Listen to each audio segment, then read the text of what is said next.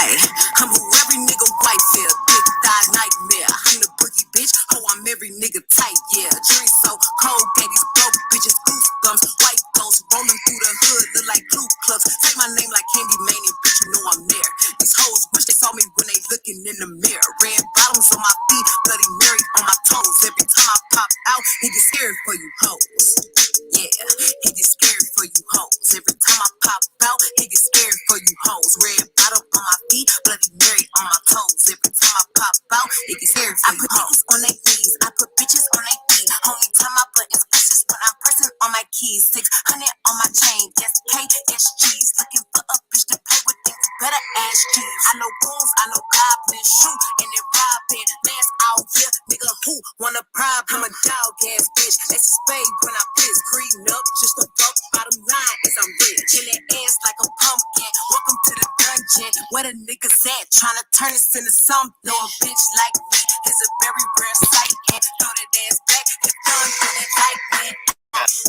Yeah, he get scared for you hoes. Every time I pop out, he get scared for you hoes. Red bottom on my feet, Bloody Mary on my toes. Every time I pop out, he get scared for you hoes. G creeping on a lame ass nigga on my monster damn shit, riding in a grave digger. He talking on my name and we gon' dig a grave with ya.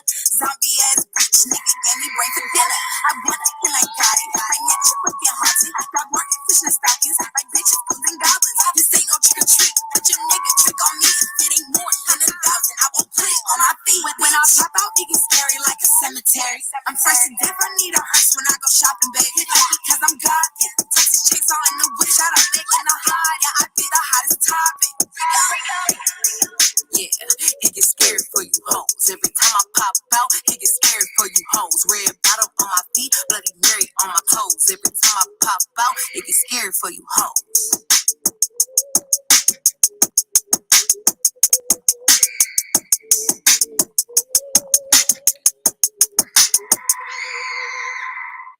Grand Rising to the Conscious Crew. It is your favorite breakdown commentator, CTV. Welcome to another riveting episode. First thing in the morning, I had them fucked around and accidentally scheduled this live for tomorrow when it was supposed to be for today. So most people done came in here, hit the like and hauled ass. But we need to get people back up in here. So I need you guys to be thumbing up the video. So we're going to run another song selection because I see that we're gonna have to, you know, I'm gonna have to force feed y'all again, okay? Which I don't mind doing because I got all the time, okay? So we got to trigger up this algorithm and we got to trigger up the notification system to get the Conscious Crew up in here. So you got to thumbs up the video. And to help you do that is no other than my personal assistant, Onika Threesome, okay? With her #1 hit single, Super Freaky Grandma.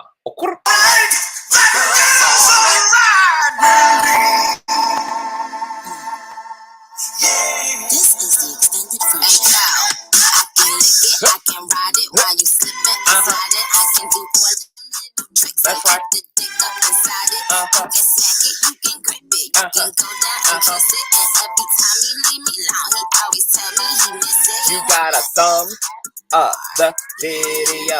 You got a thumb up the video. Thumbs up the video. You got a thumbs up the video. One thing about me, I'm the baddest alive. He know the prettiest bitch didn't come until I arrive. I don't let bitches get to me. I fuck that man if they try. I got a princess face, a killer body, samurai mind. They can't be Nikki, they sound stupid. I just laugh when they try. A thong bikini up my ass, I think I'll go for a dive. His ex bitch went up against me, but she didn't survive. On applications, I rate pressure, cause that's what I apply. Pressure apply. I'm fucking regular guy. When then umbrellas and stickier than apple pie. I can lick it, I can ride it while you slipping and sliding. I can do all them little tricks and keep the dick up inside it. You can smack it, you can grip it, you can go down and kiss it. And every time he leave me alone, he always tell me he miss it. You got a thumb up the video. You got a thumb up the video. Thumbs up the video. You got a thumbs up the video. JT. Pink pussy, pink cool, no roof, made him eat my pussy, leaving no boot. Next stop is car, fuck the total, pull up for a check, pussy bubble. Freak bitch, legs up. Cash so niggas, I fuck me when I pass. I see this pussy or a body that can't be broken. Be my nigga. Neck froze, get a coast. I'm a bad bitch, get him for a spin. I'ma eat the pussy, beat the pussy, drug drum. Big racks, all I'm trying to get from him. Yo, Nick, you the winner, and I'm the princess of this shit. And a motherfucking gang member. Gang got the hammer and the wrench. Yep, thumbs up. If I'm taking the dick, and I got 99 Except for making it fit. I see some bitches mini me's and it's making me sick. Just the realest bitch you see when they get taking the pic. Yeah, I like all my diamonds dancing. They wanna know if we fucking meshing. That's Nicky. If I'm in the room, that shit gets sticky. I'm so bad, I touch myself again. Fuck myself like I play my toys. You wanna fuck on all my friends. I'm too rich for an OnlyFans. Thumbs up this video, honey. Get the Consciouztv members in here. Blow it the fuck up. Happy hump day. It's the middle of the week, baby. You got it. We're working. Hold on. You got a thumbs up the video. You got a thumbs up the video. Thumbs up, thumbs up, thumbs up, thumbs up the fucking video. You got a thumbs up the video. R-E-K. I'm a movie, I should be on replay. I'm trying to S-U-C-K. He got pictures of my titties in his briefcase. I like T-I-C-K. I like bad bitches too, she could be bad. Ass back to the max like T-J. B-J, while he's sitting on the freeway. Don't play with Nicky, cause it could get tricky, and that's where the tricky bitch could get sticky, and that's where the white Michael Carter. I'ma finish these dumb bitches Michael Myers. So nobody wanna hear that, we should hope. And G15 ain't peak yet, ho. Tell that bitch to get a chair, she was cocky, I can swear to my own take, so more than your album. Drop a T, Nick James, bitch. Drop a T, Nick James, bitch. She bout to, baby. She bout to, baby. I'm a very freaky girl, so don't bring me to mama. Pull up with that blicky sticking out of my product. And I ain't going if you broke, so go get you some dollars. I get my own, you know the scene. More money, no problem. You like a freaky pussy squeaky. Give me that tongue, make it leaky. I make it wet, nickname bitch. I don't record and turn it to me. Really on me, feed me. I'm always mad, I don't believe me. You don't love me, you let it on free. Ain't playing my heart, gotta play with your wee-wee. Tell me that bitch alone, she ain't fucking you right. You can beat it, but you gotta wear a glove like Mike. You know that dick real good, he be doing it right. He be doing it right. We're working. My phone every other night, but I can't argue with no bum bitch. I'm cool, J, take your LL, and I'm too proud to have a kiss and tell. Them niggas finna 40 right at Chanel, then I send them back to you like farewell. Give me left stroke, back stroke, put that D all down my throat. No Barry Flex, Ain't never gonna choke. I'm a badass bitch, ain't never gonna broke. F-R-E-A-K, can't mention the free without AK, that's bad bitch. Thumbs up, thumbs up, thumbs up, thumbs up, thumbs up, thumbs up. Chanel nigga custom down, like what the fuck, the same Burberry custom brown. He said, throw it back when you touch the ground. And he said, to that pussy purr. I said, yup, me out. Hold up, fuck boys, ain't no need for you to roll up. Ain't no need for you to double tap, niggas roll up. These bitches on their toes, like Manila. Be on the lookout when I come through. Roll up, elegant bitch, but I hope blow. If it ain't big, then I won't blow. In it, money. No, fuck is the T, I just F the G. Make him say, just ask Master P. Ball so hard, I just took a knee. Thumbs up. How you gonna be in the building and not thumbs up? Stop. I'ma turn around and fight him. I'ma put this pussy on him, have him sleeping like Michael. What's up, daddy? He like mommy. I jack you with some biting. I'm like, oh, just keep me flying. Trippy style and profiling. Cause bitches be eaters, the bottom feeders. I been had strips, looking down with the heaters. Bitches on my body, cause it's follow the leader. Niggas on my body, cause I'm high like a heater. Bricks going up like a cat with a meter. Bad little bitty, they be feeling a heater. Bad little bitty, they be feeding a beer. Whole lot of money like Nicky and Pia. Keep it 2 cents, bitch, this ain't a meter. I ain't talking Spanish when I say senorita. Tell that bitch ghostwriter, yo, senorita. Oh, you ain't know how ask Wikipedia. These bitches hungry, cause I'm just greedier. These bitches ugly, my bitch is prettier. Horseback riding, I be like giddier. When I touch a city, painted red like graffiti. I can ride it while you slipping and sliding. And you can do all them little tricks and keep it up inside it. You can snack it, you can grip it, you can go down and kiss it. And every time he leave me alone, he always tell me he miss it. You got the thumbs up the video. You got the thumbs up the video. Thumbs up, thumbs up, thumbs up, thumbs up the video. You got a thumbs up the video. Thumbs it up. Thumbs up the video. Girl, we bringing Super Freaky Grandma right on back, honey, because y'all been slacking on these likes, honey, even though we be over here putting in that work, okay, making it twerk, shutting it down, busting it open, Tatiana, honey, and y'all be real like little caboose that could on them likes, okay?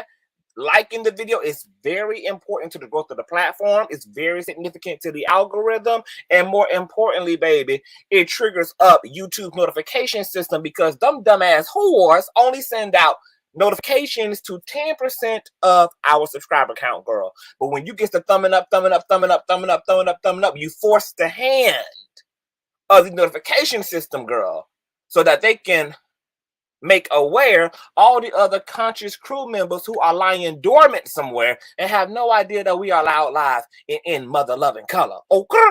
So please thumbs up the motherfucking video. Okay? And I will bring Super Freaky Grandma back for all several minutes, any and every time, baby, if it means, baby. Because, you know, I told y'all I came back from vacation on violence, honey, and I'm seizing the kingdom by way of violence, baby. Okay? So if I gotta torture y'all and torment y'all, girl, I will. Because I got time, baby. Okay? We got to do what we got to do, baby, because the kingdom is at hand, honey. Okay? So if we got to invade, take over, dominate, honey, okay? And legalize slavery all over again, bitch. I'm gonna do what we got to do, baby, for the conscious crew, honey. I don't know how y'all feeling, baby. Okay? But playtime is over. Shout out to all the conscious crew members, honey. Happy hump day. Glad to have you guys here. Before we get into the thick of it, I need you guys to definitely continue to thumbs up as you're coming into the building. That's all my bird watchers, iCloud watchers, treehouse toppers, honey. All the people who live and in color in the stream, baby, slide on up and put them masturbating fingers to good use. Because if it's good enough for your coochie, baby, them hands is good enough for this like feature on this video. Okay? Also, shout out to all the new subbies, honey. Okay, if I like it, you're going to love it here. So if you're new and in the building, please continue to thumbs up the video. And make sure that your notification bell is set to all because you never know what day or hour the king shall be kinging. And make sure that you share this stream out, okay? Because we are not a monogamous community here, girl. We all types of polyamory, all types of polygamy, all types of that, girl. There's enough CTV to evangelize the world with, girl. So sharing is caring. Wherever it is you have digital community, share this stream out, bitch. I don't give a damn whether it's on Pornhub, Snapchat, plenty of your damn fish, plenty of your damn coochie. I don't give a damn, bitch, what type of digital space you be in, honey. Just let all them whores know that we is live and in color and doing the Lord's work over here. Okay? With no further ado, let's go ahead and push the hell on through. I know a place where you can recharge your soul. Baby, that's Consciouztv. And in the midst of brokenness, he gon' see your asshole. Baby, that's Consciouztv. You gon' heal, you gon' laugh and catch a little shade. Ooh, girl. Y'all know he be slaying, y'all better stop playing. Come hear what he's saying. Ladies and gentlemen.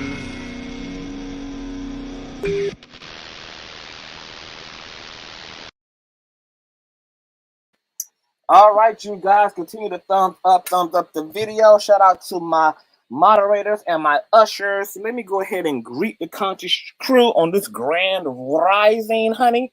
As you guys hit that like button, y'all will see this live chat grow and grow and grow and grow. So continue to thumbs up the video. What's going on, Roman and Hey Boo? What's going on, Touching Nora? All my beautiful ushers. Hi, VS Speech Royally. What's going on, Jessica? What's going on, Elsa? Hey, Jordana and the missus. What's going on, Ray? Hey, Rumors and Tea. Make sure you guys follow Rumors and Tea over on Instagram, baby. Get all of your latest hot topic news, honey, over on Instagram. Rumors and Tea. Grand Rising Ash Blue. Grand Rising Coco. What's going on to the official Thaish report? another hot topics, okay? Politically witty content creator, honey. Slide on over and give the official Taish reporter clicking a view, honey. He will, mother does not disappoint, okay? That's the official Taish report, Grand Rising Mother. What's going on, Monica? Hey, Ebony. What's going on, Miss Kinsley? Hi. What's going on, Ash Blue? Hey, TT Butterfly. Hey, Hummingbird 84. What's going on? Welcome to the Pearly Gates. Hello. What's going on, Z? Hey, St. Marquise. Hey, Boo. What's going on, Sabo Bunny? Hi, Zaria Robinson. Hey, what's going on, Carla? Hey, Teresa. Hey, Miss Frazier. Grand Rising. What's going on, Miss James? What's going on, Brianna?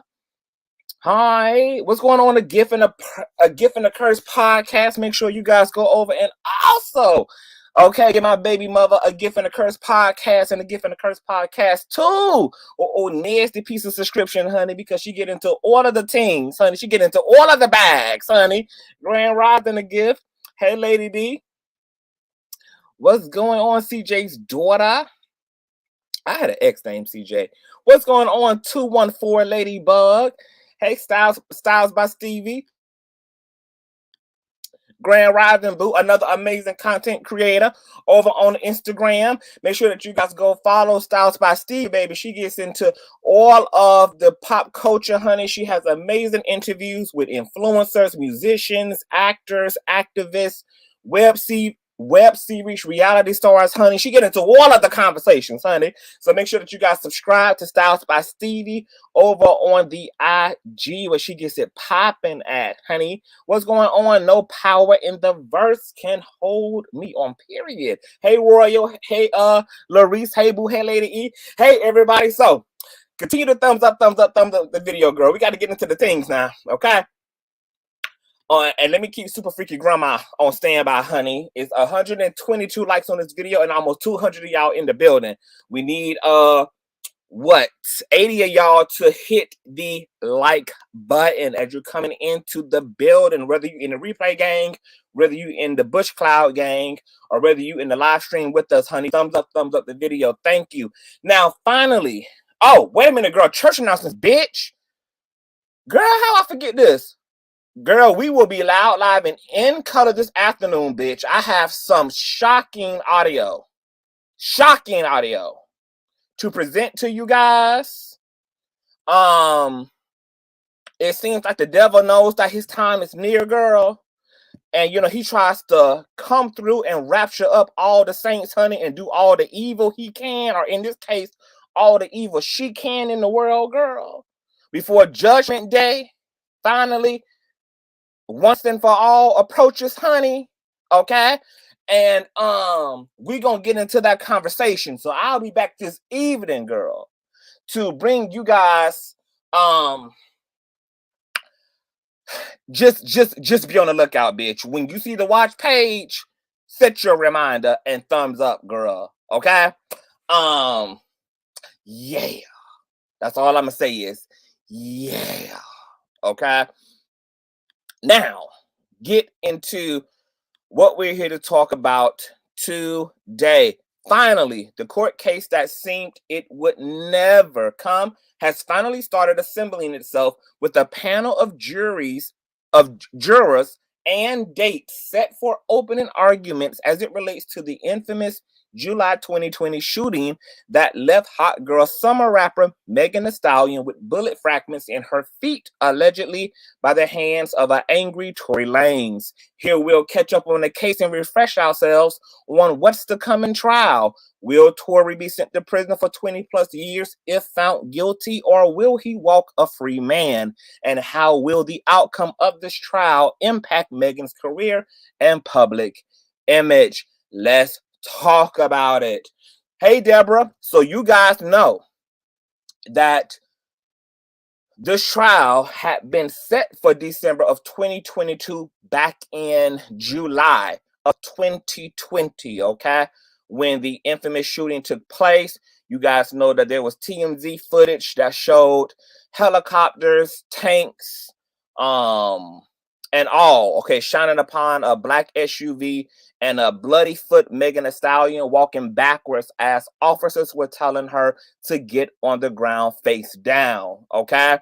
There was all of this drama and conflicting stories around what took place that night. Tory has been clinging to his innocence, that he did not shoot Megan, even though Megan eventually had to come out because she felt like Tory and his team was perpetrating a fraud, baby, and forced her hand to speak the truth. And as far as the truth is concerned with her, Tory Lanez shot her, girl. Okay, now this ended up with Tory being under a gag order, so he hasn't really been able to speak, but that definitely didn't keep him from sending innuendos through tweets and an unsuccessful mixtape and being encrypted in messages, etc. There's also been circumstantial evidence that definitely seems that Tory Lanez is leaning toward guilty as charged, okay? There is recorded audio from the jail of him sending an apology to Megan, seeking her forgiveness, etc. There are weird text messages that, you know, hint to something. Nothing that directly incriminates Tory as the shooter, but definitely enough to speculate upon, okay? There's also been a lot of conflicting eyewitness accounts, and, you know, there's been Kelsey and her drama with Megan, who allegedly was her BFF at the time. That relationship dissolved almost immediately after this incident. There's just been a lot. You guys know that Megan Thee Stallion also did a Good Morning America appearance with Oprah Winfrey's husband, Gayle King, allegedly, and you know, spoke more in depth about her experience and the continual trauma of the assault on her, etc. But finally, girl, 2 years later, a bunch of goddamn conspiracies, and finally, jury is being set and assembled, and opening arguments will ensue, girl. Okay, so before we get started, girl, once again, thumbs up this video. I am going to slide over to the left, okay, and get into some teams right now. Hold on. Oh, okay. Hold on, girl, because I got all my little receipts and things. We are right. I accidentally exited out of my stream, girl, and exited out all of my notes, y'all. A hot mess, so I had to get everything back situated. Now, how doing? And thumbs up this video. Okay. All right. Okay. So, courtesy of NPR.org, girl. Let's head on over here and catch on up a little bit, child. And we're gonna power through. I'm gonna drop the link as well and get you guys to come up and give y'all's perspective on this as well. And once again, ushers, please continue to remind folks to thumbs up the video. Thank you so much and love you long time. Okay. Now, courtesy of NPR.org, the timeline of events leading up to the Tory Lanez assault trial. Jury selection finally is underway for rapper Tory Lanez assault trial.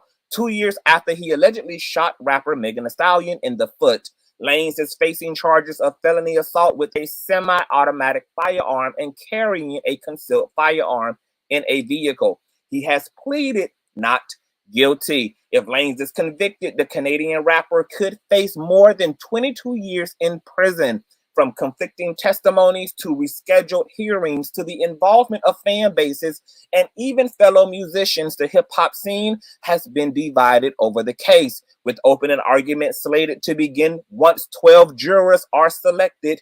Here are key events that have led up to this moment and what to expect next. This story will be updated with more critical comments throughout the trial. April 23rd of 2020. Footage of Lanez and Stallion hanging out together during the height of the pandemic when health officials asked people to social distance is shared across social media. Take a look at this blast from the past.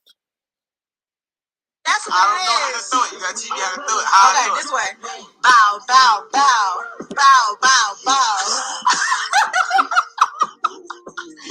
She bad as it get. Okay, Tory, for real. Stop playing. I'm doing what you doing. Okay. To the front, to the left, and throw it. Okay? Why you not throwing it? That's why you misleading me. Because you telling me that it's front, side, and then throw it. But it's really front, side, throw it at the same time. That's what I said.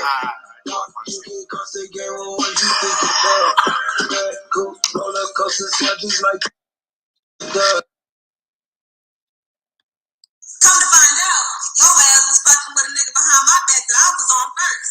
On period. The article continues on. July 12th of 2020, honey. Lanez is pulled over to the left and arrested for carrying a concealed firearm in his vehicle. Stallion, who was present during the arrest, is taken to the hospital because of a foot injury. In what TMZ reported was footage of the arrest. A person can be heard in the video saying, "Megan, are you okay?" July 15th of 2020. In a since deleted Instagram post, Stallion says she suffered gunshot wounds the night of Lane's arrest. Quote, "On Sunday morning, I suffered gunshot wounds as a result of a crime that was committed against me and done with the intention to physically harm me," Stallion wrote. Quote, "I was never arrested. The police officers drove me to the hospital where I underwent surgery to remove the bullets." July 17th of 2020. Stallion discusses the backlash she's received since revealing what happened. Quote, "It might be funny to y'all on the internet and just another messy topic for you to talk about, but this is my real life and I'm real life hurt and traumatized," Stallion wrote on Twitter. Here's another post from Stallion's Twitter account. "Black women are so unprotected and we hold so many things in to protect the feelings of others without considering our own. It might be funny to y'all on the internet and just another messy topic for you to talk about, but this is my real life and I'm real life hurt and traumatized."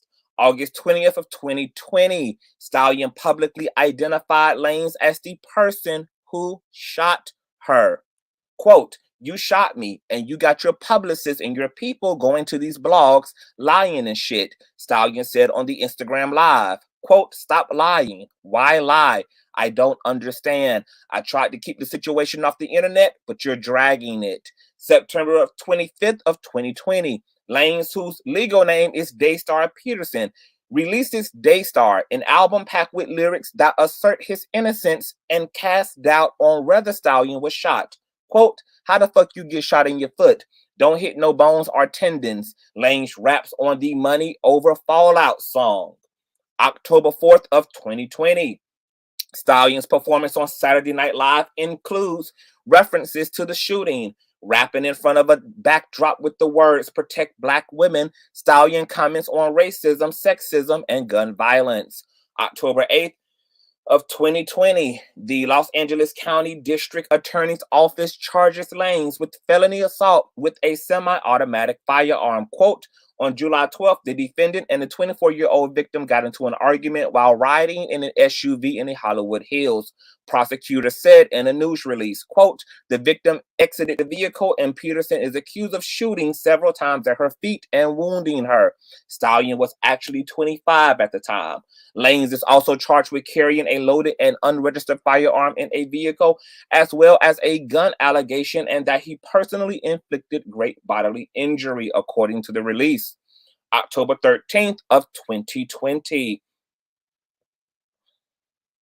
A judge issues a protective order against Lanez, forbidding him from getting within 100 yards of Stallion. Quote, "You have been served orally and the court is ordering your attorney to provide you with that protective order," Los Angeles County Superior Judge Miguel Espinazo told Lanez, according to the New York Daily News.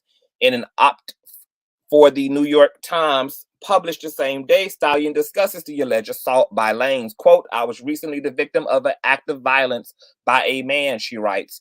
After a party, I was shot twice as I walked away from this leprechaun. We were not in a relationship. Truthfully, I was shocked that I ended up in that place. November 20th of 2020, Stallion releases Good News, an album containing a track that references the case. Quote, imagine niggas lying about shooting a real bitch. Stallion raps on shots fired. Just to save face for rapper niggas you chill with. July 25th of 2021, Lane violates the protective order after attending and performing at this year's Rolling Loud Festival. Lane's performed alongside now canceled rapper DaBaby, who can't even sell 4 tickets for free, just moments after Stallion left the stage. As a result, a judge increased his bail from $190,000 to $250,000 the following month. December 14th of 2021. During testimony at a preliminary hearing, Los Angeles Police Department Detective Ryan Stockner revealed more details of the alleged assault. Lanez allegedly yelled, dance, bitch, as he fired at Stallion, who he described as being half in, half out of the car. Quote, Megan immediately felt pain in her feet, observed blood, fell to the ground, and then crawled to an adjacent driveway of a residence. She described her injuries as bleeding profusely, Stockner said, according to Rolling Stone. February 23rd of 2022, a social media post falsely claims that a pretrial hearing revealed that Lane's DNA was nowhere to be found on the gun. This misinformation gains traction. March 11th of 2022, Lanez releases Cap, which contains lyrics aimed at partisan Fontaine, Stallion's boyfriend. The diss track's release follows a back and forth the two had on Twitter weeks earlier. April 16th of 2022, Stallion performs a song at Coachella with references to Lanez. Ahead of her performance, Stallion teased the new song, later released under the name Plan B Online. Here is that Twitter post. I got the song that I recorded, and every time I play it for a woman, they start jumping and clapping that ass. I think I want to perform it at Coachella for the first time before I actually drop it. April 24th of 2022, Stallion appears on CBS Mornings in her first televised interview directly addressing the shooting. Quote, he is standing up over the window shooting, and I didn't even want to move. I didn't want to move too quick, she said. Quote, I don't know if he's going to shoot something that's like super important. I don't know if he could shoot me and kill me. August 12th of 2022, Stallion drops the amazing album Traumazine, which includes another song that references the shooting. Quote, I feel like Biggie, who shot you? Stallion raps on Who Me, but everybody know who shot me, bitch. September 18th of 2022, singer August Alsina claims that Lanez, we're going to get to that. We're going to revisit that, honey. September 23rd of 2022, rapper DaBaby releases Baby on Baby 2, an album that features the song Boogeyman, with the lyrics referencing the incident. Quote, you play with me? That shit was childish, DaBaby raps. The day before she said that Tory Lanez shot her, I was fucked on Megan Thee Stallion. Okay, so you guys know the controversy that the now canceled rapper who can't even give away free tickets tried to muster up by alleging that he had sex with Megan the day before her shooting, as if his delinquent federal penitentiary ass penis is relevant to anything. Okay, I mean, shit, the least he could have did for a bad bitch is fuck her the day that she, received bullet fragments in her feet, baby. Okay, take care of the queen. October 4th of 2022, an interview with the Off the Record podcast, Lanez acknowledges the trial and the decades of prison time he could face. Quote, guys, I am actively facing 24 years next month, he said. Let's actually play this, covered by fair use, from DJ Academics. I don't know, it's his Instagram profile.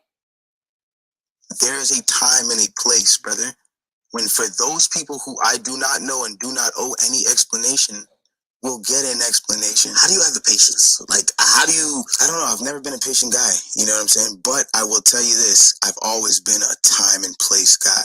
And that's why I said, like, you know, even in my last interview, you know, the narrative can be against me, but it's the narrative that's against me. And it's me, like you're saying, it's me not defending myself. In a lot of instances, in a lot of situations, what a lot of people don't realize is one thing connects to another. And when you start talking about one thing, people then connect it to something else. And sometimes, most of the time, those things have no correlation to each other. And so because of that, it's like you avoid it in its entirety because it's not the time and place. You know what I'm saying? And like, that's just wisdom.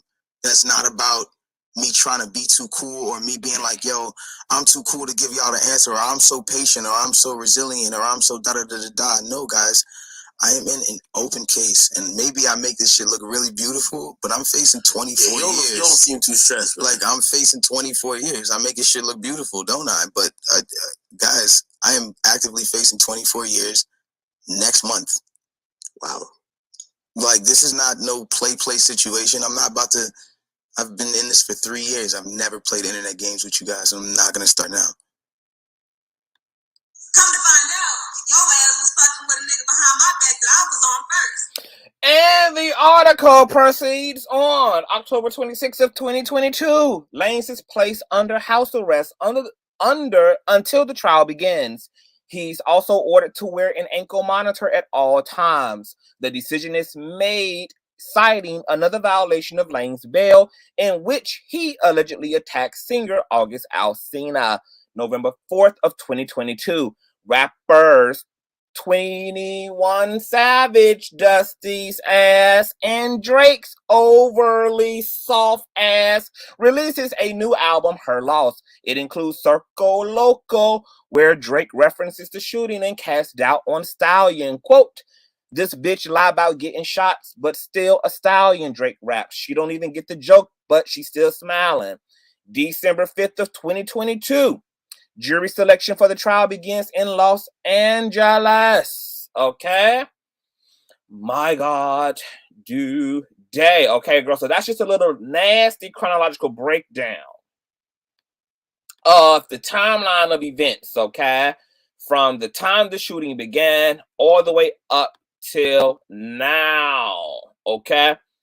Also, let me pull up one more article before we go through another plethora of thought really quick. Hold on. Thumbs up, thumbs up, thumbs up the video, you guys. Okay, this is courtesy of foxla.com.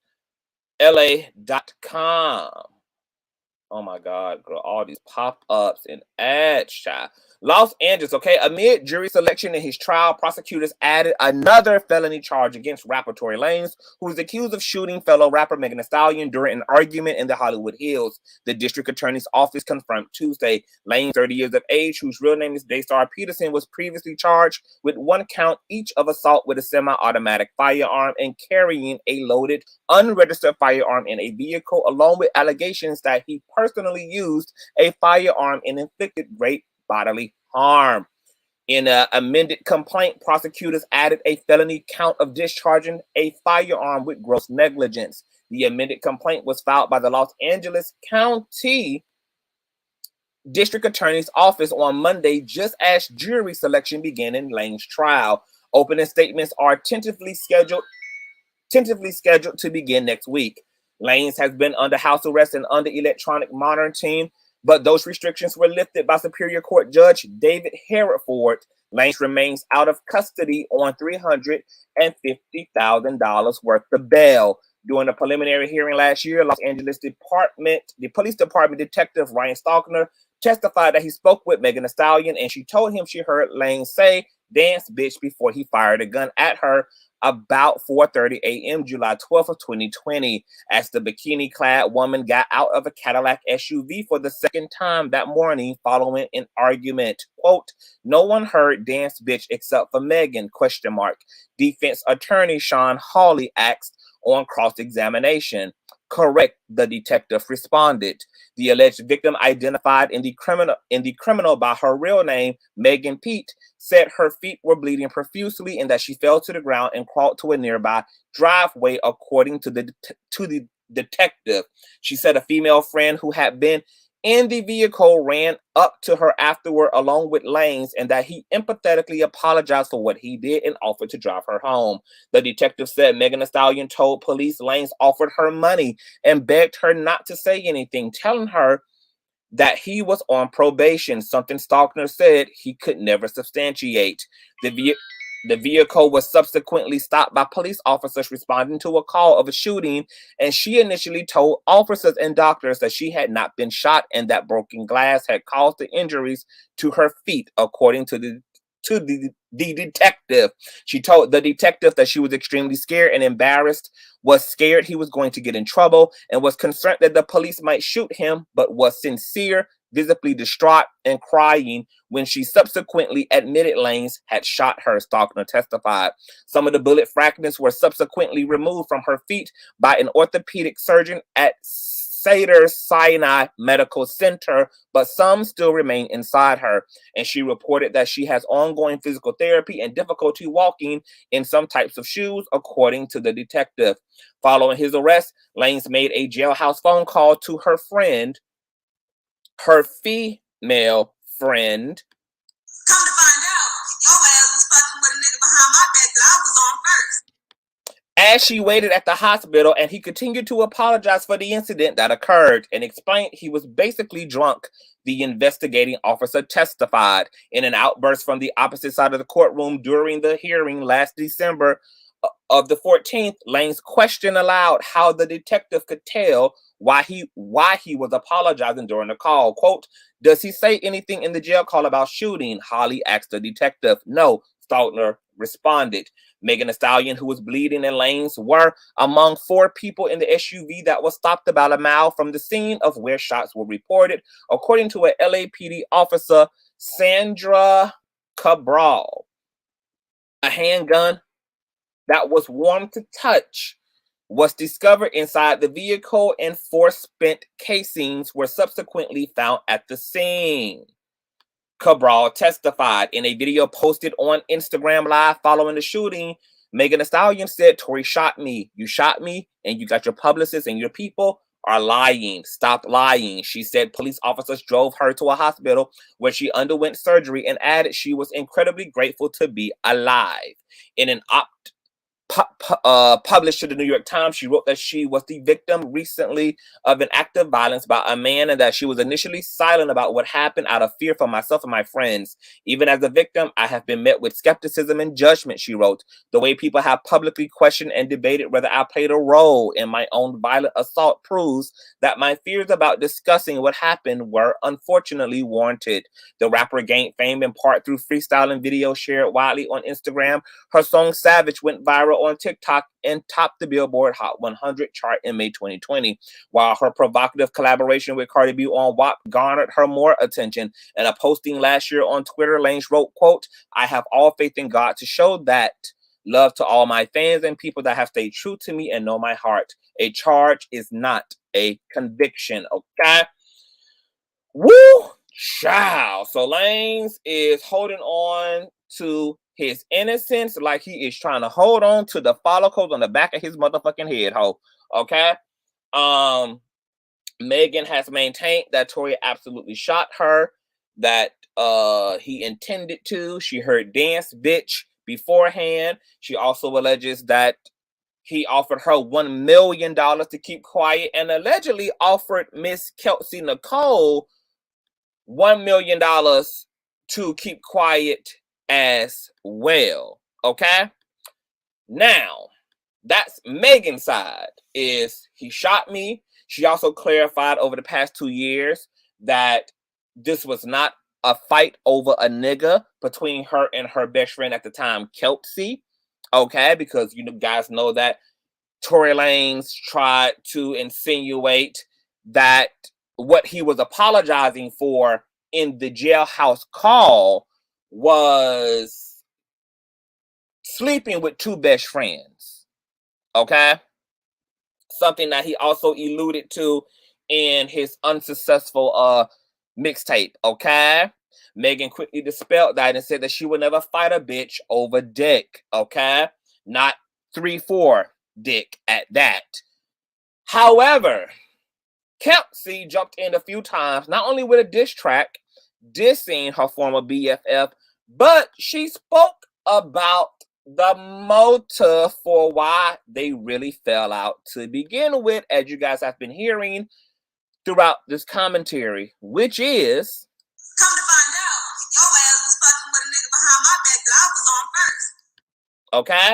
So, according to Kelsey, baby, Megan is a lying-ass bitch who does not respect girl code, okay? Now, things get even more interesting, okay? Because in that Good Morning America interview with Gayle King, she also dispelled any notion that she was having a sexual relationship to Tory Lanez, okay? Because Gayle King asked her straight out, have you and Tory Lanez been sexually involved?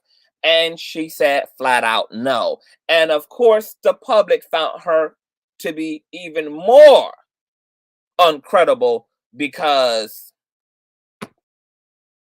nobody believes that the hot girl summer wasn't being hot pussy popping on Tory Lanez dicks, who she was spending a whole lot of time with and walking red carpet with and making a whole lot of appearances with, girl. So it just got really, really, really, really, really interesting. Now, I know that even though a lot of people have found Megan speculative and feels like she lied about the nature of her relationship to Tory, and have also found some of the aspects of what happened that night to bring into question Megan's clarity, because she was drunk. There was a lot of drama happening in this ghetto ass SUV prior to the shooting. Apparently, there's a lot of tension and conflict that had premeditated the shooting, which happened during a pool party at Kylie Jenner's home that Kelsey, Megan, Tory, and his driver, aka his bodyguard, were all invited to. Allegedly, Megan Thee Stallion was ready to go, and Tory Lanez wasn't. He wanted to sit there and be inducted into the Illuminati by fucking on Plastic Barbie, Kelsey, Kylie Jenner, okay? And there was a big fuss, allegedly, around him also needing to get his ass up, because when the queen go, bitch, the entire kingdom follow suit, baby, okay? Now, Tory Lanez's driver allegedly was there and had positioned himself to drive Megan home if she was ready to go, but she did not want to leave without Tory. Allegedly, this is what began the fussing and fighting and weaving track pulling between Kelsey Nicole and Megan Thee Stallion, allegedly, because allegedly Kelsey confronted Megan about why the fuck she was pressed about her nigga not leaving the pool party when she was ready to go. Why is you concerned? Why is you pressed? Whether he gonna be here, whether he leaving with you is irrelevant, bitch, because this my nigga. I had dibs on him first, okay? Come to find out, your ass was fucking with a nigga behind my back that I was on first. So, allegedly, when Megan started behaving that way at the Jenner party, Kelsey started putting two and two together, okay?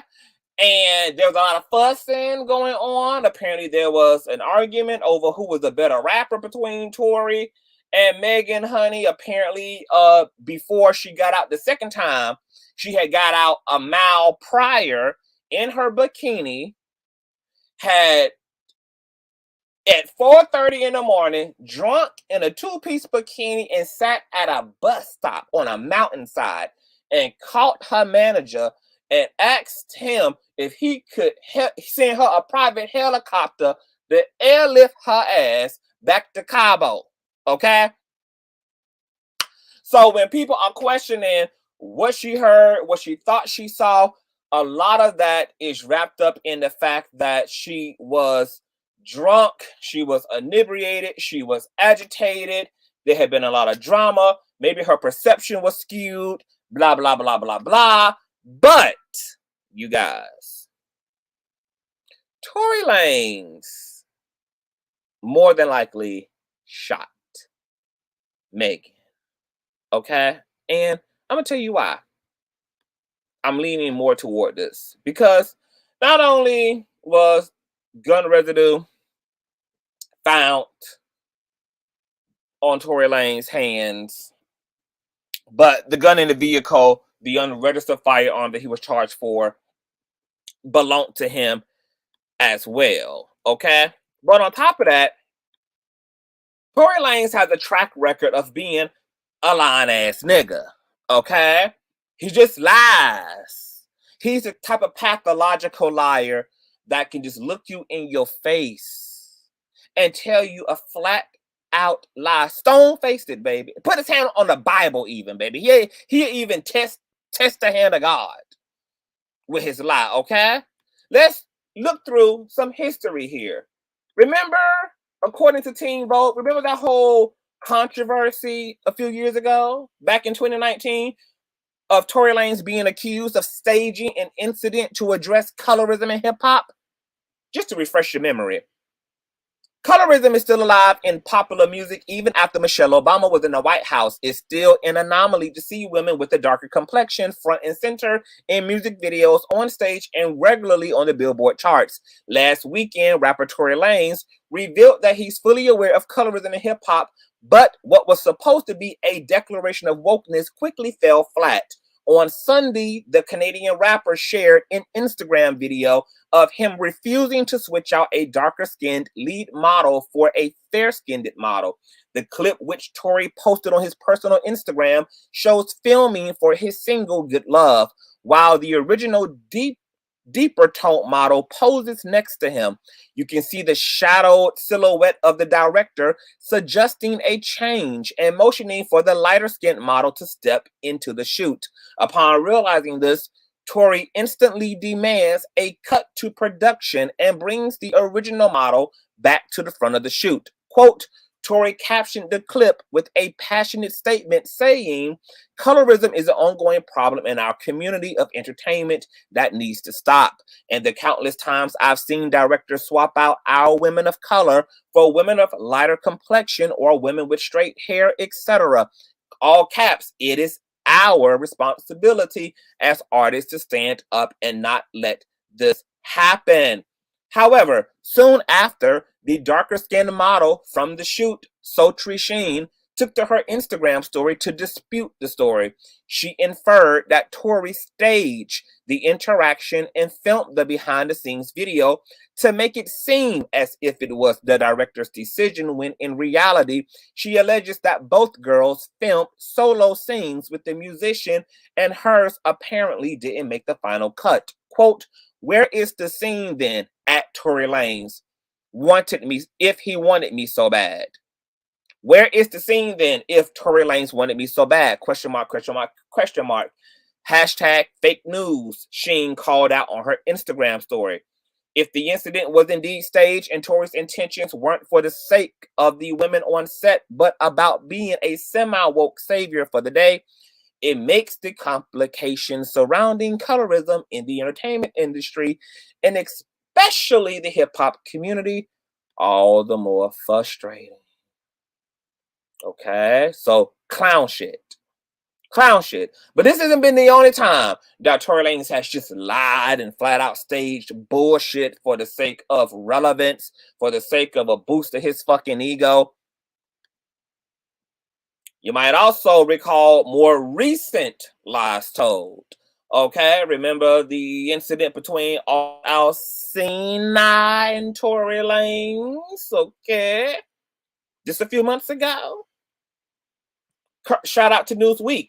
Singer August Alsina is alleging that Canadian rapper Tory Lanez beat him up after a show over the weekend. claims that Lanez has adamantly denied. Okay.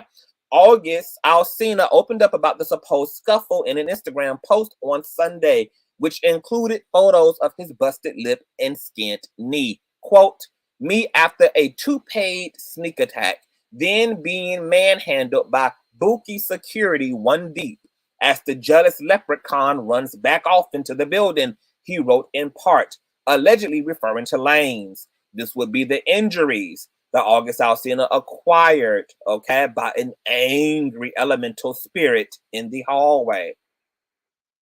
Earlier that day, Alsina had posted a different photo of himself in an elevator with blood streaming from his mouth. The caption claimed that he was approached by Lanez and his security detail as Alsina left the building following a show Saturday night. Quote, whole time I'm one deep, no security, Alsina wrote. The singer further claimed that Lanez asked with a broken ego why I didn't dap him up, which he said caught him off guard. Alsina said although the two hadn't met until then, he assumed that Lanez didn't like him because the rapper had previously talked about him publicly. Okay? So August Alsina kept that same motherfucking energy, nigga. Like, you been talking shit. So when you see me, continue to keep that same motherfucking energy. How you gonna talk shit and then when you see me, you're trying to dap me up on some pillow talk shit.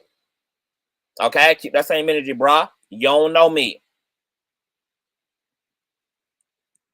Alsina then insisted that he didn't throw around any disrespectful words, but was nonetheless suddenly punched. Quote, there was never a fight, simply an assault. His Instagram caption continued, quote, dude had no real friends and is on a crash out mission. His people got the whole thing on camera, but the footage out. I like to see it. The singer then promoted his Anixia wellness skincare brand, saying that he used it to clean this blood off his face. Okay, so you guys remember this picture. This picture is why people kind of didn't believe August Alsina, because it looked staged, although August Alsina was actually injured, but keeping good spirits and, you know, using the bullshit to his advantage. Okay, and after all, Tory Lanez had went out his way to write this big caption about he was in the studio.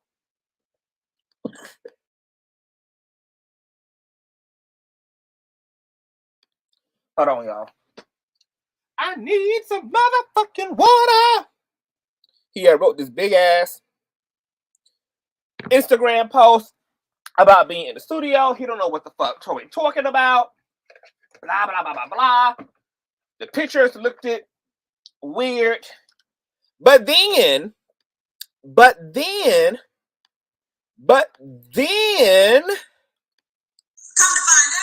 come to find out, baby, the motherfucking footage showed that once again, Tory is a lying ass bitch.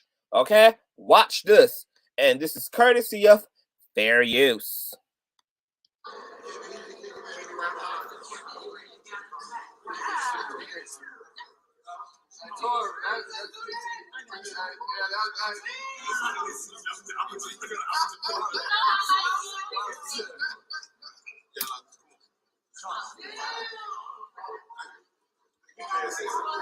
I wish we got that. I did get it. Don't do it. You knocked his ass out, Tory? You knocked him out? Tory said he just knocked out his Alsina ass right out. One punch crunched him, Tory. He said one punch crushed his ass. Look up. He just did that.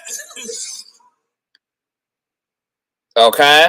Now, let Tory Lanez tell it, baby. He was in the goddamn studio the whole time. Have no idea why August Alsina would say such a thing. Have no idea what the hell August Alsina was talking about, because he was in the studio being productive, working on his album, because he's grown and he mature and he's a father and he got, you know, gold to put in the rainbows and shit. Okay? If you let him tell it. But that's not all.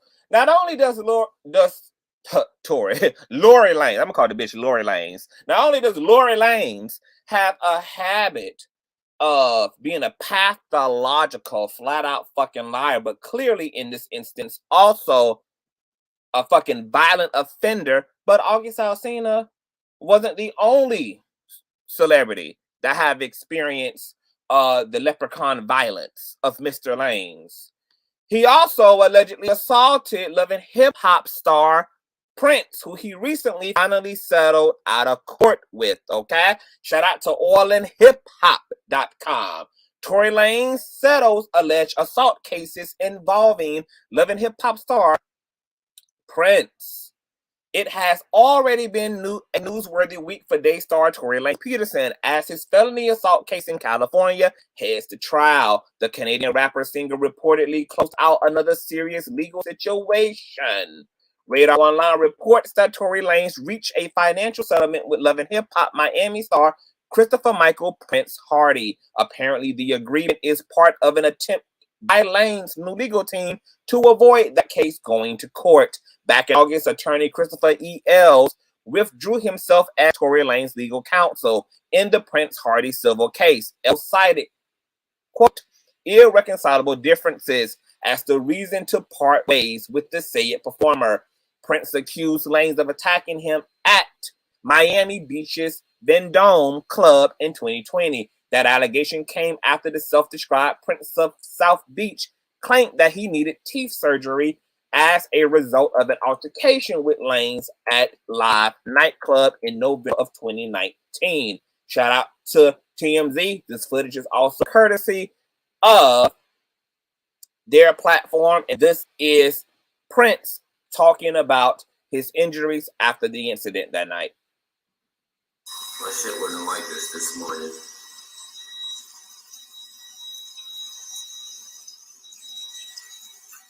I don't know what's going on, bro, but my face is just fine. I went to blow my nose, like I went to blow out, and when I blow, this gets bigger. It blows out, like it, I don't know how to explain, like it's air, like I don't know how to explain.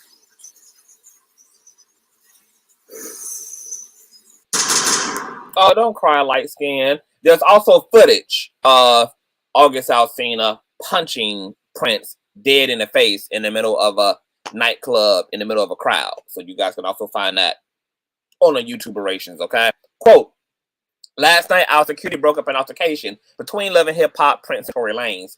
We have a zero tolerance policy towards violence, and both parties were immediately asked to leave the venue, read a statement from Live management. As a result of those incidents, Prince sought unspecified damages by suing Tory Lanez for physical, psychological, and mental distress. Lanez initially insisted any actions against the reality star party promoter were done in self-defense. Another lie, because in the footage, you see Prince being approached out of nowhere through a leprechaun that's barging through the goddamn crowd.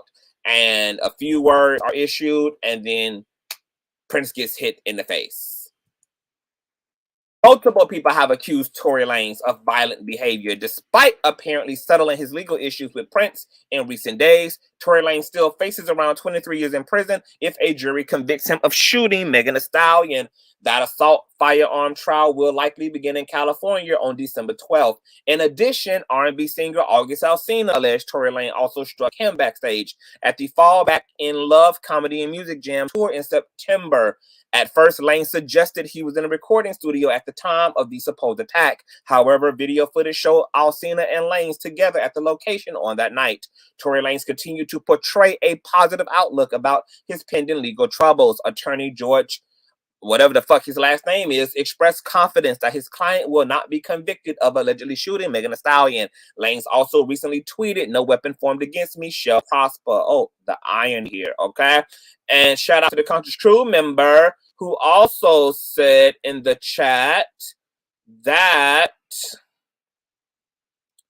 there's also footage of Tory confronting a rapper named Dax with violence as well. This happened like 5 years ago, okay? So I just wanted to show why more than likely, oh, and that's not even it, baby. That was just scratching the surface of what, I'm just giving y'all kind of a, you know, a synopsis here, okay? Kind of a condensed version, baby, okay? Just to show that there is very good reason to believe that Tory Lanez, in fact, shot Megan Thee Stallion.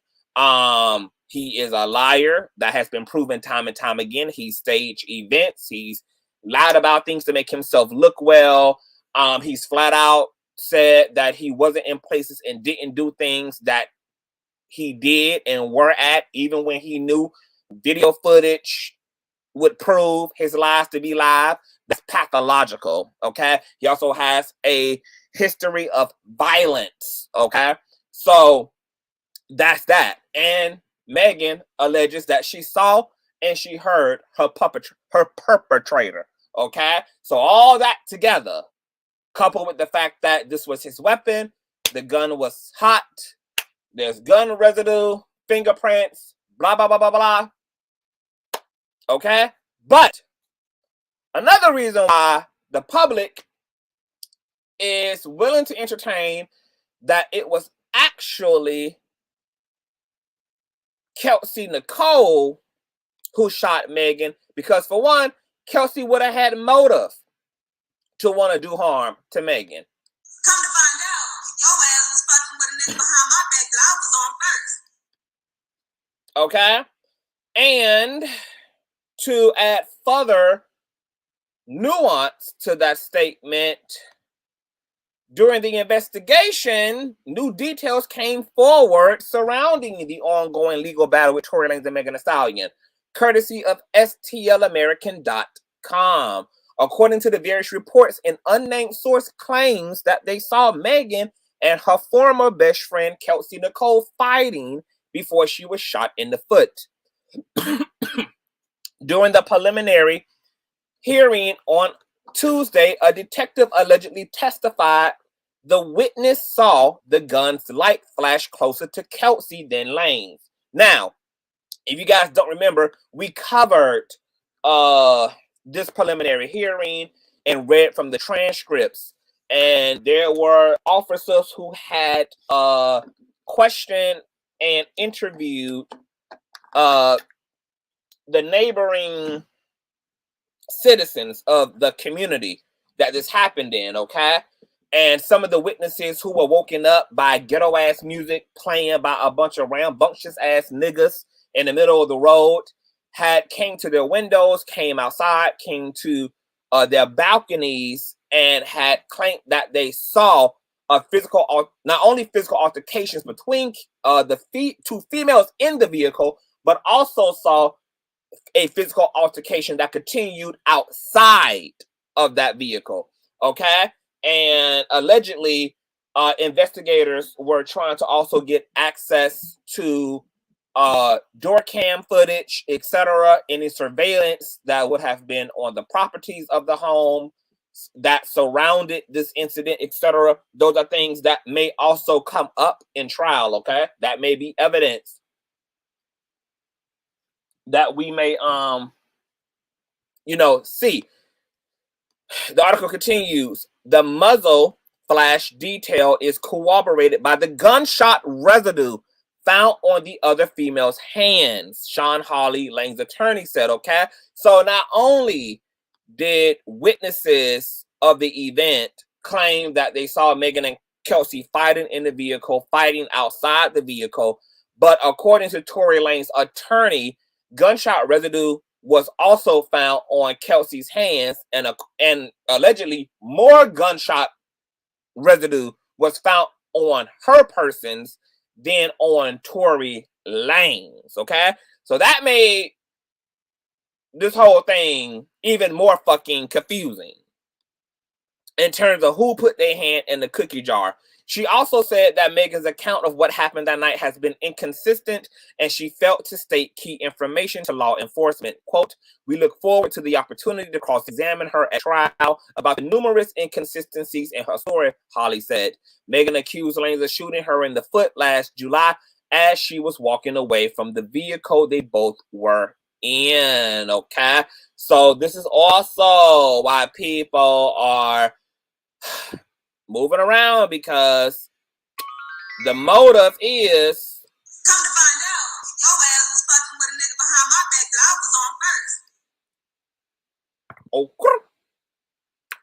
Also, courtesy of the source.com. Lawyer says eyewitnesses saw 2 men and 1 female attacking Megan Thee Stallion. Woman may be the shooter.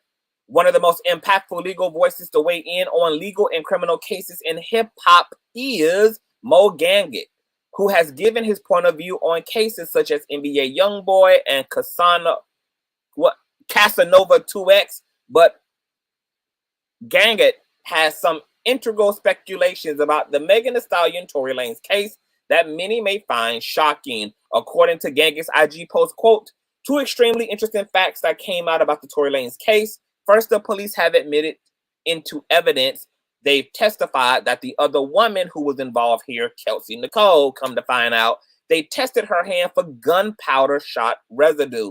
And she had gunpowder residue on it, suggesting that she may have been the shooter. Number 2, there was an eyewitness, somebody who was a third party who saw the whole thing, and he said, I saw 2 men and another woman beating on Megan. As for who pulled the trigger, he said, quote, I don't know, but I did see the muzzle flash go off, and the other woman was the one closest to the muzzle flash. During yesterday's hearing, Lanez was cited for violating the no contact order with Megan Thee Stallion handed down by the judge. He was taken into custody and forced to pay a $350 bail in order to be released. Okay? So, girl. Now, once again, Megan has denied that Kelsey shot her. Megan has denied that, that she had an altercation with anybody. And so people have been questioning, well, why would she deny that? I have speculated, because what we do here on the Consciouztv platform is we entertain all sides of the shit, okay? If there had been a fight between Kelsey and Megan, the reason why Megan may have wanted to stay away from citing that and or staying away from accusing Kelsey all out is because I think that story may be inconsistent with Megan's brand. Megan's brand is, I'm a bad bitch. She has a bad bitch brand. And there's no way that, she probably would have felt comfortable with the world knowing that she got her ass whooped by the help. Okay?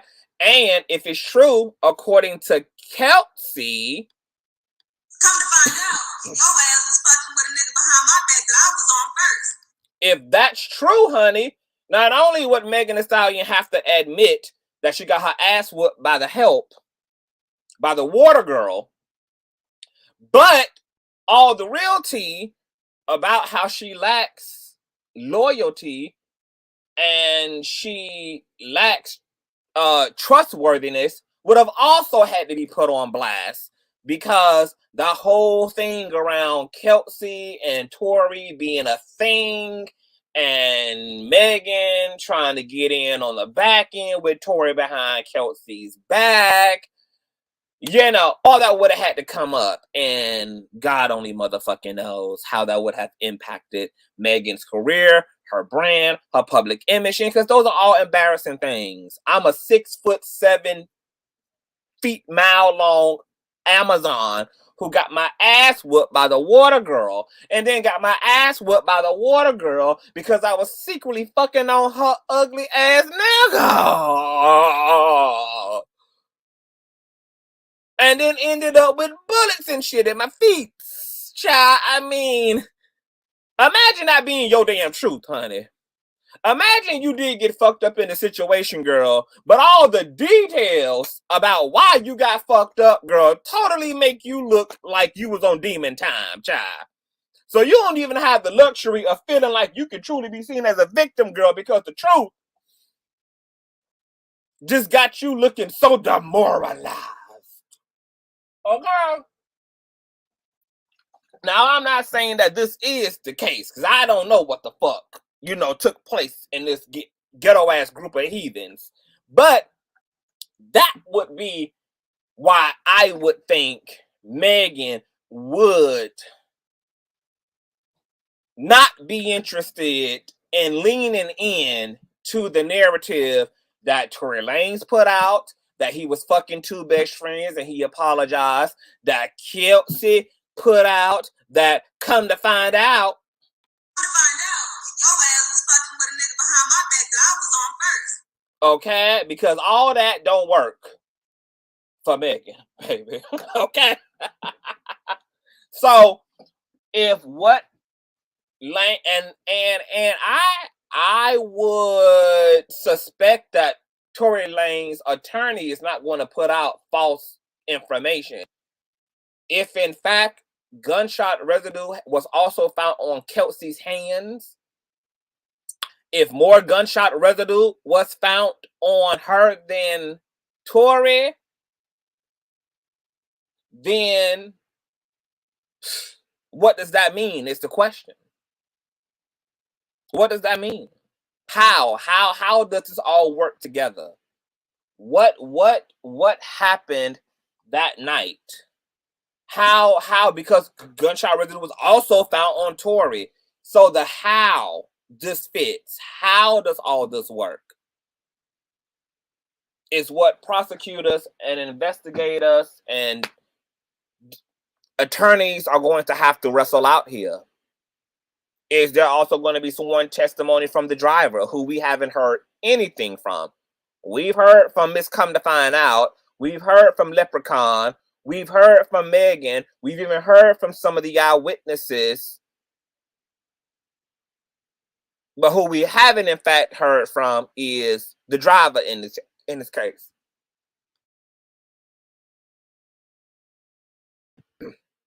Yep. Jordana, I did. Because, you know, look,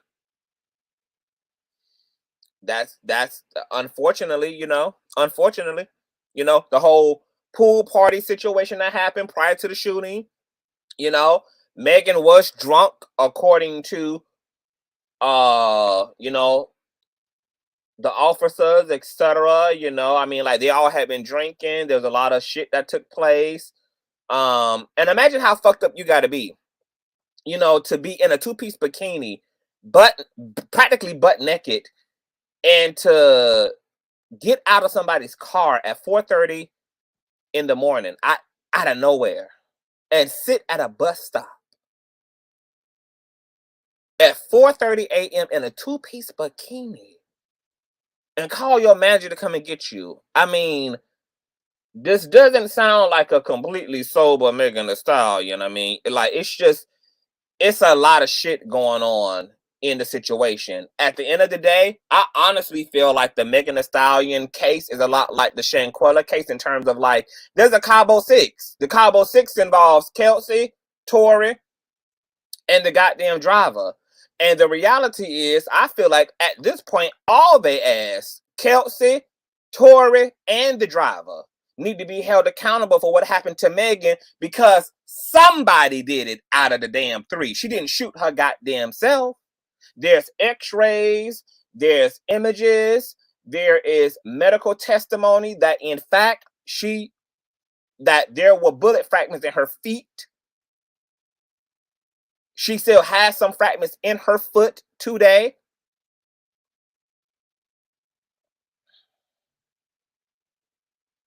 And all these people have withheld identifying the perpetrator. But all three of them know who did it. Even if Megan don't know because she was drunk and all of this shit, the three of them know. The driver know, Tory know, and Kelsey know, and none of them, all three of them, Destiny's unfulfilled children, are participating in a cover-up and protecting the shooter. And I think that's foul and that's fucked up.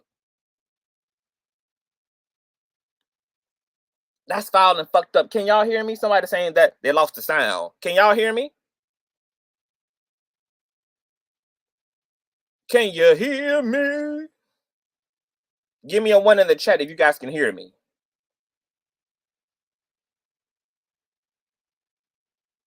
Yes, y'all can hear me. Okay, I want to make sure because somebody said that they couldn't. The sound had went out. Okay, great. So yes, Destiny's unfulfilled children, Kelsey, Tory, and the driver have all participated in covering up who the fuck did this. The three of them know which one of them did this. None of them have defended Megan. None of them have sided with Megan. None of them have really cooperated with investigations. And this woman was injured, and she could have lost her fucking life. She could have been permanently injured. And I can't believe that them niggas would rather uphold street code and not snitch. Because, see, this is the problem with that no snitching shit. The no snitch rule in the streets actually is just an excuse to protect the wrongdoers in the same communities that your ass claim that you want to see do better and be safe for everybody. Well, how the fuck can that be with maintaining the no snitch policy? How? And I also can't believe that these three people, the driver, who probably ain't saying shit because his loyalty is to Tory, and then Tory and Kelsey, who have their own personal issues with Megan, would prioritize their personal issues. Like, let's say Tory Lanez allegedly shot Megan, but the reason why Kelsey not gonna say shit in Megan's defense is because now she got her own personal issue with Megan because this bitch was fucking on her nigga at the time. But that's some ghetto shit to prioritize protecting a motherfucker who literally did something criminal and inflicted this level of violence upon another female, and you a fucking female. And to justify not getting involved with that all because she shouldn't have been fucking with your nigga to begin with. That's some petty, immature, remedial shit. That is a false equivalency, bitch. Somebody does not deserve to have their offender not be held accountable all because you would rather prioritize how they cussed you out and embarrassed you at the club. All because you would rather prioritize the fact that that bitch always rolling her eyes and talking shit about your ass every time you come out the apartment complex. That's petty and fucking wild. I don't give a fuck if Megan slept with Tory. I don't give a damn if she broke girl code. She didn't deserve to be shot by nobody in that situation. And all these fucking people should be a fucking shame of themselves for protecting whoever did this and rationalizing it by using their own personal grievances against Megan as a justification to remain silent. Fucking insane. So when Megan went and cut every motherfucker off, including Kelsey's big forehead ass, period, poo. Period. The fact that Kelsey actually feels like the fucking victim in the situation, the fact that Kelsey actually is in her fucking feelings because Megan gave her ass the fucking dough. When, bitch, you ain't said nothing in my fucking defense, and I don't give a fuck what petty ass female shit we arguing over, hoe. Clearly, you chose a side when you couldn't side with the fucking truth and tell these motherfuckers who did this to me. You had picked your side, bitch. It doesn't matter that you came with me to the hospital. It don't matter none of that, bitch. At the end of the day, you are protecting who did this to me. You not my friend.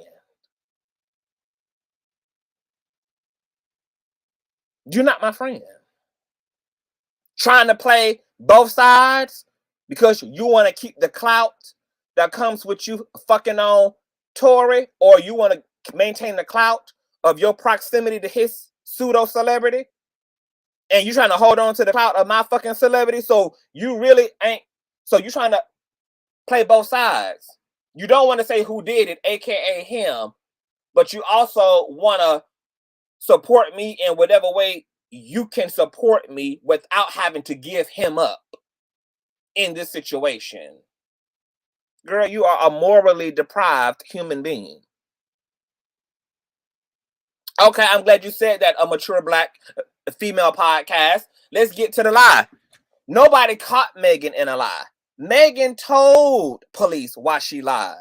Megan has always been clear about, yes, I gave the police a cover story because at the time, that this incident happened, this was shortly after the George Floyd situation, and so much police brutality had been happening and had been sensationalized that, yes, I was shook being in this white suburban community.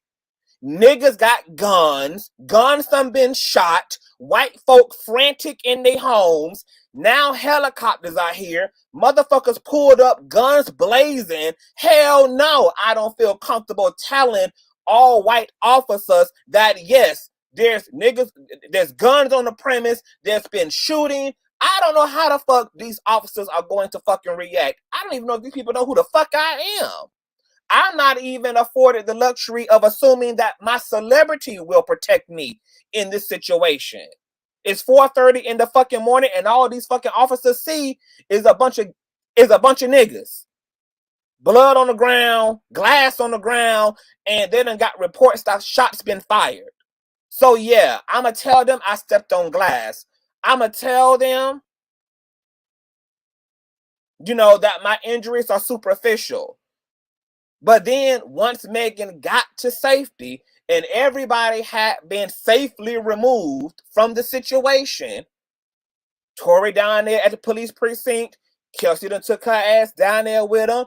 She's safely at the fucking hospital. Now that they all have been removed and put into their separate corner, she tells the truth. So yeah, she lied, but she admitted she lied, and I think she lied for damn good reason. She lied to avoid a bigger situation that maybe somebody in the situation could not have come back for. And now she regrets that, because trying to be honest about her reality and context for why she initially told officers and doctors what she did now has come back to haunt her, because the audience would rather focus on the fact that she lied despite the reasons why she did and how sensible it is.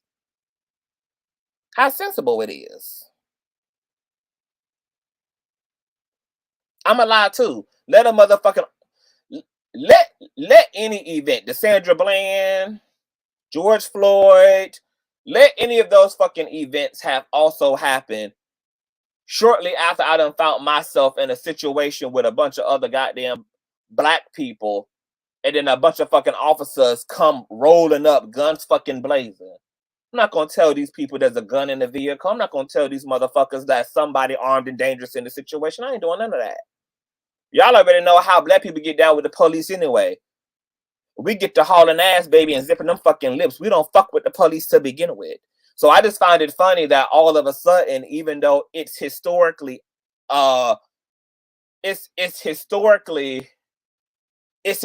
reality that black people don't fuck with police, and yet Megan's black ass with her black ass friends were, for whatever reason, supposed to all of a sudden be forthcoming with police. When we know culturally that's not how the hell we even get down, period. So all they did as black folk is keep that same fucking energy. But that is a proper reason. Now, my thing is, what I want folk to do is just be honest. If you want Tory Lanez to be innocent, just say he fucking innocent. You don't have to use a lie that Megan admitted to. Nobody caught her in a lie. Nobody found her in a lie. She told y'all she lied. Because that's how much integrity she got. She never had to say nothing else. She told y'all she lied. Y'all didn't keep her or find her in a lie. In a lie. She let y'all know she lied and why she lied.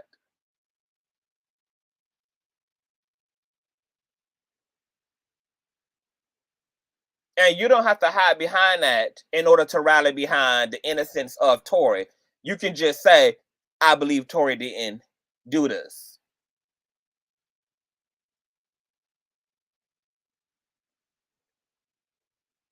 Sweet, simple, easy, straight to the point.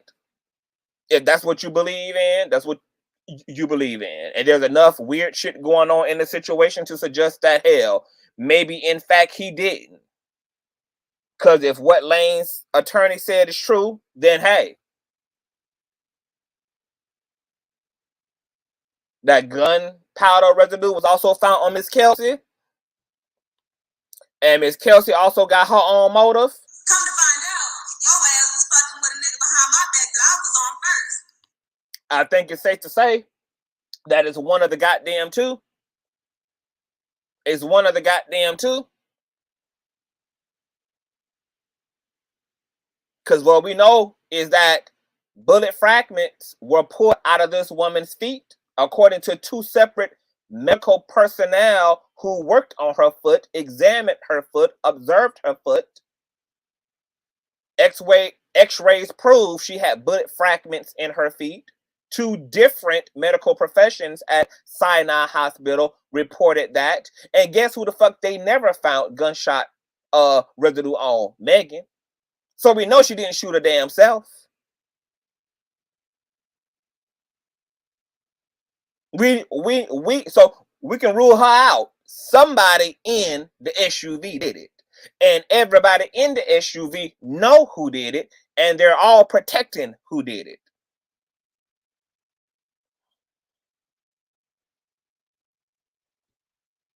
She lied for the same reason people don't call the cops for their degenerate male friends and family. Let's not act like her behavior was uncommon, period.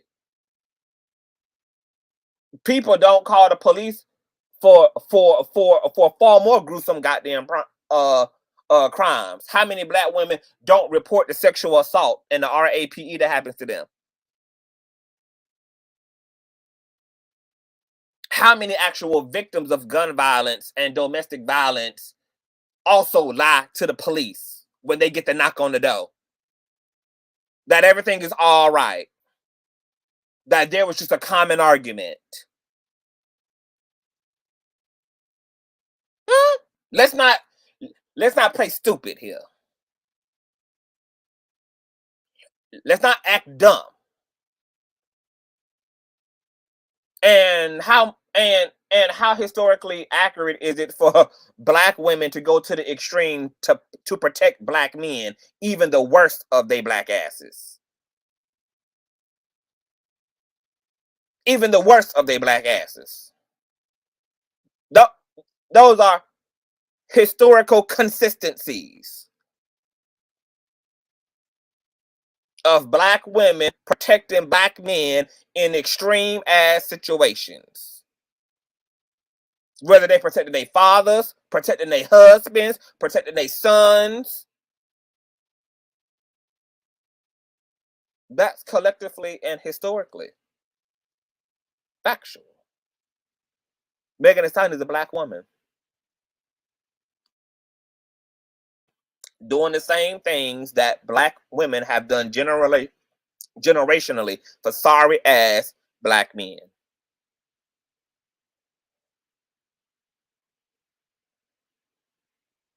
It's one of the fucking two. Miss Come to Find Out or Mr. Leprechaun. But I'm going to drop the link and let you guys sound off real quick because we got some other things to get into. But I'm about to drop the link because I'm interested to know what you guys think is going to happen in trial, honey. How do y'all think the verdict is going to impact Megan Thee Stallion's career? Because you know shit gonna get real bad for Megan if Tory Lanez walks. If he walks, it's gonna be bad for Megan. The public is going to definitely double down on calling Megan a liar, blaming her for concocting this whole thing. They're going to double down on the fact that she stepped on fiberglass and she kicked out a back window and she cut herself and there was nothing more than plexiglass in her goddamn feet. I mean, it's going to be real bad for Megan. And could you imagine knowing that something happened to you and then having to be turned into the villain and be deemed as a liar and as an abuser? Could you imagine that? Could you imagine idiots disregarding the facts just to protect their favorites?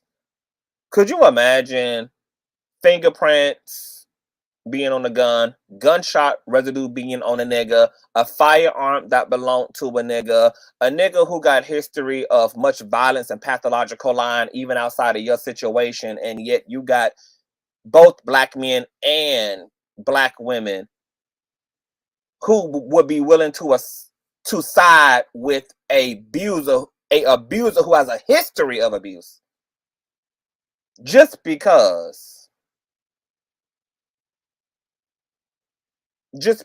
he's their fave.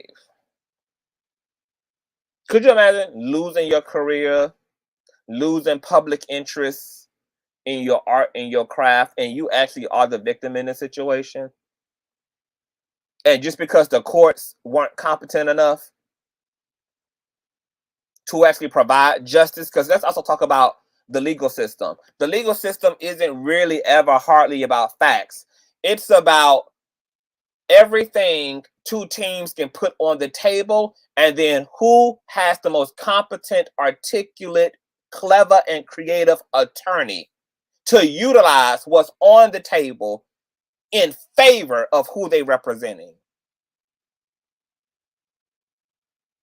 So could you imagine being a victim and there being all this corroborating evidence, and then a stupid ass justice system that's not even really about anything other than lawyers having the wherewithal to manipulate perception and facts and arrange them to defend or not to defend or to incriminate, girl, and you caught up in the crossfire of all of this belligerent shit, and then you have to walk away being looked at as a fucking liar, and your abuser gets to walk away scot-free and be deemed as innocent, and now you got to live with the rest of your life being a lying ass bitch.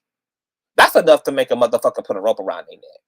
That's the type of unprotectedness and the type of like sunken place reality that can drive a person to self-harm. I don't know if Tory did this. What I do know is that there seems to be enough evidence to definitely suggest that either him or Kelsey equally did this. There's enough that has been witnessed, enough that has been seen, enough evidence to suggest that one of the fucking two certainly did.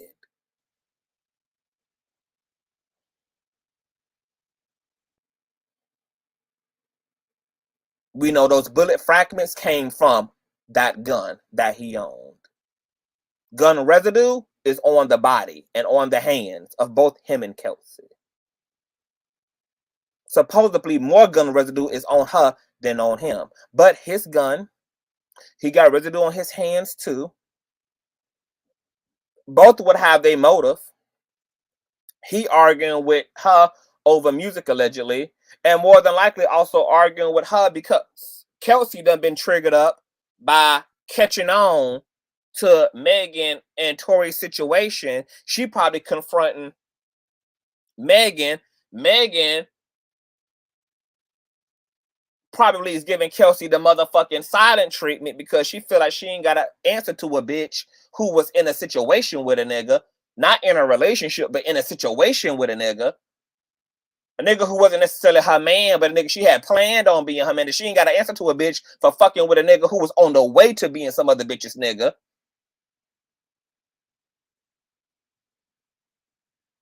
Tory ass probably being immature in the damn car, trying to play music, trying to defect from the conversation, probably only making Kelsey ass more fucking angry. She hooping and goddamn hollering at both of they motherfucking ass.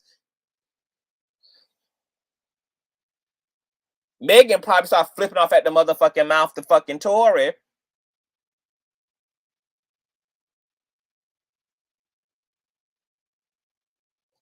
Tory started popping his motherfucking shit. He feeling the motherfucking way because he getting his ass woe out by Kelsey, but who's more than likely probably focused more on holding Megan accountable because that's her friend, and that's who women always, for whatever reason, like to direct more they fucking attention to is the woman in the situation rather than they nigga.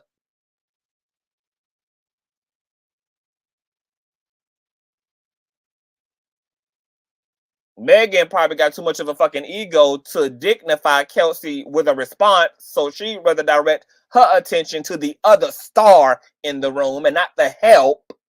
She rather direct her attention and frustration to the other celebrity in the vehicle rather than the water girl.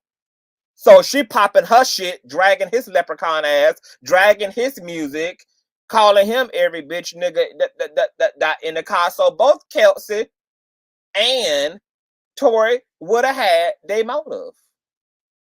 Kelsey pissed because she just clocked the fuck shit that her boss and her friend fucking on a nigga that she got first dibs on. Tory getting his ass verbally chewed up in the car by Megan. He in his fucking fees because her shit all in the top 10, all in the top ones, and his shit barely cracking the hot motherfucking 100 after all. This is the same nigga who got such an ego that he beat the hell out of another nigga who didn't want to shake his hand, who had every reason to not shake his hating ass hands. Because that's how fragile Tory Lanez ego is. That he bulldozed through a club unexpectedly and punched Prince in the face instead of really giving him a fair one.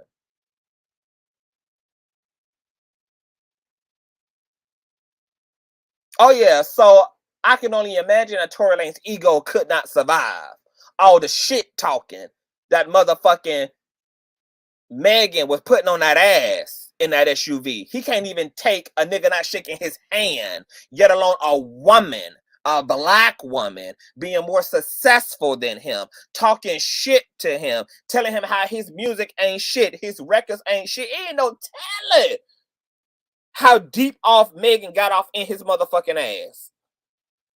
Oh yeah, so both fragile ego, ball spotting ass, Tory Leprechaun Lanez would have had his fragile ass male masculine ego reasons to be mad as hell and want to pull out a gun on a bitch.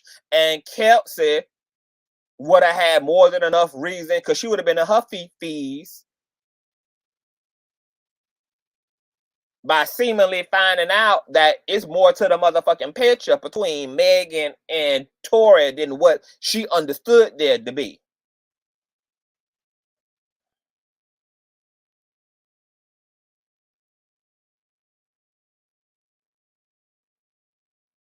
And all Megan trying to do is get home to wash chlorine out of her coochie.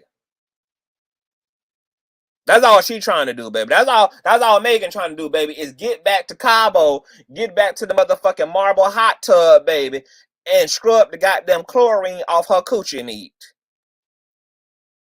Now she got to deal with her breaking girl code, catching up to her ass.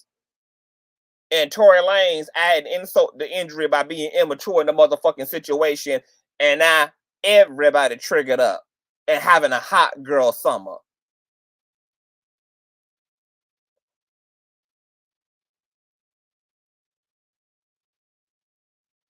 Zoe says, you made up your mind. I ain't made up my mind. I'm just saying. I don't know.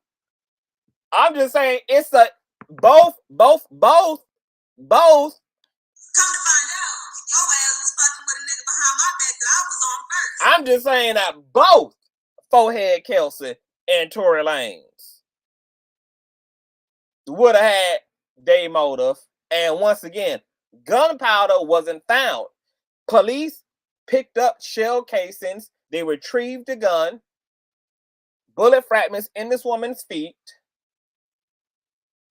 That gun was used. Bullets were dislodged. Gunpowder is not on Megan. Gunpowder is on Kelsey. And gunpowder is on Miss Lanez. All I know is one of the two. One of the two, clearly.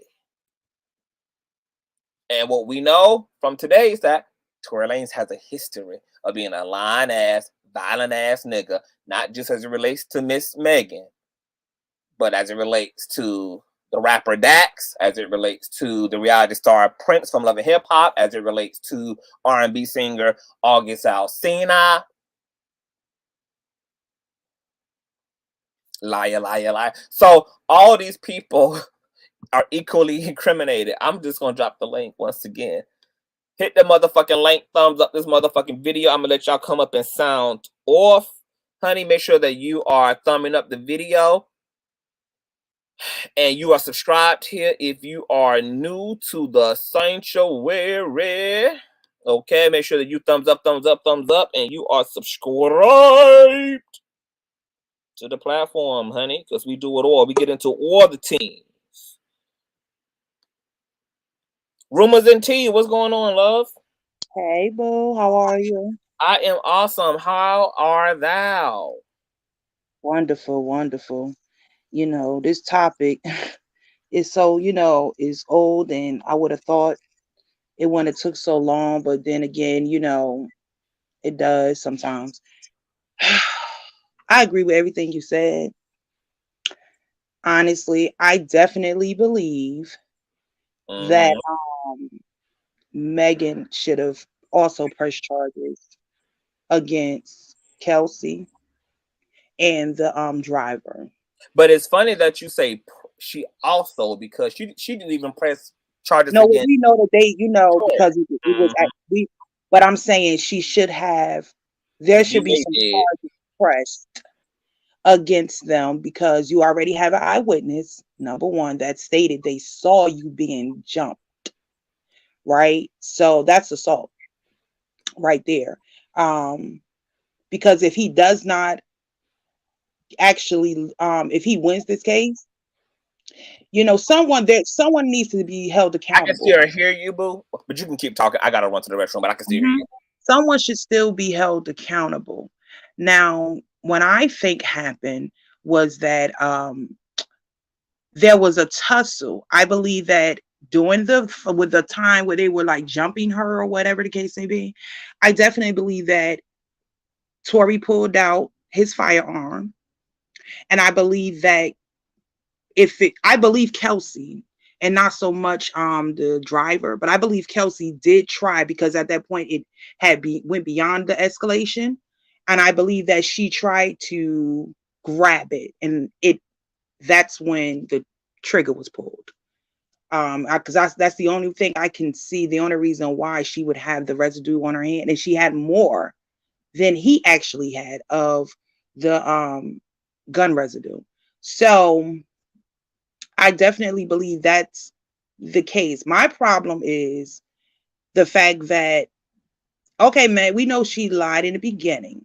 Like you stated earlier, that is not uncommon. People do it every day to protect people for whatever the reason. I also believe that alcohol played a part in that as well, with her panic and not being able to think logically. You just consider, for those that are saying, but she lied, just consider you're in the height, your adrenaline is rushing, all of this is going on, you're not thinking logically, you're not rational. So, her lying is not a surprise to me. And I don't hold that against her, because again, we know that it happens every day. People lie to protect people every day when it escalates to that point. Do I think it would affect her career? I think it would. The only way that it would affect her career is if it affects her mindset. Not so much about because you have, when I look at the blogs and things of that nature, you literally have a 50-50 split between the general public. So I don't think it would affect her career as though like her sales and things will go down. I think it will affect her mental state of mind. And that could be the only way that it would have an effect on her career, because she may just want to just tap out of the game altogether. But this is like a ghetto Pixar like movie. You got a stallion, a leprechaun, and the water girl. Everybody's a character in their own right. Everybody, like, this is the most ghettoest, ratchetest thing that has occurred in a very long time to this magnitude. Like, because in our reality, all of them were wrong. If she was sleeping, like, if she knew, let me make clear, if she was aware that old girl was messing with him, that's her home girl, and you messing with him too, which I wouldn't be surprised by, because it's Tory Lanez. Like, look at throughout the pandemic, he was on IG, and it was just like, just nothing but, thoughts and bots everywhere. He's not a nigga to be like thinking like he's going to be your man. He's community ping. He belongs to the street. right? So you notice your homegirl, though, you wouldn't do that. So she was wrong in that instance. The homegirl was wrong for like even fighting her over community pain. Like at the end of the day, what does he give you? This your homegirl when you know what I'm saying? From what I know, you know what I'm saying, your homegirl, like she blowing up, you know what I'm saying, you along for the ride. You know what I'm saying? She ain't leave you hanging. She haven't, you know what I'm saying, that I know of treated you any different, but she brought you along for the ride. So you eating off of her. You know what I'm saying? Whether you working for it or not, you're eating off of her. So you were wrong. You know what I'm saying? That's some shit you do behind closed doors. You don't do that in front of a F-boy nigga. Like, you know what I'm saying? Like, that was crazy. And I think Tory was wrong altogether because of his ego. Like, yo, you know, and you know, short, no shade to short people, but you know, a lot of short people got that Napoleon complex. And he definitely like got a Napoleon complex about himself. So, you know, to me, but even with all of that I just said, it still don't justify the fact that this woman got shot. And let me insert real quick. Zoe Pound says there was no gunshot residue found on Tory Lanez. That would be inaccurate, sir. Okay. Once again, we covered the preliminary hearing and its transcripts. Okay. Not only was gunshot residue found on Kelsey, as you can also see here in that preliminary hearing, it was also stated that gunshot residue had been found on Lane's hands as well as Kelsey's, on them both. That's why I've been saying the entire time that is one of the two of them, unless they both fucking put their hand on the gun and pull it together. But it's definitely one over the two. And I also want to make mention that to Trisha, who said that it was reported by a doctor, no, that would also be inaccurate. The doctors reported and removed bullet fragments out of her feet, not fiberglass, bullet fragments. So essentially, her foot was grazed and impacted by bullet shell casings. The bullet cases ricocheted when they hit the cement, and the ricochet, once the bullet exploded, kind of like a bomb, the pieces of the bomb become lodged in your hands and your legs.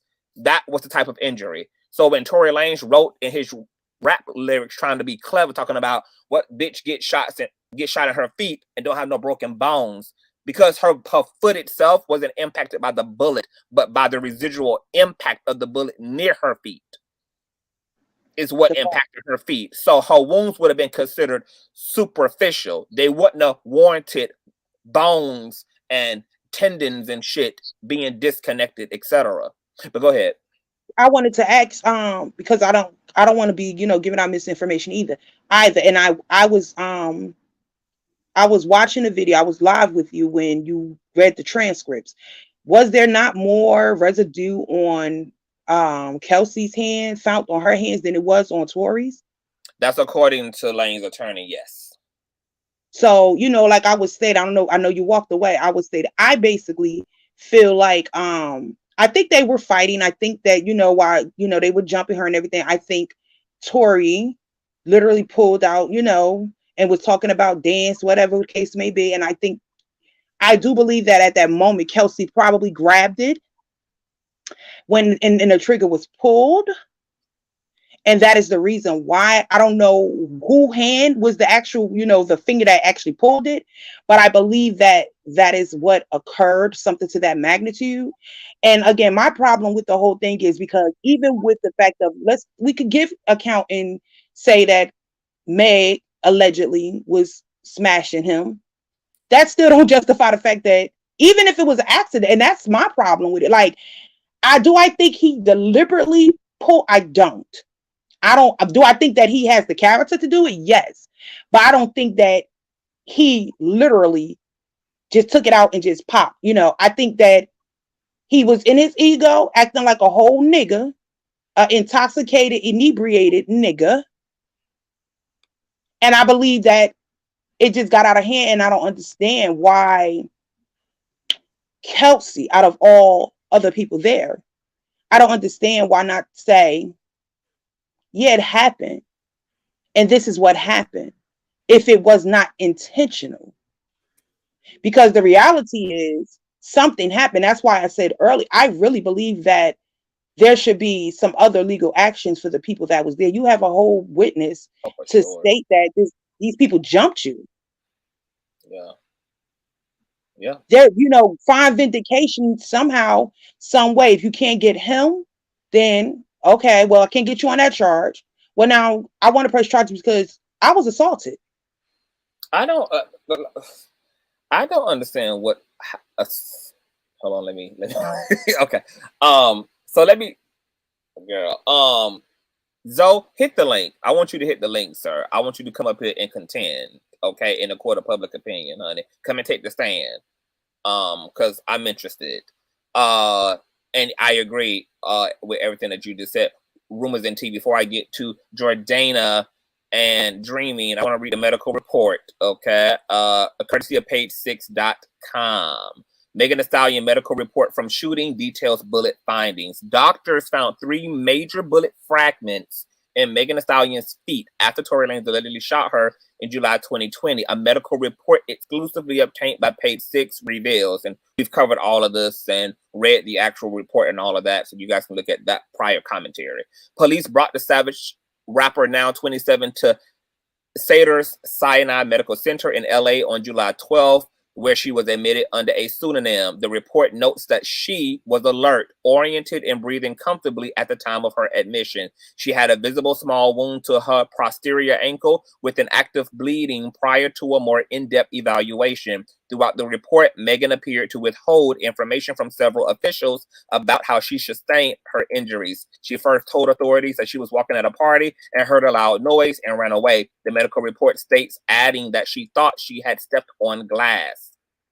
The emergency department noted that Megan was asked repeatedly about her injuries, but she stated that she never heard a gunshot and initially did not even believe that there were bullets present. However, the report states that initial x-rays appeared to show bullet fragments in both her ankles. Megan told Gayle King on CBS Mornings earlier on Monday that she initially didn't tell police that Lanez allegedly shot her out of fear for her life, seeing as the incident occurred so soon after the George Floyd murder. Quote, the police are definitely very much shoot first, ask questions after. So I'm like, it's a hot gun in the car. I'm bleeding. I've been shot. They are about to kill somebody, she alleged in the segment amid tears. Megan claimed to King, 67 years of age, that doctors didn't disclose to her that she had bullets in both of her feet until police had already left the hospital grounds.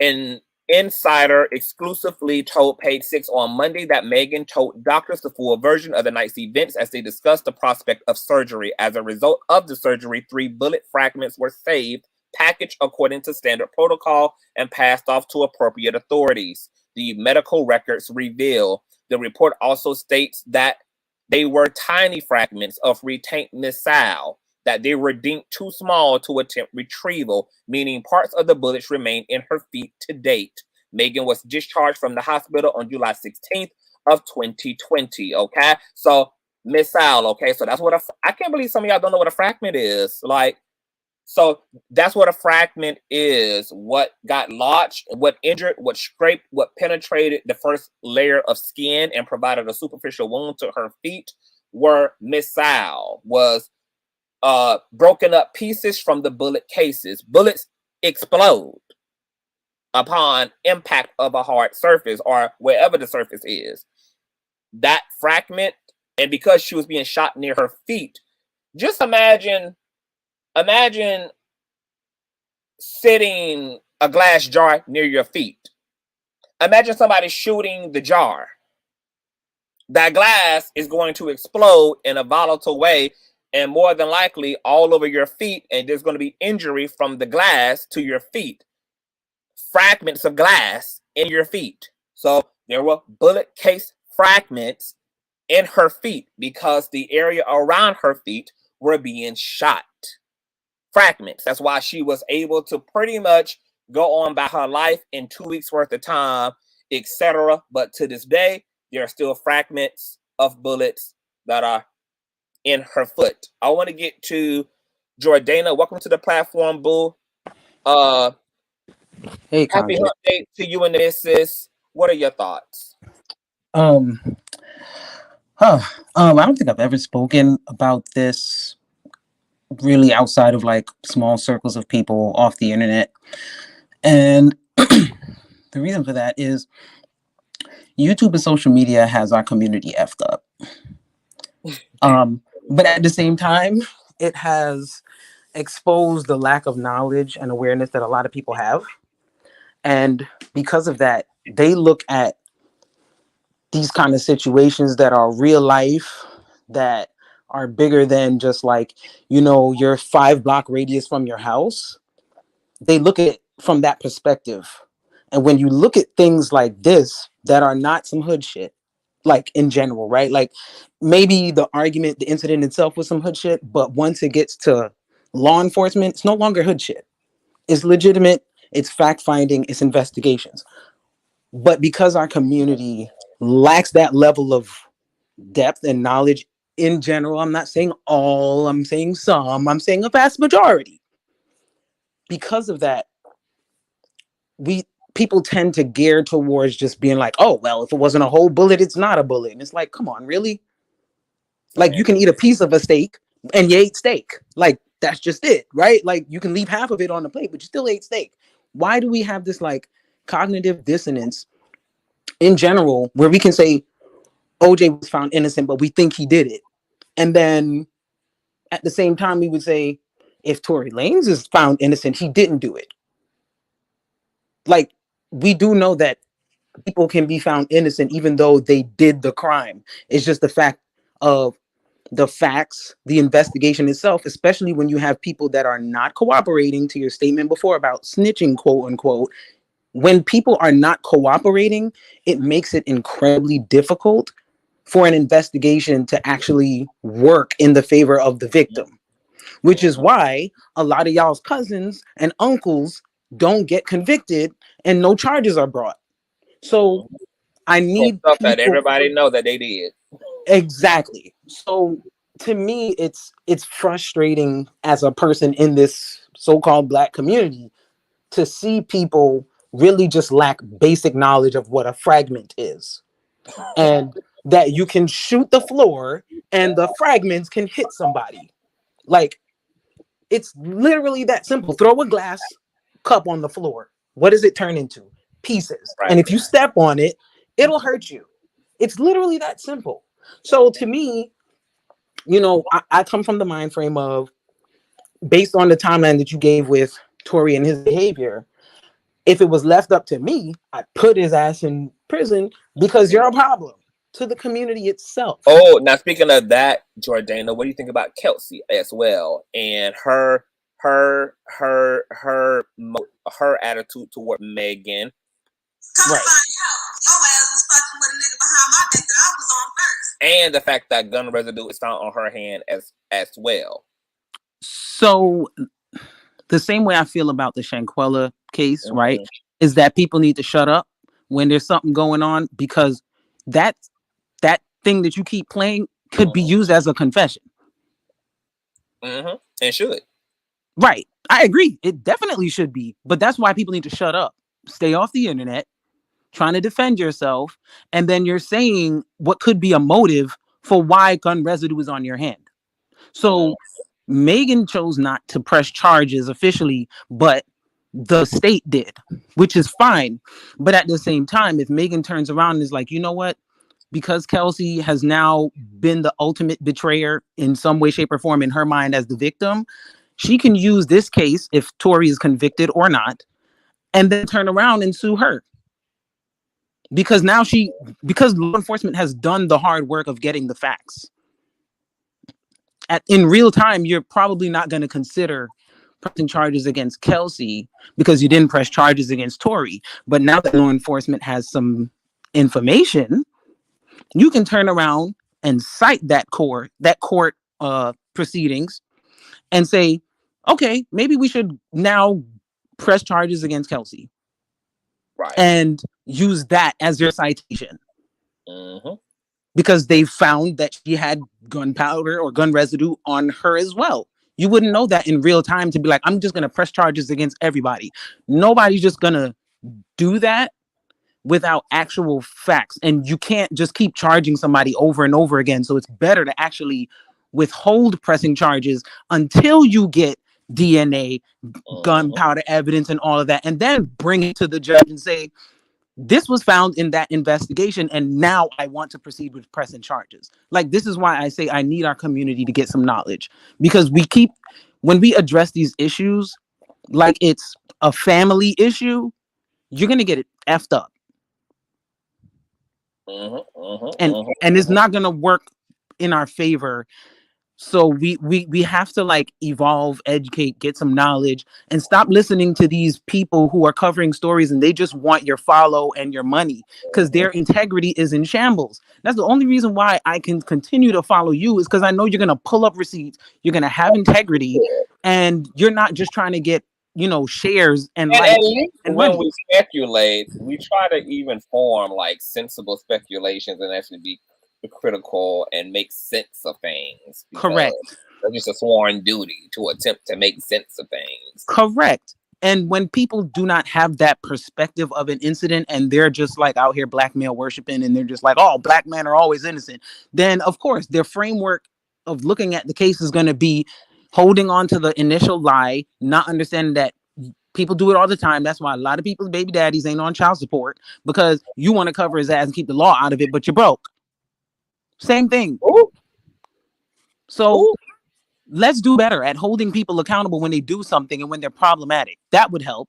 And then have the nerve to have a pathology of problematic behavior. Because I find it funny that all of Megan's credibility goes out of the window for telling one lie that she admitted to telling for good damn reason. But correct, Tory Lanez has a literal history of telling lies that he had to be caught in telling, had to be exposed for telling, had no context for even having to lie, on top of a pathology of violence. Man has a whole laundry list, like, of bullshit. Like, and so when we talk about a black male worshiping culture, woo-cha, like, essentially, because how does he get more grace? Trust is what should be on a dollar bill. How does he get more grace when he has literally a problematic history and currently in numerous cases? Like, how? Numerous has current litigations regarding violence. Like, how do we oversee all of that, except for we just gonna be out here worshiping these men regardless of how degenerate they are? Like, I don't understand that. And honestly, there's about 5 men that I would like literally be like, nah, he ain't do that. Like, and that's because I know them personally. And depending on what it is, I might be like, yeah, he probably did do it. Like, I'm not that blind to just be like, oh, I don't think he did it. Not when there's like a series of evidence. So that's all I wanted to say. I'm in the middle of a work day, but I want to come show you some love, tell you I love you. Thank you for that. Thank you. And hopefully I ain't ruffled too much feathers. I'll keep watching. I hope you ruffled all the feathers, okay, Jordan? Thank you, boo. You're welcome, baby. I agree with the Jordana, honey. And Zoe Pound, some of y'all must not. I don't think some of y'all have like it actually. I don't know whether y'all like have only listened to bits and pieces of the case, because Zoe says you would never get back in the car with someone that just shot you. Okay, so if you actually have paid attention to the case, Zoe, you would know that she got back in the car twice. The first time she got out of the vehicle was before the shooting. The second time, which was the last time she got out of the vehicle, is when she got shot. She never got back into a car with somebody that shot her. When she got out of the car, she was shot. Okay? But there were 2 different incidences. Okay? Like, y'all gotta listen to the preliminary hearing and listen to the officers who investigated and who interviewed Megan, etc. Blah blah blah blah blah blah blah.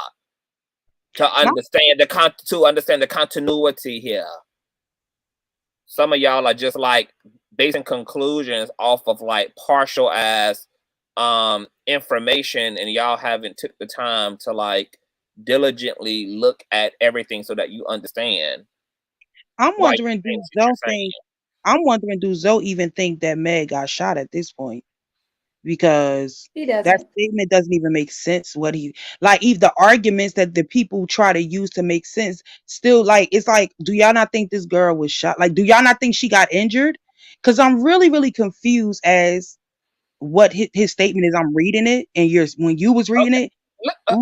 this is the type of idiocy. What part of he's not being charged of an unregistered firearm did you not understand? Right. Bitch, what part of they just recently filed new charges against him? Thank you. Or that unregistered firearm don't your dumbass understand?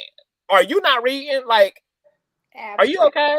I'm just gonna have to like actually just not even dignify some idiotic statements in this chat because my God, too fucking day.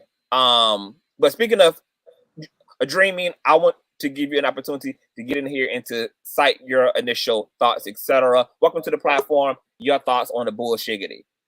Hi, good morning. Hi. Good afternoon, everyone. Hey, love. I just want to start by saying thank you for opening your platform. I've been watching you for a while. I found you in the Shanquilla case, and I've been like following you ever since, like stalking your life. Respectfully, of course. Respectfully, thank you. First of all, you're heavy slave. No, like let me just say that real quick because I don't know if you see my comments when I say that, but I'll be like every time I see the face cam be face camming. But oh my God, thank you, boo. I am not deriding. I give respect when respect is due. Okay. Period. Thank you, love. I wrote down some points because I got ADHD, so I gotta stay on track. So, hey, no problem. So the first point was the mammies and the D eating for me is insane because a lot of people are saying, well, y'all don't know the full story. It's innocent till proven guilty. So why isn't it the same resolve, the same type of sentiments essentially extended to Megan Thee Stallion? Then is she not the victim? So if you're gonna say that this man's innocent, okay, that's cool. You can say that. And you want to keep pushing the notion that innocent to proven guilty. However, wouldn't that also apply to Megan? Interesting. But, I get it. Mammies and D. As my second point, if this happened to Tory, would people believe him? I honestly believe if it was on the other foot, if it was a man, they would believe him. They wouldn't need facts. They probably would call him a P word for, not for whatever he didn't do, but they would believe him. Nobody would sit here questioning he's a bad person, or he hit this woman in the past. He ran over this lady in 2011, which he actually did apparently. Nobody would be trying to piece together a story to incriminate him because they're already sitting there like, we believe him. Because we've seen some many stories about when these Megan issues like this, especially the rap men, when they have certain issues happening, people rally for them. We don't like this. We don't care about it. Nobody mentions his character. Nobody mentions that, he did this back in 2006, or he drinks too much, or he F's this dude, he F's that woman. Nobody does all that. But people are trying to whore out Megan to prove a point why she should be guilty. What is her messing with the baby, the dummy, whoever else got to do with somebody with her being a victim of gun violence? Oh, and it's crazy because I really got mad after the Drake's song came out because the comments, it brought back up Megan's case, right? So the comments people were saying was disgusting. People were trying to say that, this is the same woman who's fake to friends. This woman, like, she big anyway, so she good, ain't nothing wrong with her. But weren't y'all just crying over Takeoff? Rest in peace, God rest his soul. Were we just crying over that? Were we not? And then this song comes out and everybody starts laughing, making the memes again, calling her Bigfoot, all types of stuff, all over again. But then even Nicki Minaj, another black woman. But then I don't expect much from a woman who's married to a 2-time convicted felon herself. Talk to these Negroes. I don't get it. And I just don't understand how we can have sympathy for these other rappers. Granted, it also makes me believe, question actually, if she had been deleted, would we have a sympathy for her? Had she been deleted, would that equate, or allow her to deserve sympathy from the public as a whole, not as a 50-50 kind of sort of, even the mammies and the D-eaters, would they still have sympathy for her had she been deleted? Or is it only when you're deleted you get sympathy? Wow. Okay. We also, I think a lot of people keep forgetting, and I hate that we have to keep pointing this out. Tory literally lied to our face about what happened in August. He put the story out first that he didn't do nothing to that man, that he was at the studio. because he wanted to make sure that people saw what he said first. So just in case August put something out there, no, look, I was at the studio, I didn't do that. Now you on video, bro. What? So if Megan's a liar, and that's the reason why y'all don't believe her, so is he. That's two lies don't make a truth, right? So or if we're going based off of that, then we can't believe him either. Again, this whole hypocrisy, this whole hypocritical, I'm gonna believe him because this is every reason that y'all given to believe him is the same reason y'all could believe her. And again, I understand the whole wait for the truth. But we also have to believe that the courts don't always go the way we want them to go. And like someone else said, just because somebody ends up being innocent law-wise doesn't mean they actually were innocent in the actual situation. And whether this was it just means that they were proven innocent in the eye of the law, and that's why lawyers are important, because lawyers argue circumstances. And I want to say this too. Speaking of the lie, I find it inconceivable that people cannot get over the fact that this woman, yes, she lied. She admitted she lied. And I don't understand how everybody's deaf tone to her context, because all this police brutality over the past decade has had all of us as a melanated community completely shook. We already don't fuck with police. We absolutely became shook at police as a result of all of the stories and all of the murders and homicides that have happened over the past decade. It's very weird to me that people want to harp on she lied. People have reasons to lie. Okay. So my question then is, let's talk about Columbine real quick, the infamous high school shooting in Columbine. There were Christian students who had guns put to their head by the shooters, who lied about their relationship to Christ in order to have their life preserved, while other students lost their life as a result of confessing Christ. So for the students who lied about not knowing Christ in order to stay alive, do y'all also find that unreasonable that those students lied to stay alive? People lie for survival. People lie out of fear. People don't necessarily lie for the sake of being a liar and just for the hell of it.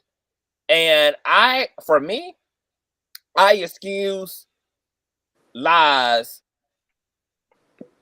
under certain circumstances, and this is one of those circumstances where I don't give a fuck that she lied, because at the end of the day, she took accountability and she admitted.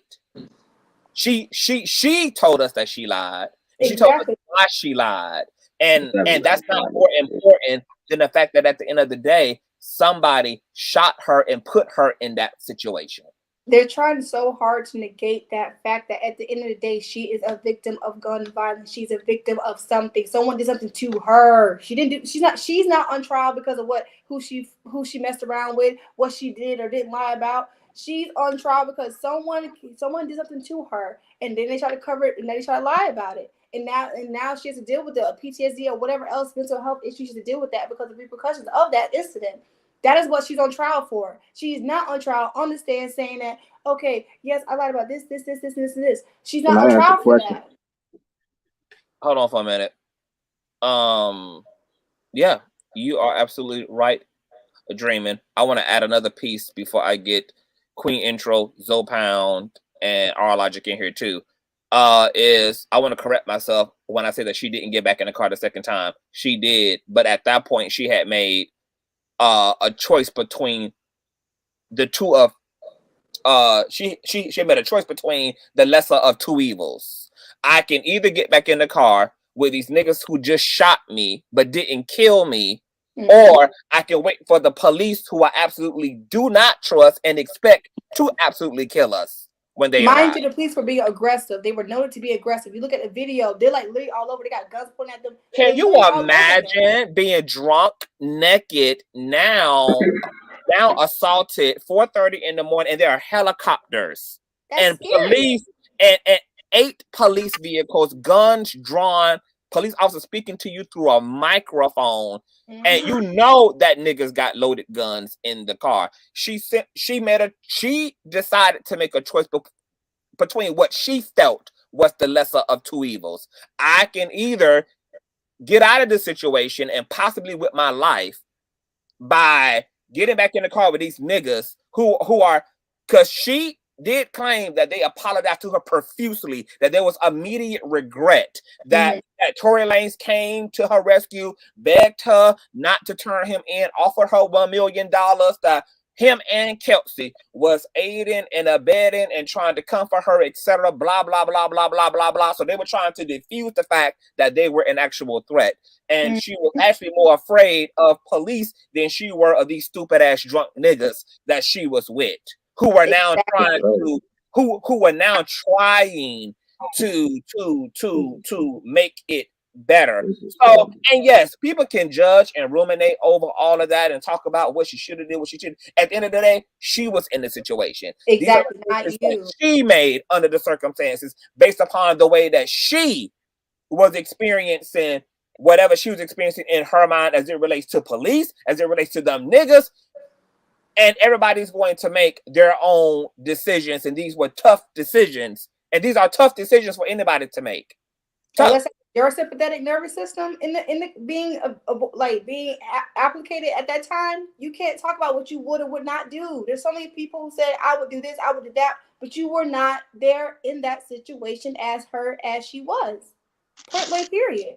So now let's say that now, and let's say that when they pulled up, now mind you, this was like shortly after the George Floyd shit. Let's say that this event happened, helicopters are drawn, police officers got guns blazing, and she would have chose to be panic stricken and say, "These niggas shot me, they got a gun in the car." Yep.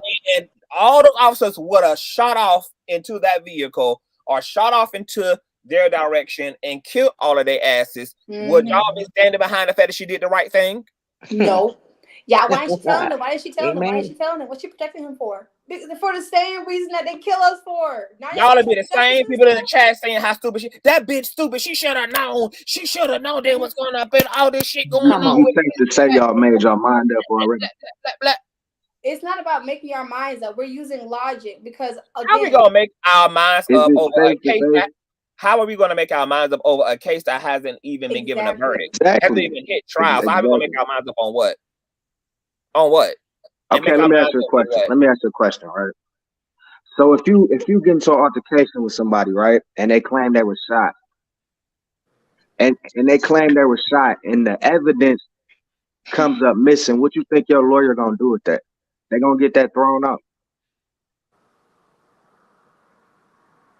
Hold on, say that again. I'm sorry. Sir, can you repeat yourself? Hello? Not drop the mic. Go Pound. Are you Hello? there? Yeah, I'm in. Okay. Can you repeat that? I'm sorry. Go ahead again. So let's put yourself in a situation. Somebody's claiming that you shot them, and the evidence turns up missing, talking about the fragments. What you think your lawyer gonna do? He's gonna get that thrown out. Of course, he doing that's what gonna be easy to throw out. But two, she got on Gayle King and did an interview and lied and said they weren't even sleeping together. Who cares? Okay, hold on. Okay, hold on. So pause. How do y'all know that? Hold on. I got this. Tell me where is the proof that they were actually fucking? Even though Tory Lanez did admit that he was smashing both. In front of the jury. Hold on. I want you to hear my thought completely. But Tory Lanez also is a known liar. That's the whole point of this live stream. And while we pout through all of his lies throughout his history of being in the media. So, yes, he has claimed they were smashing. But aside from his statement, what is the proof that they were fucking? Just because they were hanging out together? Just because she's apparently a hot girl hoe in her persona? And he's a rap nigga that the expectation is that, of course, they had to be smashing? Is that not a projection? Is that not an assumption? Y'all have taken assumptions and turned them into your own personal facts. I think your Boost Mobile is not boost my beans though. Can you hear me? Can I respectfully ask a question? Well, you have to respectfully have a strong signal to even do that. Can you hear me? Not the Cricket Wireless. I mean, that was a clever answer. I get that. Huh? That was a clever response. I get that. No, like we really are struggling. Like it sounds like you underwater right now, and your audio is going in and out.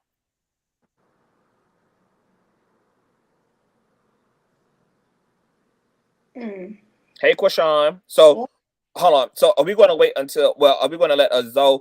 As soon as you get your signal together, Zoe, insert yourself back into the discussion. I'm gonna let Queen intro go. Can you hear me, love? Yes, I can hear you. Okay. Welcome to the platform, love. Your thoughts. Thank you so much. Yeah, I mean, basically, you're giving the facts. What I want to point out to everybody is, are you listening truly to Conscious? Because he's giving you both sides of the aspects. We dwelling in the ifs and all of it from both sides. From we covered, at least CTV is covered each element from Chelsea's play, from Tory's play, from Megan's play. I mean, what more do you need? I mean, it's clear. It's just clear. The facts are sitting there, and everybody keep putting this element in on, oh, she's lying about having sex. That still does not warrant her to be shot at. I do believe that Tory may not have intentionally went to unalive her, but there were bullets, not just one discharge, but 4 toward her. It's like everybody feel like, oh, the element that, let's say she is lying about them sleeping together. So that means he's able to shoot her. That means he's able to shoot at her, which you don't have in bullets actually hitting her. Is fragments, ricochet, hitting that ground and breaking up. Just like you spoke on the glass. Glass can shatter and still pierce. That's how people get cut in the eye and everything. A glass just hitting the floor. That glass is going to go somewhere. It can't penetrate. Has anybody ever been shot before? No, I ain't been shot before, but I can tell you this. I've been grazed by a bullet, which is why I understand the type of injury she occurred. Exactly, but it's like people don't want to grasp that. Everybody is going off of who they favor most, who they believe in the most, and rather than let's just do the facts of the matter. People are even still willing to insinuate that this girl wasn't even shot when a doctor, who is also the person that notified the police. Medical. She had 2 this is where this comes from. Megan didn't even who had observed her injuries. She had 2 medical personnel who had observed her injuries. Megan didn't even seek charges against Tory. The doctor notified officials, and officials took action. So in a way, Megan was still holding down a sense of, I ain't saying nothing. I'm protecting this situation. It could have went away as far as from the actions that she took place, from what she gave. It could have went in quiet mode and been left alone. The officials are the one who are pushing the issue, who has brought this to a court status. Y'all keep blaming. This is what I have a problem with, that you keep blaming this girl for being attacked in a mode. Because like I said, I don't think he meant to unlive her. I think he sent them in anger, or you shut up, whatever, you know what I'm saying? But because he aimed toward the feet were the issue. There was no upfire. I'm assuming out of the 4 bullets, they all went toward the ground area.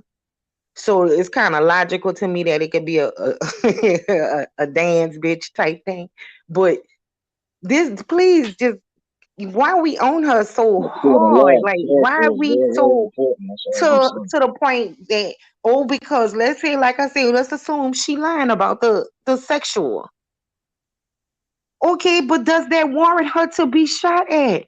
Does that warrant for her to be assaulted? No, it does not. And it's like, where's our compassion and our sense of morale in society where this is just so okay? Or well, because you know what, she was lying because she was fucking on Tory and she was doing this, that, and another. Yeah, he should have. Yeah, Kelsey should have. Just come on, give that part a rest. And please listen to facts, because one thing I do agree with CTV about, he is giving you each side of it. He's not one-sided on it. Please don't come with the breath of, oh, he's already made up his mind. When he's giving you every element of the because I'm talking about situation, it. he's coming from every factor, every side of it, every thought, every perceived notion. I'm He's talking giving you about it from every everybody. angle, from He's Kelsey definitely angle, from mutual. Tory angle, from Megan's angle. I already addressed the fact that she was drunk. She got out of the car the first time in her bikini in the middle of nowhere, sitting at a damn bus stop, according to her. You know, like, I mean, so it's reason for everybody to be side-eyed in terms of who telling what in this particular situation. So we fine-tooth comb through everything, but check out this here. This was just posted to the Shade Room. Let me read this. This is somebody somebody named Spilf K said, people saying Kelsey shot her crying emoji. Tory Lanez with his verified account comments and says that's not true. Yep. He gets 200 likes on the Yep. Okay, so he just ruled her ass out of From shooting the up. get-go. But here's my issue. Who the fuck did he believe that leaves as a suspect? Because he's also claiming he didn't shoot her. And another thing that I want to point out is that's so true. Like, okay, if you silence, because he shush Kelsey in the beginning Now, of even if, all of it. hold on for a minute, boo. I'm so sorry. Now, even if this is old, I remember in think my they was all previous wrestling, fighting for that. commentary, I said that is obviously Kelsey and Tory are the protecting each other. He's protecting her, she's protecting him. I believe, my personal opinion is that he's protecting her because this is a part of him trying to make his wrong right. He feels guilty that he even put Kelsey in a situation to be fucking on her so-called friend. And even if she had pulled the trigger allegedly, because he feels personally responsible, because pulling that trigger sits upon the situation he put her in emotionally and mentally with Megan, he's trying to shield her ass from the ultimate consequences of what maybe she did in fact do. And of course, she at the time was gonna protect him because at the end of the day, she seemed to have been more angry at Megan than she was at Tory ass. Because at the end of the day, she says, come to find out, your ass was fucking around with a nigga that I had dibs on first. But the issue, Kelsey, is that so did the nigga. The nigga knew that Megan was your friend.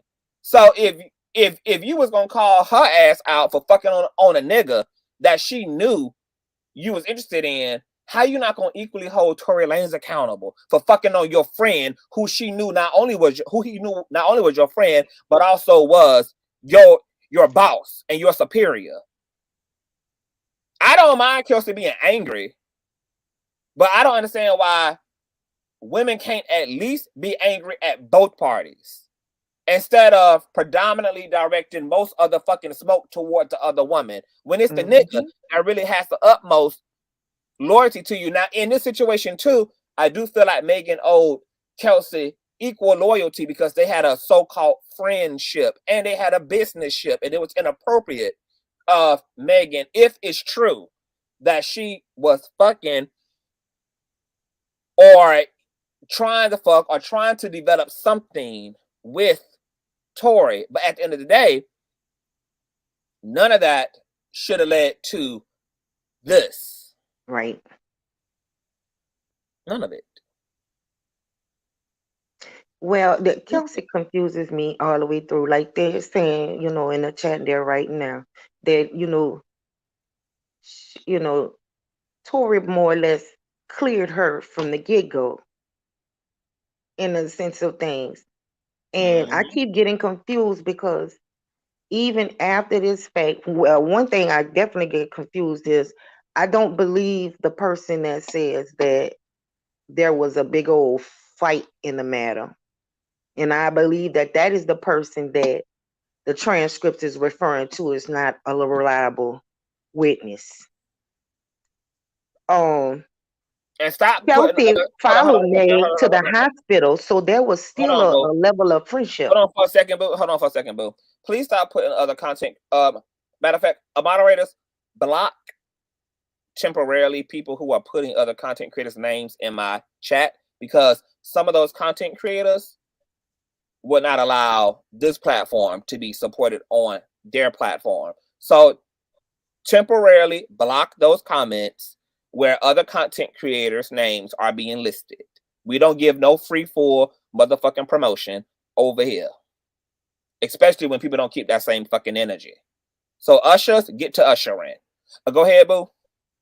Is at one point, wasn't it stated that Kelsey followed Meg to the hospital and was in a friend mode type, supporting her, type thing? Am I wrong for that? But it appeared that Kelsey went to the hospital with Meg, and somehow a phone call was also made from Kelsey's phone. Am I wrong for that? Am I wrong in thinking that that's how that went? Because Kelsey confused me in the situation. She confuses you because Kelsey initially was trying to protect both assets. She was trying to protect both her interests, her boss and clout connected to Megan, and the clout connected to Tory, who she allegedly had first dibs on, who also happens to be a celebrity nigga. So she didn't ever want to list him as the shooter, but at the same time also wanted to support Megan in her recovery, because she went from the police precinct to then going to the hospital to be with Megan. Talking about a flip-flopper. Talk about lukewarm as fuck. So and so what I don't understand about Megan is, I mean, not Megan, but Kelsey, is how she don't understand why Megan would be completely offended by that altogether. Definitely. Her actions confuses me really, really, really, because like I say, I believe the witness that has been dismissed as unreliable. Okay, let's say that witness is telling the truth. There was a fight, a big old fight, even though Meg did not have any bruising mishap, I'm gonna say, above the kneecaps. You know what I'm saying? There was nothing ever wrote, okay, there was bruising in her face or what have you, to state that she had a fight. So that's why I believe that that person that they are saying, unreliable witness. And if I can recall, you kept saying, who is, this mystery person, and what the driver's name was. That's where I got confused on which one of those were the eliminated witness. The person that said about the fighting, or the driver himself, because it took a long time for them to kind of like come in with his name. And you was like, this mystery person is what I can remember of when reading the transcripts type thing. I just don't understand Kelsey's role in this. And I do hope that in court, Kelsey becomes a truth teller at the end of the day. I hope she speaks in honesty when she's on that stand, and she hasn't decided, hey, let me take a side, and maybe even took that meal. But anyway, she just confuses me for the whole aspect. Everything plays out kind of smooth to the facts for me. Even where she, like you saying, Megan lied and said that she lied. And again, I'm like one of the people that said, hey, the first set of doctoring or intake nurses or what have you. I don't even know how Megan was able to tell you that she stepped on glass when the bottom of her feet wasn't even damaged. It's her, on the side of her feet that are damaged. Feet flat on the ground. If you step on glass, you're going to be pierced at the bottom of your feet. You're not going to be having wounds to the side of your feet. You know what I'm saying? That just, this whole thing, I'll be glad when it's finished. Really and truly. I'm a fan of Tory's. But I can also see, I promise I can also see where he can be guilty of this. And that's another thing about that. I'm so glad that somebody said that in the beginning, and I agree. And then I'm gonna get to logic as well. I forgot. It's funny that Tory defended Kelsey in this post saying that she's not the shooter, but at the same time, his whole entire team has incriminated Kelsey. Hence the whole point of his attorney saying there's actually gun residue on Kelsey and more on her, and the eyewitnesses of Kelsey and Megan fighting, etc. All that's coming from Tory's team. So literally his whole situation is completely bipolar, because on one end, on the surface, he's trying to act like he got Kelsey's back. In reality, he's trying to save his own ass, which is why his own legal team is throwing Kelsey out of the window. They're bringing her directly into this by pinning this evidence in the situation on her. So Tory don't get no cool points because he's also like Kelsey. It's like they all trying to do everything and accomplishing a whole lot of nothing all together. At the end of the day, he got his work cut out for him because this gun at the end of the day belonged to him. And Megan says she saw her shooter, that she looked back at Tory after she heard dance bitch dance and bullets started raining. She looked back, he was hanging halfway out of the window. Halfway out of the window, shooting at her. She said she saw him. Saw him. Not Kelsey, but saw him. Saw him. Right. And he is the one that has verbally on social media released the fact that Kelsey, his words was, I got this. Kelsey did not shoot me, is his words. That's just how he did it. So you've cleared Kelsey, Tory, all the way through. All the way through. And him getting that ankle monitor cut off him. Look, bullcrap talking, money talks and bullcrap walk. Just like I believe he's responsible for those bullet fragments coming up missing. But see, God sit high and look low. And that's why she still have some in her feet. So that's irrelevant. That part is irrelevant. And then we have a doctor stating what he removed from her. Period. That started this bell ringing in the first place. Because Megan was not the one who said, I'm going to press charges, say this, say that. She was moving off of the lies she had told. I stepped on glass, and that's that. When those bullet fragments were removed from her feet is when the ball started getting rolled. The doctor had to report that, and those officials made this here all take place. Period. End of the day. Now let my honey poo start talking. Thank you so much, Queen Intro. And I want to say, yes, it has been some inconsistencies on Megan's part too. Like somebody said in the comment section, Megan, initially said she had a back turn, then said that she did look back and see who was shooting, etc. Rather, that was just her working through her own experience, because trauma will suspend your memory in order to protect your sanity and to protect you from the emotional impact of something that your body and your brain is struggling to make sense of. So rather her initial statements were one way, and then after she had got a better footing, things started coming back to her that night, or back to her eventually, etc. And she went to fill it in.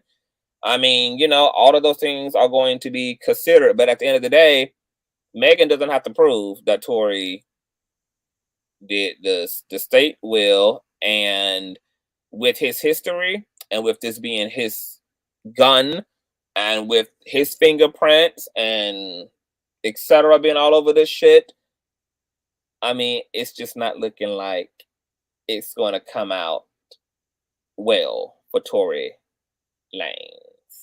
You know, he's apologized profusely, you know, through jail phone call, also all that shit adds up to circumstantial shit. Circumstantial. I mean, he gon' I mean, you know, and he can have his reasons for why because he did challenge the detective in the preliminary hearing and say, well, that doesn't imply that I'm apologizing for shooting her. But at the same time, you're sitting in jail for allegedly shooting this woman, and you are apologizing on the jail phone call. I mean, it's also just ironic, Tory Lanez. It's just ironic. And of course, you're not going to apologize explicitly and state why you're fucking in jail. So, of course, you're not necessarily going to elaborate on that part. But it's just interesting that you're having this total fucking meltdown and regret, and you're the only person in the situation doing so. Kelsey ain't. Kelsey ain't apologizing. The driver ain't. Your ass the one apologizing from jail on this phone call to Megan. And then Megan also, all her statements are going to be used. She was bribed. She was offered $1 million to not say this and to not say that. And he's on probation. And boom, pow, boom, pow. So it's going to be all interesting. Reckless, welcome to the platform. Zoe Pound and his Boost Mobile is back. Reckless, your thoughts on new charges being added. Trial is taking place December the 12th. Jurors being assembled. He's being charged with this unlawful carrying, unregistered weapon, blah, blah, blah, blah, blah. I could have swore it's innocent until proven guilty. Hold on, Mr. Zoe Pound. What's going on, panel? The only I'm just why? Like, what significant? Hold on. Before you do so, if it comes out he's guilty, are you going to apologize? You know what? People probably not going to apologize on either side because, like Jordana said earlier, being deemed innocent in a court of law doesn't actually mean guilty. I would apologize. Innocent, that you are innocent of the crime. So you know, for me, if Tory Lanez gets acquitted, etc., he walks away scot-free. That's the way I'm going to articulate it. He was found but if he's proven innocent, will y'all apologize? I'm not going to apologize for something that, like, if I believed he did it because that's what all the circumstances tell me, and I know that court also is not about necessarily truth. It's about lawyering and who can lawyer to death, who can lawyer a verdict to death. And I choose to want to believe what appears to be common sense to me. I'm willing to say in the court of law, he's been found innocent, and I can maintain my opinion if I want to, just like plenty of people did with O.J. Simpson ass. He was found innocent in a court of law, and most people believe that this motherfucker killed that mayonnaise woman because of all of the clear bona fide shit that just couldn't leave you in a position to deny the fact that this nigga had something to do with this woman's death. That's, people are not going to give up their discernment and give up their common sense, even for the court of law, who also has been proven to be incompetent. They have somebody put under a gag order. Look, the court has a long history of wrongful convictions. There are innocent people serving time, and there are guilty people not serving time. And don't forget, Shit, the court George also Zimmerman. went back behind being found innocent, and civilly he had to pay the family. Don't forget that. That he also still had to pay restitution to the family. So if he was found innocent in a civil part of the situation in the civil courts, he still had to pay that family restitution. And plus, on top of that, if you really want another example, George Zimmerman. We literally seen him murder. George Zimmerman. Perfect. We literally seen Man, him. that's crazy. Y'all and had comparing him to evidence George of him Zimmerman. taking Trayvon Martin's life, but yet in the court of No, law, we're not comparing. Hold on. Don't conflate what people are saying, though, because people are being very articulate. Nobody's comparing Tory to George. We're talking about the nature of the legal system as it relates to convictions and non-convictions. Mm-hmm. Okay, so I'm gonna be honest. Like when it comes down to the situation, I'm just trying to understand, and maybe someone can help enlighten me. What significance does it like? What's the significance of people saying that Megan lied about them sleeping together? Like, I'm trying to understand that aspect of it. Can someone help me out? Because like people keep talking about she lied about her not sleeping with Tory Lanez. Okay, if she did it, she did. Character in front of the jury. That's why I think it's significant. What'd you say? What happened? Wait, what happened? Lies a lot. It looks bad in front of the jury. Much better. He said if you lie a lot, it looks bad in front of the jury. That's what he said. If you lie a lot, it looks bad on the jury. But here's the thing: like everybody keeps talking about lies and character, as if Tory has not had a questionable character himself. Like lying. Okay, here's the thing: lying about quote unquote who you sleep with, and lying about the person you got shot by are two different things. Like, let's be very clear. Like, a lot of people lie about, oh, I didn't sleep with him, versus you being robbed and being held at gunpoint and lying to the police. Those are two different things. Exactly. Compared to you lying about attacking somebody and AKA August Alsina, and then you lying about having a charge or being involved in a case with a gun. And also, Zoe, great point. You have made to do over the one or two lies that Megan told, but what about Tory? He's a liar too. He's lied all outside of the Megan Thee Stallion situation as well. So, what about his lying pathology? Can we start stating some of his lies? We already did that. Like, I fine-tooth comb through it. Yes, he lied about like when he tried to act like he was defending a dark-skinned model on the set of one of his videos, and he was trying to be hero of the damn day, and then the dark-skinned model had to come out and say the nigga totally fucking staged the shit, and that her and the light-skinned model simply shot two separate scenes, and that hers was just cut, but that this whole narrative that Tory tried to paint, like he was trying and that was stated in court on the record. With the dark skin, Then more recently, it was the situation with August Alsina, where August Alsina showed us the physical receipts of his injuries because of an incident between him and Tory immediately went to claiming that he was in the studio. He had no idea that August is crazy and clout chasing off of him, and he's in the studio being productive, working on fucking music, and then boom, the fucking footage resurrects of him running down the fucking hallway, hitting this fucking man, etc. Like, huh? You said what? You said what? Hello? Zoe? People fight all the time. I don't even get that. We're not talking about fight. We're talking about his lying. I mean, they brought up August Alsina. Lying pathology. The same lying pathology that left him to saying that when he assaulted Prince of Love and Hip Hop in the club, that it was out of self-defense. But then when footage came up, it's him being the fucking aggressor. It's him confronting this man and putting his hands on this man. This man had no idea he was even in the fucking club. So it's the if you want to cite Megan as a liar, we're simply saying you got to deal with Tory's lying pathology too. Exactly. You can't. We ain't talking about fighting. We talking about you harping on the fact that she's a liar, but she lied. Well, Tory is a liar. He lies still. He lies again and again and again. He lied. He's lied in every situation he done been in publicly.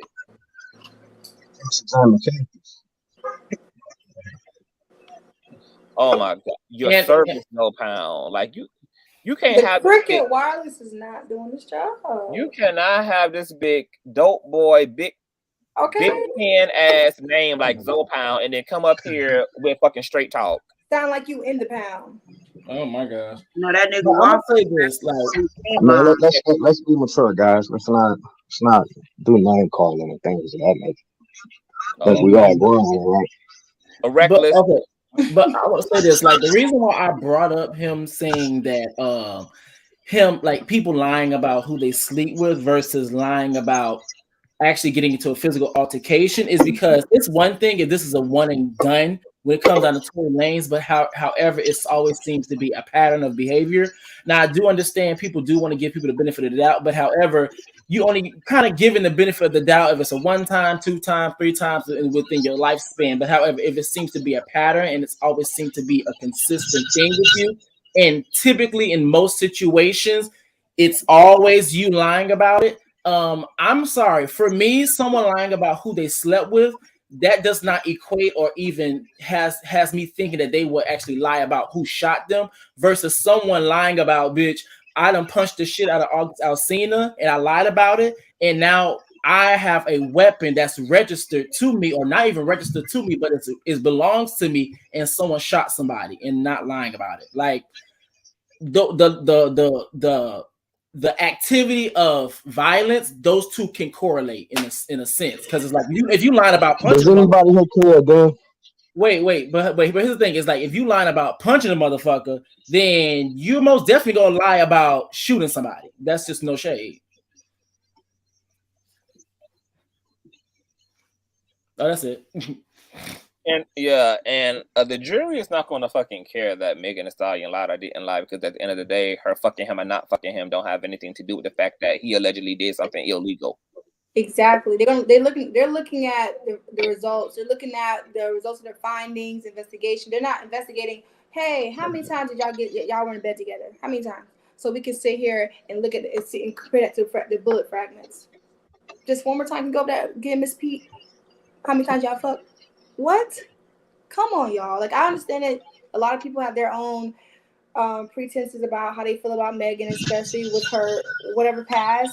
But that does not negate the real point of this whole conversation, which is something happened.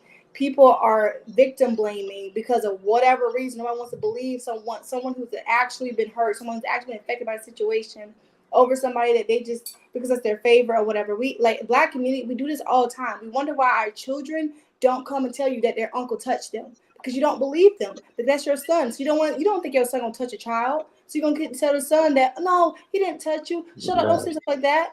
Like this is the reason why we don't come forward about stuff. And y'all victim blame over and over again, and we wonder why we can't move forward as a people. How can you fight so hard for him and not have the same regard for her? If you're gonna say that he isn't proven guilty, say give her the same plight.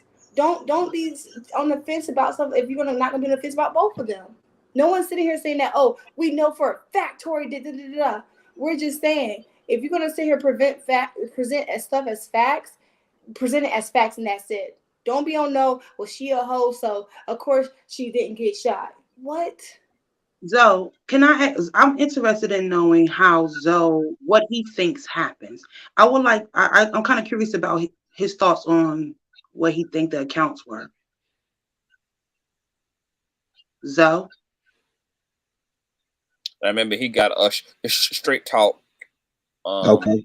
There I can tell you what I think happened.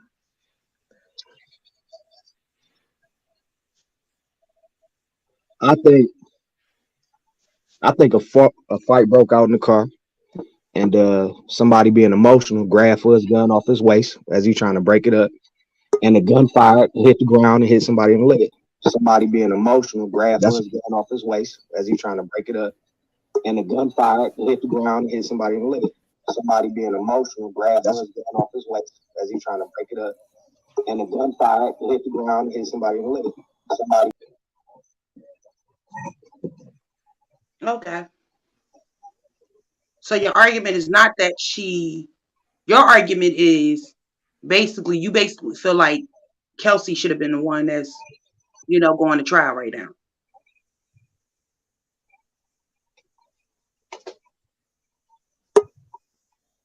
Also, I just think there's more to the story. That's all. Okay.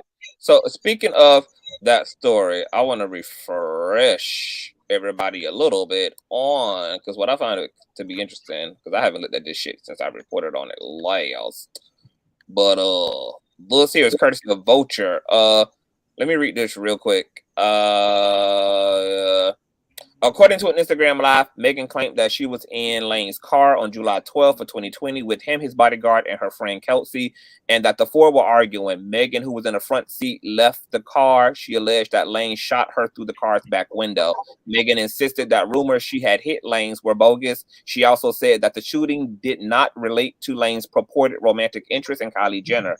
According to TMZ, Megan originally told police that she had cuts on her foot on glass. While LA prosecutors didn't give many details in their press release announcing charges against Lanez, their statement on the case appeared to mirror Megan's claims. Quote, the defendant and the 24-year-old victim got into an argument while riding in the SUV in the Hollywood Hills. The prosecutor's statement said the victim exited the vehicle and Peterson is accused of shooting several times at her feet and wounding her. The criminal complaint identified the person Lanez allegedly inflicted great bodily injury upon as Megan P. The complaint said Megan P. was not an accomplice to the above offense. LAPD detectives Ryan Stalkner testified in court on Tuesday, December of 2021, confirming details from Megan's account of the event to the police. Per TMZ, the detective was told that Lane shouted "Dance, bitch, dance" as he fired the gunshots at Megan's feet, injuring her so that she fell to the ground and then crawled to safety. Megan told the detective that a drunk Lanez tried to bribe her to keep her mouth shut because he was on probation.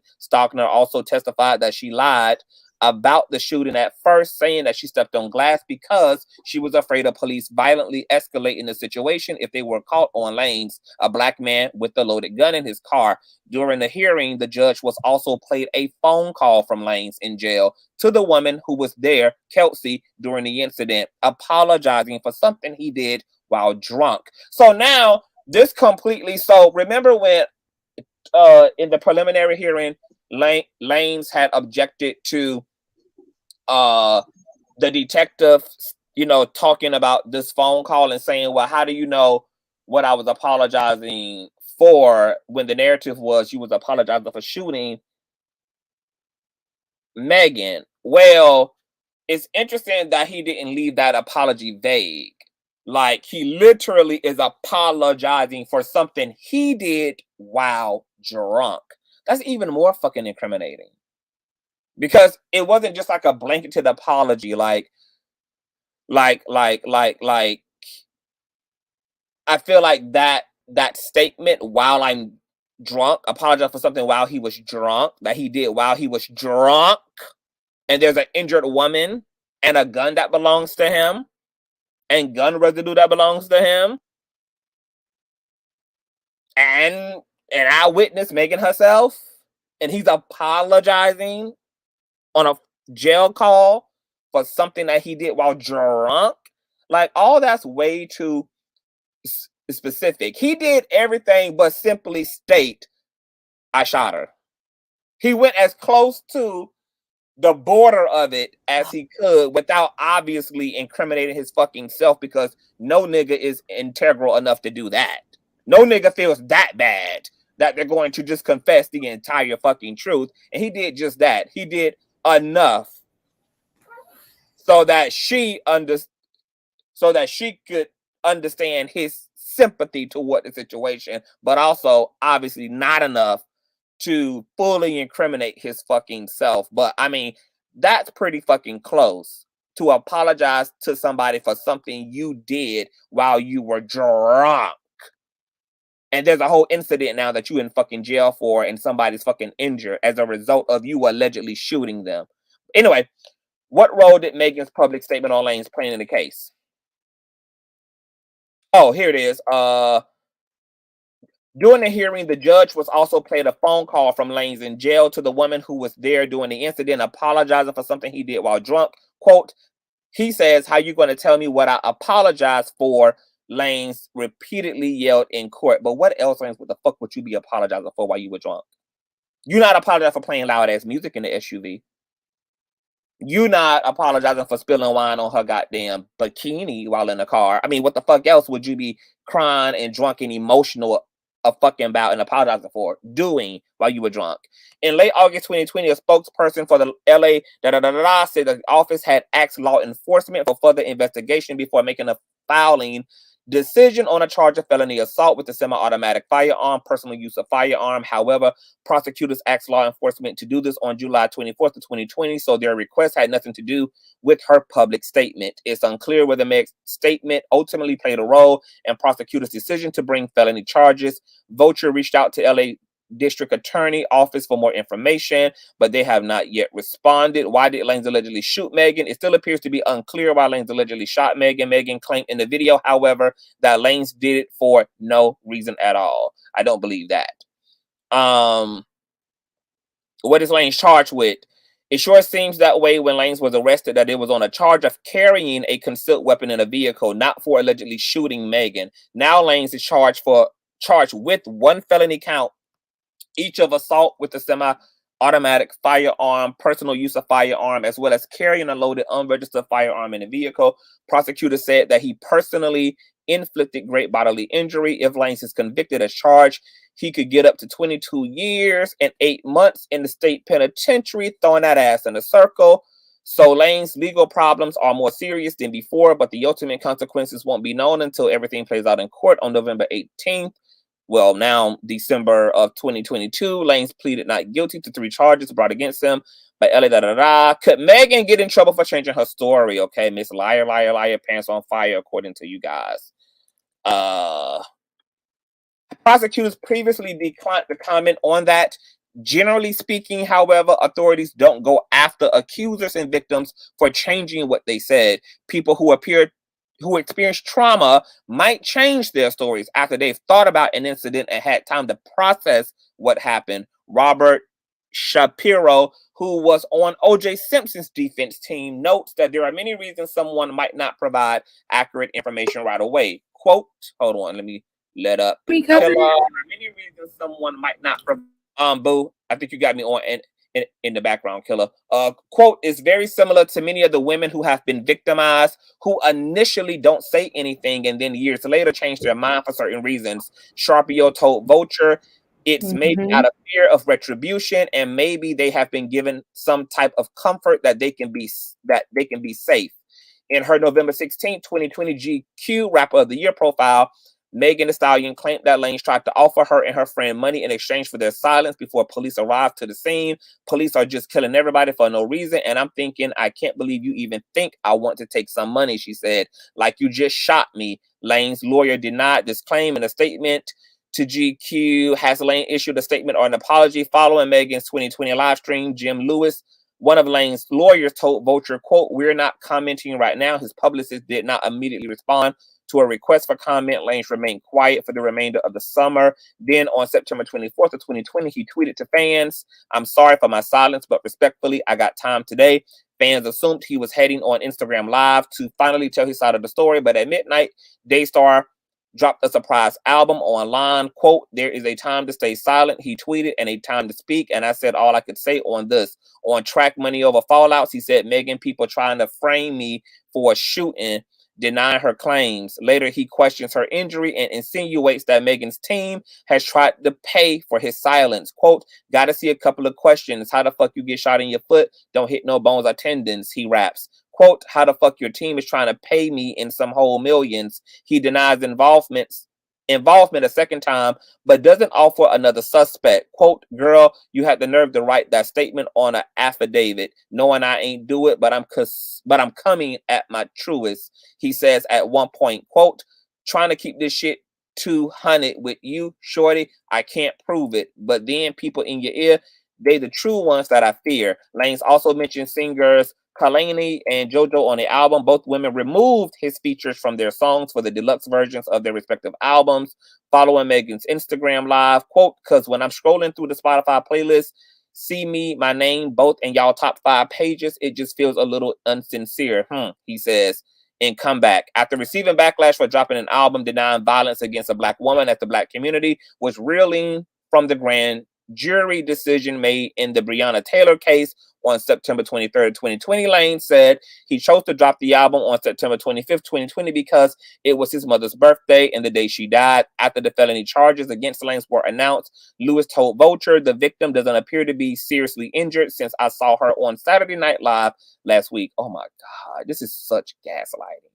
At the end of the day, bitch, the woman was fucking injured. I don't understand. Like, what did they think she did? Put a green screen over her fucking foot? I don't understand girl.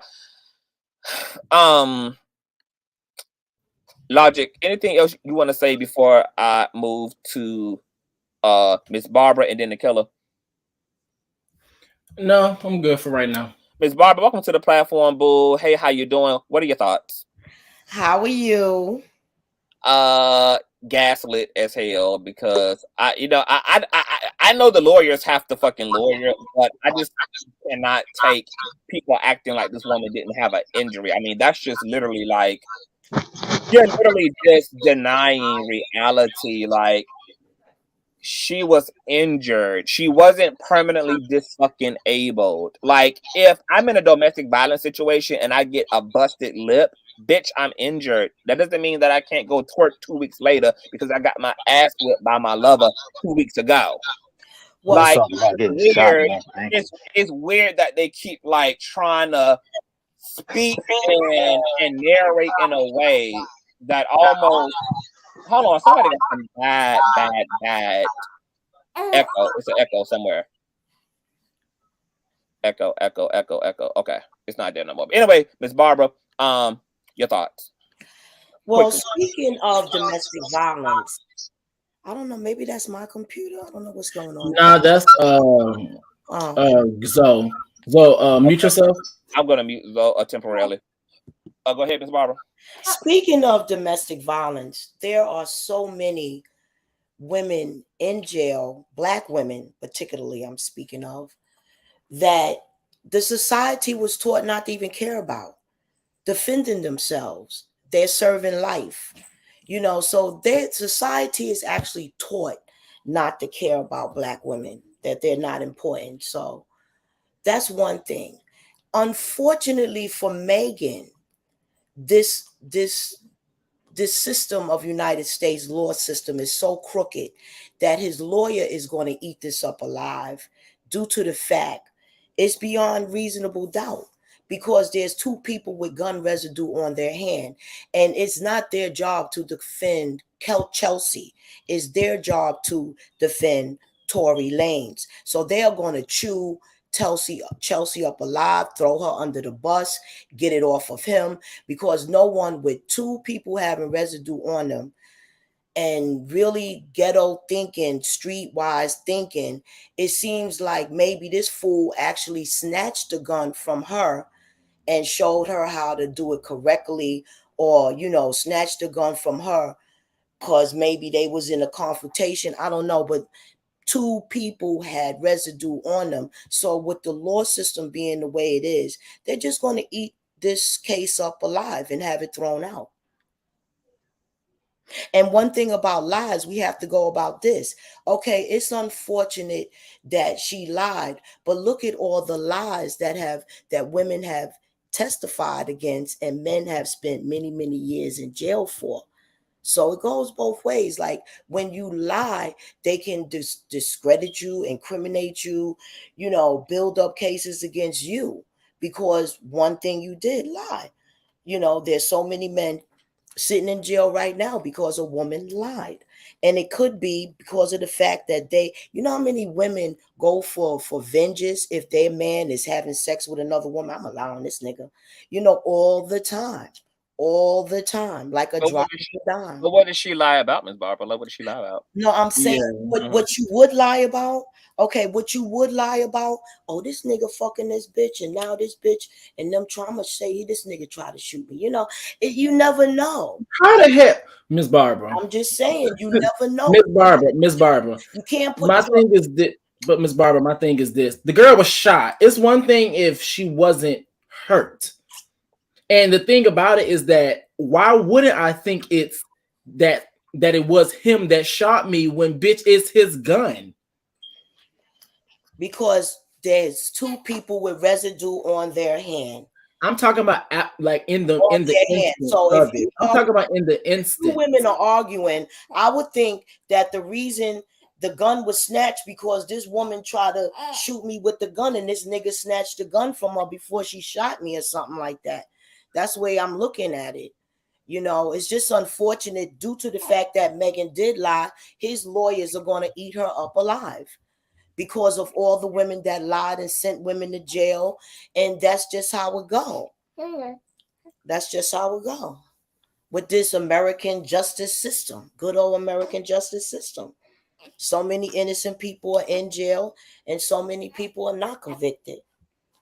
Tory Lanez is a black man with a history of violence who was already carrying an unregistered gun that allegedly was shot at and injured another woman. He's a black man in a white man's criminal justice system. They're probably going to eat his ass alive. He wouldn't have done that to another man, and nor is he going to defend Chelsea. Well, they're going to throw Chelsea under the bus. But that's the reality. Get him free. But that's actually the reality. He has a history of violence upon men as well. August Alsina, the rapper Dax, Prince from Love and Hip Hop. Prince just closed off his litigation from being punched in the mouth by Tory Lanez in the club and rearranging his bottom row of teeth. His violence is heavily documented upon men and women. He has a lot to contest against, and he's a black man once again in a white man's criminal justice system. And a woman is going to be able to have her medical examiners take the stand and testify to her injuries, testify to what they extrapolated, even though once that evidence was handed off to authorities, it now has went missing. They still have x-rays. They still have the initial medical reports that were drawn up and the firsthand accounts from. But look, they're not saying she wasn't injured. They're saying who shot her. They're not saying she wasn't injured. So you cannot say I shot her and she got gun residue on her hand also. Who shot her? That's what it's going to come down to. It's only one out of two, and we know that it's only. And we know that it's only one. And we know that it's only one out of two people. It's either Kelsey or it's either, and it's either Tory. And you got to remember, Chelsea, Megan already stated that she saw who shot her. That she looked back and saw him hanging out of the window shooting at her. And then on top of that, like if it's only them two that actually know exactly who shot, then to be completely honest, if they probably wanted to, I don't know the legal system to the T, then prosecute both of their asses because bitch, one of y'all know and y'all sitting up here lying to investigators, federal investigators. So what I'm sitting here asking you, do you know who shot? I don't know. Oh, okay. So since you want to completely add a disruption into a federal investigation, now let me lock your ass up. Because somebody knows. Definitely will be locked up for being around firearms and all of that. But you know, this good old American system, I see that his lawyers, you know, the right lawyers is going to eat this up alive, and they're going to blame it all on Chelsea. I don't know, because I think Kelsey's going to sing because she just had a child. There's no way she's going to let herself go to jail over this. There's no way she's going to let herself go to jail. She just had a child. Like, be for real. And Kelsey is going to have Megan's help and not going to jail because Megan has already stated there was not even an altercation between me and Kelsey. I would never fight with a bitch over no dick to begin with. And that's some pussy hoe shit. So no, she didn't shoot me. We wasn't arguing about no nigga, about no nothing. This is a scandalous ass Scandinavian lie from a little dick ass nigga who is just pissed and pressed because I'm a better bitch than he is. I'm laughing because you know that recording. Come to find out, you was underneath him. come to find out, and speaking of come to find out, welcome baby mother killer to the live stream. What's going on, sexy mama? Baby daddy, listen. I came to give y'all perspective because you know I represent ratchetness and righteousness. I love the Lord, but I've been involved in some real hood shit, and I've been in similar situations. Now let me break it down. He was knocking both of them down. They found out whatever they found out. It was a fight amongst the women. Tory was not even angry that night. He had no reason to be angry. Why would he have to be angry? Well, actually, there was originally the story that first came out. The alleged rumor was that something happened between him and Kylie. He was flirting with Kylie at the whole pool party. Megan was not feeling that. Megan called him out on that. Then now they're arguing about whatever. Now this is all alleged again. And she also denied all that as well. Exactly. So that was originally why he would be angry. But besides that, baby daddy, why you didn't play her song? Play her song. Play her this song that she made this to Megan. I didn't feel like going through all that, but I can play it. She say a little extra stuff in the song. Play it for the people who never heard it before. I'm gonna pull up her lyrics. Kelsey Nicole this track lyrics. Because I think it was a struggle over the gun. I don't think he intentionally was like dance bitch and then started shooting at her. I don't believe that. I don't know. His man. I mean, but isn't it? I mean, but it would be out of character. Hold on. But would any of hold on, wait a minute. Would any of y'all be upset though if a person has even had the audacity, like even if the intent was to shoot at you but not shoot you? Isn't that still but I can't figure out what he had to be so angry. You know how mad you gotta be to shoot a motherfucker? No, but hold on. But remember, baby mother, this is the same nigga that beat the shit out of another nigga overnight. Yeah, but they had prior beef. That was beef that was he had prior. He was the only one in the beef. Yeah, he was the only one in the beef. Well, you know, allegedly there were words that they had behind the scenes that the public. So why would you even want to shake a nigga's hand then if you've been on some demon time and then you want to see me and dap me up like I'm not gonna pay you dust? Right, but that has nothing to do with him shooting Megan. No, but I'm just saying in terms of hold on, wait a minute. In terms of you questioning like how mad this nigga gotta get. This nigga has to. You gotta be mad to shoot a motherfucker. Allegedly, You either gotta be mad, or you have to just be egotistical enough. Cause you know how niggas would smack a nigga over stepping on their shoes. Like you just egotistical enough to believe that nobody should ever come out their mouth wrong towards you. A nigga should never look at you sideways. We see people pop off all that type of shit, like just on principle, like and one of them bitches grabbed that gun and everybody started fighting over hold of the gun, and that's when it went off. I feel like when she kicked through that window, that's where her injury. So you believe the actual kick through the window? Absolutely. That's one of my famous moves. I'm famous for that. I'm either punching through the fucking window or I'm kicking through the window. And I punched through windows, but I still got the scars. Not your signature move, killer.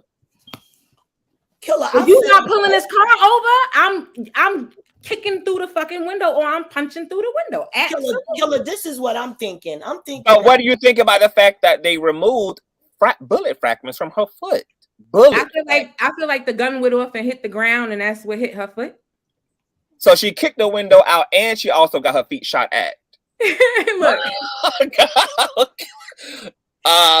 through the window to get out the car. Initially, they said that it was in the reports. Well, killer, this the way I'm seeing. You can't kick through a glass window without injuring your foot. I'm thinking that Chelsea picked up that gun because Megan was so big and she was scared of Megan, and that's when Tory snatched it from her. That's what I thought. Hold on, wait. Thank you. Wait. Now, correct me if I'm wrong. Wait, correct me if I'm wrong. Now, didn't people say they had fought Kelsey and Megan, right? Correct me if I'm wrong. Yes. A witness said they jumped Megan. They did. Okay, so my question is, I thought that Kelsey whooped Megan ass. Did she? Yeah, that's according to the eyewitness. How she got her ass whooped. Okay, that's why I told you to play the song, baby daddy. So once again, what the hell she got to be scared of a bitch who ass she just whooped? That's a good point. That's a good point. Sometimes you're just picking up stuff. If biggest she didn't know that she was gonna get the wins. I'm just saying, I think that she picked up the gun and Tory snatched it from her. But even then, Miss Barbara, for her to have more residue on her hand, she had more of a grip on the gun. But even then, Miss Barbara, let's just say she did pick up the weapon. That's after she done whooped Megan ass. So after I whoop your ass, I have no reason to be scared of you for. That is a good point. I think she picked it up before. And, okay, so wait. It would have had to be before. Yeah, it was before because the neighbors woke up to the gunshots. And Baby daddy, this is why they got kicked out of Shorty's crib, because they was fighting in her crib over him, allegedly. What's the girl name? Kylie Jenner. Yeah. Yes. But again, that was but Megan debunked that though. They weren't fighting at that. Now it don't mean that it's not true though, just because she denied it, but she did deny it. That does, it makes her look bad. She denied she fucked them. She denied that there was any tension at the Kylie Jenner party. She denied that there was an argument between her and Kelsey. That it don't mean that it's not true, but she did deny those things. That's the reason why her testimony is not going to be credible. I'm gonna tell you what I actually think happened. I'm gonna tell you what I think happened with the eyewitnesses. I think that whatever the fuck, because I do think that this was over a nigga. I do think that Kelsey peeped game. I do think that Megan was acting away. I feel like Kelsey had enough, and she confronted Megan in the car. Megan was paying her ass dust, which irritated Kelsey ass even more. Eventually, Megan and Tory started getting into it. He's fussing and fighting with everybody. When it comes to the gun shit, like see, that's what I'm saying. That's what I don't get, Madison. Why would he say dance, bitch, dance? But look, this might be the reason though, because see, look, hold on. The reason why that statement is interesting though is because there's gunshot residue on both Tory and Kelsey's hands. So what that tells me is that whoever said dance, bitch, dance, somebody else then immediately knew what was about to happen and might have went to try to prevent the shooting of the gun, because now they done heard dance, bitch, dance, and the motherfuckers hanging out a window. So I can believe that statement, because because it's one thing for gunshot residue to be on their bodies, because of course it would be on everybody's body in the car because of the proximity, but to be on both hands, to be on the residue. I can tell a lot of these people never been in no real hood shit. And Ain't Tory, nobody yelling that before you shoot. I'm just powder for gunshot residue to be on Kelsey's hands and her hands. There was a fight over that gun, and it probably was gas, and it probably was triggered up by a statement, "Dance, bitch, dance." So somebody went to try to jump in front of some shit, and that's how both their fucking hands got the residue on it. But let's listen to also this. Oh, hold on, I want to finish saying. I think what the eyewitness saw, y'all. I think that after Megan was shot and hit with the fragments or whatever, I think what the witness saw when they got to the balcony is they saw now the cleanup by Kelsey, the driver, and Tory. I have a question for you, baby daddy, because you're a critical thinker like myself. So if Tory really did shoot her, right? Why would allegedly Rock Nation buy up all of the recordings from the surrounding homes who had ring camcorders on their home? Why would they buy up all of the footage if it proved that he shot her? Allegedly. They bought it. Hold on, but has that been proven? We would have been seeing some footage from one of them people homes. All where they was at in Calabasas, everybody got a ring camera. Well, last time that I had reported on the story, apparently DA and shit was trying to get access to that. So for all we know, that stuff has been collected already, and that's the stuff that's going to play out. So we don't, because they haven't, both teams have not divulged everything that they have to defend. They didn't cut his ankle monitor yesterday because he shot her, allegedly. Yeah. But as well to that, and kind of to add on, because I've actually been in like well, not me, but someone I know has been like in a serious case or whatever for like homicide or whatever. And I know for a fact is certain things they don't let the general public knows. And I know for a fact there's certain things they don't let the jury knows. And of course, the what lawyers do, they don't let the right hand know what the left hand is doing. So with that footage and stuff, this is not like a Shanquilla's case where the footage just got released. And with that being said, they're gonna keep that in the stash. And yeah, I think it's kind of similar to the Bishop over there. He didn't release that footage for a while, right? Because the police had already had it. Yep. Right.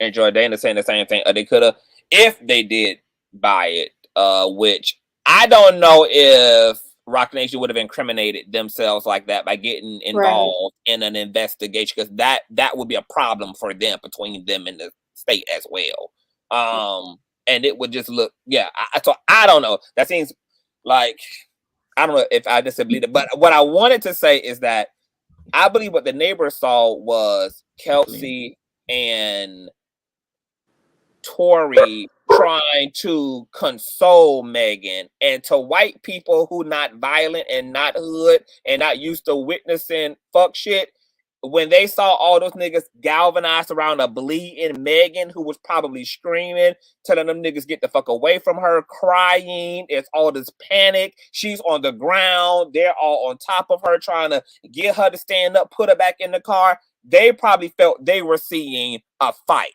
And as it relates to Kelsey's necklace being snatched, I'm sure that Megan was panicked and she probably was grabbing onto their clothes, pushing them away, accidentally probably snatched Kelsey's chain. But I don't think there was actual fight. I don't believe that they were fighting her. And she didn't have no other visible injuries aside from what happened to her feet. She didn't have no busted eyes. She didn't have no knot on her head. She didn't have no busted lips. She didn't have no other injuries to corroborate the fact that she had been jumped by a bunch of niggas, or even had been in a brutal fist fight with a bitch. Like, it just didn't, she didn't have those injuries. And you would expect that if all of that activity was happening. I do think they were verbally arguing, but I just find it hard to figure out what would make him so angry. Because, usually, typically, and I was talking to a man about this, and, he was saying, look, men generally love that gets our dick hard, especially if it's two side chicks we knocking off. Now, to see a side chick and a wife going at it, no, he's gonna get angry and want to protect his wife if he genuinely loves her. But if it's just two women that he's knocking down, on the inside, it's feeding his ego for them to be going back and forth like that. No, he'll get real angry if you don't want one woman to know. Real angry enough to hurt you. You gotta remember, two people are not the same. Not everybody's the same. That man does not speak for every man in the whole wide world. Yeah, I know that, obviously, but like I said, I've also been in situations too where, I know about when a blicky get pulled and when it gets shot off for real. They get very upset when they wife find out or they girlfriend find out. Yeah. But what y'all leaving out of the equation is that Tory Lanez has a very fragile ego. Anything can pop him off. Now, some of y'all are slow as. Let me mute my mic, baby daddy. You know how I get. Yes. That chat, let me go back to the chat. Speaking of it. Oh my God. Anything can pop off Tory Lanez, like he's proven that through his track record. So this isn't a man who needs it to be so deep.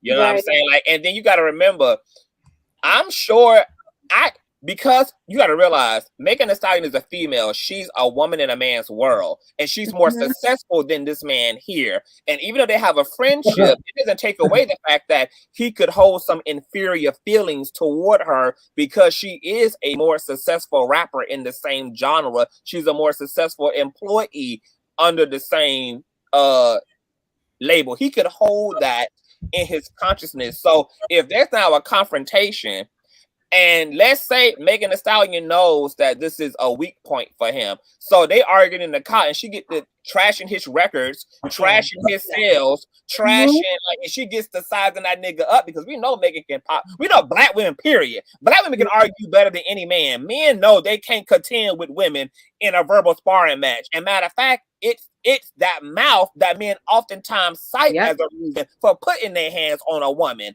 That's oftentimes the reason why male abusers cite bitch, you should have watched your mouth. Bitch, you don't talk to me that way. It's that it's what's coming out of that woman. So imagine they're in a confrontation for whatever reason. Maybe Kelsey is calling it out and whatever happening. I mean, so that's enough right there to bring out violence that's already in that Tory Lanez already has a capacity for anyway. He already has a history of violence upon men and women. It's hilarious that everybody think because he's short, just because he's short, he got a Napoleon complex. No, short men do. But I also want to. It looked like it, though. I mean, it's seeming like the way he acts is showing the way he acts. But I also it's hilarious. But I also want to say this too, because Davey Lewis or whatever. Wait, can you put that comment back? The Davey. I don't. It's too far up. Okay, well, he talked about academics coming to Tory Lanez's rescue. Let's also be very clear: is that academics is Tory Lanez's friend, to my understanding. Correct me if I'm wrong. And also with that, birds of a feather. No, they're not friends. They're not friends. Academic is nobody's friend. He's gonna stick to the facts at all. No, he's a D. He's a D. But I also think it's very they are not friends. They're definitely not friends. He's reported negative things on Tory. He's reported negative things on Tory. Academics and Tory. But remember when he does not like Megan. But remember when he caught himself clocking some shit on Twitter and Megan had to get in his ass, and then he was wrong because he was listening to Tory Lanez's side of the shit, and then come to find out what he said wasn't fucking true, and he had to delete his goddamn post and shit. I think he even had to issue a fucking apology as well. And that's what I was gonna go to, and also with that as well is that this is also the same man that literally was talking shit all up in a woman's face and just about trying to physically assault a woman, DJ Academics. So I'm not shocked that he's trying to take up for this specific incident, specifically if you take into account that for one, he doesn't fuck with Megan. Two, he's always trying to prove Megan wrong. Three, he's always trying to listen to Tory. Three, they both have a history of being violent, specifically towards women. But with Tory, he's more even on both sides. But with DJ Academic, he sat his ass right in that chair whenever people disrespected him, like Vic Mensa. Do you think that Cat is privy to any information more so that we aren't? I think so. I think he has insiders who probably is telling him things that we are not privy to. I get that, but he already showed his hand when he gave up information and he was dead ass wrong. Right. It's like, okay, so then if you have information, you need to check your sources because you wasn't wrong. You had to delete the tweet. Because if it was right, you would have kept it up there. This is the same man who went from reporting on the takeoff situation, saying that this person did it, this person did it, this person did it. Then he turned around and says, Jay Prince, trying to change the story.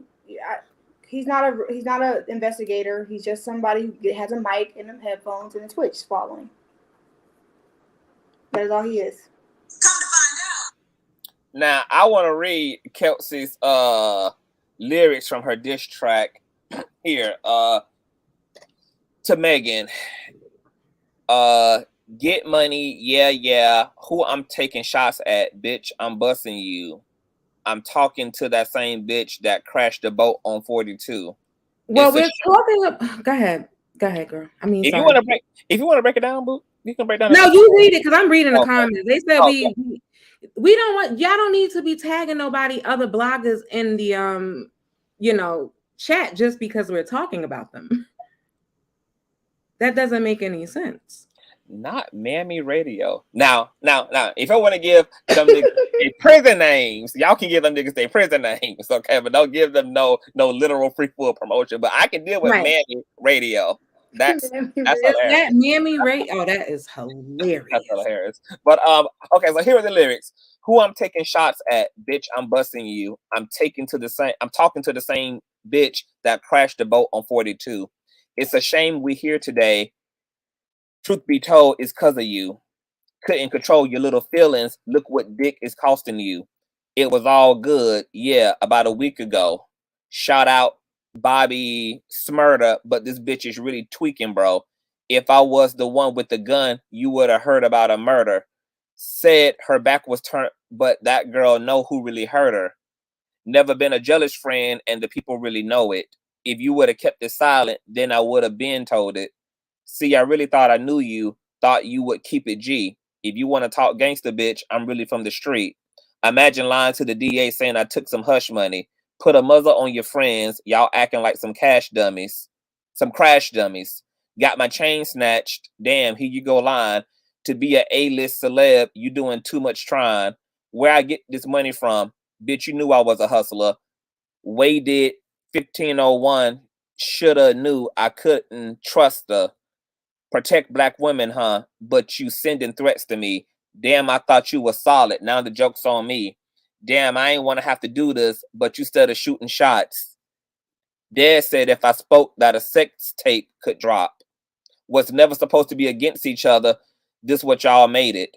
I'ma still live it up. Yeah, I know y'all really hate it. Sucking dick behind my back. Who really on their knees?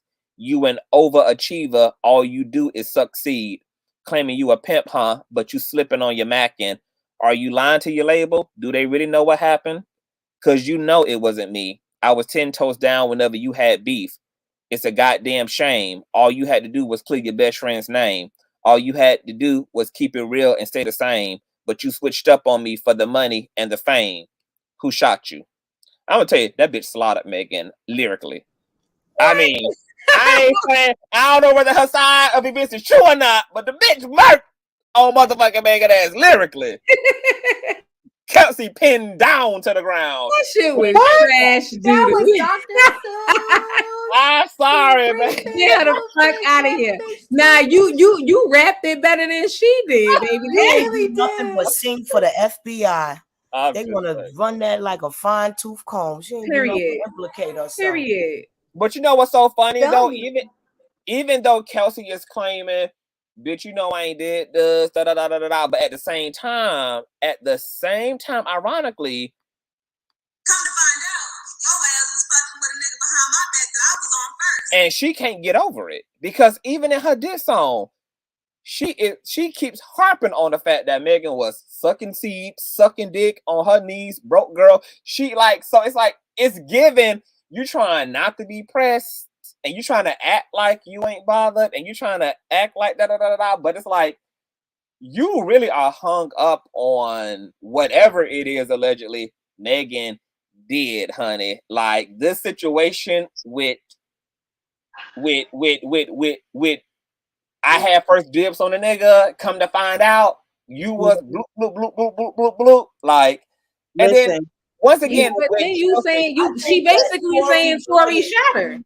I think that Tory lawyers see that Megan has more of a reasonable explanation to want to shoot. I mean, you know, Chelsea has a more reason to want to shoot Megan than Tory. But Tory is unreasonable. CK. That's what I think that his lawyer is gonna put it all on her. She's the one that did it. He's innocent. Watch. Man, Kelsey got that lucky charm from that man, and she ain't been the same since. Like, you know what she did though, because I think Kelsey also said that if she took a bribe, if she took $1 million to prove it, because it should be proof. Not if that money was handed in cash, because I don't think that niggas when there's an open investigation would be stupid enough to do any electronic transfers. So how they gonna prove it, Kelsey, as if he couldn't have handed you that money and slipped that money to you in increments physically? Over time at that. I mean, there's a lot of ways for you to have been paid off and it go under the radar. It's not like that can, in and of itself, just be proven just for the hell of it being proven. And then she had a baby on the way. So you had a lot of reasons to take that coin, because I'm sure you wasn't making $1 million right working for Megan. Doing her homework, whatever she says. And niggas do a lot worse for a lot less than $1 million at that. But once again, people also saying that according to page 6 and transcripts and all this, that apparently gun residue wasn't found on the hands of Tory Lanez. What do y'all think about that? If that's in fact the case, I'm gonna come back and do another commentary. Matter of fact, that thing that some people was mentioning, because I saw the name earlier. Whoever has that, email that shit to me. email me that entire document at consciouztv@gmail.com, because I need to source it and look through it, and then we can come back and get into those findings as well. Nobody has mentioned the driver. I don't think the driver has much to do with it. Megan really didn't even mention him either in anything. None of them really are. So I literally think he was just literally probably the most neutral, non-problematic situation, a person in the entire situation. And he's just got the least publicity in this entire thing. He probably will have the less motive as well in this entire situation. It would be Kelsey and Tory who would be invested and have kind of like a vendetta or a gripe toward Megan. Like, he would be kind of just a neutral bystander in the whole thing. The driver got to testify he was there. He heard everything. So it's going to be interesting to see how honest these people were. You know, is street code is no snitch code going to bleed over to the courts? Everybody going to play stupid? Everybody going to act dumb? Everybody going to blame it on their trauma? Why they keep I wonder what Kylie Jenner is going to do. Oh, somebody was saying that Kylie Jenner is going to have to take the stand too. Do y'all think that Kylie Jenner ass? Yeah, they were saying that yesterday. That's why I want to know what she going to do. And Chris going to prepare her very well. Chris going to be like, look, keep it neutral, boo. Hold on. Are y'all ready for what if that... Hold on. So let me ask y'all this. If it comes out that so what if Kylie Jenner gets up there and say, yeah, that was an argument. Megan Thee Stallion was busting bottles. She was fussing and fighting with Tory Lanez. She wanted him to go when, you know, she did, you know, when he wasn't ready to go, blah, blah, blah, blah, blah. Like, if she even doesn't corroborate Megan's case, is it looking like Megan is a liar? Or also should Kylie be seen as a damn liar? Is her credibility, I mean, you know, like, how do we feel about her credibility? Do we even see her as somebody who is going to be invested in the truth, or is there ulterior motives too? Because allegedly they said too that a few days after Megan got shot in the foot, that Kylie posted a picture of her foot over like a pool or near her pool, and then she deleted it, and people saw it as a subliminal toward. She did. And I took that as a subliminal too. Yeah, she got a lot of flack for that and deleted it. I personally think that because all them Kardashian hoes to me are demon bitches. I don't know how I feel about anything. They are.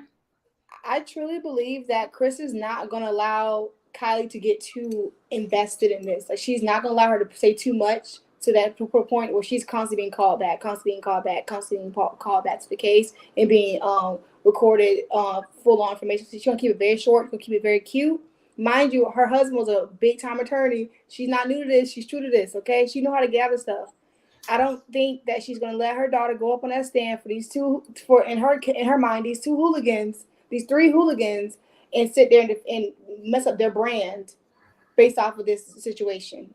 At any rate, she's not gonna allow that to happen. I think she's gonna allow her to say a little cute, little 1 2 1 2. Keep it cute, keep it short. They do got the power, baby. She did not go to jail for forging those documents. They do got the power. You okay? Yeah, it's supposed to be Kylie. What do you also think about this entire thing being a potential humiliation ritual? Because it was ironic that Kylie Jenner made an appearance in the WAP video, and the WAP video is filled with all of this occultic symbolism and checkerboard floors, things that are clearly synonymous with with Freemasonry, with occultism, etc. And then ironically there's a shooting. And then if you notice, all the music videos that Megan did after her shooting involved like checkerboard floors and like atypical Illuminati symbolism. Like, I mean, it's hard to not think about. Baby Daddy, I gotta get back to work. Y'all enjoy the rest of the show. Thank you, baby. I'll be in the chat lurking when I can. Okay, babes. Make sure y'all subscribe to A Gift and a Curse podcast, you guys. A Gift and a Curse podcast, honey. Type it right on in to the search engine on the YouTuberations. It's just a lot of interest interesting elements to this.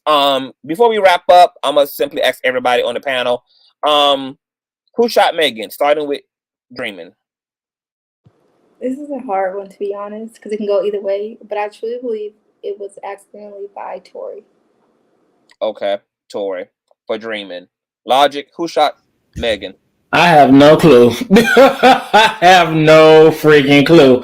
I'm like, I'm gonna be honest with you. I'm kind of neutral with it. I'm gonna be neutral with it because I really do not know. Because I can entertain both sides, but I just need people to start being honest. That's it. I really don't know fully. Okay. Rumors and tea, who shot Megan? Both of them. Thank you. Both of them. Okay, I can go with that. Miss Barbara, who shot Megan? That's my answer. Both of them was playing with that gun, shooting down at that girl, and the fragment got in her legs and everything because they ricocheted and messed her feet up. Chat. Both of them. Chat, who shot Megan? One more question to the panel, starting with Dreaming on down. Mm-hmm. Do you believe that Tory is going to be found innocent or guilty? Oof. I honestly believe, given the implications in his recent activities, that it's going to be way easier to give him the guilty verdict. Okay. Dreaming, guilty verdict. Logic, what is your prediction on the verdict? Guilty or innocent? I think that when it comes down to, I'm gonna say this. I think that he can possibly get away only because of the residue and stuff, and then he can kind of push that off on Kelsey. But I believe they can probably get him, for having an unregistered weapon in his name. So okay. probably for not actually quote unquote shooting Megan, but also probably for the weapon. Probably get him for that, possibly. I don't know. I'm not that deep into the legal system, so I'm just using an educated guess from my behalf. So that's what I think. I don't know. Okay, and that's guilty. What you said? Huh? I talking to me or Rick? Rick. Yeah, I'm saying guilty, but I'm gonna think guilty for something else. Yeah. Okay, so that's guilt. That's a second guilty. Rumors and tea. Guilty or innocent? I don't think he's going to be found guilty across the board. I think that's the reason why they threw that other charge on there. But I do think he's going to be found guilty of at least the gun charge. Queen of New York. He may be, just because, he could be one that they want to make out an example, example of. They've been going after these rappers real hard body, so we never know. He could be made an example of. Okay. Queen of New York. Guilty verdict or innocent? Because of the good old American system, he will be found innocent of shooting her, but he'll be found guilty of being around that gun, violating his probation. And that's just because, Megan, once you change your stories, no one can sentence someone without reasonable doubt. They're not ghetto. They're not able to select what's true, you saying what's not true, why you lie because you ghetto, trying to keep ghetto code. It's just the facts. They're going to eat this up alive. Miss Barbara, thrown out. What does ghetto have to do with anything? Well, people are saying Megan lied because she was protecting this man because the cops be killing people. Ghetto decisions you have to make living in the ghetto. You understand? That's what I'm saying. But lawyers don't look at ghetto decisions. Lawyers are going to eat this up alive. With her changing her stories, they're going to eat that fact up. The fact that they already got the system fixed not to respect a black woman, they're going to eat that up. Not to believe a black woman, they're going to eat that up. So he's actually going to get away with this, because how can you say I shot her when she got residue on her also? It's either one or the other. You got to prove that I did it, and you can't prove without a reasonable doubt that I did it. Well, but here's the thing as well, like, because I don't know. I And think then maybe about that no, phone call in jail, what is a man? What do most men apologize for? Oh, I fucked only because I was drunk. I was too drunk. That's the only reason but why I even fucked. You know, I'm saying if his lawyer could eat that lawyer up trying to implicate that he was apologizing for the act of that night. He's on a phone call. Most men from jail calls, because I've had many, they always crying something they did when they drunk. You know, the man is a drinker. You can't but just even then, but even and if you're my drunk, conversation and lead my conversation and pinpoint my conversation and what you want my conversation to be directed to. You got to prove that I'm apologizing for acting up that night. If I'm saying I'm apologizing for something I did when I'm drunk, it could have been the fact that I had sex with her. I was drunk and I'm apologizing for that. I wouldn't have did it if I wasn't drunk. I'm just saying, and I don't want nobody to think that I'm not on Megan's side. I'm totally against domestic violence, people playing with guns, people playing with people's lives. I'm glad that these beautiful people came out alive out of this. This is disgusting.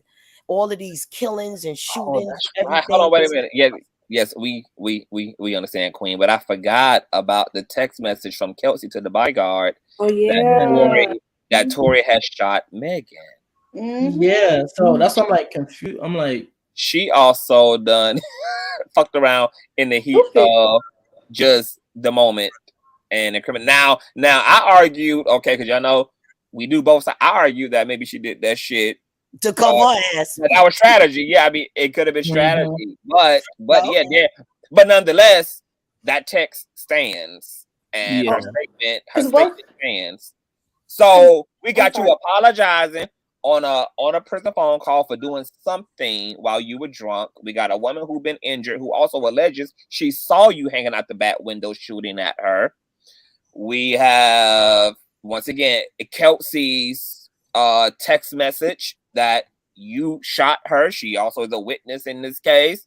We have the fact that this is your firearm, and like Andre Carr says, 4 bullet cases recovered, a hot gun at Tory's feet, bullet fragments in her feet, gunshot residue on his hands, allegedly. Text from Kelsey.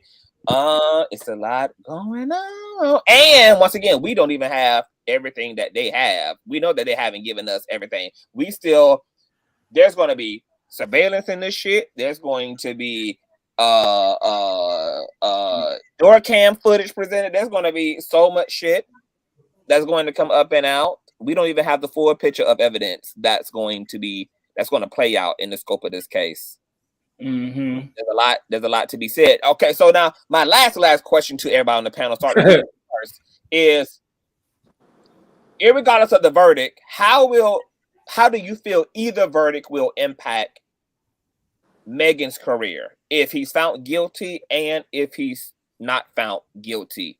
Dreaming, how will that impact Megan's career?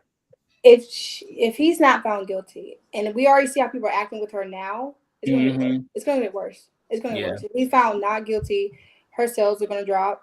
I feel like I'm a fan of her, but I can still whatever. But I will still support her because I believe that what happened. I believe, like you said, the facts are facts, and what we saw is what we saw. You know what I'm saying? But I do believe that a lot of her credibility is going to go down the drain. People are going to celebrate the fact that she lost, and it's gonna hit her hard. And I'm really worried about her mental health if that happens. If it comes out that he is found guilty, I think people are going to still find a reason to say that, oh, it was flawed, the investigation was trash, y'all was out for him in the beginning, y'all already had your minds made up. I feel like this could be a moment that she can take to be vindictive and go and get her bag and whatever. But again, I think that the bigger one is if this case ends up where he's actually comes out innocent. That's gonna be the biggest. That's gonna be the biggest factor that weighs on whether or not she propels forward or moves backwards in her career. Well, okay. Reckless. Either verdict, how will it impact Megan's career? If he's found innocent by the court of law, people are gonna go in on her. Keep in mind, people are already going in on Megan, the Tory Lanez fans, black men, the Barbs. So they're gonna eat this shit the fuck up. People that probably is on Kelsey's side going in on her. They are going to eat this up. Okay. Now, if it's said that that he's guilty or whatever, people are still gonna go in on her. So it's damn if she do, damn if she don't. But at least if quote unquote he's found guilty, then she'll have more of a stance to actually stand on. Because if he's found innocent, especially people who don't do a lot of critical thinking, then yeah, they're gonna eat that up and keep bringing it up every 2.5 seconds. And then plus I could already hear the sneak disses and everything. So let's get ready. Because for one, Drake already did it. Nicki already did it.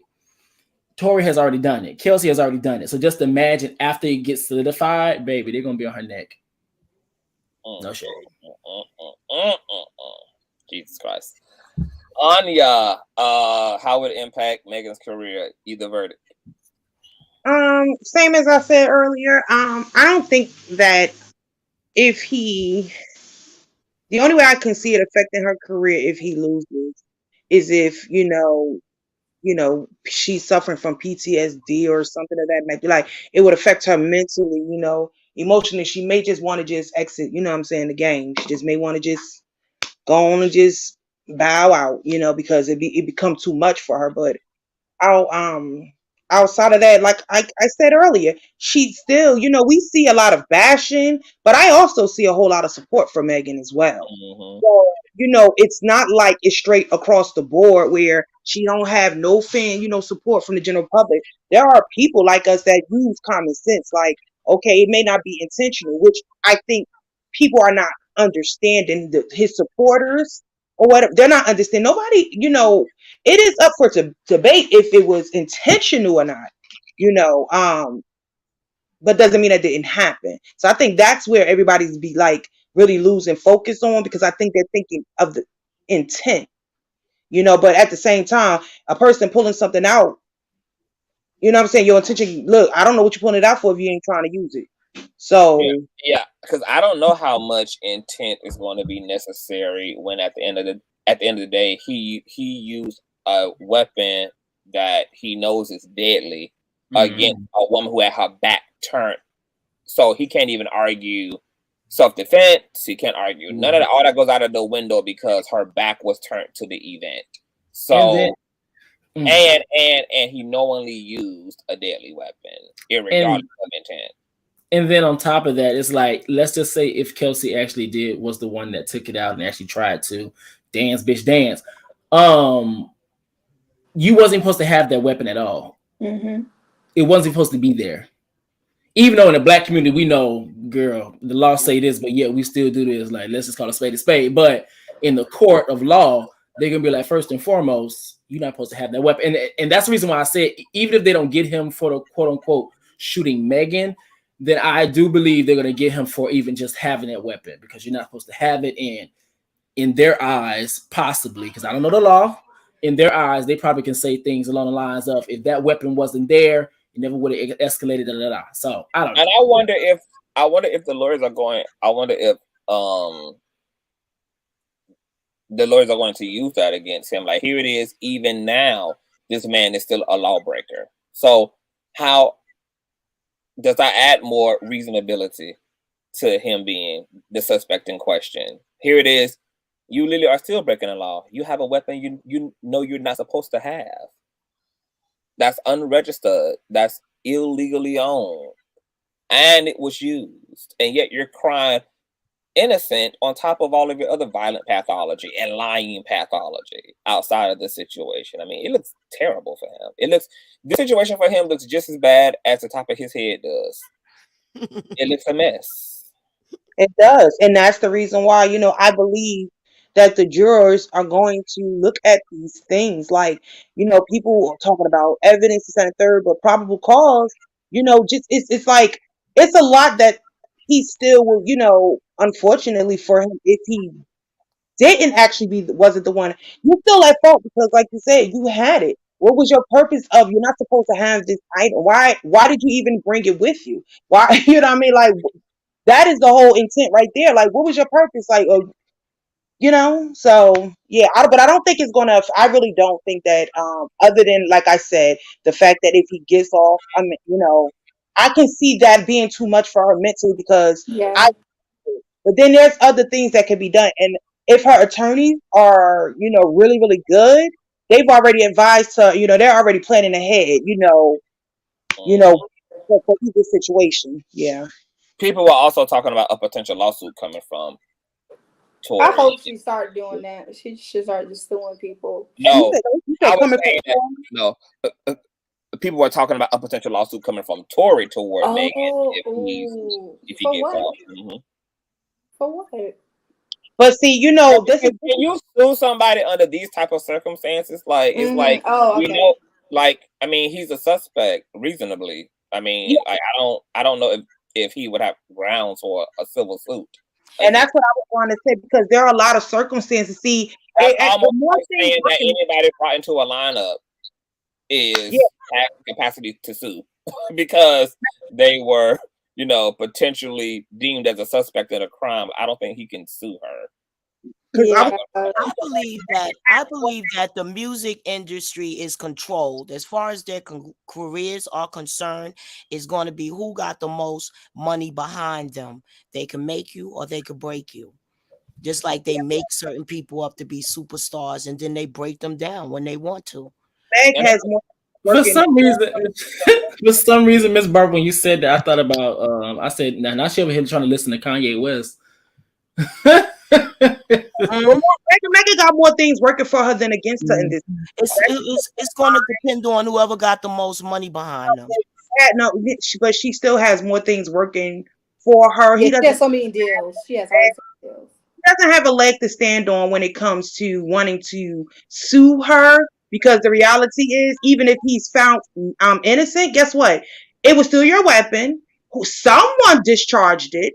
I still got injured, so I can actually sue you because you brought the weapon there that you weren't even supposed to have. Everything really works. She has more things in her favor than he does.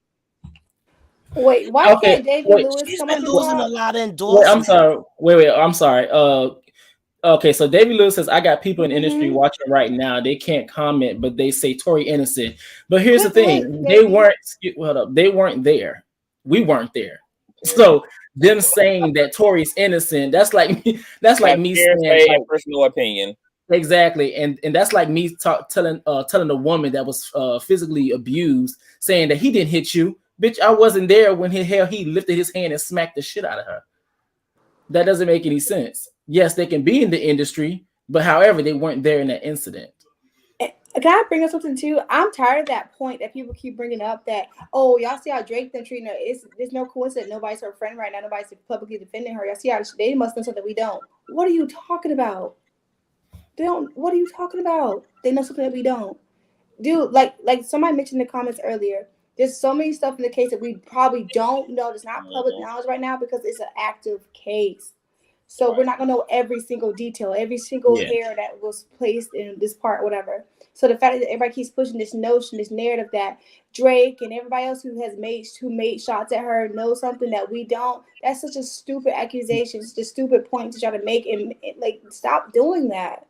Yeah, and just like Jordana says, the industry supported R. Kelly and also Bill Cosby. So the industry has no leg to stand on. And plus, on top of that, how many times do we have to keep doing? And this is the thing that irks my soul, is that once again, we come to these conversations and we start to, I guess we compartmentalize, and then also at the same time, we don't keep context. How many times do we have to keep coming to these conversations, letting you know that these niggas gonna stick together? Men are going to support, men are going to stick together. That is just no shade. They keep showing you, and I'm just talking in general, they keep showing you guys over and over and over and over and over and over. Like, come on now. Come on. It's a man-dominated field. What did you expect? I was in the military. Same thing happened to me. I had a sharp case, which is a sexual assault case. Yeah. And I literally told my NCO, who's a man, about what happened. I told so many other NCOs, and they're all men, unfortunately. And they when they were asked and investigated, they said I didn't say nothing to them. I never mentioned anything to them. I never said anything, and I did. So I'm telling you, they stick together. And I can say that as well too. As being in the military as well too, that happens all the time. That happens all the time, and that's the reason why they take it very serious. You know, can y'all answer this question for me? I just got some information. I was told that Megan. Hold on, somebody has a bad echo. It's I was told that Megan and Tory was signed to the same label, and Tory wanted to get out of the label, and possibly they used Megan to do it. I'm just hearing from the grapevine. Anybody got anything to put with that? Or is it true? No, we have nothing to put with that. That has nothing to do with the case. I'm saying that was they on the same label? I don't know, but why would that have a significance? Well, I was told that Tory wanted to get out of his label, so maybe somebody put some drama together. I'm just saying, I don't know. That wasn't listed in the courts. It's not talked about in the courts right now. We're talking about somebody being hurt and assaulted, and then people are lying about who did it. I'm not even speculating about whether Tory was trying to get out of contract or not. Okay, somebody's saying Tory is independent. He's independent, so he doesn't have a big machine backing him. Yeah. And Megan is with Rock Nation. I don't think Tory Lanez was ever with Rock Nation. But I'm confused. Okay, so what? Can someone explain this to me? Because maybe I'm just out the loop. What does someone having a big machine behind them, like, what significance does that play? Strings being pulled, certain strings being pulled for that person in their favor because they have a leverage. If that makes sense. Just like if O.J. Simpson can't show you what money talks and bullshit. Well, come on now. Y'all hear me? It's crazy question. No, the reason. I'm sorry. Yes, we can hear you. Okay, because every time I talk, Miss Barbara be acting like she don't be hearing. I'm sorry. No, I'll be hearing now. No, you being rude. She's just being ignoring you. Okay, so I want to bring this up. I want to bring this last point up before we get out of here because I do have to get up out of here. But I want to cite this real quick. Oh man. This is courtesy of hiphopcrownnation.com. Tory Lanez manager reportedly Jay-Z, Rock Nation hire a new PR team to plant fake stories about him. Megan Thee Stallion was shot in the Hollywood Hills on July 12th, and after rumors started heating up, she asserted that Tory Lanez was the gunman. It took the rapper 2 months to address the allegations, denying them and claiming that Megan's team is trying to frame him as the bad guy. On Friday, September 25th, the Canadian rap crooner manager took to Twitter via @written by Ray. I'm literally crying. Her PR team can't be serious. Jay-Z hire a new PR team, please. And here it is, the post here. Source: Tory Lanez told Megan Thee Stallion to dance bitch before firing at her feet. He then offered hush money to cover it up. So wait, hold on. Huh? Because okay, I'm gonna wait to the end. I'm gonna wait to the end. Okay. Yeah. One wrote under the post, not saying it is true, but what would you think if he actually did do it? Written by Ray said, I know he didn't do it, is the thing. Written by Ray also said, another blog, what's your excuse? Shaking my head, this is crazy. Citing R&B Radar, who quoted, we will be following high snobbity and doing the same thing as well. We will never cover Tory Lanez or his music again. Written by Ray posted another blog. What's your excuse? Oh, okay, the same thing. Manny says, never heard of that blog, to be honest, till you shared it. He shared another blog. Rock Nation working hard. Jezebel, Tory Lanez's new album should be titled I'm an Abusive Dickhead.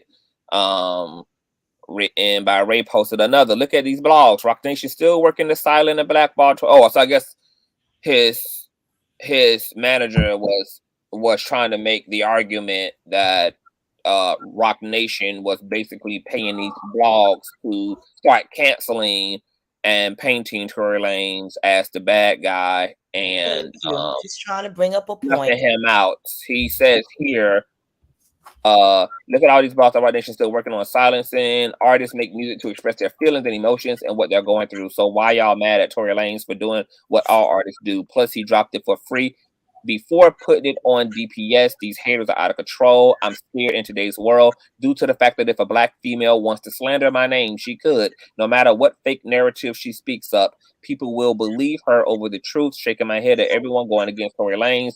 Over Megan, she bashing for much. You know what's so funny about that? It's funny that men are not crying exactly what women have been crying about, the patriarchy, and now it's like the reverse of that. Like, it's just very interesting that men feel unprotected and feel like, oh, you can believe a black woman. The whole Me Too movement is had to be resurrected because woman did not have no autonomy or did not have the resources and the social equity to have any attention brought to their own. Exactly.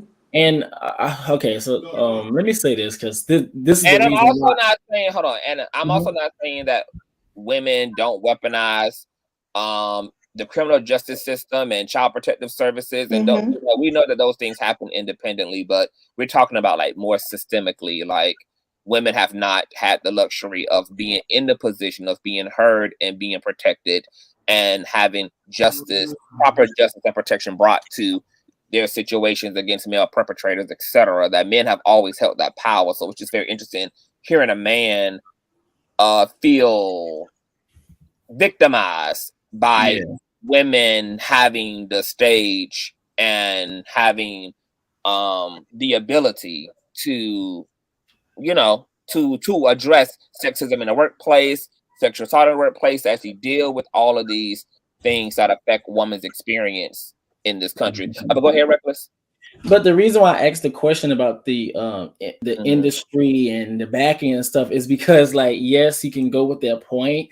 But my question: did the industry have anything to do with him having a weapon on him? Did the industry have anything to do with the phone call? Did the industry have anything to do with his character? Did the industry I could get that they can pull strings, but however, you have to give something to pull strings from. Like that's they could what blow I'm stuff out of proportion though, also, and add stuff on and make stuff bigger than what it is. What's probably make them bigger than what it is. Then this lady almost taking, like, literally shooting this lady in the foot, making it bigger than what it is, Miss Barbara.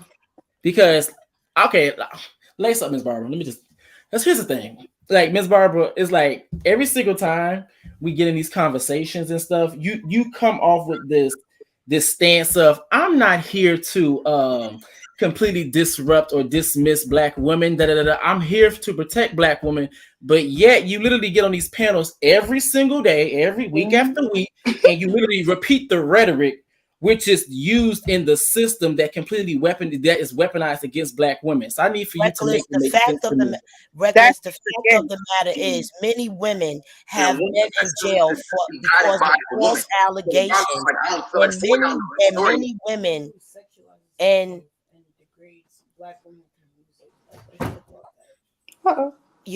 hold on.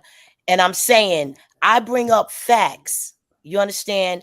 And you ask the question, what does the industry have? But you get, Ms. Barbara, like I said, 24 years in jail, terminating a man life practically, that's almost a life sentence.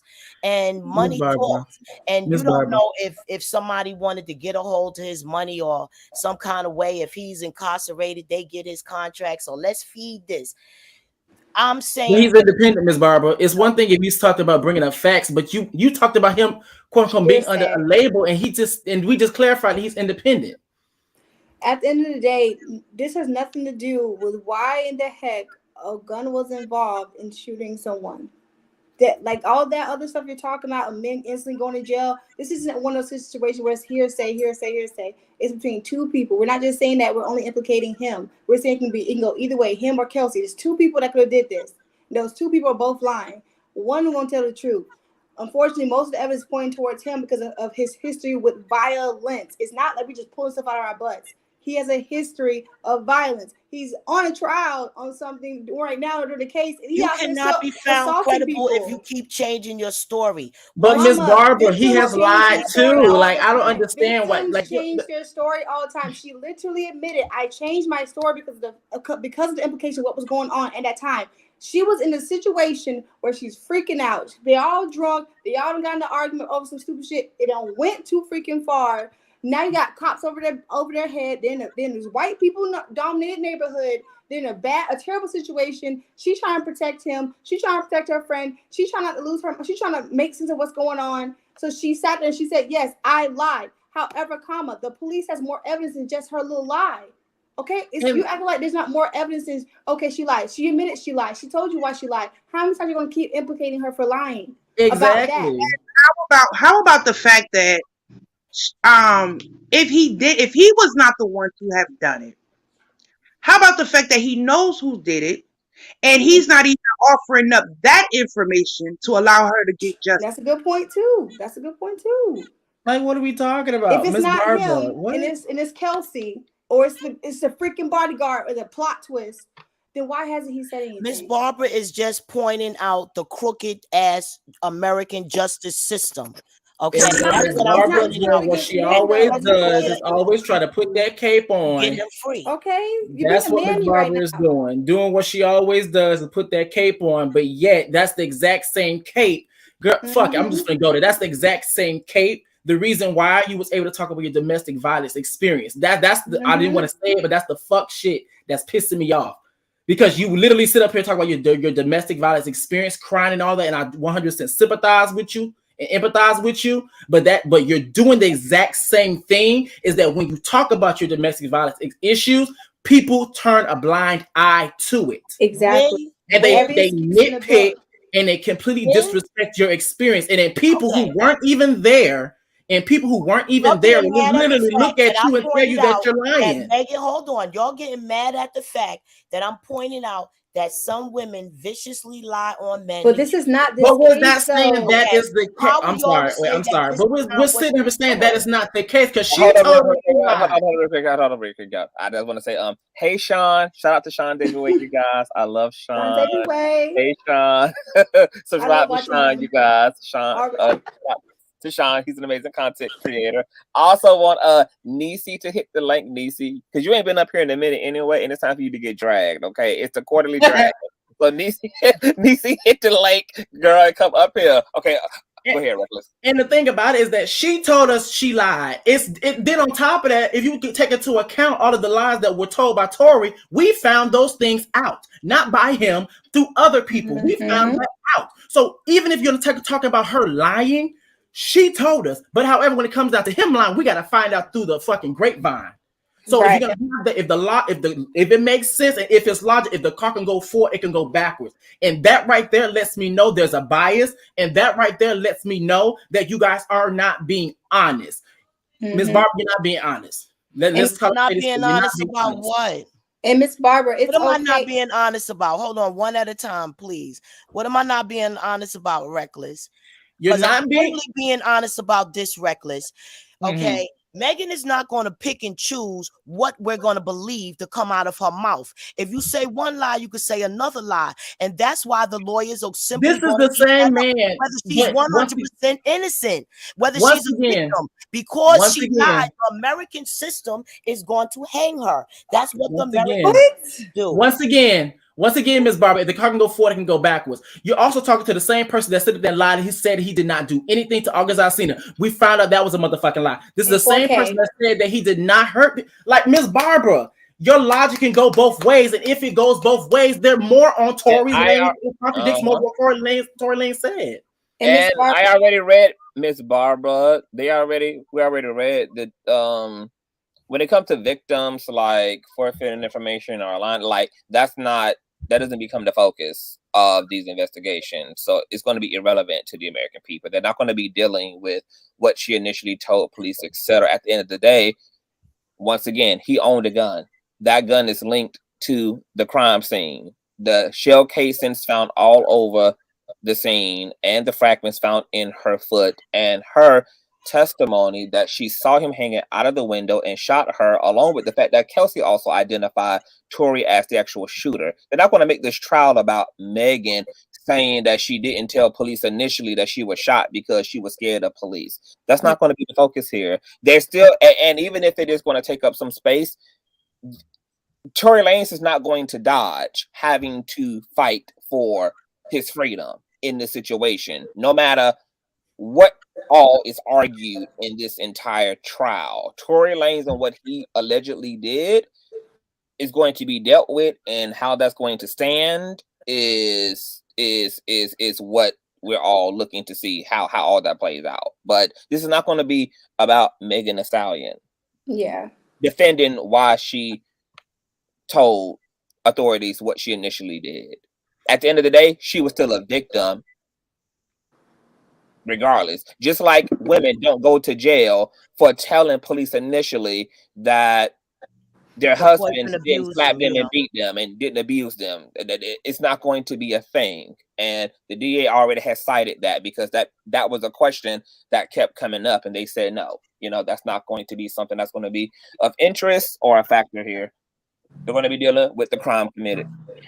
Yeah, because at the end of the day, remember, Megan is not the one that filed charges. Mm-hmm. The Yep. state did. Megan wasn't cooperating.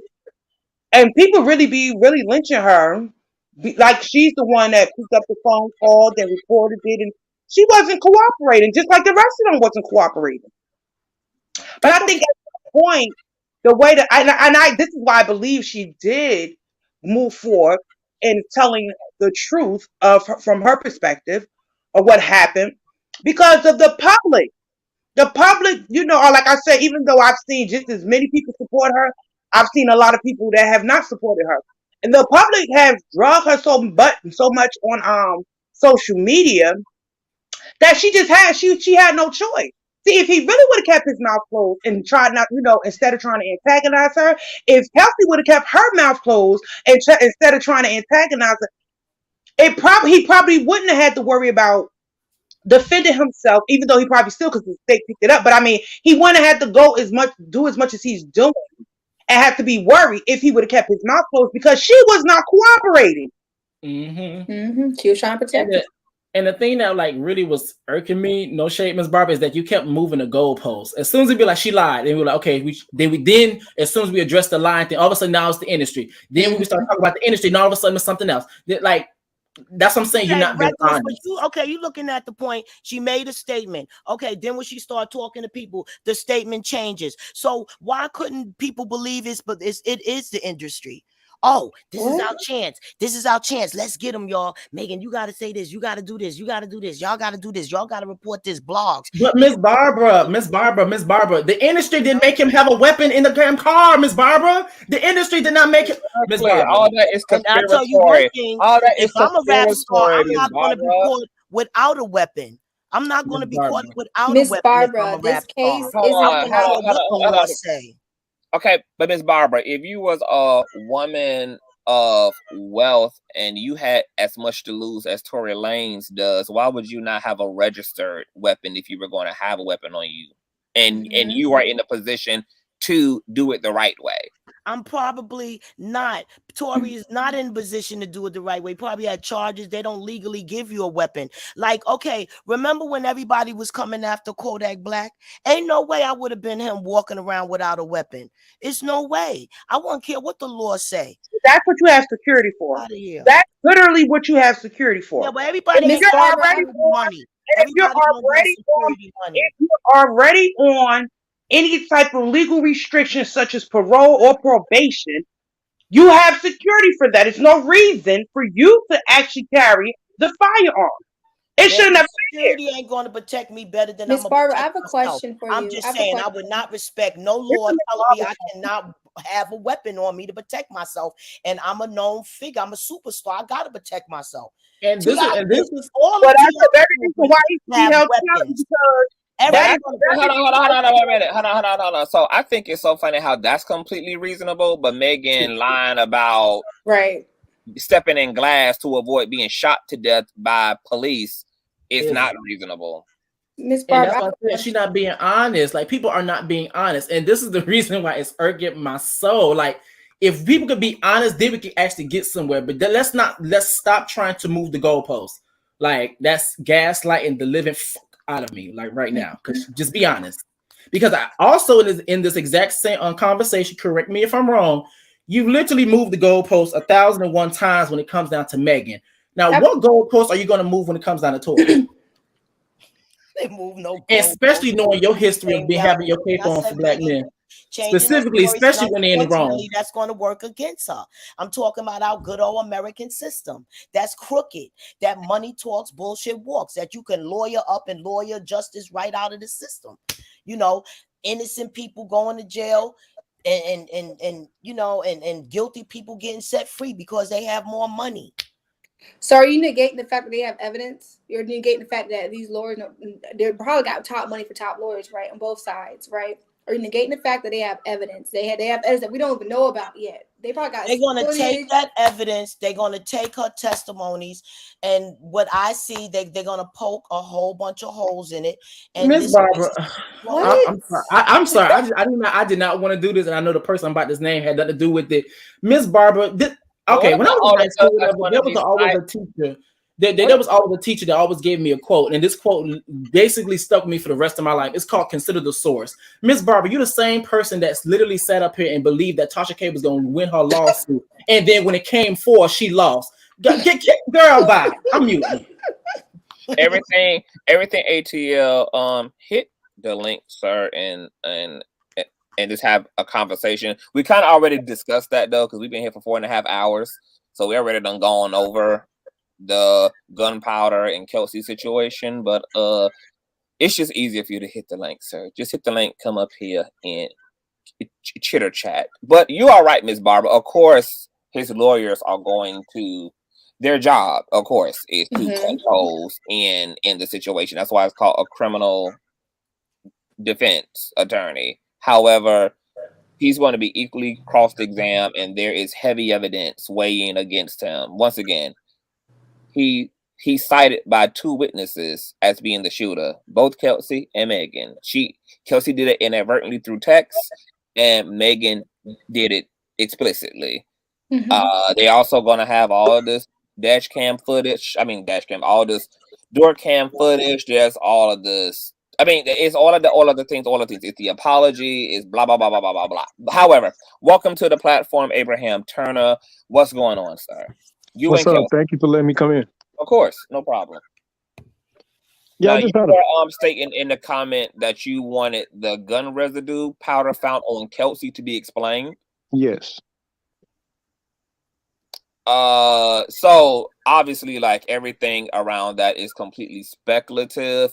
It is something that Tory Lanez's attorney asserted that gun powder residue was found on Kelsey, and that allegedly more gun powder residue was found on her than Tory, and that it was found all over her hands, etc. Blah blah blah blah. Now people are saying that's from proximity because, of course, in an SUV, somebody shooting a gun residue is going to be on everyone in proximity. Now, some of the theories we were purporting was that whoever did the shooting, that obviously both Kelsey and Tory would have had their hands on this gun, period. Why right. That is because more than likely one of them was trying to stop the other.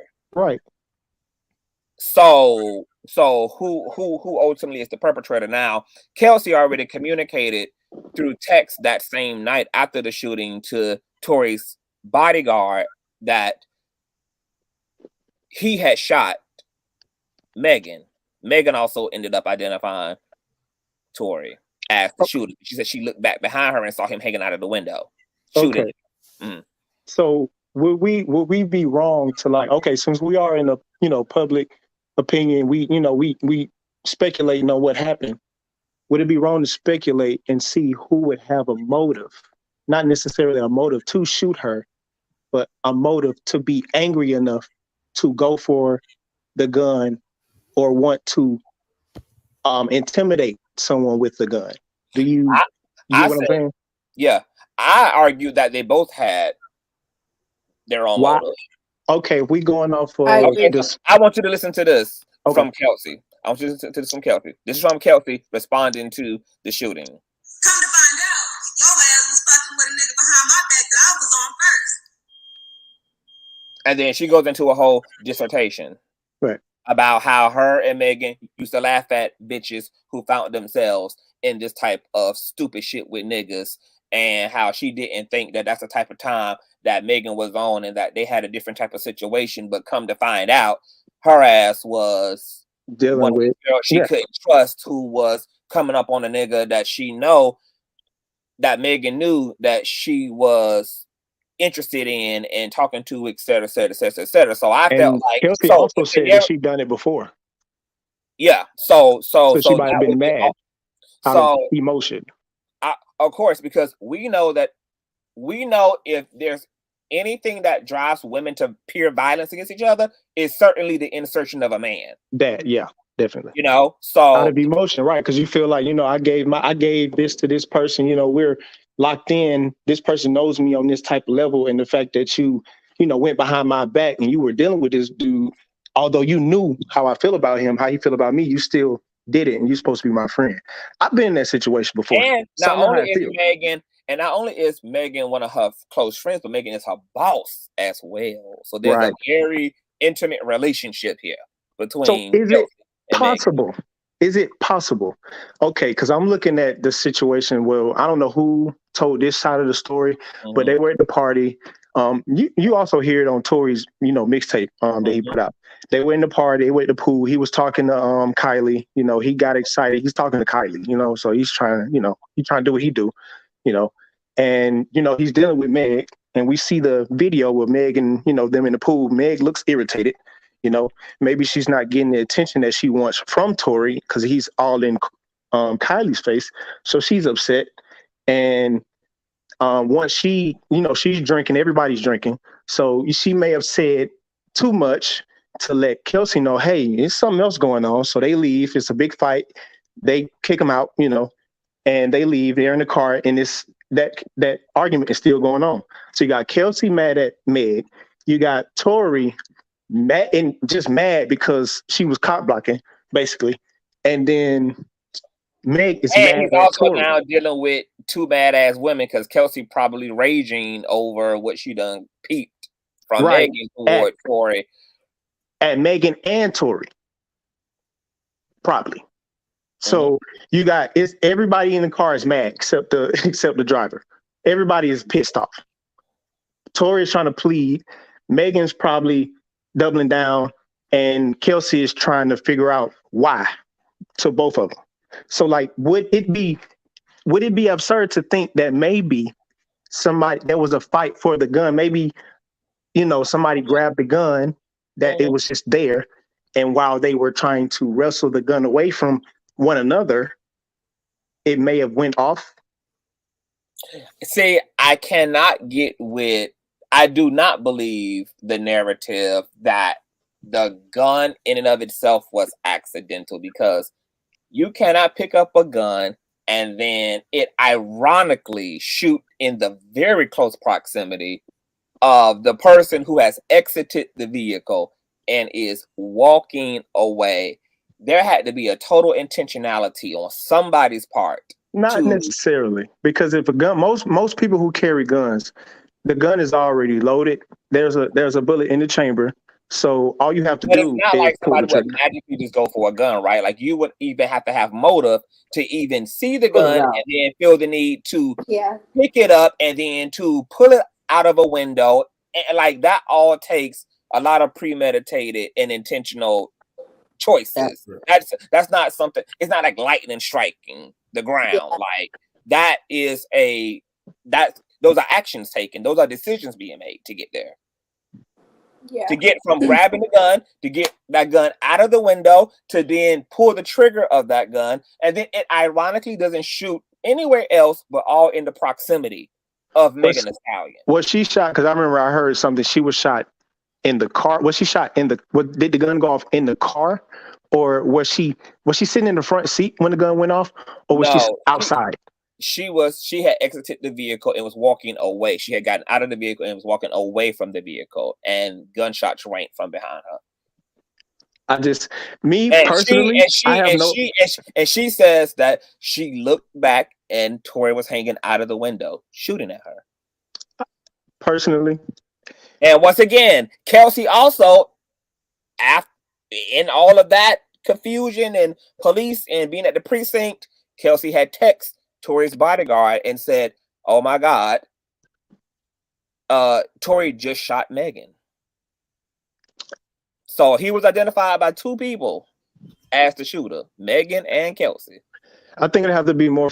This case got to go on, because I can see it as an accident, and Kelsey basically saying, I didn't pull the trigger she's not talking about the struggle of the weapon. And she's basically saying, oh my God, she didn't say, oh my God, while we were fighting for it, while Tory was trying to fight this is my opinion. While Tory was trying to take the gun away from me, the gun went off, and I think he pulled the trigger.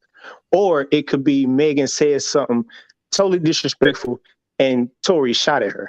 Which I really, if he did that, then yeah, he deserves to, you know. Do you believe that it's more likely that he did, considering his pathology of violence against other people in the industry, like Prince from Love and Hip Hop, like the rapper Dax, like his recent brutal attack on August Alsina? I mean, he is the only one out of all of them that actually has a pathology of not only lying, but also of violence. He just wrapped up litigation with Prince from Love and Hip Hop because of their assault case. So why? Okay, we know girls have, you know, their whole, you know, situation where, you know, they go through things. If they were so as tight as they were, then why haven't they? Why are they so at odds? Why doesn't Megan want anything to do with her when she caused the whole situation? When Megan herself caused the whole situation? No. While Kelsey caused, while Megan caused the whole situation. Why would Megan not want to have anything to do with any of them? Because she, in fact, is the one who caused everything. In a sense, yes. Because that's all speculative. Because Megan does not assert that. Megan asserts that she is the victim in the situation, and that in the shooting part, maybe yes, and everything. No, well, she asserts that everything has been false. That this narrative that there was tension at Kylie's party is false, according to Megan. This assertion that there was a fight between her and Kelsey, she debunks. So what's true according to her, other than being shot, other than being shot at? She said that what is true is that her and little man had an argument. Well, that they all were arguing in the SUV, but you know, her and little man were arguing about what? Allegedly, like she told one of the detectives, like there was at one point in time an argument over music, and you know who was more successful, and they was like having what started off as a childish, playful exchange that led to a motherfucker's ego being bruised. And, you know, she just wasn't with the drama, and Tory basically was carrying on. And, you know, she exited the vehicle to get away from the drama because she wasn't with the bullshit. And that, you know, she exited the vehicle. And she exited twice, according to her, that there was a lot of drama on the way to the event. She got out the car one time before. And then they talked her back into getting in the car and told her that everything would be well and there would be a peaceful trip back to the house. And then more bullshit and drama erupted and she got out of the car again. And then that's when, you know, she looked back. But she claimed it was over, you know, a petty argument over music and shit. And then on top of that, and she asserts that she did nothing. She didn't put her hands on nobody. She didn't raise her voice. That this was the one time that she can say she did not contribute to what happened. She said, you know, I know what people are saying, but this is the one time that I can say I did not do anything to deserve this. I didn't raise my voice at nobody. I did not put my hands on nobody. Unbiasedly, because you sound biased. Unbiasedly, you see how. Hold on, who sound biased? You do sound biased. You sound biased. I'm not talking as me. I'm explaining to you her perspective because you asking me about her. I'm telling you that she has debunked all those narratives that are out, and she has asserted that she has nothing. I don't believe that either. I don't believe that Megan's hands are completely free. So you must be new here. Okay, I am new. So okay. I didn't get that. You know, I do see how either situation could be, you know, a real, you know, what really happened. We just don't know yet. But going off of what we're seeing, and it's hard because it needs another witness. We don't need Kylie. We don't need Well, we have that. So what did you think about Kelsey texting the bodyguard that Tory? She literally said that Tory. The bodyguard didn't. That was Kelsey texting the bodyguard. We don't have what the bodyguard said back. No, or we don't have anything. It don't even matter. What do you think it matters? I can text in the heat of a moment. If I know I'm in trouble, I can start creating an alibi for myself and start texting Okay, people and yes, tell them I and ain't do we did something. entertain that Kelsey could There you have go. but once again, they would have to prove that's the motive on Kelsey's part. But what we do know, based upon They don't have to prove the motive. They just have to prove who shot the gun.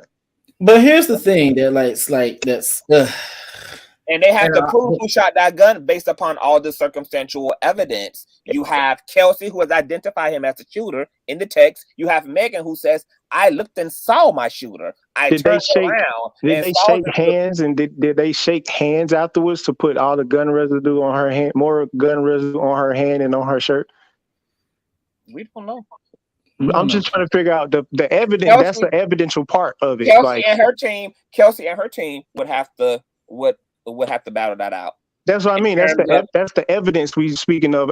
Everything else is a testimony. You know what I mean? Like that's just pure evidence. But like the testimony of Kelsey and the bodyguard, Meg, Tory, and anybody else that's subpoenaed to come to court, those are testimonies. But the evidence is saying that there were fragments in her foot, and there was gun residue, more gun residue on Kelsey.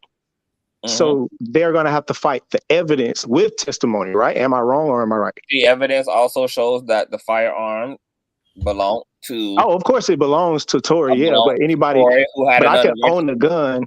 I can own a gun, but somebody else could do something with my gun. If it doesn't Why have is he letting someone take his gun? His gun could be in his lap. It could be on the floor. It could be under the seat. It could be anywhere. But he's far more implicated in this case than just somebody who had a firearm that somebody else used to shoot somebody. He's also being deemed as the shooter. And it's ironic that he had his gun in the vehicle, an unregistered one at that, and that gunpowder is also on his hands as well. And once again, he's being identified as the aggressor and perpetrator in this situation. So it's not just about, oh, well, he could have somebody else could have had his gun. He has to deal with the fact that people have connected him directly to being the shooter of this gun.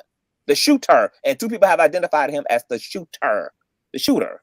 Not just merely as somebody who had a gun on his person, the shooter. but as somebody who shot that weapon.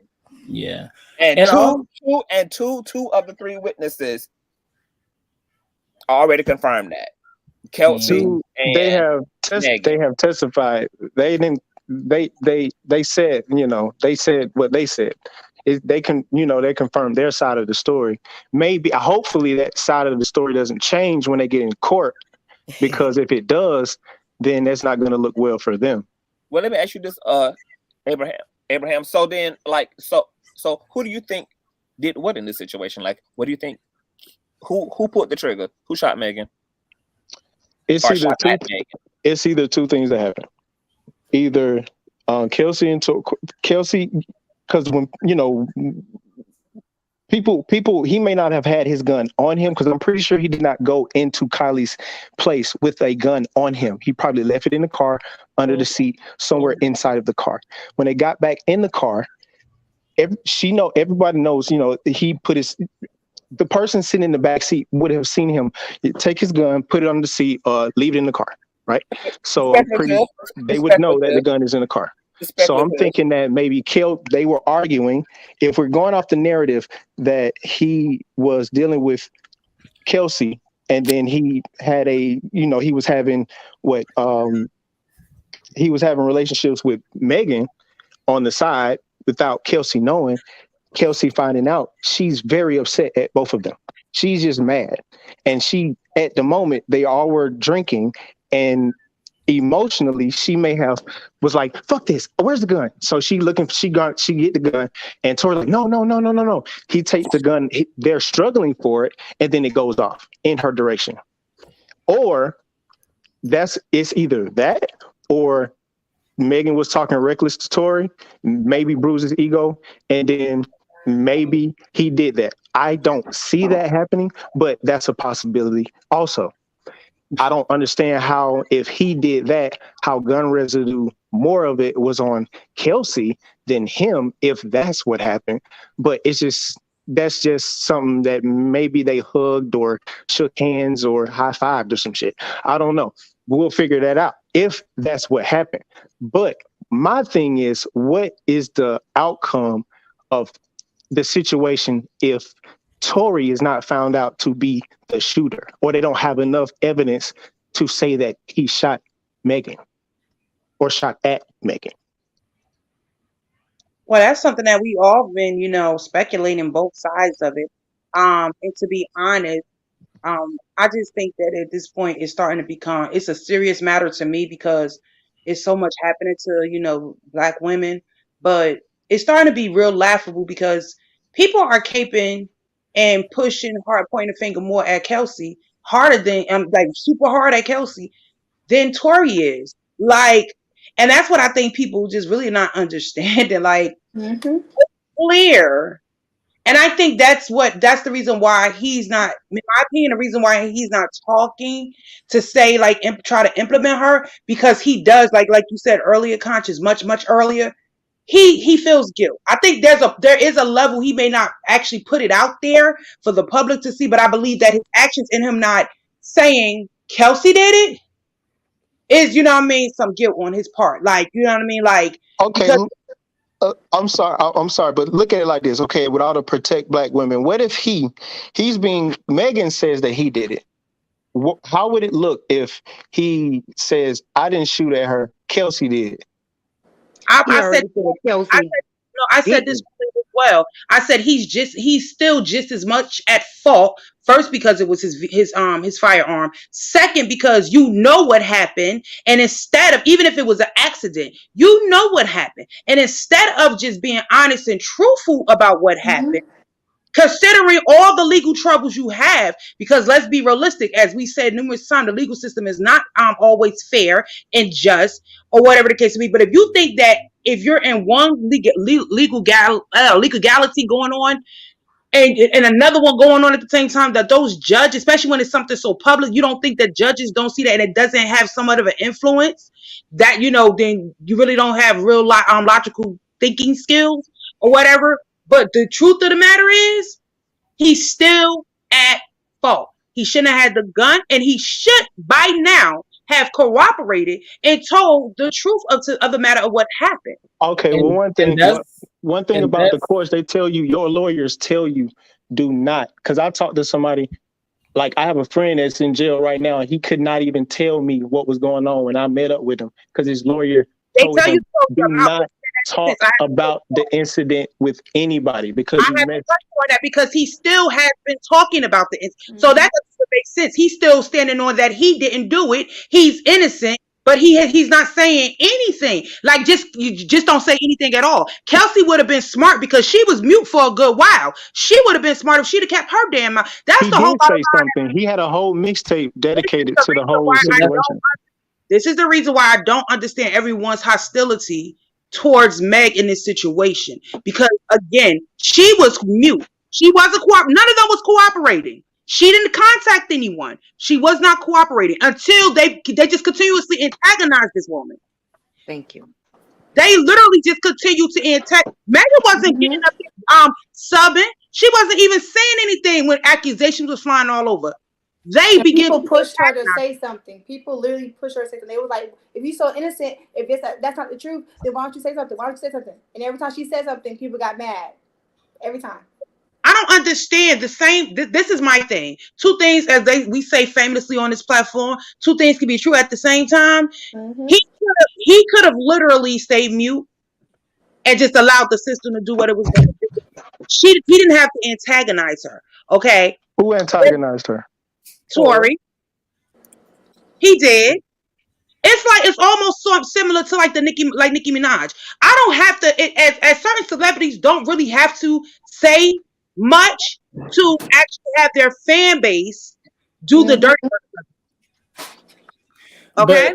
But, okay, so people were saying in the down below in the comment section that he had a gag order, but we're talking about even before the gag order. That's why he got the gag order. And that's all I've been saying is that even if that's the case of who did it, it's the fact that you didn't say anything, and then now all of a sudden when you get the gag order, people are saying you can't say nothing. Well, you wasn't saying anything before. You're not supposed to say anything from the beginning. Your attorneys tell you do not say anything. The gag order comes from the opposing side. If I'm mistaken, then I'm wrong. But the gag order comes from the other side telling you to stop talking because you're clouding judgment before the trial. Like you're swaying opinions, like you're putting out you're testifying before it is time, so you need to stop.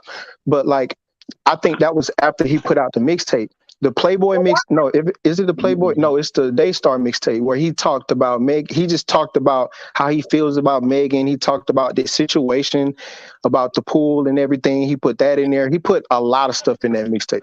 Like, so that's probably where the gag order came from. But can I ask you a question? Why is it hard for people to offer Meg grace the same way they're offering Tory grace? Because she didn't get deleted.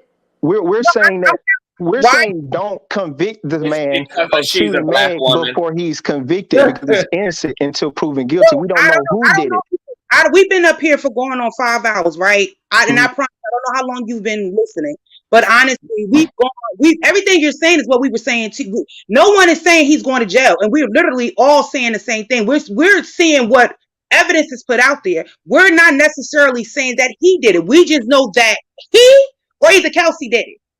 We know that to be a fact. Yeah, people are literally, and I really appreciate your conversation because you're speaking somewhat logically a little, mostly. I want to, but no, you're not. You're talking level headed. That's the proper way of saying it. And but we all are saying the same thing. So it's not a point of that we're trying to say, oh, he's guilty. He's guilty. We're saying that the evidence that's presented it's not looking good for him. Things are looking like swaying more in Meg's direction than it is his. But we're looking at the whole complete picture. And the reality is that is the reason why he threw that other charge, added that other charge onto it. Because I don't know about it. For having an unregistered firearm. Oh yeah, that was gonna be there in the first. That's the reason why they threw that on it, because there is, like I said, there is some unreasonable doubt on for his lawyer, if they're a very good lawyer. They can possibly sway the jury, and he can walk away from it. We know this. Yeah, because he can walk away from the shooting and just have the unregistered firearm and have to deal with that. I said that.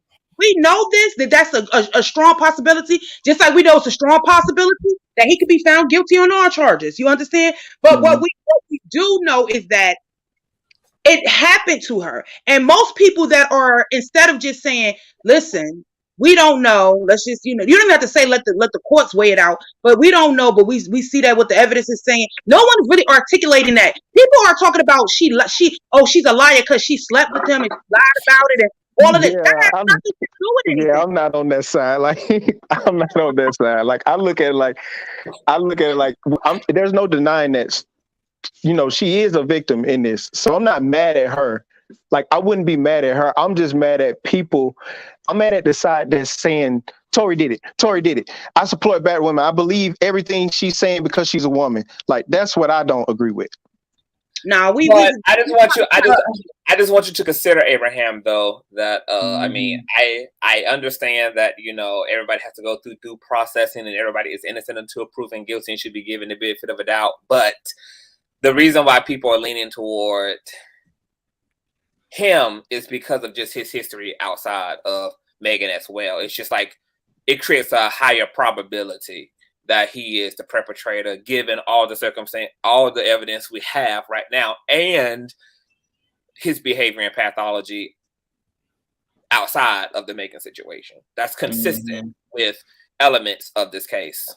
And everybody keeps calling me a liar, but I'm like, he has lied his ass off like a motherfucker. And I think that's my thing when it comes down to this case, is that I have no problem because I'm kind of neutral when it comes down to it. I'm like, okay, I can see it going either way.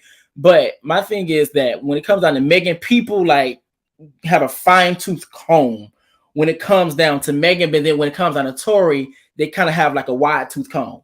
So I'm like, because she's like what? She's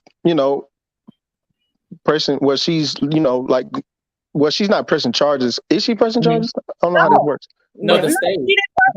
The state is against the state, right? So I get what you're saying. I do get what you're saying. Yeah, and so like that's why I be like, okay, so what's the true intention? Because if you guys claim that you're unbiased and you're quote unquote being objective, then you're gonna do both of them with the fine-tooth comb. Because people talk about Megan lied. Yes, but she also told us that she told the lie, and she also told us why.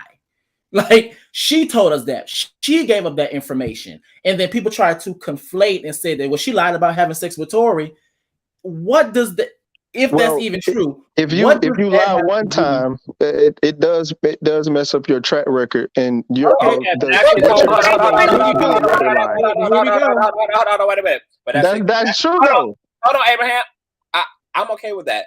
That's exactly why the fuck people saying what the fuck they're saying about Tory Lanez, because he's a pathological liar. Outside of this, he has a history of just pathologically lying, literally about stuff that he actually did, including violence he did upon people that he literally denied doing, and then video surfaced of him punching, beating, stomping on the very people he said, these people are crazy, they're lying, I'm in the studio. This pathological liar. So I'm cool with people saying Megan is a stallion. I mean, Megan is a liar. They both lying. How about that? I also wanted to be clear about why Tory is as well. What do y'all think? Do y'all think the industry? Y'all were I came in on a little bit late on what y'all was saying with Miss Barbara. Like, what were y'all talking about? Like, do y'all think that the industry could have anything to do with the outcome or the main, like the seriousness at which this is even going to trial? So why would the industry want to get rid of Tory before Megan shot, before the whole incident? And Tory's independent, right? Even though, oh my God, wait, because I actually want this answer. If the industry wants to get rid of Tory before this whole thing that happened with Megan, why would the industry want to get rid of Tory Lanez? We see a lot of times when artists either own their masters or go independent after they had got so much help and distribution and promotion, marketing from a big machine that they try to counsel that artist so that they are no longer able to eat from the work that they put in. Exactly. So my thing is but this, that he owns his own masters, even if he was incarcerated, that is still his masters. No one else would eat from that. But the fact you won't be able to go generate any more income because you're in jail, it limits your ability. You have artists that are behind bars that still make music. It limits your ability to make more music. It casts. Look at the baby. Look at the baby. It messes up your image. If he gets convicted of shooting Meg, his career is done. Wait. Did you said look at the baby? look at what happens. I'm saying he is counsel. They are saying he is counseled. Like they're saying he's counseled. That's what I'm talking about. Like when they counsel you, when he went on stage and he said all he said, that messed up his brain. That messed up his image. I'm sorry, because this is what always gaslights me. I have no problem with us talking about the industry, but yet every time we talk about artists like DaBaby or artists like Tory Lanez, if you actually start to talk about the situations they have been very much a willing participant in the situation. So right. Not saying in that okay, yes, it's his fault he went up on stage and said all that stuff. It is his fault. It's nobody else's fault but his. But what I'm saying is, when it came down to Tory Lanez, when it came down to Prince, the same thing that happened with Tory Lanez when it came down to him being involved with this whole Megan situation. It's the same thing that happened with Tory Lanez when it came down to what's the other man name that literally got August Alsina. And all of these things he have lied about and said that he wasn't involved, but then yet when evidence came out, we found out through somebody else. But then as soon as Megan said that I lied and I'm telling you the reason why I lied, all of a sudden we just want to hold her feet to the fire. But yet we're still not holding his ass to the fire the same way. And that's what I was going to say. So no, a lot of people holding his ass to the fire. A lot of people want to be locked up forever. I want to know, how long do we continue to gaslight and deflect by using it's the industry. These people are repeat offenders. He's a repeat offender. And there's a thing called karma. Okay, it will come and get you. You may not actually get caught up for doing this, but you'll get caught up for doing that. Okay, and at the end of the day, he's not innocent in this. He's just not innocent. I don't believe that Meg is innocent in the whole altercation of it or whatever, but it still does not warrant and justify someone pulling out. Because I don't understand the purpose of. See, the gun should have never been exposed. See, I don't understand. The gun was probably in the car, not on him, on his person. Listen to me. I don't understand it being exposed because even if it, let's go with your theory, it was put under the seat because you know he didn't take it into Kylie's house. Right. He should have left it under the seat. You're on, again, whatever the legal restrictions, probation, parole, whatever that is. Why are you, because at any given point in time, while they was driving before anybody stopped, pulled down, went out as they was arguing, we talking about black people with music blasting. Y'all arguing, y'all driving in Calabasas. You could have been pulled over by the po-po at that moment. And that's a charge he'd have to deal with. But as an artist, as an artist, if I'm an artist and I'm a celebrity, we see plenty of. Come on now, and we say it all the time. Why artists would have a weapon on them. We say, and we have touches all the time, and we say the same thing all the time. And you have people that go against the grain of. You know, we all entitled to our opinion, but you always have the people that say, "Oh, we have entitled. They have entitled. They could carry this. They could carry that." But then we get mad when legal ramifications come upon these people. What do you? No, we're not mad at the fact that he has to be charged with a. I have a question. Are you saying that you find it justifiable that he had a weapon on his person? I find it understandable that he had a weapon on his person. Right. Okay, awesome. Hold on. No. I'm fine with that. And if I was a celebrity, I'd have a gun on me. Abraham, it's fine. Go ahead. And I'm okay with your statement. Great.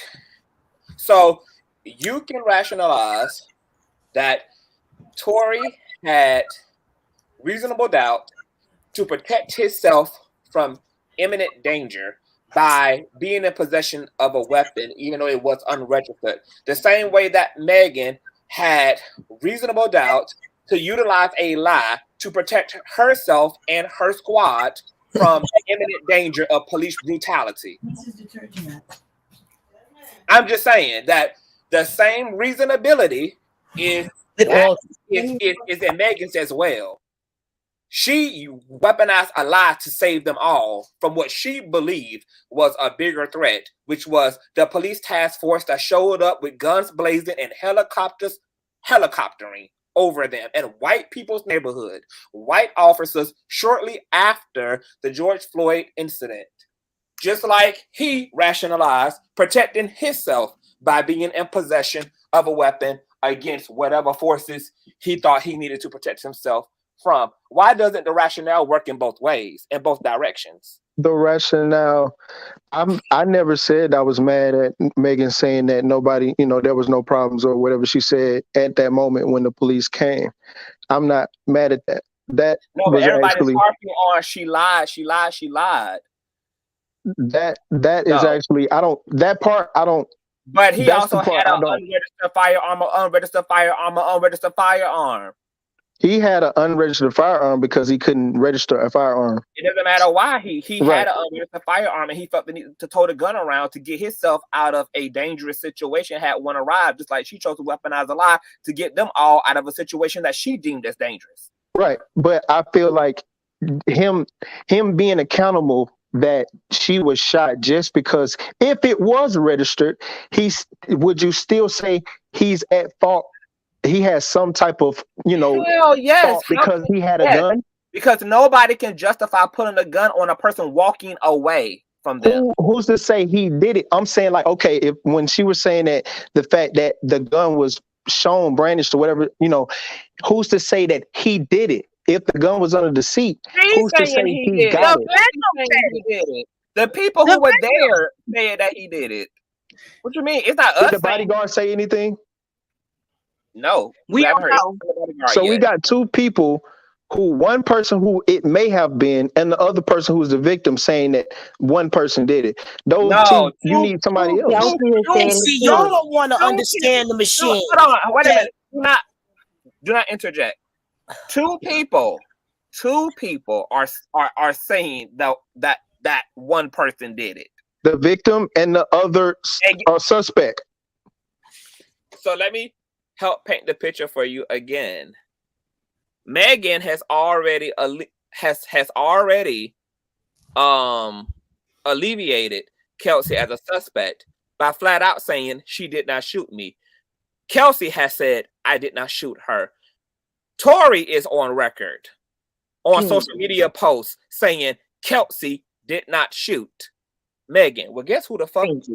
So who the hell does Tory think is going to be the next suspect then? Since everybody unanimously is agreeing that Kelsey did not do the shooting. But ironically, you have Kelsey citing Tory as the shooter. And she, what would be considered a neutral party. What would be, I mean, other than people arguing that she was covering her own ass, which, I mean, could possibly be the case. But once again, here nor there, at the end of the day, she cited him as the shooter, and so did Megan. Those are two key witnesses, and there are two witnesses. And he indirectly verified that and implemented himself when he said she didn't do it, he told everyone I did it. And then but also and guess what? I would be pissed if I were the driver, because I would be saying nigga. So if you saying she didn't do it, and you also saying you didn't do it, then you do know that only leaves me as the motherfucking shooter, which is also something that nobody also has said either, that the driver had anything to do with the situation. So Tory Lanez literally is trying to save his own ass for whatever reason. Kelsey outed his ass by accident, but in terms of the public, she's not willing to say he did it because she thought the conversation she was having with the bodyguard was something that was never going to surface or something that was never going to be seen by the public. She has maintained publicly that I didn't do it, and I don't know who did, but I know that's why I can't back up. Anybody that sent a text know that a text Tory cannot blame. That could have been her alibi. I mean, can't say nothing about Kelsey. The problem is that everybody is. Miss Barbara, your argument isn't logical. It's the same argument we had with Tasha K. Tasha K admitted that she lied. Y'all can say what y'all want to say. He was playing in justly. I'm talking about this fact. Barbara, all I'm trying to say, Miss Barbara, you're not stop. Like I these think you women are not vindictive sometimes against men. You just gotta stop. Like okay, they're like okay, like I'm saying. Because there's no way that you really believe that what you're saying. And I think it is really appalling to Reckless point. I think it's really appalling that you are a survivor of domestic violence and you're times hard when this man has openly stated it ain't even about what Meg said. It ain't about what Kelsey said.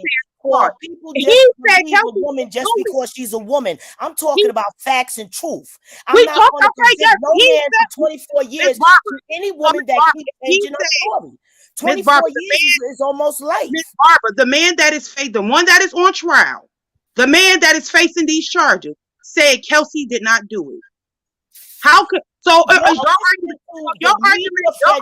information. The media said y'all all this information. Y'all don't want to understand the machine. I'm not going to go behind. No, he didn't say that. Slander this man. I think he is survivor for more. Wait, Ms. Barr, I have a question. So that picture that Conscious pulled up, he did not say that? That's not what I'm saying, y'all. I'm saying I didn't ask you that. Wait. I didn't ask you that, Ms. Barbara. So did he or did he not say that? Wait, Ms. Barbara, I understand that. They can sway your heads whichever way you want to go. Ms. Barbara, I think you're having an awesome conversation, but this is the wrong group to have it with. If you know anything about this platform, we have very deep conversations. So you explain that to me, Conscious, anybody else on this panel, we understand that. But Miss Barbara, I asked you, so did he or did he not say that it was not Kelsey? Yes, no, maybe so. No, the media said he said it. He said it. Okay, he said it. So who does that only leave if we go by the gun residue? I think he's talking. I think he's going to send Kelsey up the so now you're moving the goalposts. Gotcha. And this is what I mean when I say you're not being honest. I think he's going to let's be honest, Ms. Barbara. He's not going to sacrifice his freedom for Kelsey. Believe that. He But already he already has. did, He Miss already Barbara. He has. said That's he the didn't do thing, Miss it. Barbara. That's it's not on trial yet. Like I said, his lawyers are going to rip Kelsey apart. They are going Well, you to said the rip her same thing apart. about His Tasha K. lawyers You are see going how to that rip ended up. Kelsey apart, not because Okay. guess what? He has cleared Kelsey. He has. The moment that they go to start in that she had more residue and all, Tory has diminished that theory by stating clearly that she did not do it. She went to say whatever she went to say, and he silenced her. I got this, baby girl. Kelsey did not shoot no one. So the moment that they go to, that's why I got back up here, because the moment that they go to his people try to put it all on Kelsey, he has already cleared Kelsey. That is fact. And that is the y'all noticed that when he said that, because again, Meg was quiet. She was quiet. When he made this statement, this is what forced her to start talking antagonist. Like, and the fact that people like Miss Barbara, no offense, but people like Miss Barbara that try to justify and defend him sounds really, really crazy. I am not defending him, and I am not justifying. I'm stating the fact. Miss Barbara, you just had to sit up there with your cape on, going through the goddamn clouds, talking about the system. But then when I literally just asked you, did he or did he not make a statement clearing that Kelsey, who was the other person connected to the crime, who was the other person that has gun residue on their fingers, and said that they did not do it? And yes, his lawyers may have tried to tell the general public that Kelsey did it, but however, the person that was there, aka not the lawyers, said, which was Tory Lanez ass, said that she did not do it. And with all of the evidence, who does that leave? Obviously, it can't be the driver because bitch ain't got no residue nowhere. Can I say something? Sure. Hi everyone. I just been sitting back listening. So I just want to bring up a few things. And hi, Conscious. Just wanted to hop on here really quickly because I was in the chat and I was stating about the gunshot residue. So if you guys notice, Tory's lawyer, she seems to always withhold certain things, which I understand it's a court case. You can't say everything, but it's just the way that she states certain things to the public. I feel like she kind of plays semantics with the whole thing about the gunshot residue. She stated that Kelsey also had gunshot residue on her hands, as opposed to saying my client had gunshot residue, but Kelsey also had gunshot residue. It's almost like she's trying to allude to the fact that everyone single out Kelsey as being the suspect. Mind you, Kelsey was detained that night, but she was let go. So it's obvious that they didn't have enough evidence to keep her. Kelsey is not a suspect in this case. Tory is. If Kelsey was a suspect, she would have a separate trial. So we got to look at the facts. But with the GSR report, what the lawyer is saying is that Kelsey also had gunshot residue on her hands. But why isn't the lawyer stating what type of gunshot residue was on Kelsey's hands? Because when they do, it does say that Tory Lanez DNA was not found on. We're not talking about DNA. We're talking about gunshot residue. Two different things. So what they're not saying is what type of gunshot residue, because when they do a GSR test, we all know if you're in close proximity when the gun is fired, gunshot residue is going to go everywhere, right? So it's going to be on several people almost all the time if several people are at the scene of the crime. Proximity to each other. Mm-hmm. Yes, and DNA is what you touch. So right, if you have to touch a gun and shoot it, right? Okay, No, so let me finish. Let me finish. So they're saying that gunshot residue is on her hands, but they're not saying what type of gunshot residue. There's a specific type of gunshot residue when your hand is closest to the barrel when the bullet comes out of the barrel. So if Kelsey is such a big suspect, why isn't the lawyer giving that information out? She's only saying Kelsey also had gunshot residue on her hands. That could mean the gunshot residue just went on Kelsey's hands from being in close proximity. It doesn't mean that it's on her hands because she shot the gun. Also, have they ever stated if the gun was out during this whole thing? Was it out, and did anyone know where the gun was except for Tory? Well, that's They've apparently. never stated that. Mm-hmm. So and that's the thing. Some of the eyewitness accounts, though, state that the gun went off closest to the female, Kelsey, than to Lanez, according to some eyewitnesses. That when they saw the flash from the gun, they saw Chelsea behind the flash. But they also stated that this eyewitness has changed their story 3 different times. And I would imagine that they definitely have, because how you wake your ass up at 4 a.m, groggy, and that's why the detective already stated they threw out that. That's why they didn't take the statement seriously, because that witness has changed their story 3 different times. So what I'm saying is, if no one, we have to look at the facts. Does anyone know if the gun was out? Of course we don't know, but they've never stated that. So if it's Tory's gun, mind you, I'm also going to throw this out, and this is a little conspiracy, but we know that Meg's favorite color is black. We know that Kelsey's favorite color is yellow. Usually when women get weapons, they try to suit it more geared towards their style. We know whose favorite color is green. Yeah, so that's what I'm saying. But people are still saying that they were still trying to allude to whose weapon it was, even though we know the facts. But I'm just saying, Tory's favorite color is green. The weapon was green. Okay, and Andre, hold on. I want to read this comment super quick. The DNA was inconclusive as to whose DNA was on the gun, because it had a mixture of 4 contributors, because it had been handled afterwards. So stop saying it was no DNA. It was inconclusive DNA. Exactly. But who pulled out the gun in the first place? If Tory is the one, if he's the only one who knew where the gun was, then it would have to be him. That's an if, who though. pulled the gun out.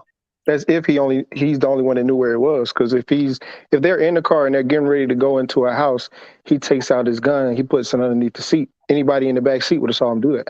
Well, I have sat in the back seat and someone has dropped their phone, and I had to try to get the phone from underneath the seat from the back, and had a hard time even getting a cell phone. So I'm trying to picture, even in an SUV, I'm trying to picture. Hold on, because this might help you out, Rumors and T. The gun was green. It was hot to touch and found on the floorboard of the truck at his feet. This is what I'm saying. So to his point, what he's trying, I don't remember your name, but what he was trying to say, well, it could have been a possibility that she could have went under the seat from the back trying to pull. And I don't even see She's how in the back. The person in the back is Kelsey and Tory in the back seat, right? Yeah, but what I'm saying is, I don't see how she, even if she gets down trying to pull it out, I still don't see, because it's underneath him. It will be under his seat, right? It's underneath where he's sitting. No, I don't see under the back seat. It'll be underneath the passenger seat, the front passenger seat. Wait a minute. So the gun if he's sitting on passenger side. Yeah. But if he's sitting on the back seat on the passenger side, it will be underneath the passenger seat. Or the gun would have been up underneath Megan, who was sitting in the passenger seat. Right. So all she would have to do is just reach underneath, and guess what? She was already. That's a big SUV, right. So she had room to get under there and get it. And he was already sitting to the right, so he was sitting directly behind Megan. Hence him just leaning out of the window to shoot at her. Right. She had to be sitting on the right. So right, the gun would be underneath the passenger seat, not on the side where your phone or keys fall and you won't be able to get it. Phones fall, and when they fall on the side, sometimes they go under the side. seat. Right, it's on the side, but it's not on the side. No. Sometimes they go under the seat. You can fall through the side and go underneath the seat. It's happening. Right. What I'm saying is, we're talking about a phone that I've struggled to pull from underneath the front seat on the passenger side from behind, versus a gun. Because it's more so up front, and the phone is smaller than the gun. The gun is not. You're not trying to. The phone is going to fall, hit the side, and then slide towards the front of the seat. So you'd be better off getting the phone from the front than trying to get it from the back. If you are sitting in the back, you're just going to place your gun underneath the seat. You're still going to be able to see the gun. You're not going to have it in a place where you can't get it if something go down. I'm understanding what you're saying. Now, what my point of what I'm saying is, even to the point of you saying she tried to reach. Now, Tory is sitting behind Megan, correct? Is what you're saying. He's Right. sitting behind Megan, and she's sitting behind the driver, Kelsey. So you telling me that he's sitting there, Kelsey goes and reach for his firearm, and he doesn't prevent it? Kelsey didn't pull that gun from under there. He did. He could have been talking Exactly. to her where she was standing outside, and it's multiple ways. You know, you're dealing with people who are drunk, and if Tory is looking out of the window and he like, look, what you know, why you getting out the car? Get back in the car, and da da da da da da. And she just boom. I'm just giving you an explanation on how it could happen. He could be looking outside of the window. She could get up. Boom, she could. It's in a place where you can see it. It's under the seat, but it's not as far under the seat as you think. And it's an SUV, so the seat is a little higher, so you can see what's under the seat. So, well, you know, my argument to that would be is the fact that what will even if she's upset because they arguing over this man or whatever. Because I argued the same Megan thing. got out the car.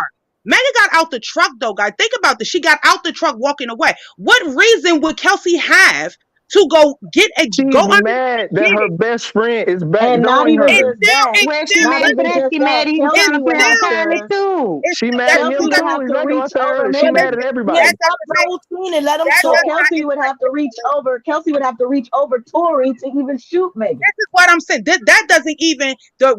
I get everybody being drunk because I've been in them situations. Okay, but that still does not show a level of rage. There's no reason for a level of rage for her to pick up a freaking gun, hang out the window, and say, "Dance." That makes no sense. Now I can see. That makes all the sense in the world. Y'all gotta be kidding me. I can see. These women wasn't fighting. I can see and understand.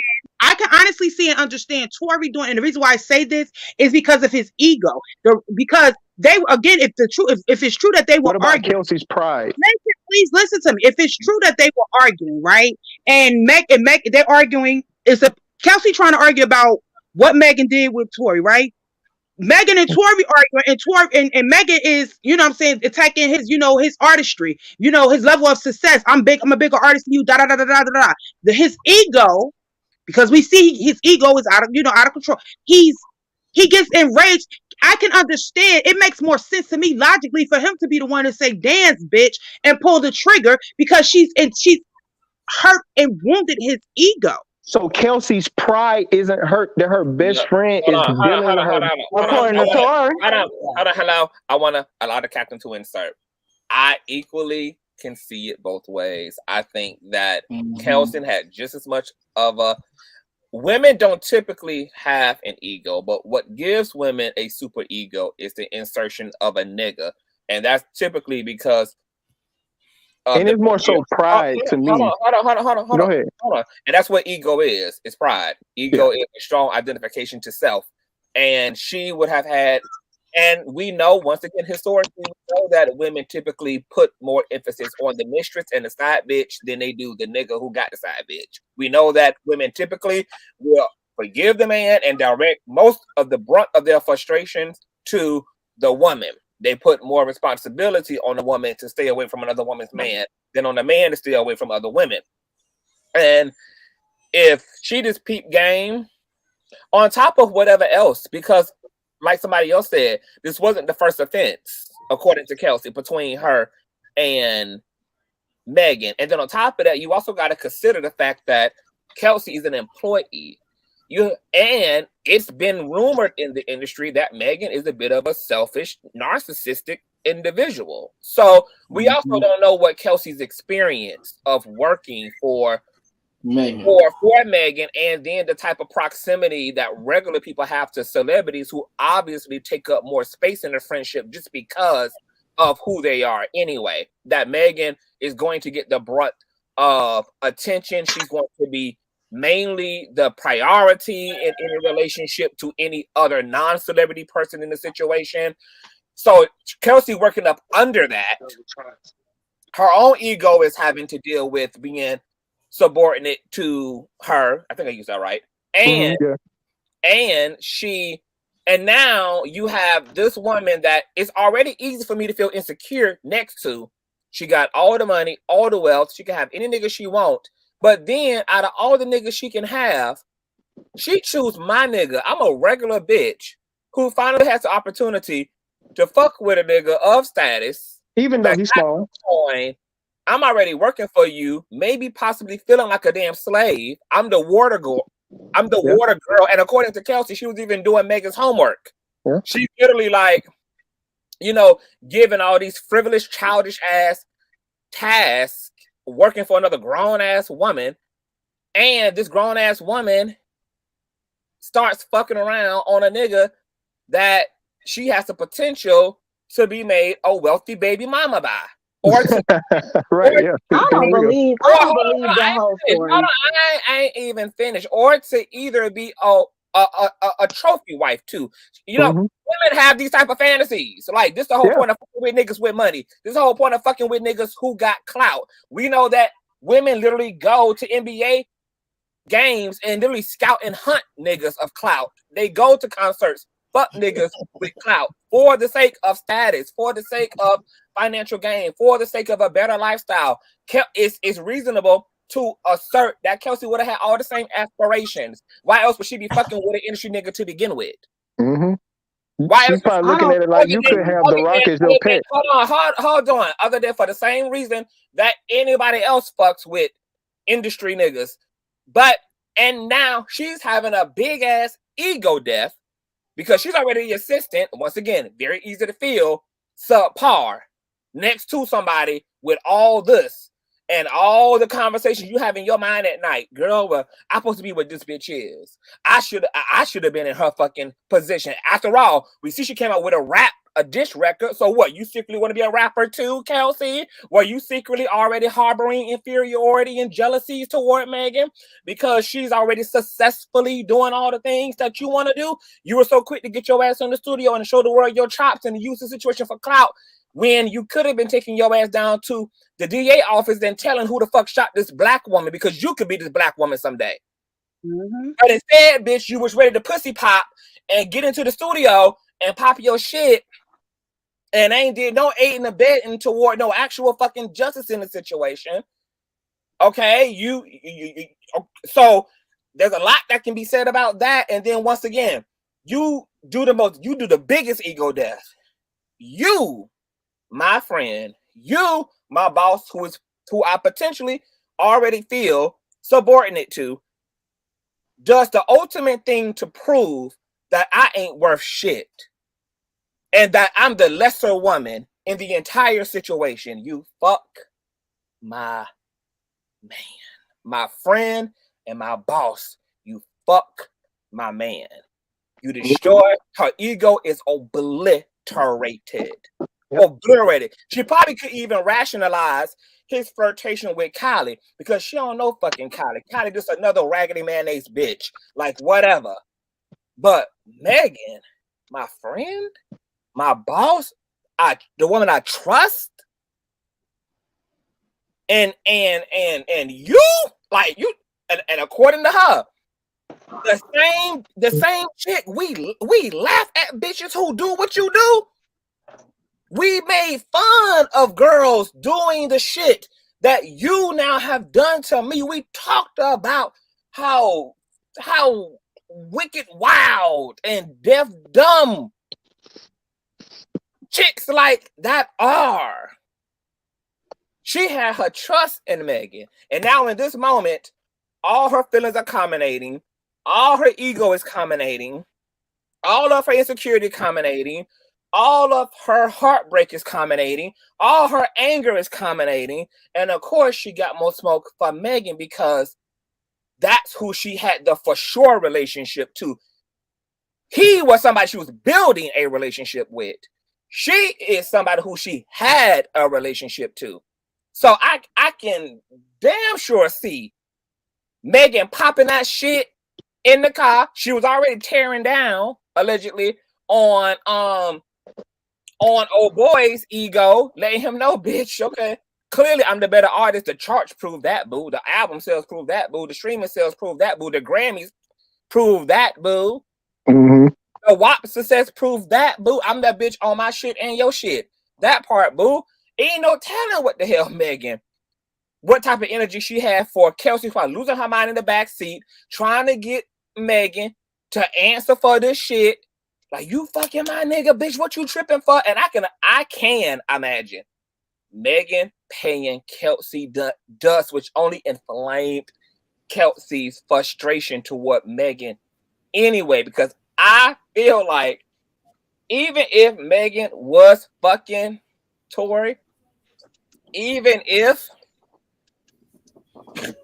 she had did what some people think she did do, and she was up on her homegirl's nigga, that Megan, like, and I can only draw from her music. I can only draw from her persona. I can only draw from her lyrics because we don't know her personally. So as far as I'm concerned, if Megan believes that she's really that bitch, there's no way in hell she would have dignified Chelsea ass in that car with actually talking to her about a nigga, because Megan probably feels like, bitch, we should never be fighting about a nigga, even if I'm fucking your nigga, because he's a nigga. He's a nigga. We dispose of niggas. You really mad that I'm fucking a nigga? Bitch, I'm not about to argue with you over no nigga, because first of all, bitch, you work for me. I don't have to answer to you. Like, I can see Megan's ego just putting her on silent mode toward, and there's nothing worse than you finding out some crazy betrayal shit to a motherfucker who arrogant enough to turn their back to you when you trying to confront them and give them they ass, and they pretty much doubling down on it by acting like, bitch, I don't gotta. The shit is the kind of shit that make you this kind of shit that make you want to shoot a motherfucker. Gaslight. She telling her it That's don't. my only point I was trying to make right there. Bam, there you go. No, you said, but you were talking about Tory's reason. That was not the point you was trying to make. Don't do all of that. You were talking about the industry. I'm talking about the fact I was talking about. That's what I was speaking. You don't, Ms. Barbara, you never know what you're talking about, Ms. Barbara. You literally talked about the industry. I think the whole story with Kelsey, the whole story with Megan sleeping with Kelsey man and Tory messing with both of them, I think it was made up. Honestly, Hold on, wait. If it was made up, why did Kelsey say? He said it. Because like you said, they gonna play that in court. That could have been something. That could have been something from a while ago.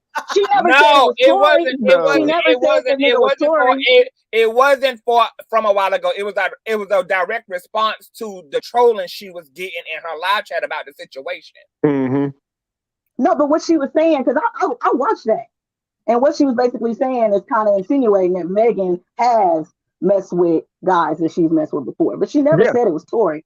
And no, that's the whole point of her going on live. And this is another thing. And let me just speak. Please let me just get out because I've been waiting for a long time. Why? Okay, we saw Megan with Tory. The whole world saw that. Everybody already insinuated that she was messing with Tory. So you mean to tell me Kelsey never saw none of that? They're never artists. Questioned any of that? They're artists, and he showed up to do. Come on now. Now you know the first thing blogs do is they'll put out, if they see a specific person with another famous person, whether it be male or female, they're gonna put that news out. They're gonna put the news out, but I'm your dude. Listen, that's a blog. They don't know what they're talking about. I'm over there. We doing what was it? The radio, the what was it? Quarantine radio. I'm over there. I'm trying to pop. You know, she's the hottest artist right now. Why would I not be dealing with her on quarantine radio? We drinking and everything. It wasn't just quarantine radio. They was on red carpets and everything. But my whole thing is this: I never saw Kelsey with Tory. Because that's behind the scenes. Right. That's behind the scenes. It didn't make no sense. It didn't make no sense for her to be seen because Kelsey was just the help, and she was just a chick in the peripheral of the situation. So it wasn't It wasn't wait a minute. It wasn't no need for him to roll out the red carpet, but also, like everybody said, Kelsey, right? She's working for Megan. She's also trying to associate herself with Tory. So this means that this is somebody who's interested in being in the industry herself. So when she's seeing them together, she's telling herself, either because she understands the business or through the practice of denial, something women also deeply practice when it comes to difficult truths, is denial. She's probably rationalizing it in her mind that this is just business. And because they both are artists, it very well could just be business.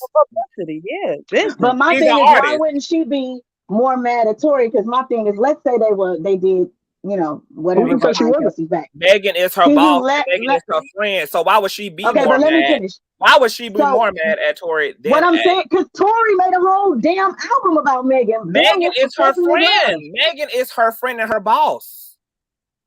Why would she be more mad at the nigga than she gonna be at her friend who actually does owe her loyalty? Who she did wasn't even, homework she for. wasn't even, she wasn't even being claimed by Tory. So why would she be That's what I'm saying. more mad at a nigga she's getting to know, who she's interested in, maybe even fucking already, but and be more mad at him than she is at her long-term friend who also is her employer. And but if you don't care about this nigga so much, then why would you try to shoot your best friend? Wait a minute, but let's not act like women At don't do that this point, every it's not day. about the dude We anymore. know that this happens every day. Women always, especially our women, we always blame the other woman and never go hard and give it to the man, the one that actually is the cause. Even though Megan, if it's true, even though Megan does hold, you know, she holds some fault in that, but it's a common knowledge that women always go after the woman and never give the same heat and energy to the man. Never. When she was mad at her, she was immediately sorry because she sure was asking Meg, was she okay when they got When pulled she was over. mad at her, then would it even more mad at Kylie? Another thing is, if y'all didn't notice on that IG live, everybody keeps saying Megan was drunk, Megan was drunk, Megan was drunk. When I watched that IG live with Megan and Kylie and Tory, Megan didn't seem like she was drunk. It was Tory who seemed like he was drunk. They both were drunk. All No, of them were it drunk. was Tory who seemed like he was drunk. Kylie was even looking at him side eye and trying to hurry up and get out the camera. He was jumping in the water. No, she dismissed him from the camera. He just wanted to let everybody know that he was in the pool with Megan and Kylie. Man, Tory drunk. I don't care. He just pulled up like, yeah, you know, I'm in here. Yeah, now I'm finna go back and keep chopping with Kylie to get her on quarantine radio and keep spitting game. Yeah, I'm in here. And then left. Like, that's all it was. He didn't want to be on the live. That was her live, and Kylie inserted herself on the live, and then that was that, and he left. And this is my issue with the patriarchy, and this is why women will go harder on women than on the niggas, because women have been raised in a culture to, even though they know men also have to adhere to a moral code, there's also a space reserved for understanding that boys are just going to be boys and men are going to be men. And there's just certain things that men do. But women are absolutely taught that there are absolutely things that women should not do. And there's no space and no rationale for that. So I can also see from Kelsey's end, it's like, okay, he's a nigga, but he being a nigga. Like, nigga's going to be a nigga.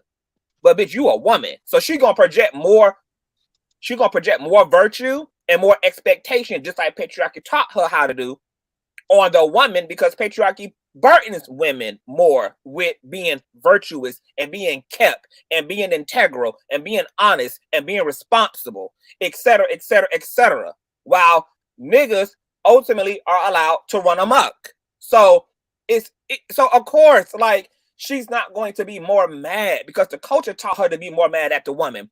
The community taught her to be more mad at the woman. The community, the patriarchy taught her to expect more out of the woman in the situation than the sorry ass nigga. And I ain't gonna lie, that's not even. I'm gonna just put myself in this. That's not even a double standard thing where men feel the same way. Like, I had a friend, he was talking to one of my ex. I'm like, damn, bro, like, that's a respect thing. Like, you can't just do that. Like, I was more mad at him than I was mad at her. I'm not really mad at her. I'm mad at him because I known you since I was in 3rd grade. I didn't know her. I just met her like 2 years ago. Like, it's like So the bond that you have with. So then if you run the culture then right into the fact that we got a friendship, I mean, yeah, that's a volatile situation. There's enough there to definitely create that explosive chemical reaction. Mm-hmm. Chemical reaction. You just said it's enough there to, like, uncontrollably be so upset. You at least want to scare somebody with it, not necessarily shoot them. She might have just, I'm just putting myself in her head. She might just want to pick it up and just like you said, dance, bitch. Like she probably didn't want to shoot her, but she just wanted to be mad, you know, like she was mad. I could see the more you guys go deep into, throwing out theories or whatever, I could see that point. Although I still feel like, I'm never going to change. I think they're both wrong. I think that, I just feel like they all are guilty. Like you said, the best comparison you gave was the Cabo 5, 6, whatever number it was. I really think that they, it should have been, and I get the state picked it up, but I pray that there is some way that, regardless of which way the verdict goes, that some charges could be brought up against Kelsey as well. I do. And Kylie definitely is not going to testify. Can all of the women speak to Susie, who said, how is it portrayal when it was never Kelsey's actual man? Kelsey is mad at Meg for busting her bubble of delusion. Do y'all believe in girl code ass women? Do y'all believe that? That's a good question. Absolutely. You can't even, if a dude come and try to talk to me, this is something I've always been adamant about, and I've cut chicks out of my life that I knew since I was in 7th grade. If a dude come and try to talk to me, even if I don't give him any game, I don't have no interest in him, and he turn around and try to talk to you and you kick it with him, you can't be in my circle no more. I don't trust you, because that lets me know that you don't have boundaries, meaning because he's attracted, because a lot of times people feel like if she do it, you'll do it too. That birds of a feather type of thing. I don't get down with all of that. So to me, it's just straight up girl code. Ain't nobody about to come try to holler at me. And then if I turn them down, they try to talk to you, gonna go with them. You shouldn't even want to trust that man. Because at the end of the day, I turned him down, but he's never going to stop trying to get me behind. He's going to do it behind your back. He's never going to stop. Because I was the first one he wanted. That's the trigger, no pun intended, right there. And hold on, I want to speak to Ray, who says there's no girl code if the dude is a hoe. No. But see, like, that's the thing. The girl code is for the girls. Ain't got shit to do with the niggas. The code is between the women staying on code, irregardless of who the nigga is. The nigga can be a hoe, he can be a player, he can be whatever. But that's the whole point of creating the code. Because when we all on code, we not able to let this nigga put us in these fucked up ass positions with each other and ourselves. That's why we creating a code to begin with. You ain't infiltrating this circle, and anybody that's weak enough, that's gullible enough, they can't even be on my team, because I don't even want to hang. I don't even want to hang with someone. Not that I'm better, but I don't even want to hang with someone that has that type of mentality, because like you said, it prevents. If you entertain a nigga that tried to holler at one of your peoples, or even was talking to one of your peoples, you're just allowing a window of opportunity for drama to just occur. But please believe me, and it's the same thing with females, in my opinion. They're going to continue to try. It's going to be a whole lot of sneaky deaky going on behind your back. Why put yourself? I think it was some more going on behind the scene with Meg and Kelsey before this Tory situation, which probably the Tory situation just made it, implode. Because as you guys can see, she has a baby now. It just do the timeline. She was obviously messing with other people as well. You know what I'm saying? So I don't think it was that serious, but I think it did tip the iceberg of what was going on. I guess maybe some tension that maybe her and Megan may have had. It may have been lies from Megan, because if she's Megan's boss, okay. Let me finish. Please let me talk.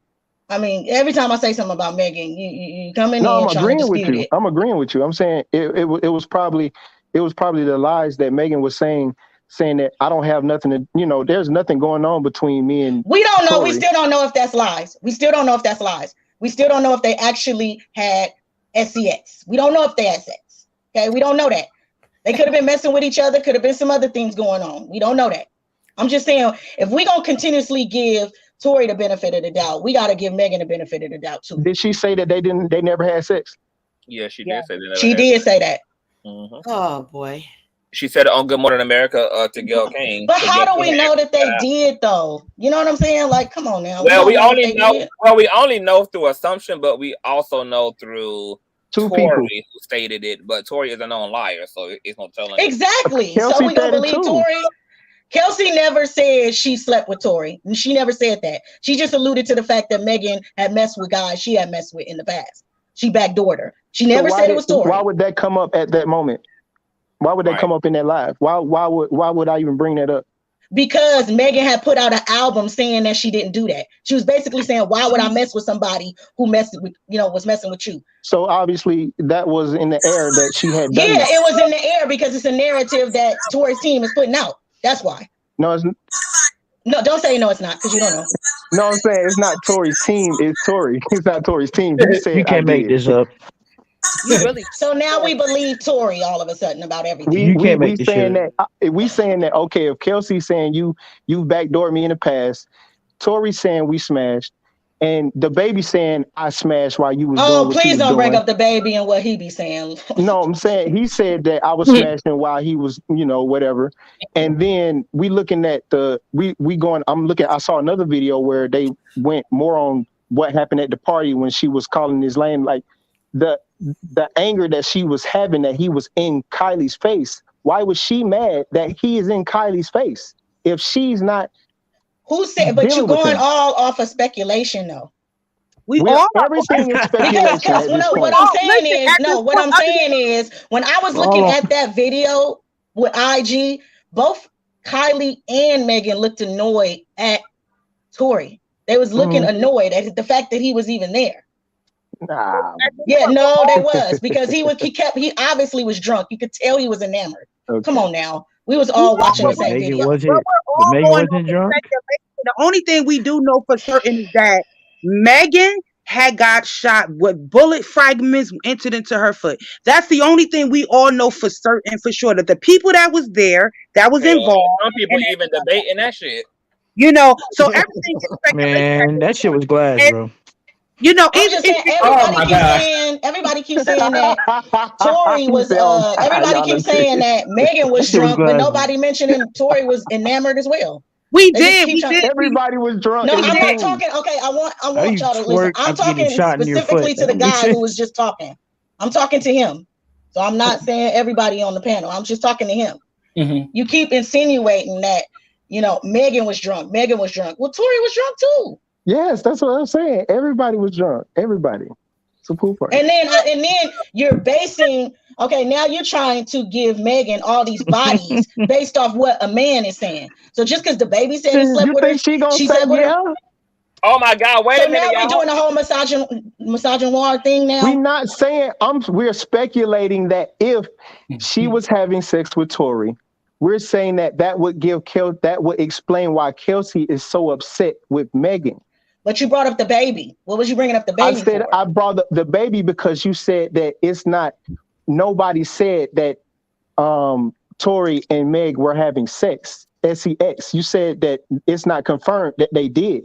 Mm-hmm. But two people, Kelsey, I said that Kelsey confirmed that by saying that she had backdoored her in the past, alluding to that's what happened. But backdoor don't all backdoor mean is that she messed with the same guy she messed with. It don't mean that they had and sex it was Kelsey and Tory they had some type of relationship or situationship or entanglement. Mm-hmm. So the fact that Megan, her boss, her friend, who she done homework for from years, her friend started talking to the dude when she could have The Rock as a pet. You just chose to take the one thing that I had away from me when you don't even care about it, when I actually do care about it. And she's probably mad. She didn't care about no Tory. Come on now. You insinuating that she cared about Tory. No, I'm saying I'm giving you an explanation on how this could happen when you said it's just I cannot believe it. I cannot believe Tory. Well, that's me, but I understand. I can have my opinion just like you got your opinion. Right. I just don't think she felt that heavily about Tory. That's just me. That could be the. I think that may have just been the icing on the cake of tension that her and Meg already had. But still, you're not answering my question. Why did you bring up the baby? I brought up the baby because he had in that song that he was smashing Megan. How Megan has a pathology of denying that she has fucked the niggas who claim. But she never denied that she had sex with the baby. She never even said anything. Right. So she said, "My body is my body." So she didn't say anything when Tory said he smashed. So who do you? So you don't believe anybody? You don't believe she smashed anybody? No, but what I'm not going to do is think that she automatically has sex with men just because they said so. Man, that's what I'm believing. You can look in that video when he was with her when they were drinking and they were joking about Well, hold on. I smell some misogyny. No misogyny. I can't stay on her pussy all day long, but yeah, it's not even about that. Come on, pussy lips. What I will say, hold on. What I will say is that, like at best, it might have been a game of semantics. Gail asked her specifically if they have sex. Megan can technically answer no if we have been sexual but not had sex. So if you didn't clarify the motherfucking question, that's on you. You asked me, did we have sex? No, I've never had sex with the nigga. Bill Clinton did that too. I mean, that's all I'm saying. Now, if we've been sexual together is a whole nother damn situation. But you should have asked that if that's the answer you wanted. But you ain't asked that. You asked if we had sex. So no, we did not have sex. However, I do want to read something and then I want to show y'all something. I want to talk a little bit more about Homeboy's lies, because this article from vulture.com also says, did Tory Lanez and his team send fake information about the incident? A source close to the situation alleged to Billboard on September 29th of 2020 that Lanez's team sent several emails to media outlets pretending to be members of Megan Thee Stallion's record label, 300 Entertainment, in order to campaign press on his behalf. The source also claims that his team fabricated text message conversations between Lanez and Meg and sent them to various outlets. A screenshot obtained by Billboard from a second anonymous source included a fake email account for Kevin Leong, 300's head of creative. The email contained a link to an article that claimed Megan Thee Stallion did not want to testify against Megan. And I'm looking at those fake emails now. In a statement to Billboard, 300 Entertainment said, quote, in this day and age, digital security is of utmost importance. The email impersonation of our head of creative, Kevin Leong, with the intent to disseminate false information has been brought to our attention, and we are working diligently on Megan's behalf to get to the bottom of the matter. A representative for Lanez, quote, strongly denies that he sent fake emails or doctored text messages. The only commentary which has been up on the topic was the creative output on the album. The rep told Billboard, quote, we are investigating who could be sending these false emails and intend to take action against them. Personally, I believe he did send these fake emails because, once again, he has a documented pathology of being a fucking liar. I just think that's all I'm saying. Like, you know what's we believe in these men for like what? Like they all be lying. The baby be lying, Tory be lying. Like, come on. So just because they said they slept with Meg don't make it true. That's all I'm saying. You know what I found very interesting, that in the, I would say, like the middle of this conversation, weren't people talking about the industry pulling strings, and now we just talking about now what happened, Miss Barbara? Unmute. I'm here. She's here. So what happened about the industry and people pulling strings, and you were saying that about Megan? Now what happened? Listen, I'm telling you facts.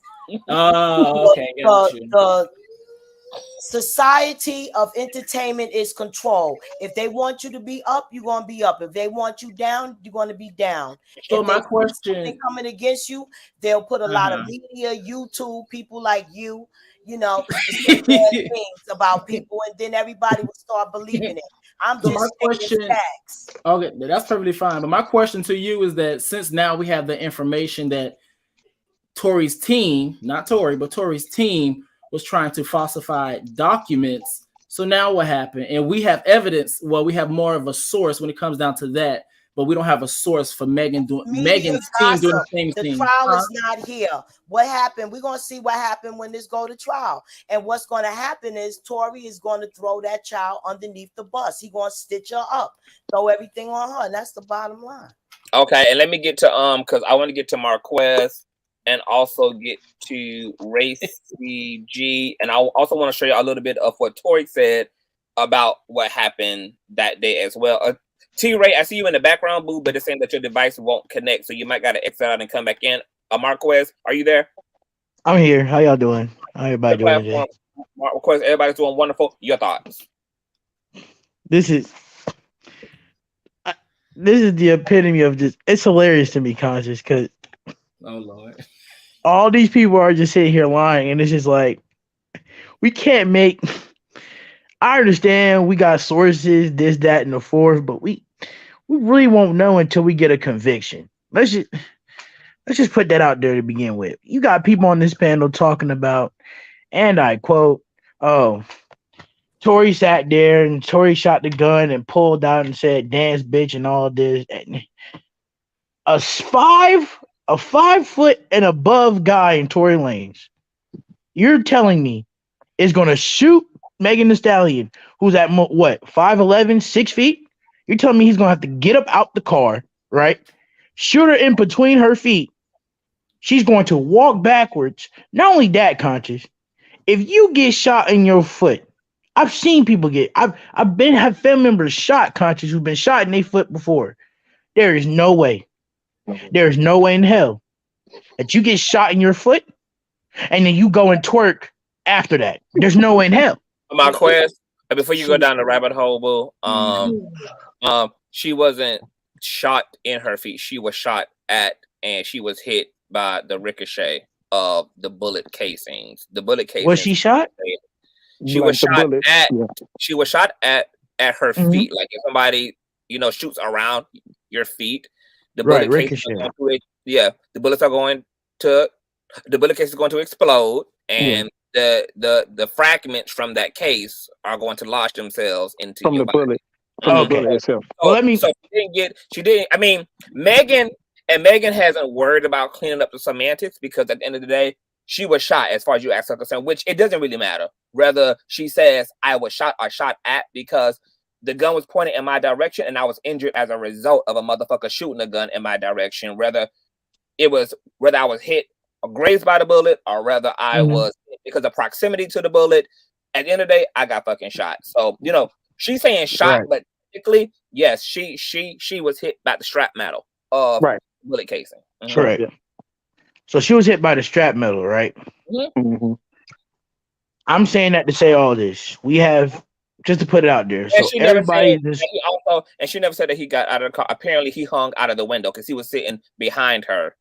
So she got out of the car. So he hung out the window and shot her. And he leaned out of the window and shot at her feet. Okay, so he shot at her feet. That's what we're going with. He shot at her feet. Ricochet happened, and that's how she got shot. Okay. So she got injured. Even if you say, and I quote, Tory, I'm not trying to say Tory ain't a liar, because everybody lied in the industry. I'm not trying to say he's a liar or nothing, because everybody lies. But if we're simply just sitting here and looking at the facts, what you said earlier, Conscious, about Chelsea, it sounds like in court, if you say what you just said earlier, Conscious, it sounds like in court a lawyer could flip that and make that into a motive. Yes, that's how people get off that way. I'm just letting you know. I'm not trying to pander to nobody, but how you were like basically like telling us how Chelsea, in a sense, could have had so much pride to shoot the gun, which in turn injures Megan. Yeah. If I'm being honest, if I'm a lawyer, or if I have one of my best lawyers, I can tell my lawyer this. I'm so sorry. Hold on. I want to clear something up about shrapnel. Shrapnel are not the bullet. Shrapnel are fragments. Definition of shrapnel: fragments of a bomb, shell, or other object thrown out by an explosion. A shell containing bullets are pieces of metal timed to burst short of impact. She wasn't hit by a bullet, which is why she was able to be on her feet and have her superficial wounds treated, which they also consider her wounds to be superficial, which is why her healing time was what it was, which is why she was able to go back to learning choreography and getting ready for the WAP video and everything else, because she wasn't shot. A bullet never entered into her feet. She was hit by shrapnel. She was hit by if the bullet hits the this is not yeah, I get what you're saying. If the bullet hits the ground, if she had been hit by a fucking bullet, she would not have been walking. Yeah, you're saying if the bullet hits the ground, it's going the bullet itself breaks, and the shrapnel from that bullet breaking entered in her foot. That's why it would be like glass. And also as well to that, another reason why Tory keeps ended up in the conversation, because he also denied that Kelsey, you said Chelsea. Kelsey was the one that actually fired. And so when you take into account the information from I guess the gunpowder or whatever, it was only two people who had the gunpowder for the most part. So if she didn't do it, who else did it? And then on top of that, it's like your lawyer can't even help you out of that because you were there. Your lawyers weren't. So if you're saying out of your own mouth as the person that was there and saying that the other person that had the gunpowder on them, they didn't do it, I know that for a fact, then who else? Then that only leaves you. Right. But I'm just saying, like, Reckless in general, what you guys, how people are bringing up Kelsey, how Conscious brought up Kelsey, honestly, you could take that into court, flip it if you have a really good lawyer, and Tory can get off of this. Because it's possible. It's very possible. Let's stop trying to use speculation. I'm so sorry. Hold on. Because Andre is getting she trying my last nerve. Boo boo. Okay, because see, honey, you are also using fragments, bullet. I'm 23 by the way. They're a major bullet. What, love? Say it with me, class. Major bullet. What? Fragments. Not major bullets. Major bullet. Fragment. Shrapnel. Okay, like if you shoot But something no, harder so than the let bullet, me tell you break. this. The Because concrete's I harder than actually the bullet. work in this industry. I don't know if you remember me, Conscious, but I am the one that works in wound care. So we see patients who are have all types of wounds. I remember you. Yes. So we have pictures of this wound that also. Okay, see, look at the wounds. Does this look like a bullet wound to y'all, or does this look like somebody hit with shrapnel? Yeah. So what it was bullet fragments. Now these are part of the bullet, but it was she wasn't hit directly by the bullet. By an entire bullet. She was hitting up by pieces of a bullet. Right, like the bullet turned into a grenade once it hit the ground. It broke because the ground is harder than the bullet, so it broke. Okay, but that still doesn't mean that the diagnosis would not be gunshot wound. Right, it would definitely be a gunshot wound, and and in the statement it would say that she was shot because it doesn't matter if you're hit directly or indirectly. If you are hit even by a fragment, you are still shot. Thank you. Yes, but they have to still classify it and categorize it as a gunshot wound. But I want people to be clear that she wasn't shot with a bullet, a whole bullet that entered into her feet. She was hit by residual material of the bullet casing, which is why her wounds look superficial and only crack the surface layer of skin. Period. Yeah. This is why she was twerking on a yacht a week and a half later. I understand. I get it. This is why she was in the dance studio finishing and perfecting WAP choreography. Wow.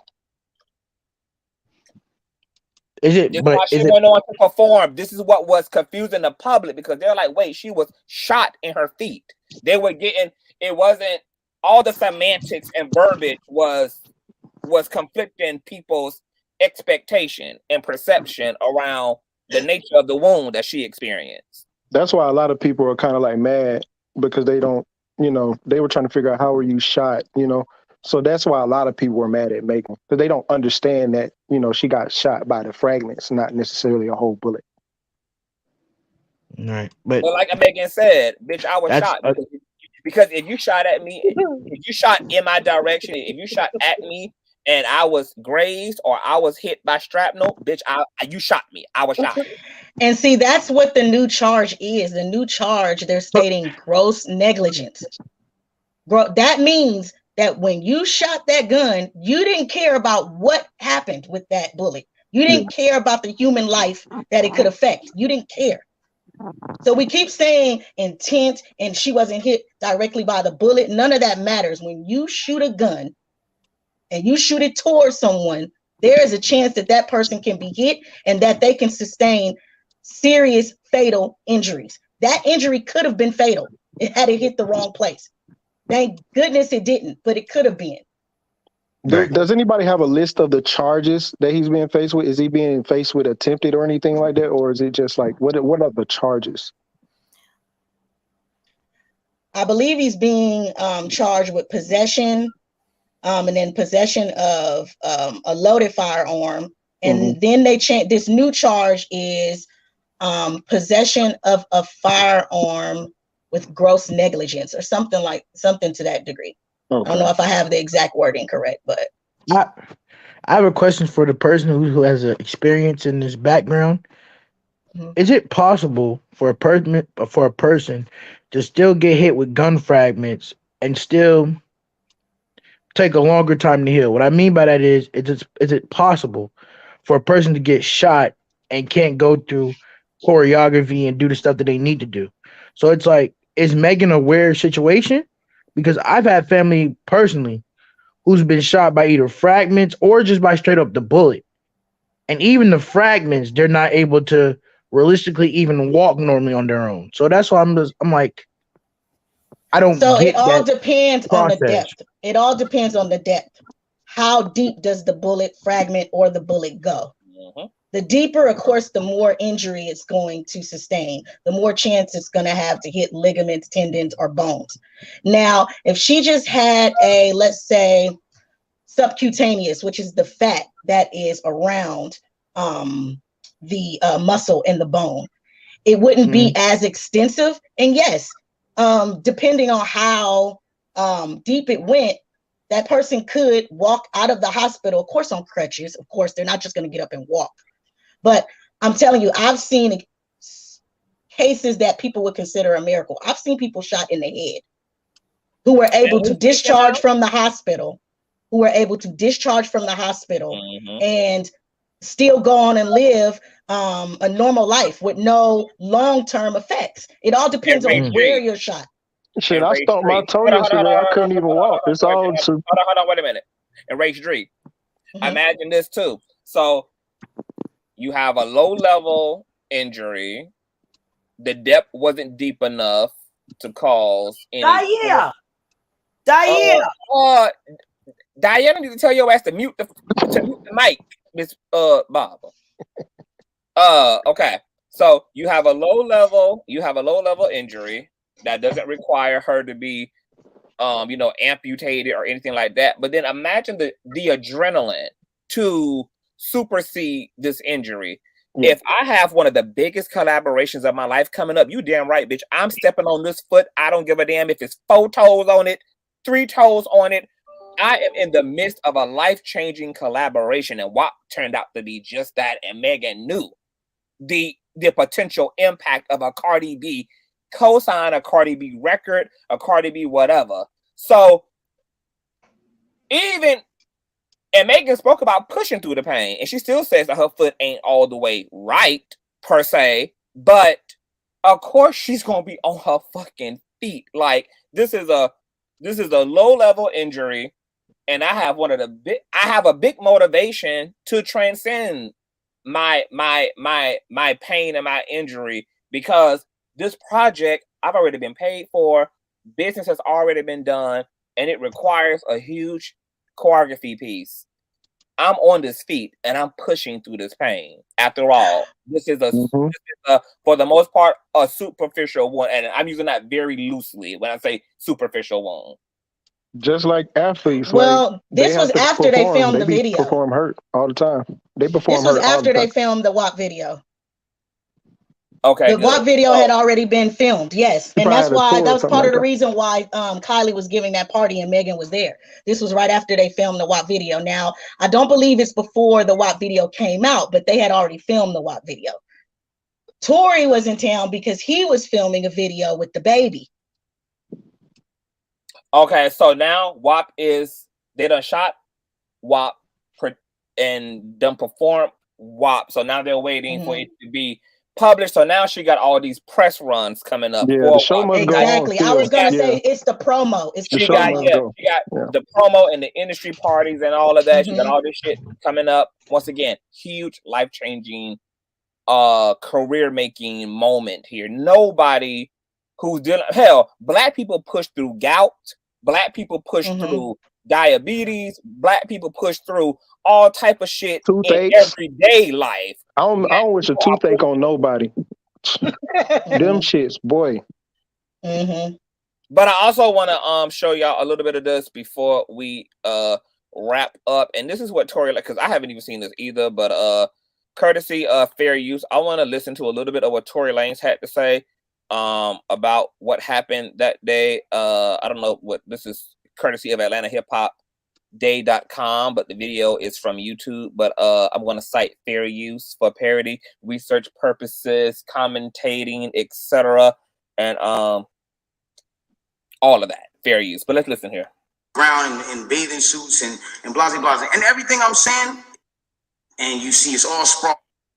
TMZ reports and have the surveillance now. Now they see the video of the arrest. You see Megan, you see me, and you see it's all sprawled out on the ground in bathing suits and blah, blah, blah. And everything I'm saying is public record. You can go back and look at this shit. You can go back and see it. Like, you feel me? So they say, oh, okay, you know, you see her out of the car, she's getting out of the car, she's hopping. It looks bad, bro. And I'm not gonna lie, like, I felt bad watching it because it made her look bad, and it didn't make her look good. It didn't make any of us look good. And I didn't want that for her. I don't see that for anybody. So all of a sudden, when we get arrested, or when it looks like we all got arrested, the memes start. Now I want to really bring you guys. I need y'all to do me a favor. If I mute this, I want to mute myself. Tell me if you guys can hear the audio still. Oh, hold on for a minute, Trish. No, I don't think we hear it. No. Yeah, once you mute yourself, it stopped. Enough time with her to observe and understand something about her, where it's like she's going through a lot. She goes through a lot. She deals with a lot on her day-to-day basis. And because of that, she's not used to, you know, and not even just because of that, but just because of the fact that she's been praised so much. We've always looked at her as like, yo, that's hip hop sweetheart. Like, she's nice, she's talented, whatever the case is, cool. And because of that, like, we've never seen a moment where the memes have come at her, where the memes are like, yo, nigga, let's laugh at your pain. Ah, ha, ha, ha, ha. She's never had to deal with that because she's always been praised. So everything that's been happening has been a reaction off of what's been going on. So it gets down to this point now where it's like, now the reports are starting to say, okay, well, everyone's pointing to different things. No one really knows what's happened, but nobody has ever said she got shot. Nobody has ever said she got shot. Not TMZ, not the police report at this point. Nothing is saying that she got shot. Soon as she sees herself on video with the bikini and the things like that, and it looks bad, she then comes out and says, yo, the narrative of me getting cut by glass, it's just not true. She doesn't point at nobody or anybody or say anything or anything like that. She just says the narrative that whatever came out of me being cut by glass is not true. I was shot in my feet with the intention to harm me and put harm and danger upon me, right? So, okay, cool. Like, all of a sudden, the affiliates of her circle start pointing like little subliminal fingers, like count your days and like I won't be around and you shooting at feet and like little funny things that they start doing.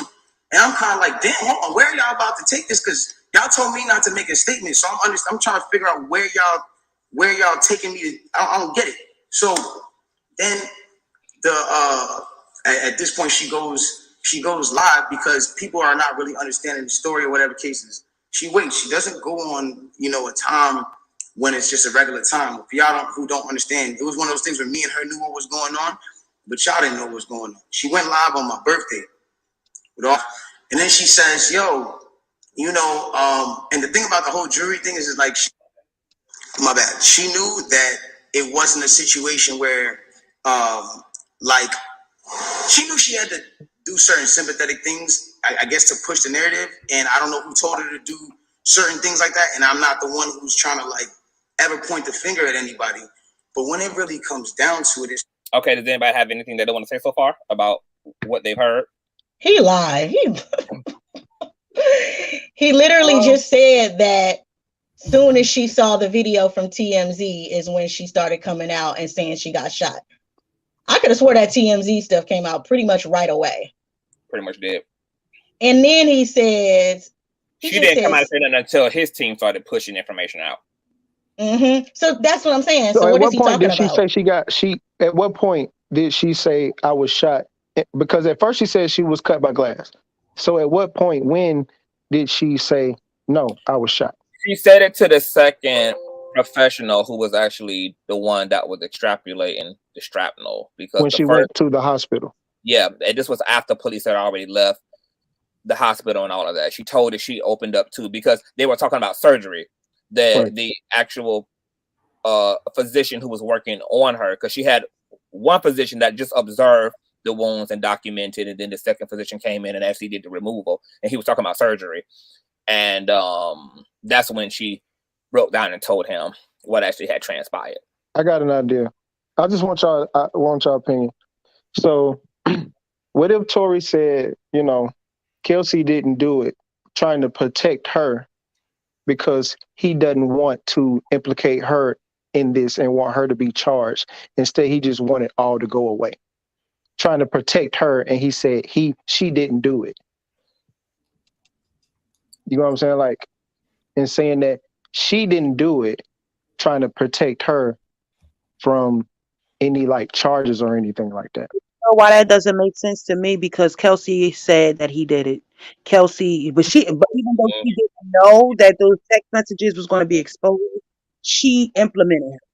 So him trying to protect her really makes no sense especially at this point. And like, he could have been just told what happened to the police and allowed things, the chips to fall where they may. But he said she didn't do it. Kelsey didn't do it. Kelsey said he did it. Megan said he did it. So him protecting her just makes no sense. His entire defense is basically making everyone think that Kelsey is the one who did it. So how are you helping her out? No, he said Kelsey didn't do it. No, I'm saying at first he did. He said that in the comment section. But I'm saying his entire defense is basically saying that the other person should be Kelsey. She should be the suspect. She had GSR on her hands. Right. I was just putting that idea out there. I just wanted to hear what other people had to say about that. Is anybody curious about the bodyguard? Because I never saw the bodyguard in that video. He was never in that video, that TMZ. Did y'all see him get out the car? Mm-hmm. Somebody who? So what happened to the bodyguard? The bodyguard was driving the SUV. But Tory got out the driver's seat. I thought Tory was sitting in the back seat. But I'm saying, okay, I don't know if he was sitting in the back or the front. But I thought I saw him get out the driver's seat. Actually, I think in the footage, because I thought the guy that was laying down was actually Tory, but the guy that was laying down in frame from the helicopter footage that was shown, or the balcony footage, that was actually the bodyguard. I need to rewatch that because I never saw the bodyguard get out the car. But before we get further into him, I want to revisit these text messages because somebody just said, "Was those text messages ever verified from Kelsey to the alleged bodyguard?" This is according to thesource.com. Megan Thee Stallion says her friend Kelsey sent a message to her security saying Tory Lanez shot the rapper. Megan Thee Stallion sat down with Gayle King on CBS for an exclusive interview covering all things before and after the alleged shooting of her. Thee Stallion highlighted her former friend Kelsey Nicole, who sent a text message to Thee Stallion security. Okay, so she sent the text to Megan's security. During the conversation with Gayle King, hot girl Meg is tearful as she remembers the night took a turn when she was ready to leave a party, but everyone else wanted to stay. Quote, "I never put my hands on anyone. I never raised my voice too loud. Like, this was one of them times where it was like, it shouldn't have gotten this crazy." Megan said, quote, "All I hear is this man screaming, and he said, 'Dance, bitch,' and he started shooting." Meg stated Lanez was standing up in the car, leaning out of the window when he shot. Quote, "I didn't want to move too quick, because I'm like, oh my God, if I take the wrong step, I don't know if he could shoot me and kill me." Anybody believe that shit to me? Oh, wait a minute. This ain't even a fucking full article. I'm sorry. I don't believe he went full Bugs Bunny on her. Like, that's some Looney Tunes shit. Why he went full Bugs Bunny on the bottom row of Prince's teeth from Love and Hip Hop? He went full Bugs Bunny on August Alsina's face. He went, what you mean? He has a history of going Bugs Bunny. He just did it with a gun. He just did it with a gun this time. I don't like y'all. You're not keeping in mind, Abraham, the man's pathology. You're not keeping in mind that this man, Megan's situation is not an isolated incident. That Tory is violent, and he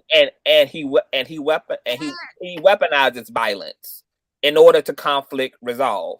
That's his form of conflict resolution, is violence. Whether it's men or women, he's violent. And he was also violent against Kylie's baby daddy. That's why I don't think she'll ever testify against him or testify against Meg for Tory. Right.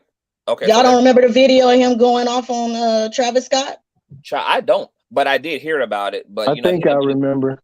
He done been in so much fucking debauchery at this point that I can't keep up. But somebody did mention that earlier in the chat too about that situation as well.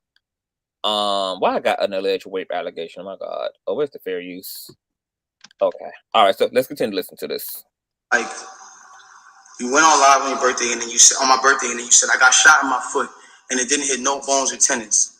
So everybody's looking at this, and again, the internet is a sick place. This is a place where people don't give a fuck about you. They do what they do. They antagonize, and they do what they do.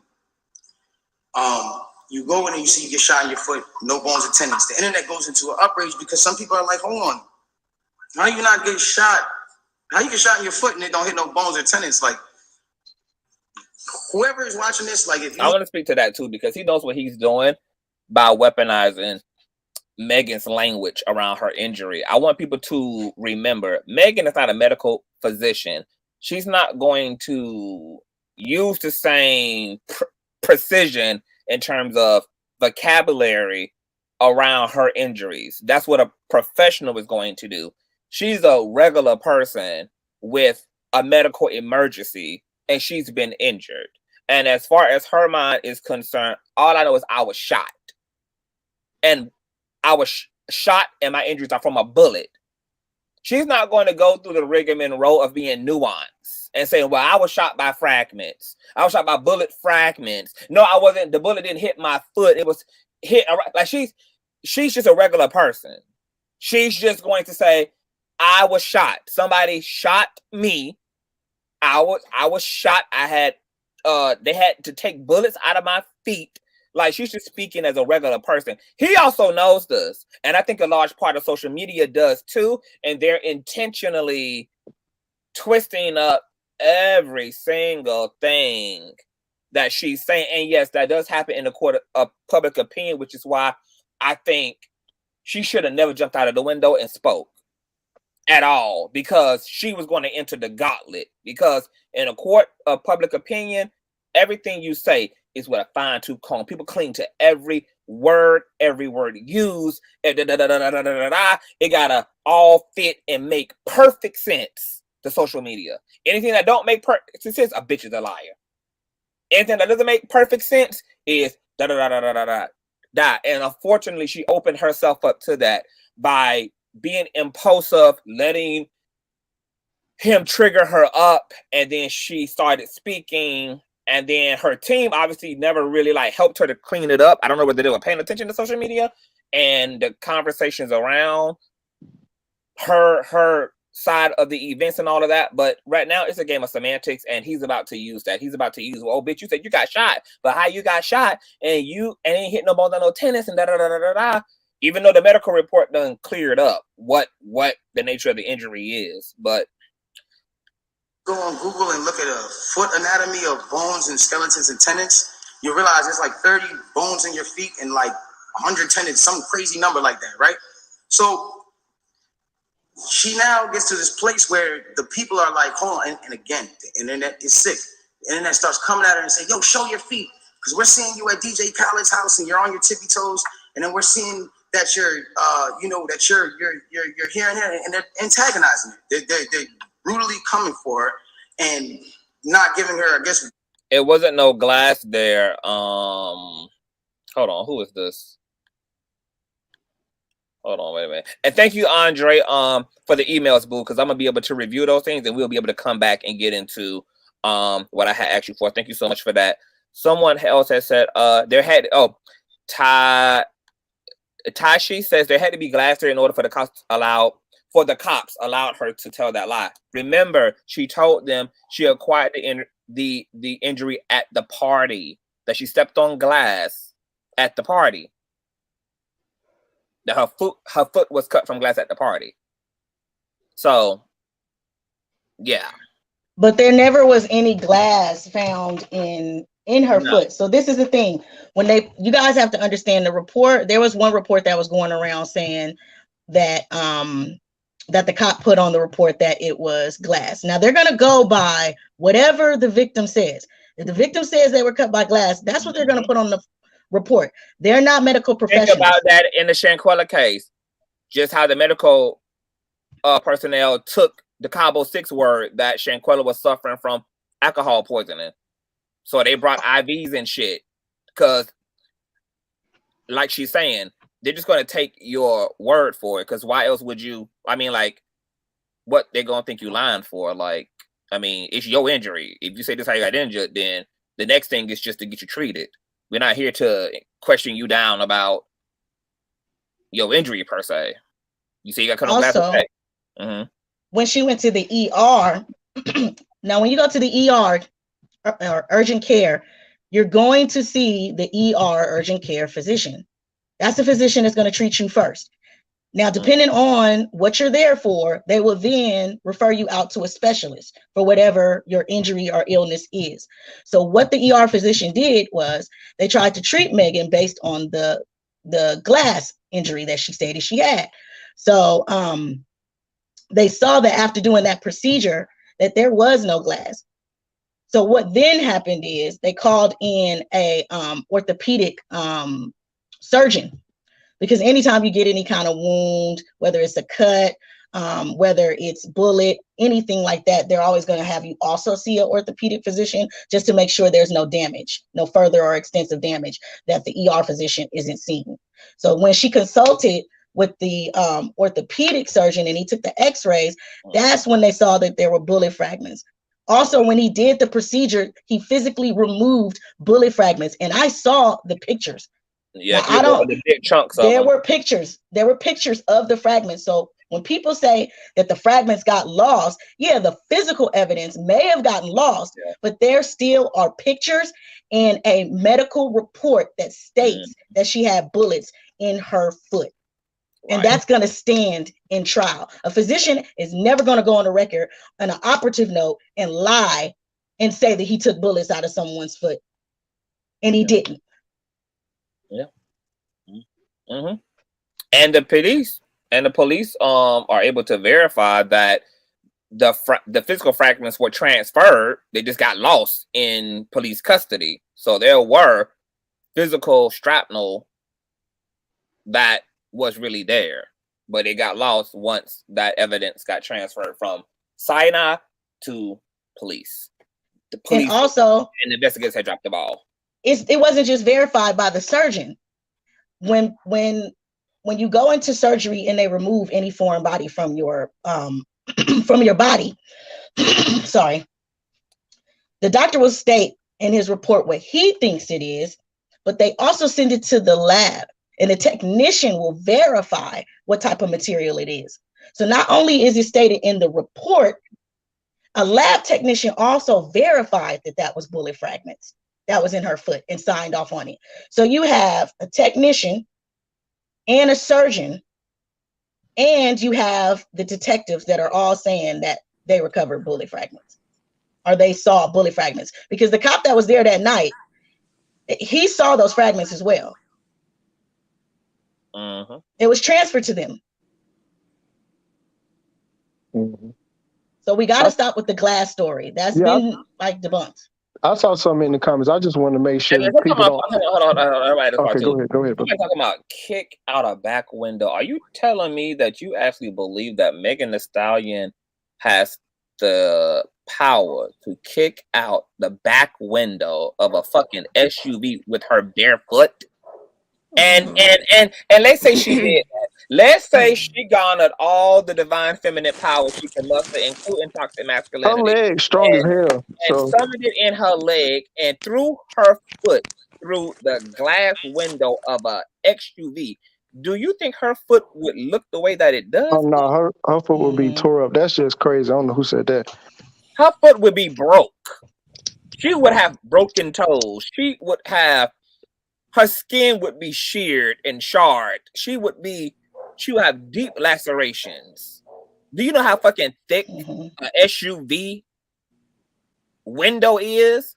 And you telling me she kicked this open with her bare foot? That's a troll. I just want to let people know. And then, if that's the case, why are all the injuries to the side, to the outside lower bottom of her foot, instead of those injuries being all over? Yeah, she would have sliced her Her foot whole open. foot would have went, and her whole foot would have went through that glass. And that would be in the police report. And it'll be in the police report. Okay. I know we have Lex Be Real. I'm gonna let you jump in, boo. Before I let Tory Lanez play. Welcome to the platform. Your thoughts? Hey, how are you? Hey, I'm wonderful. How you doing? Good. I just basically wanted to just say this. It's very unfortunate that people, the way they've attacked Megan, it's like you don't have to believe her per se, but for people to malign her, to not even give her a chance, to not even be fair and at least wait for the verdict. You know, her peers have come at her, people in the public have come at her. And I'm like, so basically, this society, you're basically gonna protect a possible perpetrator, and the woman, the victim, you're gonna victim blame like it's not equal, like there's no neutrality. All just everybody, all the men in the industry and everybody in the, because it's mostly men. It's mostly men. They're the ones that are really, really, really like going at Megan. Her peers have come at her, and people in the world too. And it's like, it's really sad that nobody just wants to be unbiased, and really, really, really just look at the evidence and really look at, as a nurse myself, I was listening to somebody that was up there talking about medical stuff. When I first looked at the wound, it looked superficial. It looked grazed. And then I looked like an abrasion, which is like a scrape, another word for a scrape, like a superficial wound. Then I looked at it further and it looked like a deeper wound going on in another area. So in my mind, I'm like, it's very highly likely she was shot. And but of course I can't, see the wound in my face physically. So I just was looking at the picture and I saw, from a medical perspective, I was like, yeah, I can see it. And I do believe her. And even if you don't believe her, the best thing, I think the most non-ignorant thing to do is to wait till the verdict comes out. Because a lot of people, honestly, and I'll say this lastly, because I know I'm talking a lot. When, like the young lady said, the doctor, because when you go to the ER, yes, she's right. The doctor's not going to lie, and the doctor's not going to give a report that's false. Once those reports hit and a bullet was actually proven to be there, okay, that's done right there. Right there, done. Like, she actually got shot. Okay, now who? Now that's basically what's going to be the focus. But once the doctor comes in and presents all of the medical clinical evidence, it's over with. Like, it's over with. And a lot of people are going to look very, very, very stupid. And she's going to have a lot of people that's going to owe her an apology. That's why I say, don't speak, don't assume, that don't run your mouth before you actually look at the facts. Yeah, you don't know. You feel me? So, I just really feel like when that verdict comes out, a lot of people are going to look dumb. I remember when it first came out, everybody, men, women, was attacking Tory.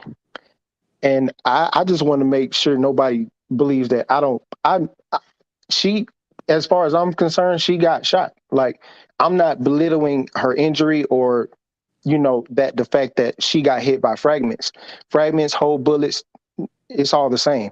But I'm just speaking on the motive of possibly who did it.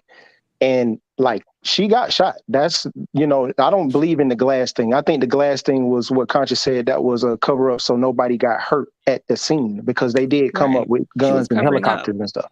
Right, to cover it up. But once she got to the hospital, she said, hey, yes, these, it's fragments, it's not glass, you know what I mean? So she was telling the doctors and everything so they can diagnose her right, so she can, leave the hospital, knowing that her foot is okay. And once they got the information, that's when TMZ and everybody come, talking about what they, basically just trying to figure out who did it. And once she said Tory did it, that's when everybody was like, Tory, donkey of the day, Tory, you ain't shit. We done with you. Everybody was going at Tory. I don't know when. I do know that as time went on, a lot of people switched their story and they started to side more with Tory. I don't know what made them do that or at what point that happened, but I do understand what you're saying. A lot of people are going at Tory, and it's a lot of just, people, not people in the industry. I don't see that per se, but I do see a lot of people like in comments and just regular people attacking Meg. I do It's a see lot that. of people in the it's a lot of people in the industry that's attacking Megan because Tory has friends in the industry. Like the biggest one was Drake. Drake, when people were acting deaf, dumb, and blind as if they don't know what wordplay is, he was definitely calling Megan a liar, using metaphorical wordplay. And people were acting dumb, like, oh no, he didn't say what? Like, no, he really, really was calling her a liar. And a lot of her peers have done this, and it's been men. And yes, of course, when she said Tory did it, of course people are gonna come at him. And I feel like that's wrong. I believe in neutrality. But then it shifted over to Megan, and it's like, okay, so have anybody ever thought, well, what if he really did it and they're victim blaming? So I feel like everybody should have been neutral, but now it's to the point where it's like where we're at right now, Megan is the target. And a lot of people are just, being very apologetic and sympathetic towards Tory as if he didn't just beat August Alsina up like the other day. And the thing is, men, when it comes to men look out for men. F boys look out for F boys. If for example, if I think T.I. was another one that was going, or whatever the case may be. If they're anything like Tory, violent or cheating on their wives, whatever it is, they will defend. Men will link together and click up together, and they'll be like, yeah, she lying, da da da da. It's just a bro thing. You know what I'm saying? So a lot of her peers, men, they've been coming at her. And then the regular world as well, they've been coming at her. Right now, it's Megan, Megan, Megan, Megan, Megan. That's what's going on. And one more thing, I just want to know what makes it so hard for people to believe that this girl actually got shot by this man. Why is it so hard to believe that? And for me, I feel like the reason why it's so hard for people to believe that is because we live in a world where Black women, I'm sorry, like we're the ones that are just the most disrespected and unprotected. That's just the fact. True. And black men are the main ones that throw us under the bus, and they protect Black men like a motherfucker. Excuse my language. And that's just what it is. Yeah, I want to They add to protect that. the I Black want to men, add and to that. it's like forget the Black woman. Me too. I want to add. I want to add to that, Alex. The reason why it's hard for people to believe that this man shot her is because we live in a Black male worshiping society, especially as a Black community. Patriarchy is very, very big. Right. Bingo. That's the perfect term. You termed it And right. Yeah.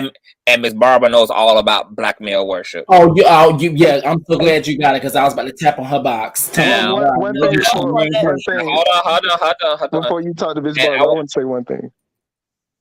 Speaking on myself, I just don't want to believe that he shot Megan. Exactly. I don't want to believe it. Why don't you want to believe well, who do you want to because be that would be responsible? terrible. Hold on, wait a minute. So who do you want to be responsible out of the three of them? Out of the driver, out of Kelsey, and out of Tory? Who do you want to have shot her? Because somebody did. I don't want. It would be terrible for Black men, and if he shot Megan, that would be terrible. I would not want any male to shoot at or point a gun at a female. Like I wouldn't want that to happen. I hope that's not what happened. You know what I'm saying? I'm not saying that I don't believe that he did it, but I just hope that that's not what happened, because that is terrible. But thank you for being honest. Oh, but isn't it? But isn't it equally terrible if any of these people? It is equal. I can't say that word. Yeah, it is just as bad if it was a woman shot another woman. It would be just as bad if it was a fight for the gun and the gun went off, because the fact that whoever wanted to have the gun in their hand and pointed at someone, that's just as bad as shooting someone. It's just as bad. So they're all bad. They're all bad scenarios. But I think the worst scenario is Tory shooting Meg. You only Now, think it's a worse out of scenario because you anger, know So of you the basically you you only caping. think that That's it's what that is. Caping. you only think that it's a worst case scenario because if he did, that's a total L for the black male community. And Yes, you are yes. Bingo. big L, That's what it Exactly. is. big He's L. caping. They feel as if it represents them It and it did does. personally. exactly. Actually, it does, because the thing about it is that it's the fact that even if we're having these conversations, let's see how quiet the manosphere and all the men start to like. Let's see how quiet they become when it actually does. If it actually does come out, like the thing is that it doesn't have to represent you, but however, this is the times for you guys to be quote unquote leaders. This is the time for you guys actually to quote unquote put your foot down and say something. And this Right. let me just go on my little rant. And this is the issue that I have whenever these conversations come up, is because when it's time for black men specifically to take a stand, they don't. And then yet you want to be the leaders, yet you want to be the forefront. Mm-hmm. But however, you expect black women and Cripple to pick up your slack and always be, oh no, oh no, I sympathize with him. No. If you feel this way and you don't want it to represent you, then speak for what's right. And the thing about it, a lot of y'all go with the flow. And so if you don't want it to represent you, then say something. Hell, And I they feel don't like want to they'll take stand harder for a accountability. white man. They standing for Right. Jerry Jones. Mm-hmm. Yeah, I wanted to And bring black up men don't want to take accountability. I'm sorry, black men don't want to take accountability a lot for what they do. So they do, like the young lady said, it's like shifted to the black woman, and we're supposed to, you guys want to be leaders, but where's your accountability? Where's your when something actually does happen, or if the verdict were to come back, okay, this, that, and the third, this really happened. Like she said, everyone's gonna go quiet. Nobody's gonna stand up and say, "Oh, it was wrong for him to do that." They're gonna keep caping for that man because that's what black men do. That's what they do. It's like no accountability. They'd rather shift the blame and rather do that than to take accountability for their actions. That's why when you said, "Oh, I hope it wouldn't be Tory," I felt immediately you basically were caping. Like, I No, hope it's not him because he's a black man and it's gonna make us all look bad. Yeah, like it's all about them. It's ego. It's all no, about them, them. And no. screw us. And we have to protect domestic violence. Oh, don't you better lie. Don't send them to jail. Da-da-da. It's always like that for us black women. No, it's not. It's Not always like like that. that. Not like that. Not as in. I hate that the whole thing happened. Period. I hate the whole thing happened. But as far as how it looks, how black men already look to society, we're feared. We're this and that. This just give more ammo for people to, when you walk by somebody's car door, they lock the door, or they clutch their purse. Like, it just So whose gives fault more is that ammo for though? that. But whose fault is that though? Isn't that's what I Exactly. mean by accountability. Right. Take Accountability. Like, accountability. I like Tory Lanez music. If it comes out that he is guilty, I will have to change up my whole playlist, because everything he's singing is a lie. He doesn't love women if you're shooting at her. Like, accountability does work. I just don't see, like, me personally, I would never point a gun at a woman. So I just don't understand how he could do that. Like, I don't understand abusive men. In relationships, I have a lot of friends that were in abusive relationships, and I ask them all the time, like, how did you end up in this situation? Like, why did you stay? Why didn't you leave? I'm always curious about that, because I don't understand that. Like, I really don't. So, like, I just hope, like, not as of to protect my image as a black man, but the fact that happened, I just hope that's not I hope that's not the scenario, that he pointed the gun at her feet and told her to dance, bitch. Well, we know that even if it's not, it's some black woman's experience every 2-3 minutes in this country. Right. And it's not the experience that I'm belittling or anything. Like, I don't condone what she been through, her getting shot at all, period. I just, the motive that is out there, I just hope that playful motive of him pointing the gun out the window and telling her to dance was not. I think that's the offense, though. How is it that a grown ass man or a grown woman, either Kelsey or him, could conceive of using a deadly fucking weapon, right, as something to taunt, and then we know that it wasn't playful because shit was too hot. Shit was too hot in the car. It was a volatile scenario, And that sounds playful when you read what you read. It sounds, that's why I said Bugs Bunny, like, because it sounds playful. And the fact that you can do that, and that That's if only that's playful true, though in like hood brains, right? like these heathens would think that's playing checkers is shooting at a person, shooting in proximity to a person. But I brought this picture up because I wanted to dispel the fact that she kicked out a fucking window. As you can see here, the SUV's back tinted window is fully intact. So cut the whole kicked out the window shit out of the frame. You also don't see any windows or glass shattered around this vehicle. Now, this person to the left here, like this guy here who's over here in the corner, this is either Tory or the driver. The Tory and the driver, the other person is on the other side of this SUV. This is Kelsey ass looking like a washed up koala bear off of Myrtle Beach. And this is the bikini body of Megan Thee Stallion.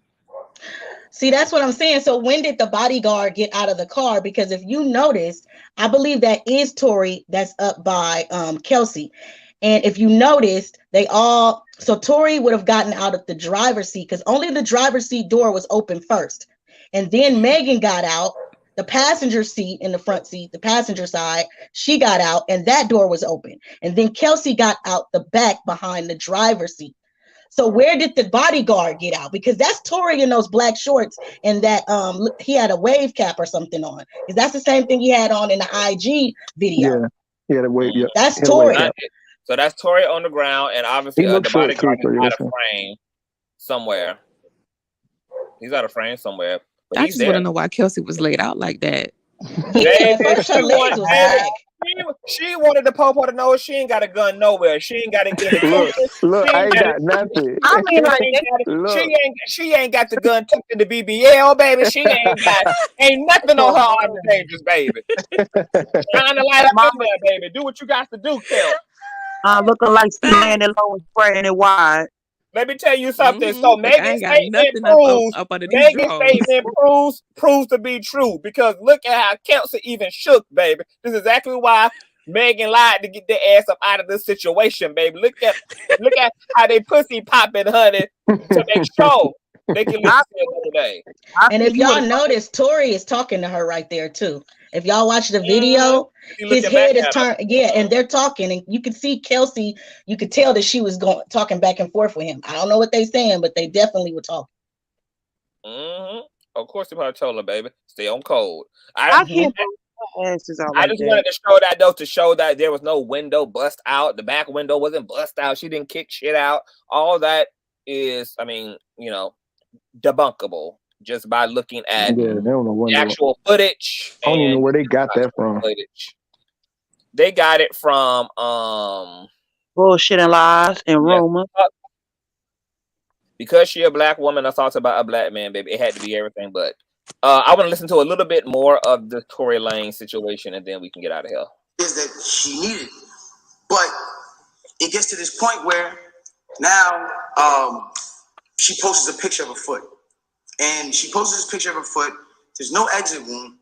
There's a lot of inconsistencies in the story. She says under the post, you see, I got shot in the back of my foot because when I was walking away from the car, she says she puts this in capital letters. She says, I was walking away from the car and I got shot in the back of my foot. She doesn't ever show the other foot that she claims she got shot in. And I'm not trying to, again, I hate that this is coming off like I'm trying to come for her and whatever cases, but this is what I'm having to endure and watch when I'm knowing certain facts. So it gets to, it gets to this place where I'm just like, bro, like this is not me, and I don't deserve this. Like I don't deserve to have to go through this. Like I never have been somebody who's had domestic cases. I've never hit no woman. I've never had abusive cases with no woman. You can't pull those type of facts up on me. I don't.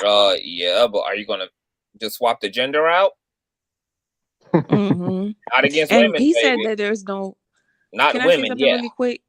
He said Mm-hmm. that there's no exit wound, and I was like, well, there doesn't have to be because depending on the angle of the gun, it doesn't have to be. It doesn't have to. But remember, Lex, depending on the angle of the gun, it doesn't necessarily mean it has to go through bones, and it could be superficial. It could be because But people have remember, Lex, bullets he in knows their this. heads. But remember, Lex, he knows he's intentionally weaponized. He's intentionally using semantics. He know that she said bullet. He know it was bullet fragments, but she said bullets. So he's going to use her terminology against her because she was using terminology that didn't accurately describe the nature of her injury. He knows this. So he's flipping this back to her, saying, okay, oh, you got shot with bullets. So where is the exit wound? Why you don't have no broken bones? Why you don't have no broken tendons? Why were you able to stand? Why were you able to walk on your feet in 2 weeks? Why were you twerking on it? Like, he knows. See, all this is And he's, and you know what, he's still wrong. That's what I'm saying. It's like, even if he were to try to misuse her words, bullet wounds is not always deep going to the muscle or the bone. It could be superficial because people have bullets in their heads and it's still stuck in their head and it didn't go through, so it doesn't have to be an exit wound. So right there. Hold on. But I'm gonna tell you how I know that he knows. I'm gonna tell you how I know that he knows. Because they arrested him, but they only detained Kelsey. Kelsey went back to the hospital to be with Megan from the time she was there until the time they left together. He been in communication with Kelsey long after that event. So Kelsey explained to him what the nature of those injuries were. She was there. She saw him for herself. She was in the room. She knows the ins and outs, that it was bandaged up. He's intent. He knows that she fucked up. And he's reading the room of social media. He knows that everybody is holding on and clinging to the literal words of Megan around, her articulation of her wound. So he's using what's already there because social media done made it easy. I get exactly what you're saying. He's manipulating, right? Oh, bitch, you couldn't have been shot. You couldn't, because if you were shot, then this would have happened and that would have happened, and you wouldn't be able to do this, you would do that. But he knows the truth because Kelsey done gave him all the deets and all the 411s, but he's just being a typical manipulative narcissist. He's being manipulative, right? I have a question. Which is strange because if Kelsey, now when you are a gunshot victim, they don't just let everyone come see you. I got a question. That's my question is. She had to have let Kelsey, she had to have stated that it was okay for Kelsey to come in there because Kelsey's not a family member. Yeah. But no, at that point she wasn't shot at that point. Remember, it was glass. But when she got to the hospital, that's when she told the doctors that it was bullet fragments. But I was saying, at what point did they detained both Kelsey and Tory at the scene. And then they let Kelsey go. Did they keep Tory because he had that unregistered gun? Yeah, that's exactly why they kept him, because of the gun. Because at this point there was no allegation of a shooting. Right, and they heard the shooting because that's what the people who called the police, they reported it was a shooting. Right, so they held him on that. That's why they were able to let Kelsey go, and she was able to go to the hospital. Yeah, and they found the smoking gun. Like they found the gun. Smoking gun. Exactly. He took claim of it, and they took his ass down. Found out it was unregistered. So he left, and then she left from there to the hospital to be with. That's why she was able to go see me, because at that point it was no gun. It was no gunshot victim. It was a gunshot, but no gunshot victim. And then I believe what finally dissolved the situation between Megan and Kelsey is that more than likely Megan and Kelsey continued to argue even after they had left the hospital, because Megan was probably upset and Kelsey more than likely was probably still trying to talk to her about this come to find out shit. Was still trying to talk to her about the situation with Tory. At this point, Megan probably didn't even want to hear anything about anything aside from, bitch, he shot me. I don't give a fuck about no other motherfucking drama around this motherfucking situation. This ain't time for me and you to be talking about shit else. I don't give a fuck. Fuck all y'all. At the end of the day, this motherfucking nigga shot me. I don't give a fuck about nothing else that took place around that. I don't give a fuck about that shit that happened in Cali. I don't give a fuck about how the fuck you feel about me and him or whatever. I got fucking shot. If that ain't what your memo is, get the fuck away from me. But do y'all remember the story that came out shortly after it happened? And based upon her diss track, and based upon that IG live of her of her. And then if you look at the nature of her diss track, where she is repeatedly mentioning nigga, you a ho, you fucking and sucking behind my back, Kelsey is giving me immature energy. She's giving me somebody who has very low emotional IQ and somebody who would prioritize trying to get her personal grievances in with Megan at this inappropriate time where clearly Megan's situation would trump. Yeah. Right. Because I believe they both was messing with Tory. Yeah. But do y'all remember the story that came out from Kelsey's mom and her sister when this first happened? What was that? No. The sister and the mom were saying that Kelsey was upset because Kelsey wanted to say that Tory shot Meg. She wanted, that was her statement to the police. She was saying that. And then she was saying when she talked to Meg at the hospital, Meg didn't want to tell on Tory. So that may have been before they found out it was a gunshot wound. Because remember, Meg wasn't going to tell on Tory. It wasn't until they found the fragments that she had to tell the police what really happened. So they were saying that the reason that they were mad is because Meg was letting this narrative go that Kelsey shot her, but really Kelsey is the one who wanted to say that Tory shot Meg. And Meg was saying no. So in the interim of all that, her having confusion from what Meg wanted to do, Tory snuck up and linked with her. And then that's when they started rolling with each other. And that's when Meg was saying that she got paid off. But if that's the case, then what the fuck did she keep her mouth closed for down to the precinct? Because she got taken down there for questions before she even went to Meg. Questioning as well. And I think she told on Tory. I think she told on Tory at the precinct. That's what we're gonna find out during the trial. You would have had a charge though. I don't think she did, because everything she said publicly, like it's just not consistent with the fact that she snitched out him at the precinct. Yeah, he would have had a whole charge, like a worse charge than that. He probably wouldn't have got bail, because that's danger, you know. Like if he shot at her, he probably wouldn't have been able to get bail to get out of jail. I'm confused as to what Kelsey's role is really, because it's like she's not really speaking, and Megan was mad about her not speaking, and it's really confusing. It's like, Kelsey, what happened? Like, you know, and I know that you have to protect yourself legally, you know, but it's like, nobody knows Kelsey's role. Did she take the bribe money? You know, it's so much confusion. She said she didn't. She said she did. Kelsey probably was being bitter. Being a immature, bitter ass female, like, yeah, she probably was probably feeling like, yeah, bitch, that's what you get for trying to mess with my nigga, you know, type of thing. Yeah, they were messing with. I believe they were both messing with. I think that's the whole argument right there. You know, just two chicks fighting over a dude, just basically a whole love triangle. What is it? Mm-hmm. What you call it? A quarrel, like a lover's quarrel that went bad, really bad. See, on his behalf, I can see, honestly, with the whole narrative saying that they were involved, to me it really don't matter, because it don't justify what happened.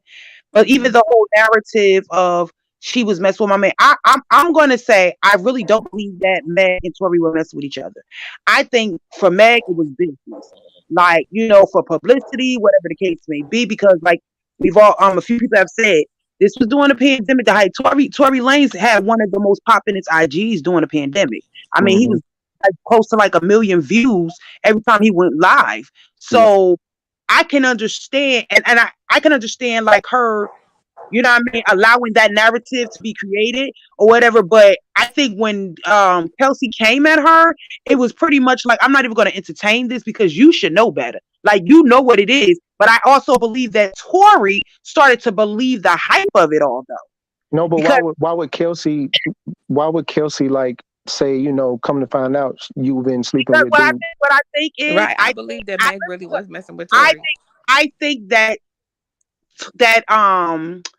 Tory started to believe the hype of it. Like, he started to think, I think Meg had one agenda, and I think Tory had another.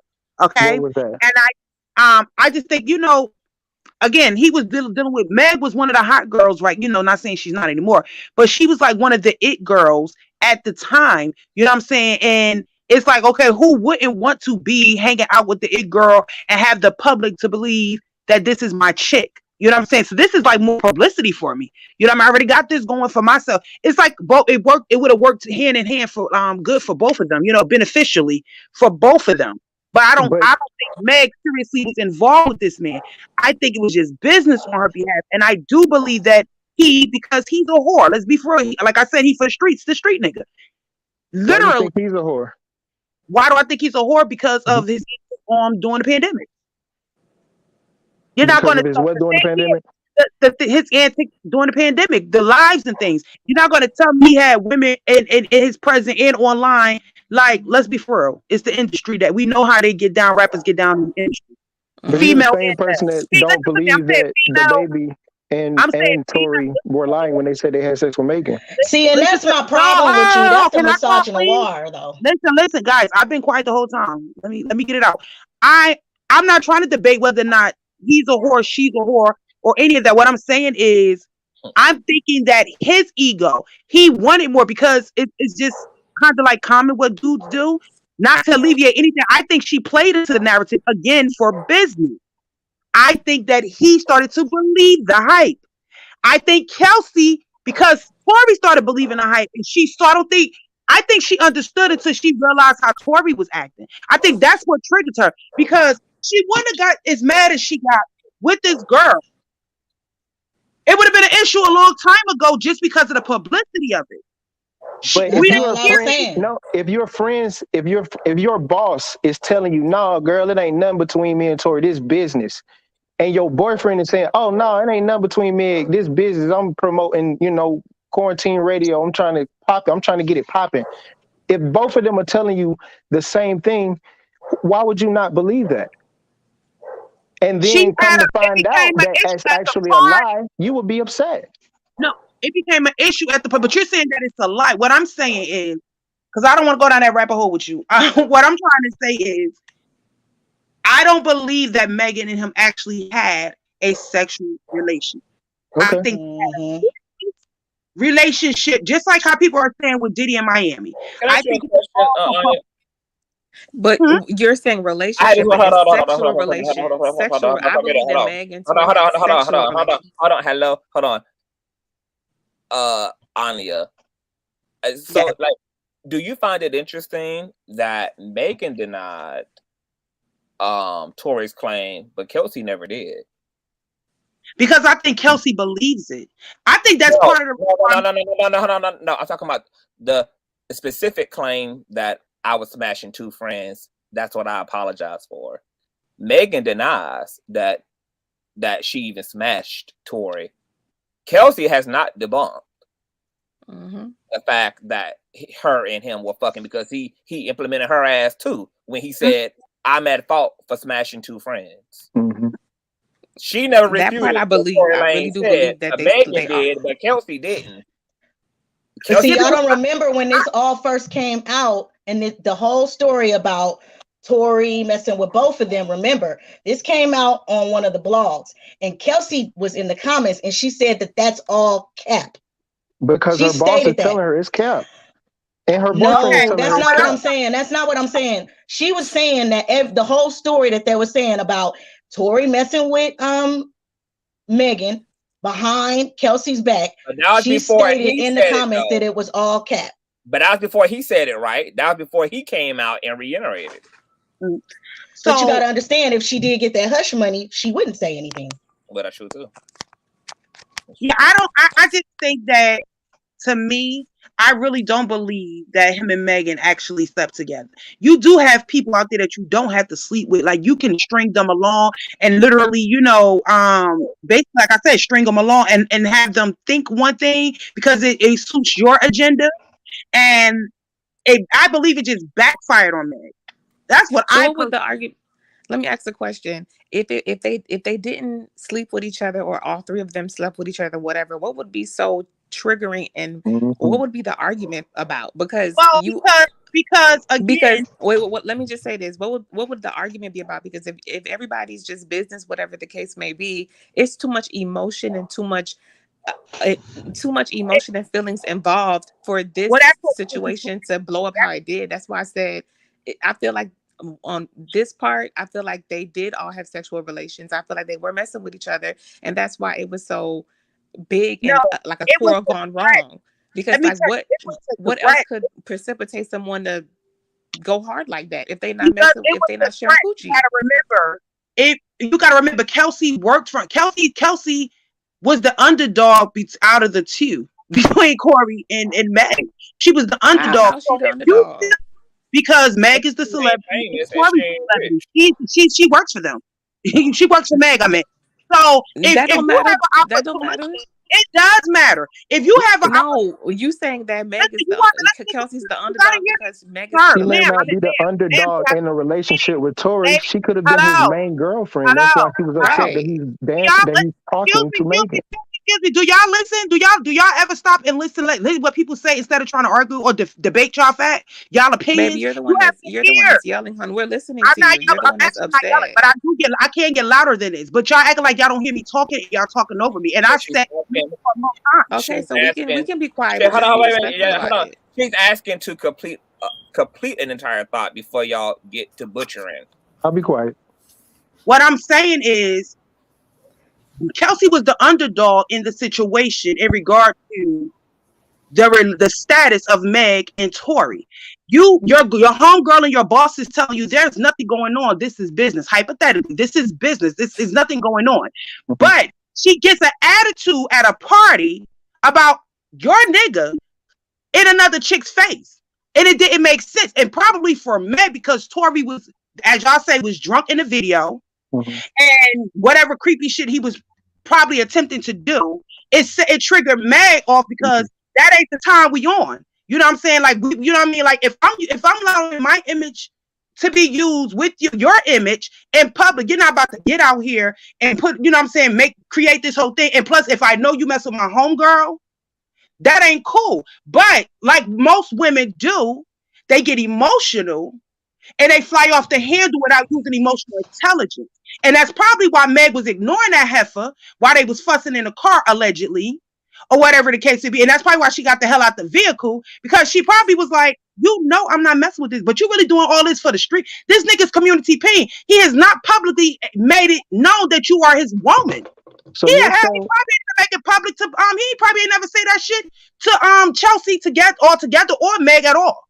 Probably. So you saying that you're saying that Megan is mad at Kelsey because she got mad at because Megan got mad at Tory for being extra with Kylie because she invited. I'm just repeating what you said. I'm trying to get an understanding of what you're saying. That's what you're saying? That's what's allegedly been said, that Meg, that's the reason why they left. They was arguing at Kylie Jenner's house because they kicked them out. Yeah, Kylie and their bodyguards kicked them out because they were arguing. Yes, and it was supposed to allegedly been because of him trying to, like, whatever he was trying to do with Kylie, all in her face, whatever it was. He was talking to Kylie. Whatever. And Megan got upset because he was in Kylie's face. She wasn't getting attention. She wasn't getting attention from Tory. Wait a minute. Hold on. So now I have another perspective.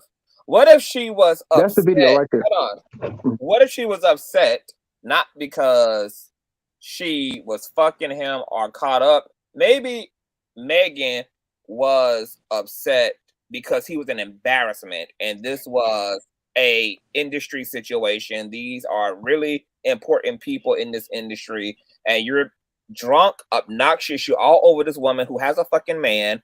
She doesn't fucking want you, and you're a fucking annoying as hell. And I'm not leaving this party until I know that your drunk ass is with me because I don't want you behind embarrassing me because this is my contact, not yours. That's all I was saying earlier. This is my contact. Oh yeah, you got to go, boo. We got to go because I'm not leaving you here to act an ignorant, dumb, damn fool. You could tell he was clearly drunk in that IG video.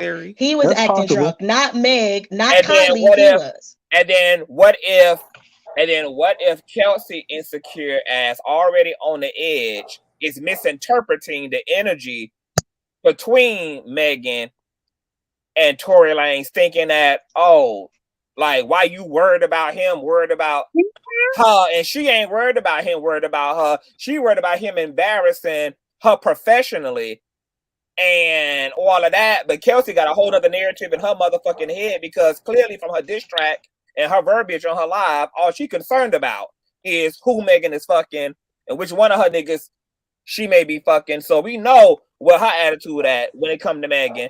So she calls herself getting in her feelings in the car, and this whole situation spirals out of a whole bunch of fucking misunderstanding, culminating on the shit in friendships that wasn't resolved, because clearly Kelsey maintained relationship to a woman she never even trusted. She maintained relationship to Megan despite there had been some fractures and distrust in their friendship, etc. Like, and it's just all the shit that then boiled over into drunkenness, industry shit, people personal feelings and whatever, and everybody's inebriated. Of course, it's gonna get funky. If we going off of, I understand how that could be a situation, how that could be, that could be a situation. But if we going off what everybody's saying, we also got to go off what Tory says too about the relationship he had But with my Megan. only problem with going off with Tory is that he's a known liar. So No, I'm saying. And there was a song. There's a song on his Daystar mixtape where he's talking about his relationship with Megan and how close they were and why they were so close, and makes me look at this in the light of, and as well as academics and where his source came from that talks. I know everybody's gonna say that, but he had a source that told him what happened at the party, based on what he said, based on what she said, and the whole thing of Kelsey being mad at Meg and Meg not wanting to clear. If that was the case, what she said, why is Meg not clarifying or does not want to talk to Kelsey? Because she's a narcissist. She's a narcissist. In real time, she probably feel like that lady's beneath her. Who am I? Why do I gotta answer you? You work for me. You wouldn't even be in the presence of these people if it wasn't for me. That's why. But see, that's my issue, that everyone is so quick to believe the narrative of academics and all these men who are known liars. Believe their narrative that Tory was smashing Meg and Kelsey. And my thing, going off the song. No, but see, you've already said that you don't even want to believe that a black man shot her. Not the fact that I don't. It's not that I don't want to believe Tory shot her because I love Tory. I don't want to believe that a black man raised a gun at another woman and shot at her. But it's so easy for you to believe that two black women were fighting over a man. No, not over a man fighting with emotion because of girl code, not of a man. The man had nothing to do with it at that point. It was girl code. But Tory can have that same emotion. He could have that same emotion. Meg could have put him down in ways where he got that same emotion. For Tory to do that, if he's a misogynist, to not let no woman talk to him like that, for him to feel like he's above Megan. Come on now, we're not gonna act like patriarchy and misogyny not a real thing in this world. I'm not being misogynistic. You call him misogynistic on everything. I'm not being misogynistic. I'm asking you a question. I'm not being misogynistic. The problem is your question is always geared towards what's going on with Megan and never what's going on with Tory. That's why I'm seeing it as misogyny. That's not true, because I asked you, do you think he was trying to cover up for Megan, trying to cover up for Kelsey, and that he actually did it? That's what I said earlier. Cover up, but not him shooting her. No, I said somebody. It's a fact. Somebody shot her. The whole thing is the trial is trying to figure out who shot Meg. That's the whole trial. Can I ask the women on the panel a question? Right, she's trying to push it down your throat. No, can I ask the women a question? Have any woman on this panel ever had any involvement? Doesn't have to be sexual. Have you had any involvement with a man that you really wasn't into, right? And because it doesn't go to a point of sexual, sex, it doesn't cross that line. And he put you, like, you can get anything from him. Like he like head over heels for you, because he just know the end goal is to get it, right? And when he doesn't get it, he flips out. It happens all the time. Okay, can I That's answer that? all I was saying. That's Like, why I'm but not people Can I act answer like that? that's why so people hard to are Let me believe. find this song. Yeah, that's why I Can I don't answer understand that? why people are thinking that if there was any involvement, that it was impossible for them to be involved and not have a sexual relationship. And every Can I? time You you could. keep referring to Abraham to what they said happened. It's not they, it's what he says in his Well, no, song. I'm not going off what they said when or I say they, academics or anybody. I just want to make sure you know that. you brought up earlier the the other rapper and what he said The as well, baby. right? Yes, What I I'm said the saying, baby. I didn't want to say his name. So Yes, I'm the baby. I did so bring that what up. Yes. I didn't want to bring up his name, but I'm just saying you brought that up or whatever, and you're saying what they're saying. And I'm saying, okay, well, she's saying that is not, but it's as if like, oh, well, what they say supersedes what she's saying just because they're saying it. No, I didn't. That's What what I'm not exactly. saying that. I'm The not baby saying said he that. smashed her. He smashed her. Yeah, Let I me said That's that. what let they me I can say. I said that he answer smashed. that? Are Wow. you talking about? I don't believe when she said that Tory shot her, No, I'm or not even talking about the whole, shot right. I'm talking about just the whole sex part right now because that gives she some didn't type say of. any. She didn't say I did not have sex with Tory. She did. She said it She Well, on. did. But if I believe, I do believe. Do you believe that? Okay, fact. Do you believe that the baby smashed Tory? Smash yes. Tory. I'm sorry. I'm sorry, Megan. Meg. Probably. Can I add something, please? I've been dying to say this. That's your To answer opinion. the question for the young lady, the theory about Megan possibly not having a sexual relationship is very possible, but it's also very possible in my mind that they did have a sexual relationship, simply because Megan, the baby, recently he came out and we never knew anything about the baby possibly having a sexual relationship or anything like that with Meg. It was just like a song they did together. Years later, he's coming out saying, I did this, that, and the third. And then she came out and low-key confirmed it and was like, my body's my body. I can do what I want. So Megan is not necessarily the girl that it's Well, not So unbelievable why or are we anything. I don't upping her hold understand body on, how count people based can on Lord. what a say, I man do is wait, saying? wait. So I do now want to because add you sleep with clarity. one man, you sleep with them I all? do Come I on do now. No, want to that's add not. I clarity. just wanted to finish. She slept Yeah. with them. That's all.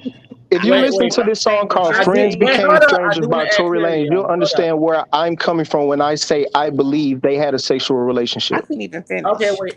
Yeah, allow her to finish, y'all. What I was saying was it's very valid. What there's a lot of we this is all conspiracy and possibilities. So everything is accurate. Like we could basically be here all day and figure out, okay, well, what's the truth? What's the truth? Everyone has a valid point. It could be this, it could be that.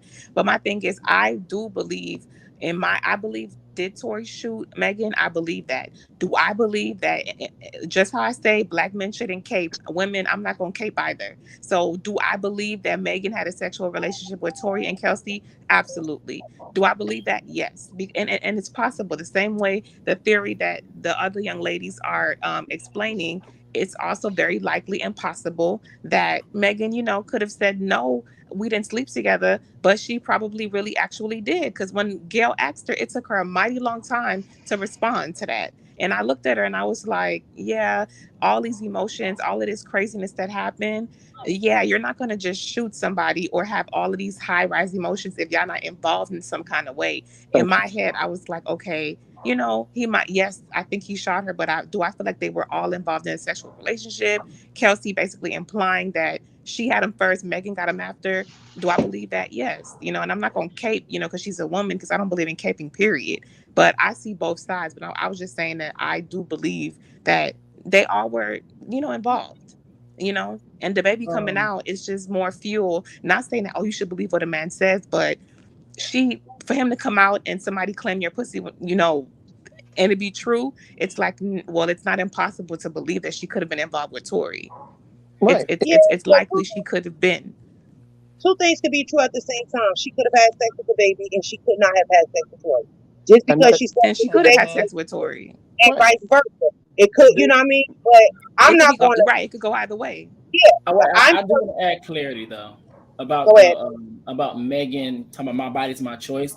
Just so you guys know, she's always done that tagline for her introduction to body yada yada yada yada yada yada yada.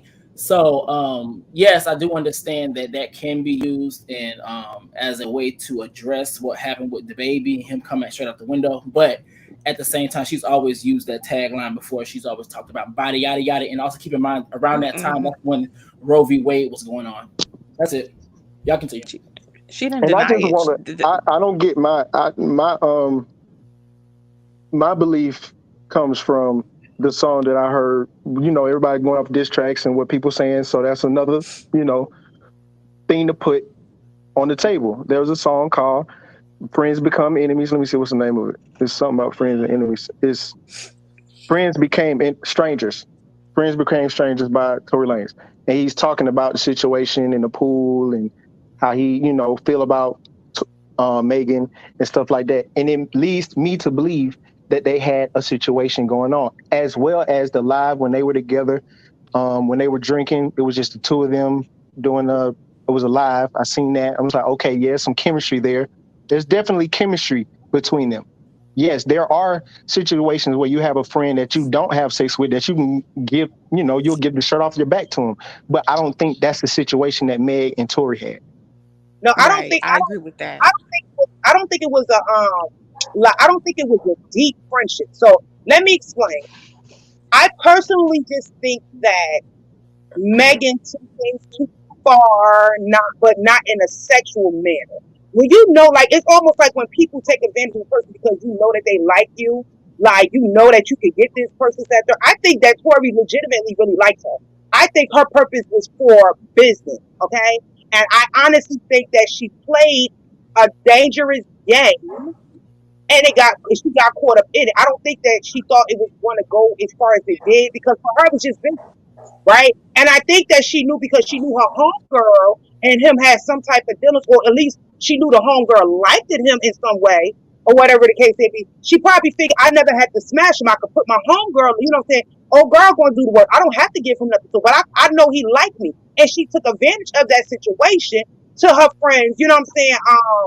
I don't know, to like her friends, like you know what I'm saying, hurt feelings or whatever. She took advantage of the situation, and I think that's the reason why old girl really felt some kind of way because I think she understood in the beginning that this was about business. Like this for Meg was about business. But then when you know what I mean, like add alcohol and drugs, I'm pretty sure drugs was involved. You have all of the mixture and you're not being rational, you're in your feelings, you ain't trying to hear nothing, you're not thinking logically anymore or whatever. It's not what you can see all type of thing. Wait a minute, hold up. This is supposed to be business, but what you like Conscious was saying, what you mad about him being up in Kylie's face for? Well, like, what is you trying to do? This ain't your nigga. Not, but to be honest, like all industry relationships start out as business.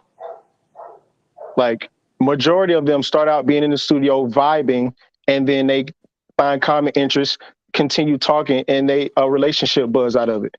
I can agree to that too. So feelings could have started to, you know, happen between the two of them, and that's why she got jealous, angry. Everybody's drinking. Emotions take control. She may feel jealous that he is in Kylie's face, and they're at Kylie's place. She invited Megan. Megan invited him to be there, which is kind of not suspect, but kind of like she invited him to a pool party. You know what I'm saying? Like if it was business, would she invite him to the pool party that is not even featuring her for business or any type of like branding or anything? Like it's just they're just chilling. Right? That's all these parties But all of business. And now that I'm thinking about it, I mean, I don't know if Megan has a history of lying because I don't follow her career like that. But I mean, I haven't necessarily. I can't say that I've caught her just like lying just for the hell of lying. I know people can think she's lying, but that's very different from actually catching people in actual lies. I think that it's very possible that when Megan answered to Gail that they never had sex, that she could have been honest. But because of the way that it looks, you know, she's a hot girl. He's technically a single man. If they want to flirt in front of the camera and be flirty, they can do that. They're single people. They know what it's not. And they're just having, a flirtatious friendship, etc. And I can see. I don't know. Now I'm feeling like Megan probably wasn't fucking him, and Nah, I believe it.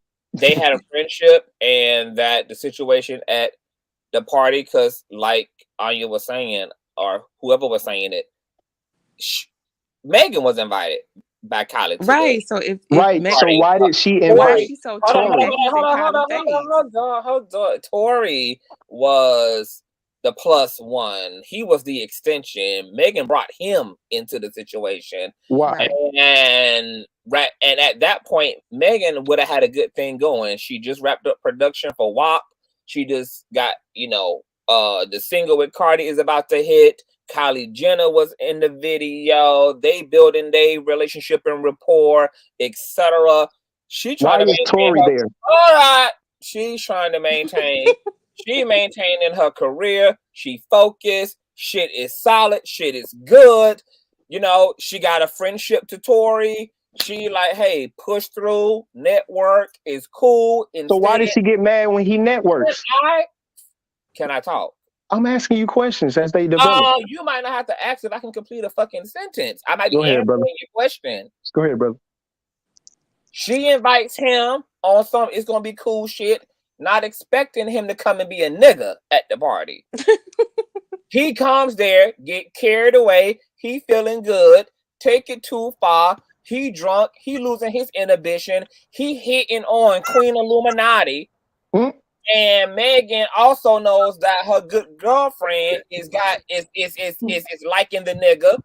She sees too many recipes for a ghetto ass disaster. Cause just like your ass, you over here in Kylie Jenner fucking face, and I'm doing business with the bitch. I'm not about to let Hennessy and Tory be the reason why I'm canceled. So let's wrap this shit up. Get the Uber, boo. I'm not leaving without this drunk nigga, because he about to fuck up my shit once I invited him here. Therefore, I'm responsible for what happens on my watch. She gonna blame me for whatever fuck shit goes on. Whatever $1 billion dinosaur head he breaks in the house, whatever Tyrannosaurus Rex statue he pushes over in like that's gonna be all me, boo. So gather the cars. I need to make sure that all the black people that came with me leave with me, baby. I don't trust none of these niggas on the Kardashian property without me, baby. Y'all ain't about to fuck up my clout. The way you just explained that is an easy way So she pressing the issue. Now, mind you, she knows that Kelsey like Tory, and she can see that Tory is over in another bitch face. So, and he is reckless and doing too much. So they get in the car, and because Kelsey liked Tory, but there's also been a fracture in her relationship to Megan in the past, where Megan allegedly has already been on some slick shit with a nigga. And all that makes sense, but at what you're saying is so good. You eloquently put that. Abraham, there would be no interrupting the king or the queen, because I just sat here and let y'all go off. Let me complete my silhouette, because I need ADHD people to maintain continuity to what I'm saying. Thank you. Okay, so you taking them on the trip that I ain't gonna never. My point never gonna make sense.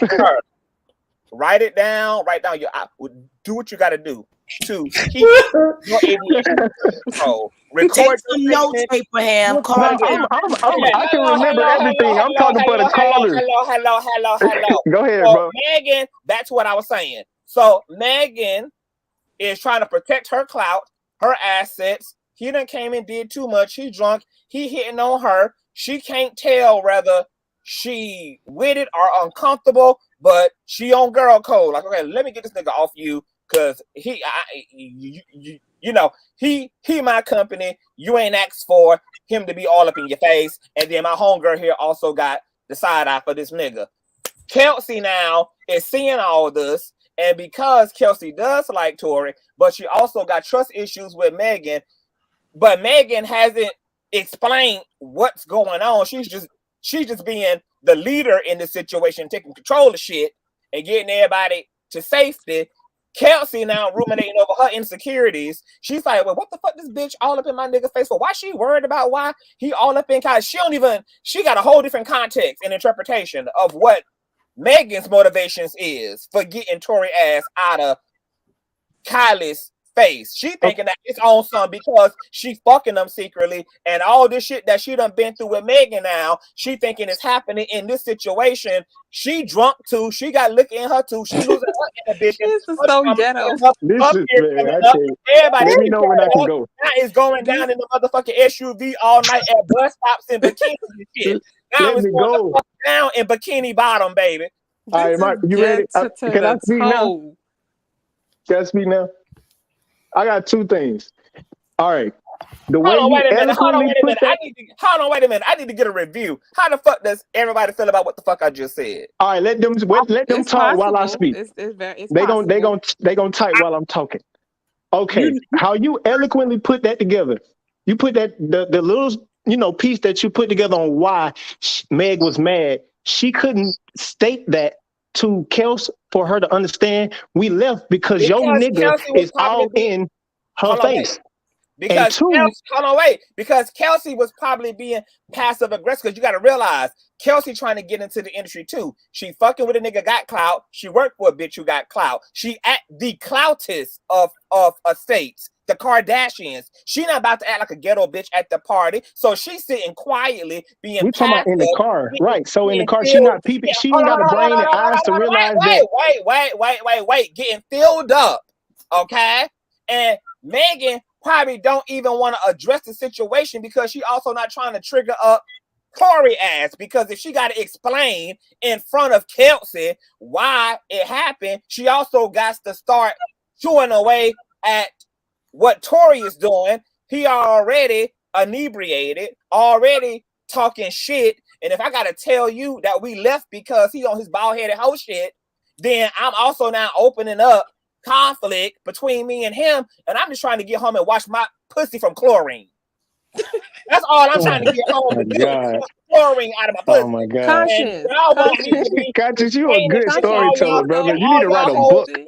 And all y'all this and the third, and you need to write a book, man. I can't talk to you about him in front of him, bitch. I can't do that. You need to write a book.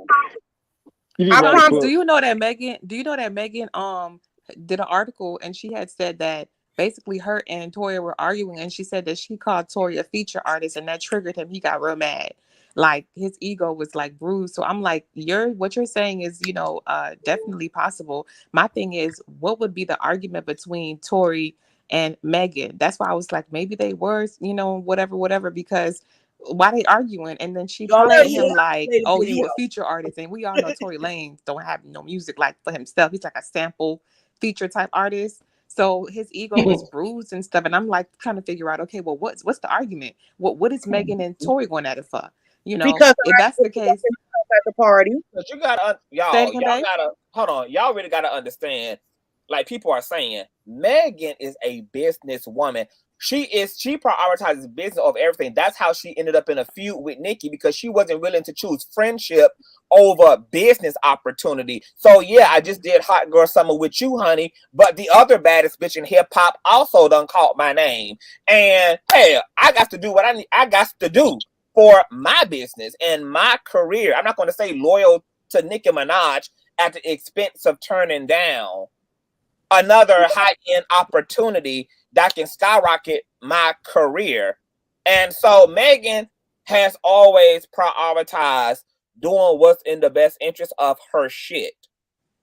So of course she was I feel like if it was a problem of Tory talking to Kylie, Kylie would have exited herself, or she would have made it known that, hey, Daystar, I don't really want to. Abraham, you're not going to win. I control the mute button. I control the remove button. I control the ban button. You're not going to win, sir. When I'm interjecting, let me interject. Like when you were interjecting. Easy. And you got rather back ears, sir. So if you listen twice as much, okay? You'll catch it. But speaking of them, let's look at this video of Kylie and Megan at the pool. Let's look at it. Let's look at it. Let's look at it. We have to come kill the streets for 5 minutes.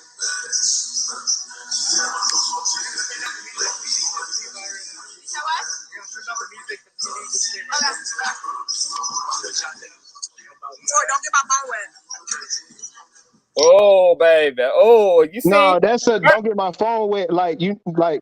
No, Hey, hold on, boo, don't get my phone wet. no, hold on. No, it's a psychoanalyst for me. Now, her energy with Kylie is cute, honey. Okay? Her and Kylie got cute energy. She ain't got an issue with Kylie. But when this drunk motherfucker rolls Okay, I can up see from what you're the saying, back, Conscious. honey, He's she ghetto. get tense, honey. She put on that, hit this nigga go energy. That's so embarrassing. Hit this nigga go, ooh! And then let Oh him just my barge God. in, honey. Like, phone falling over and shit.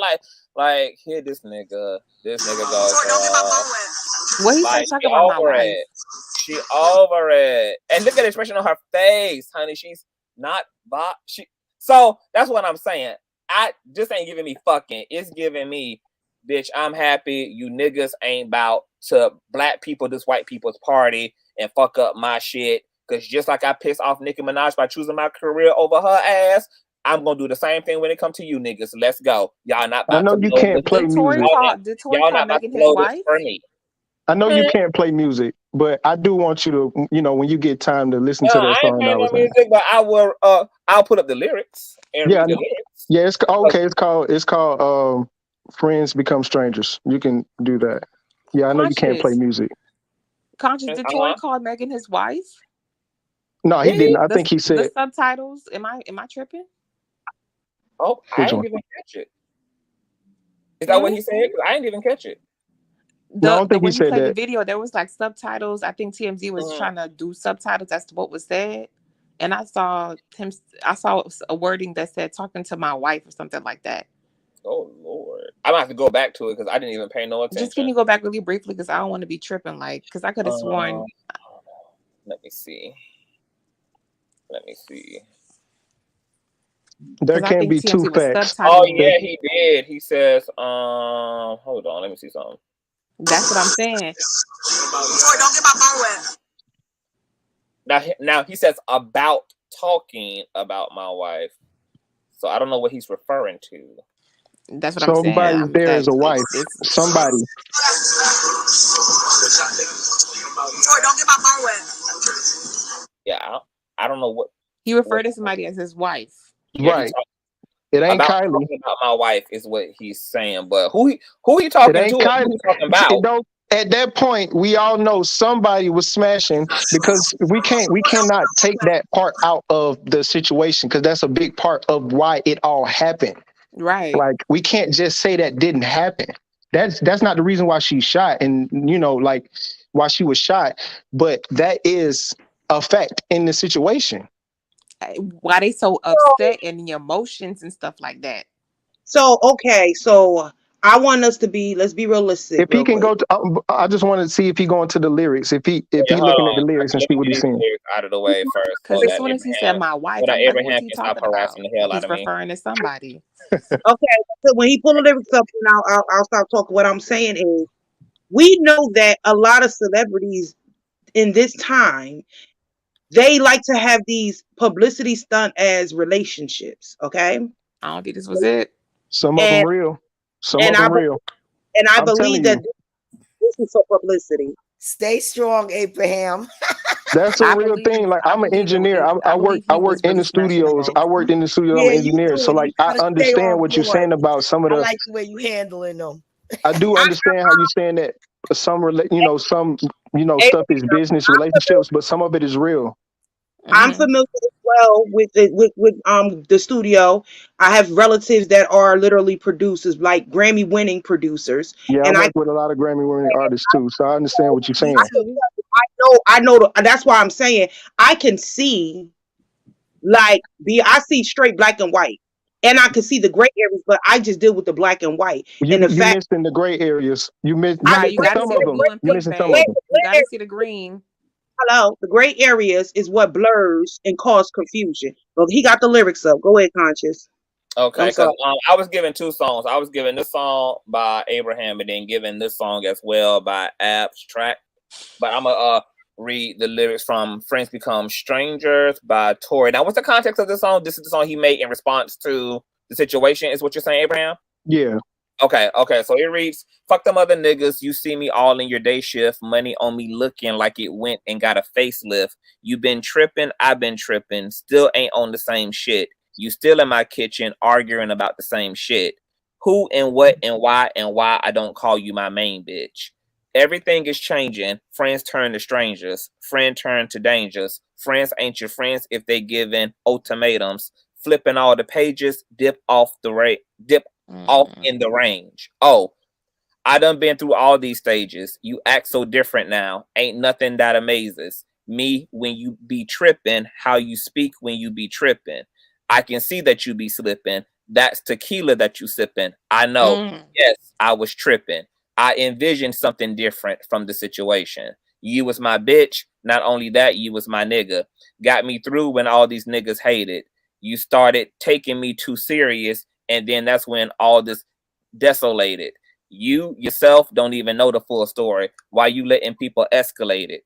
And I know you got them people in your ear, but we both know the situation. Niggas hate it. Fuck all that for now. We talk about it when it's time. It feels like my little baby been confiscated, taken away from me. I was making a way for us. We was tripping off them couples trying to do it how they do it. We was up and she was up and I was up. We PJ fluid. It was fluent, had us moving like it's water to the fluid. I'm your water, you're the cruise. I had it moving how you moving. Out of mind, out of sight, I've been getting right. I slid with the crocodiles or the I slid with the crowdies. I've been on a flight. 9 bands in my pocket, 19 on my right. I've been out of pocket. I had to get right. I pray to the Lord. Yeah, I had to get right. Lord, please give me patience when I see them lie. I hope one day me and you see eye to eye. I hope one day me and you see eye to eye. We both know what happened to passion. Doing the most, and you know that it's taking me back in. High in emotions and stories, but you know it don't work. A couple things won't ever change. That's common propaganda around my name. It's never strange. But when it does get strange, when you start lying to your best friend about us doing things and hoping she ain't entertained? Or is it strange when the loving come with secrets in the games, when the world unveil your curtains and all they laughing at your pain? But does it change when we both reveal that both our mothers died and we still dealing with some pain and need someone to entertain? Or does it change when you break down in my arms and start crying and feeling like you alone and I tell you everything's okay? And I know I ain't running game. Even Moochie knows my aims. But will you ever know my name and not just Tory from this fame? Will we ever talk about this? Will we ever console again? Or will we keep on acting like I put you in danger and some pain? And when you hop back in the car with me, you knew everything was safe. Shh. Please don't let these niggas make you change. We both know what happened that night and what I did, but it ain't what they saying. And when the feelings change, the pain start oozing from the heart and start cruising through the vein, start leaking out your mouth when you hop on the live and talk live. It's oozing through your brain. Listen, we watched them animes, still granted from my player phase, potential being Bay and J, just watching for my fan base. I'm just trying to get back to the days when you would hop back on the jet, land in Miami for a span of days and stay with me, or back when I would do the same Atlanta plane from A to Z and pull up in your driveway in the AMG when 4 would run up out the door and you would come outside looking gracefully and I step out the car and see your 2 arms embracing me. We both playing games with money, power, and fames, but just tell me how it changed, how your feelings rearrange, or deep down, are they the same? Because I just want to reconcile with you, spend a while with you, send some flowers, watch a smile hit you. After Kellen do your hair, you send a wild picture, then you calling me to come step out with you.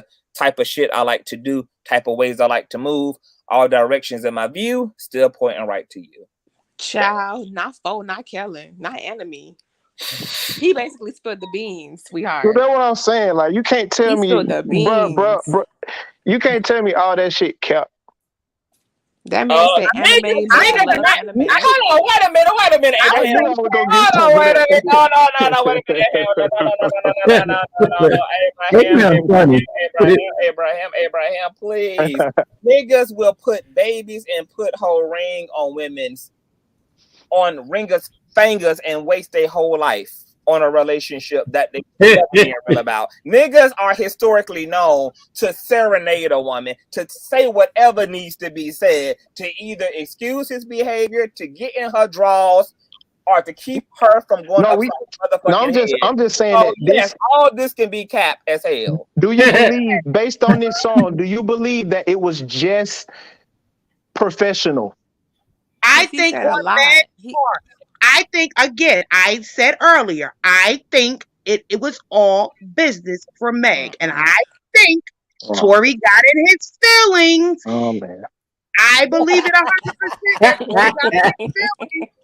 And I want you to understand that just because a motherfucker write a song does not No, make it the I'm not saying this is the only reason why I think this. It's multiple reasons why I think that there was a relationship. This is not the only one. I never said that I don't think there was not a relationship. You have to listen I to. do believe that there was some business, a part of that business, a part of that I don't relationship. think there was any sexual contact between him and Meg. Is it possible? Anything's freaking possible, but I don't Highly believe likely. And, man said, but listen, that man said her hairstylist name. That man said enemy. That doesn't. What does Meg that love mean? enemy. Wait a That minute. man I'm pretty sure. I can guarantee you. I can guarantee you. Who was that? They was saying had the little publicity stunt relationship. Haley, and it was one of them people. And I guarantee they could tell you who. Don't you know that'd be a whole team, a whole machine? Who wouldn't know? That's just because you know certain details does not mean you had a sexual relationship. You can know things about a person. Yeah, they were friends. Clearly, they were friends and involved with each other on some level. I just think it was business for Meg. I don't think it was anything sexual. Right. Okay. That's fair for you, but for me, I definitely feel like these lyrics is very telling. I feel like they definitely had a sexual relationship, and he spilled the beans completely down to her hairstylist. Anime. He even said the dog named Fo. That's what got me. I'm like, okay, yeah. Like for me, they definitely had a sexual relationship, which explains for me personally why they were arguing, why they was popping off in the car, and why it went so bad. Like business, if it's business, it shouldn't matter. It shouldn't be that serious. But when feelings are involved, like the song say, when sex is involved, when emotions are involved like that, that's when you start popping off and stuff like that happens. Boom, gun. What? Like it's unfortunate, but it's very, very highly likely that's what happened. What you're saying is valid, but I think what Abraham is and myself is trying to say is that it just looks it just is highly likely as well that it's a possibility that they really had something going on, and that's why things just got really ugly. Because you know how you when you in your feelings, like things can get crazy. And I feel like this is a bad situation, an example of feelings going crazy. Absolutely wrong. I watch But what my you're saying is valid though. You're right. People do be choke up my lying. That he had no sexual relationship with, choke up my best friend because he just knew he had a shot at getting the draws. After knowing her for over 30 years. He just knew. But after knowing her for 30 years, knowing her family, everything, I watched him snap out and choke this lady up because she would not reciprocate his feelings. So you're right. Yes, it could be possible that she slept with him, but it could also be possible that she didn't sleep with him. The reality of it is that regardless of what we all assume, at the end of the day, it still wouldn't justify that anyone pulling out a gun, anyone grabbing it, even if it was sitting on his lap, anyone picking up the gun to try to. It's community pain. Women done pull guns out because of community, Miss Barbara, it's community pain, and who in the hell in their right mind is going to argue over community pain? Nah, baby. Girl, what? Fight and kill over community pain gang. Fight over peace, Abraham, honey. please hit the link and come back. Okay, and hold on, y'all, because I want to read. Didn't you hear Cardi B? Hold on, y'all, because I done been here 8 hours. Let me read these lyrics real quick because I'm tired. This is by Megan's. So this is Megan Shots Fired. I guess this is response to both Kelsey and Leprechaun. Imagine niggas lying about shooting a real bitch just to save face for rapper niggas you chill with. Imagine me giving a fuck it was your fucking birthday. You and your feelings. I just thought it was another Thursday. Now imagine me cock blocking niggas on some dry shit. I don't want you on the bench. Believe you would have been invited. If it weren't for me, same week you would have been indicated. You would have been indicted. You offered M's not to talk. I guess that made my friend excited. Now y'all in cahoots. You a puss in boots. You shot a 5'10" bitch with a 22. Talking about bones and tendons like them bullets wasn't pellets. A pussy nigga with a pussy gun in his feelings. Okay, he in the back seat and he keep calling me a bitch. We all know the shit I could have came back with. He talking about his followers, dollars, and goofy shit. I told him you're not popping, you just on a remix. Now here we are, 2020, 8 months later, and we still ain't got no fucking justice for Breonna Taylor. Any nigga on that nigga side is a clout chaser, a bitch who he fucking, or a hoe that he paying. Hold on, somebody just came to the stream. Oh, this Abraham. Hold on. Imagine me, haha. Imagine me entertaining you fucking goofy ass niggas and you fucking goofy ass bitches. Who you taking shots at, goofy ass nigga? Keep your broke ass out of a rich bitch business. Ain't that go for you bitches too that's trying to get picked? Talking shit, I'll slide on you thinking that you slick. Oh shit, it's a lot of weak niggas in this bitch. They confused. They hate me, but watch my videos beating they dick. Who a snitch? I ain't never went to the police with no names. I thought a bitch that got her chain snatched, caught a loss, had something to say. I've been speaking facts. They can't handle that. They want me to be the bad guy. Let me put my mask on. I was chose. I ain't asked to be this motherfucking cold. Still the brightest star and not just the one that's up in the roles. Keep it pimping always. Actions do the talking. I know you want the clout, so I ain't saying y'all name. Oh, you out here balling, huh? Who you get that money from? 10 toes down for whoever get the paddock, huh? I be so content because I know I'm a real bitch, and anything I say, I'm never scared to repeat it. You think I was a killer? How these niggas scared of shit? I pull up one deep, but niggas bring their whole clique. Who you taking shots at, goofy ass bitch? Watching me succeed from your knees sucking dick. I know you want attention from the niggas that I get. I'ma stake you a side plate, shrimp, stay in your place. Real bitch, yeah, I ain't selling fairy tales. FaceTime my nigga while my other nigga laying there. Bitch thinks she sabotaging something, trying to run and tell. Bitch, I got a bond with my niggas and they all aware.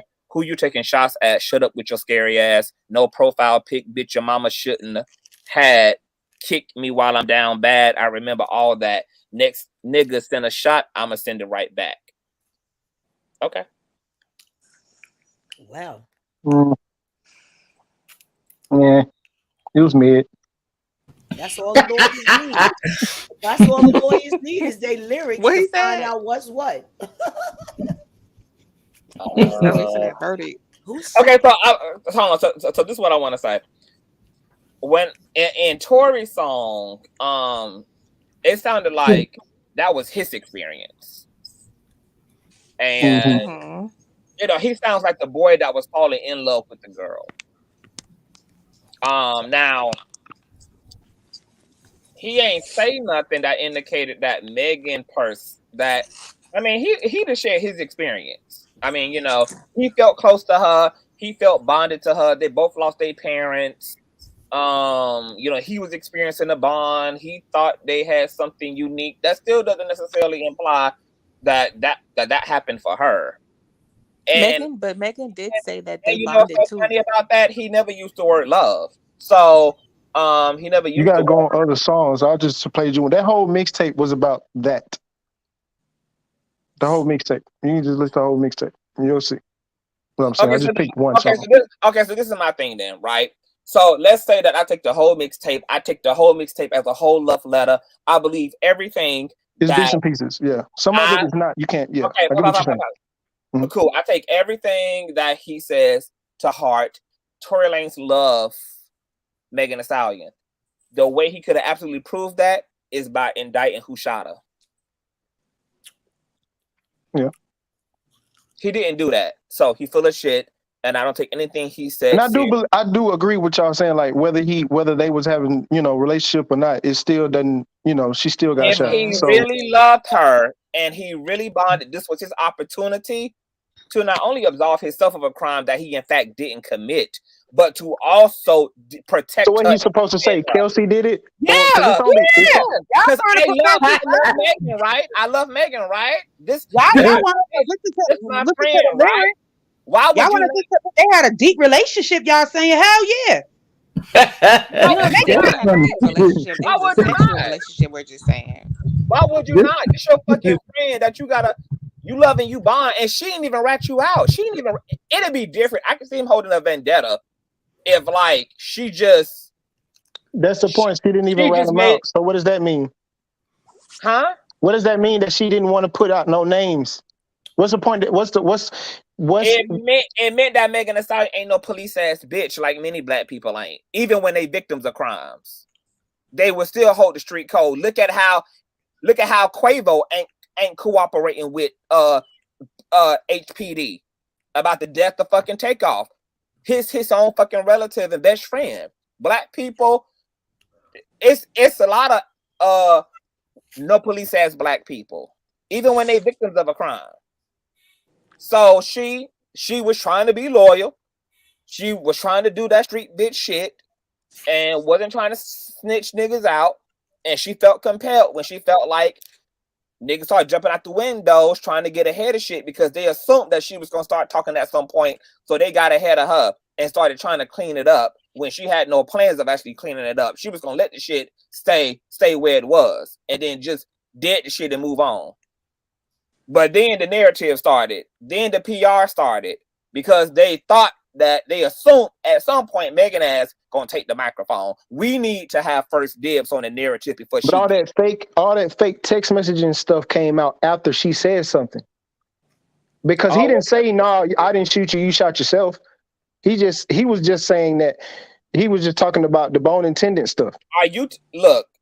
Abraham. I'm just playing. I hate the word devil's advocate because I don't advocate for that nigga. But what I'm saying is, I'm trying to. It's fine, Abraham. I'm saying this. Me and Reckless is like a brother to me. Reckless, I consider family. Period. If Reckless saw me be assaulted, and he claims to be my friend.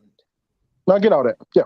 And he does not cough up who did, and he's also being pinned as the person who shot me. So he got two reasons. But didn't you say that Meg told Kels not to say anything? Yeah, that's according to who? And somebody got some feedback in the background. Didn't you say that Meg told you did? Who said what? So do you agree that? So you think that's real? Do you think that Meg told Kels to not say anything? I don't know. So why would Meg be mad at Kels?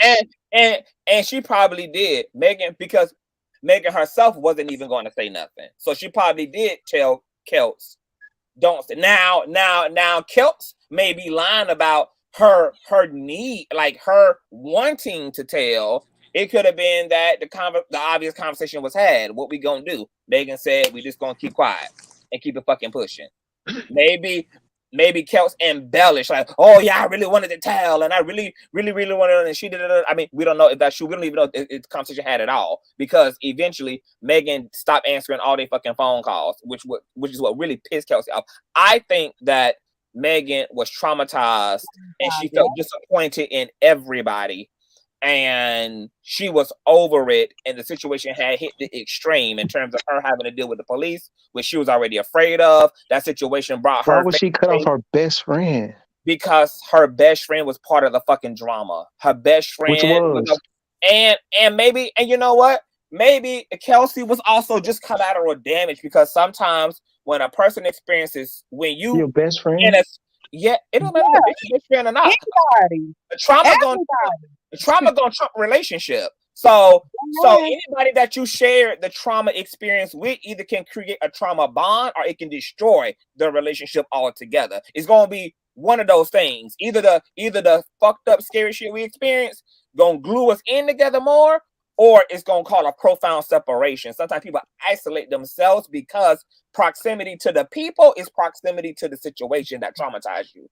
And because you're trying not to think about the situation, you're trying not to ruminate about the situation, you also can't connect with these people without being brought face to face with the shit that you're trying not to deal with emotionally and mentally. So sometimes people who are traumatized, understandably, but yet on the back end, of course, it's unfair for the people on the outside who just get cut off. Of course, it's not fair to them, but it's not with malice. It's literally because of trauma. And Kelsey had a reasonable reaction to being cut off. If in fact she's fucking innocent of anything, she got reasonable, because she lost her job. Obviously, she would have lost her job. She would have lost a friend. She has a right to be upset. She has a right to kind of like just have been walked away from. But at the same time, like nobody, like how anybody feels is not wrong in the situation. Like if Kelsey feels abandoned by her and just cut off with no explanation, and Megan admitted that she went into a shell after the experience. She admitted she went into a trauma. She went into self-preservation mode and hibernated. Her trust was broken.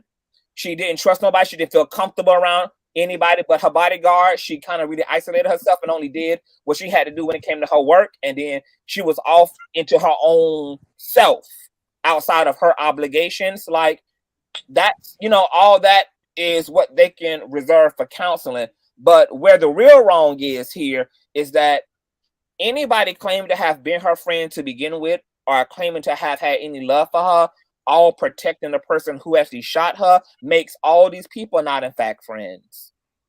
So at the end of the day, she made the best decision. Obviously, she cut off all the motherfuckers who weren't really in fact her friends, because this wouldn't have been a time for a motherfucker to show her that love. This would have been the time for a motherfucker to speak up in a gap and say something. So the question now has to be, why is everybody in the situation who claim to have loved me protecting the person who shot me? Because all these people know who did it. And I even felt I know who did it, but I'm the only person who is willing to say this person's name. Say it. Chelsea ain't Maybe because of the legal counsel. Some people don't talk because they don't want to be implicated inappropriately, and they want to get legal counsel before they start talking, because anything can be flipped, anything can be used against you. So some people, if they know something is going on, instead of to the media, that could be used against you. You could be implicated quick. Well, you get your legal counsel and you let Megan know. You send her a text, you contact her team, and you say, when my bitch ready to speak, let me know, because I'm gonna speak with her. All right, look, she ain't talking to me. She ain't talking to me right now. But when my bitch ready to speak, let her know I'm speaking with her. I got her back. If that was any one of them could have did that, if the intent was to actually have her back and stand in the gap for her. After all, she was the only person who ended up in the hospital in this whole situation. I just want to say this: out of everybody in the chat being funny, we in YouTube court right now. So ain't nobody like, I do more listening than I do talking. I'm listening to everybody and what they saying, and I'm just saying what I, the song what you I believe. So the song you proposed was made in 2008. It actually was mixed with Rihanna in 2018. Okay, what? So that song you referred, "Friends and Lovers," is an older before the shooting and all. It's Friends and Lovers. What Tory has a habit of doing is updating. He goes from chick tape. That's a compilation. That's an interpolation of a song. They do that all the time. All your hits are interpolation. But I'm telling you, that is a song, and the lyrics is prior to the shooting, baby. It's prior to the shooting. Don't make it a reference for the shooting. Interpolations. Every song you listen to on the radio is interpolated. Go on YouTube right quick and check it out for yourself. Every song that you hear on the radio is interpolated. Again, but he had already done that song. No, he hadn't already done that song. He had put that song out. He didn't already do that song. The song he was has a already mixed done. version of it with Rihanna as well. The same lyrics, sweetheart. Please, believe me. Look, I'm holding Tory. I love his music. I'm holding him. I come from the chick tape mixtapes days, okay? And I'm promising you that the song that you're making reference to was already out. He just upgraded it, remixed it at one point. I promise. Just go look. Just go look. I'm looking right now. Look at Rihanna. The Look up the Rihanna mix. The content, when you read the lyrics, is applicable to the situation that's going on with them right now. Not if the lyrics are, yes, it is. But the fact that the lyrics were wrote prior to the shooting, he only made reference to it, and he may have grabbed it and brought it back up.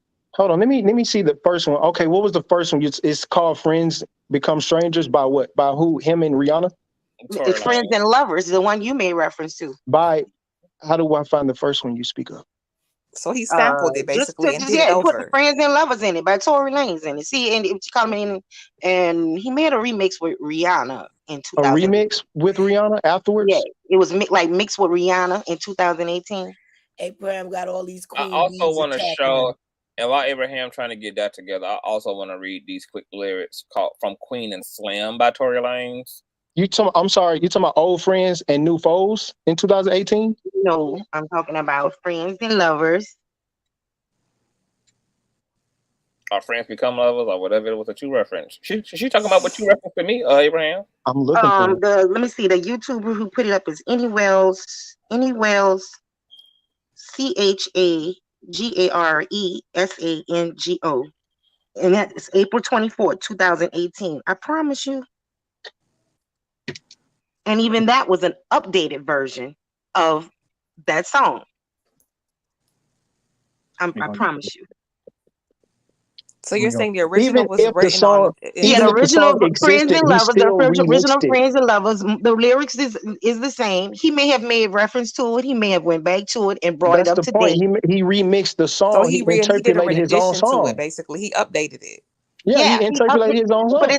it's the same lyrics. It's the same But it song. may apply the vibe of the song, the context of the song. He felt was perfect to put with this situation and update it and put more information into it regarding to what Because the happened. lyrics aren't exactly the same. Words, Didn't more he edit lyrics. some in, like change the lyrics up a little bit? Yeah, there's certain little I do So agree with that. That's what I'm saying. It's like a But the rendition. overall basis, let's say 90% of the song is the same song. So and then he added to it. Yeah, Hold on a minute. Sean, hit the link, sir. Now, what are y'all arguing? Like, what is going on? No, I'm just saying that he made reference like that song was a clarification of what he was saying toward me. And all I am saying is that song was a previous song that the lyrics, the basis of the lyrics is all of the same.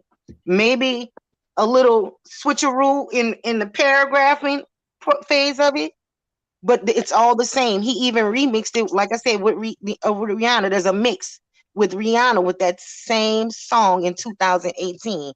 I'm just saying that song, that reference that he made, is a song that was created prior to the shooting. So I just feel like that wouldn't be associated with but that. the artists do that But all the he time. update, They do that all the time. Yeah, he update. He brings it. He'll bring it from one album. Like if I'm not mistaken, that's from the BID album, the BID album, and he's upgraded it along the way. He does that with all of his music. If you go back, to make it you'll kind of applicable to what he's going through. So basically, it came out in 2018, but he's going through something right now, and so now he's switched up things, and has created a rendition to fit the situation he's going through right now.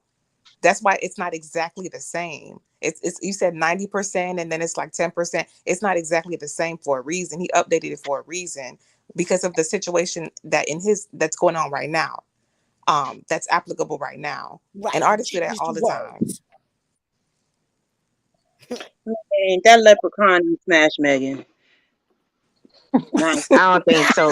Sis, I don't think so. I don't think he And would have been able to even maneuver that night if they all slept. If he had slept with both of those girls prior to. I'm not a fan nor a supporter of any of these people. And I can smell a lot, like I could smell the bleach in my bathroom right now. He smashed her, okay? I believe, and I'm going to stand on what I said, but even with all of that, because we can go around and round in circles about who got I don't think he did either. Who got who, we all got have who. our different opinions, and we respect it. Yeah. You know, we all got one thing we got to do is learn how to practice to wait to another person. The reality is, Y'all it does bullying too. Miss Barbara, I'm starting to really think that you like to be rude, so that you like you just. Because all in these comments, y'all got people calling me wicked names just because people don't want y'all be bullying. I said what I said. Oh God! Y'all be bullying. Y'all be bullying. Let's not Nobody be is ghetto, bullying, y'all. but if I'm talking, Miss Barbara, let me establish something with you. You're my elder. I don't want to go back and forth with my elder. Not And I'm going gonna back give and you, forth, but I'm I'm saying gonna y'all give you, be bullying too. I'm going If to nobody give you thinks the, the way y'all but want to think. you're doing what's offensive to me. And as my elder, it's offensive, and it's crazy that you don't even get that. But I'm gonna let you have the floor because you about to say some ridiculous shit anyway. So go ahead, Miss Barbara. I'm not saying no ridiculous shit. I'm saying Oh y'all my be God, bullying we up are on ghetto, here. not That's all ratchet. y'all bullying. Y'all some bullies. Yeah. I just You run. gonna I call me just run Miss from the panel. Barbara. Hey. Hold up. I just know the woman that's sitting up here talking about a panel being a bully, but yet was sitting up there trying to support Tasha K. Girl, mute yourself. Bullying me.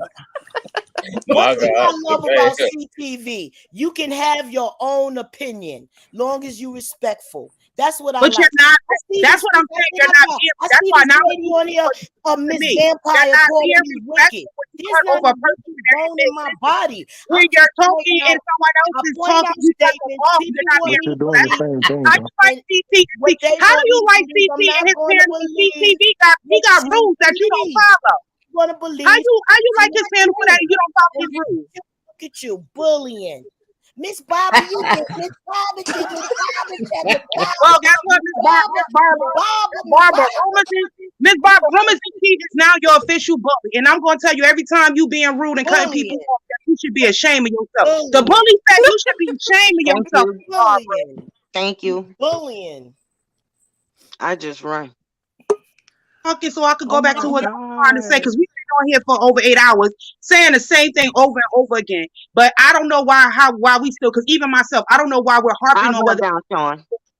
I don't know why these people are we are harping on whether or not these people were sexually active or not, because it still don't justify the fact that this woman got shot. It still don't and the justify the fact everything that everybody's trying to use Nothing justifies that. No, we're not trying to use this, sis. We agree with you. Look, but I just want everybody to stop cutting over each other because if when we do that, it causes confusion and it make the panel look crazy. I know, Miss Barbara. I know you don't sit there and went through 2 packs of Newports, 4 fucking hard items, First of and all, a I'm whole against bottle of shit. Newports So I get because it. the I get it. You government made us for black people like yourself. You I'm unhinged against like your Newports. favorite content creator, I'm against Newports. Tasha, Okay? Trash.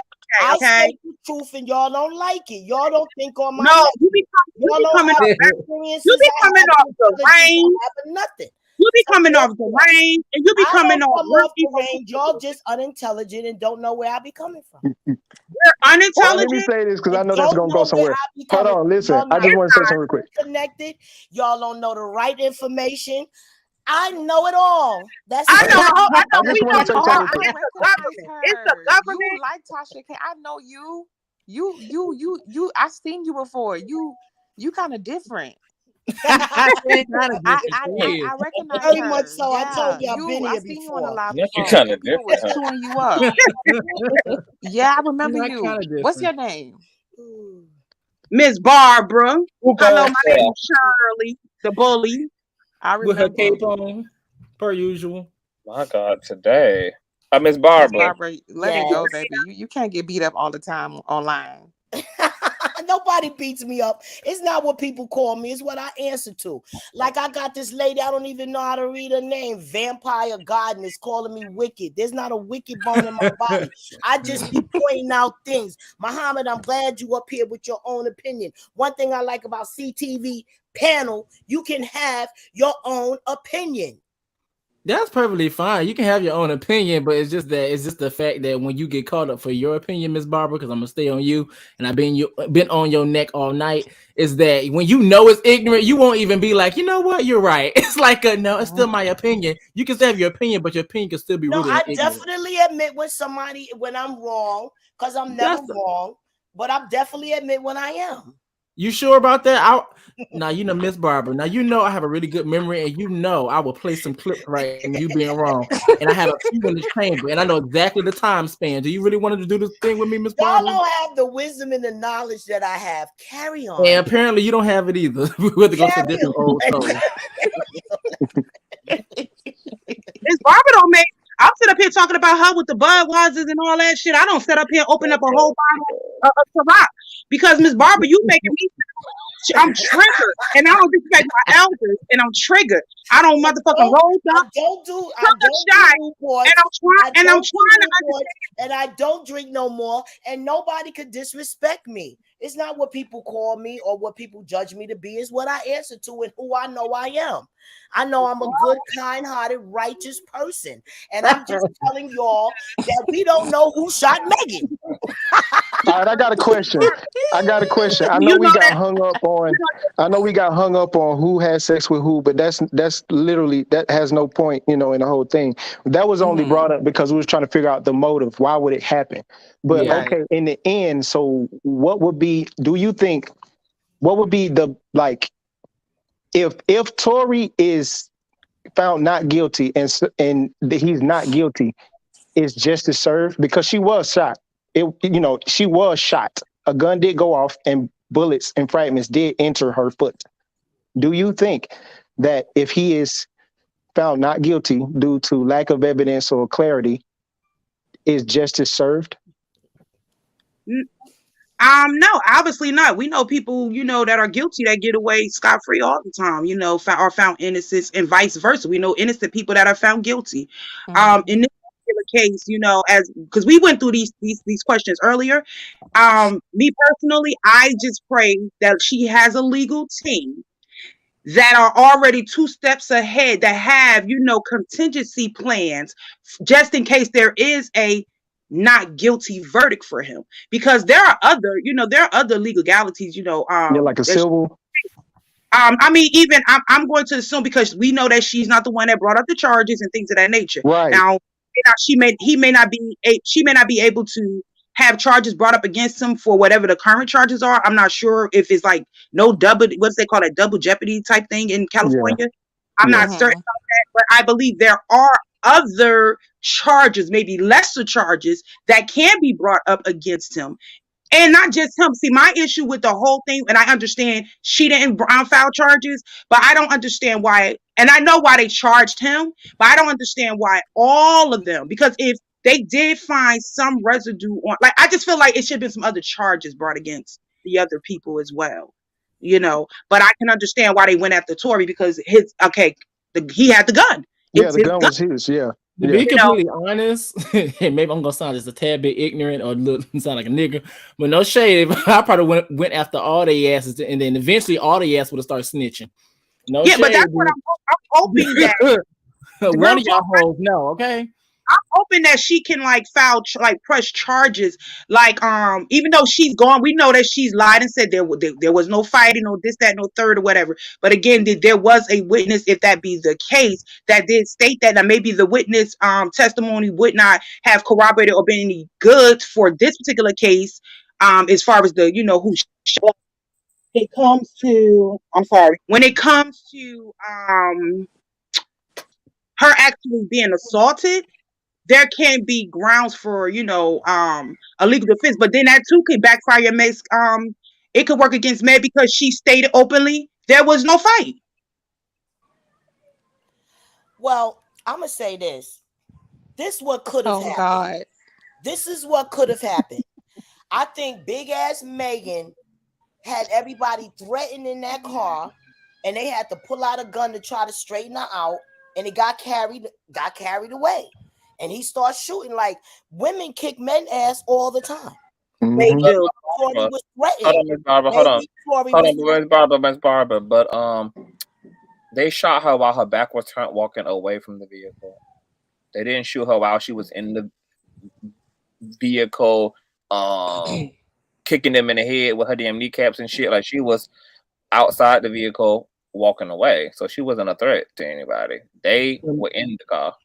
But I'm saying maybe that's what made her get out of the car, because they was grabbing the gun. Maybe she let me get the hell out of this damn car. And maybe he already had the car in his hand, the gun in his hand, and that's when probably his dumb ass felt it was okay to try to intimidate somebody with a gun and shoot down and try to make her dance and make fun of this bullshit. Well, you said, wait. That's why they all wanted. You said he. You said he. He, she, somebody, whoever. I was going to say, in the genesis of this conversation, you've been very clear saying that it wasn't him. No, I never said it wasn't him. I said we don't know. Yeah, we don't know. That's my stance too. Cannot say who shot her. I cannot say he shot her because there's 2 people with gun residue on their hand. That's all I've said. I'm not taking up for Tory dumbass. I do what I believe. I believe that her ass he was afraid of her, and he was trying to straighten out everybody with that gun and got carried away. I definitely think if that's the case, he did it then. If that's what you believe.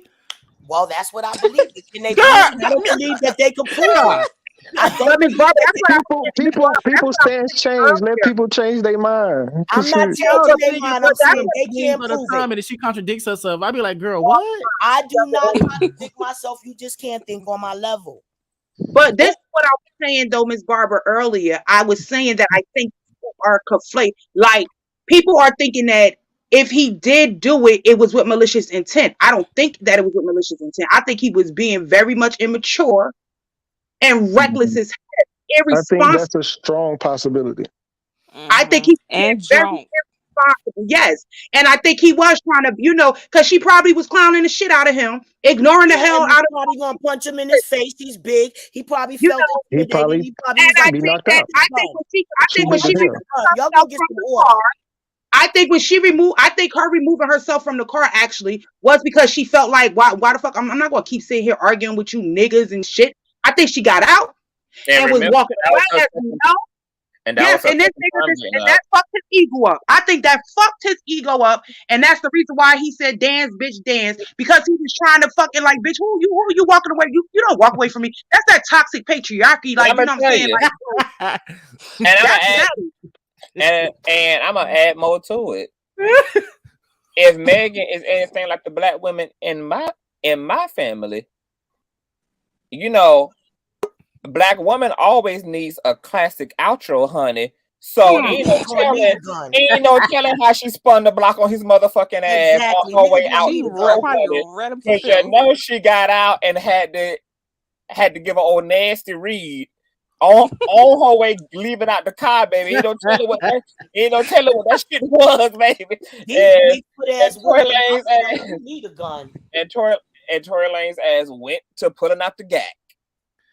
Yep, straighten it out with his small ass. He ain't big enough to take control over those. But Miss Barbara, like, either way, even if what you're saying is right, he still, if he did it, he did it. If he did it, he did that shit, and he need to go.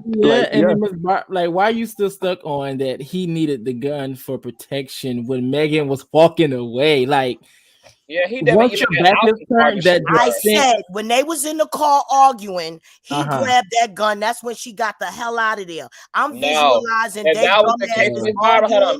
Hold on, Miss Barbara, because of what you were saying, that would have been like even more to add, but unfortunately, Megan didn't disclose that.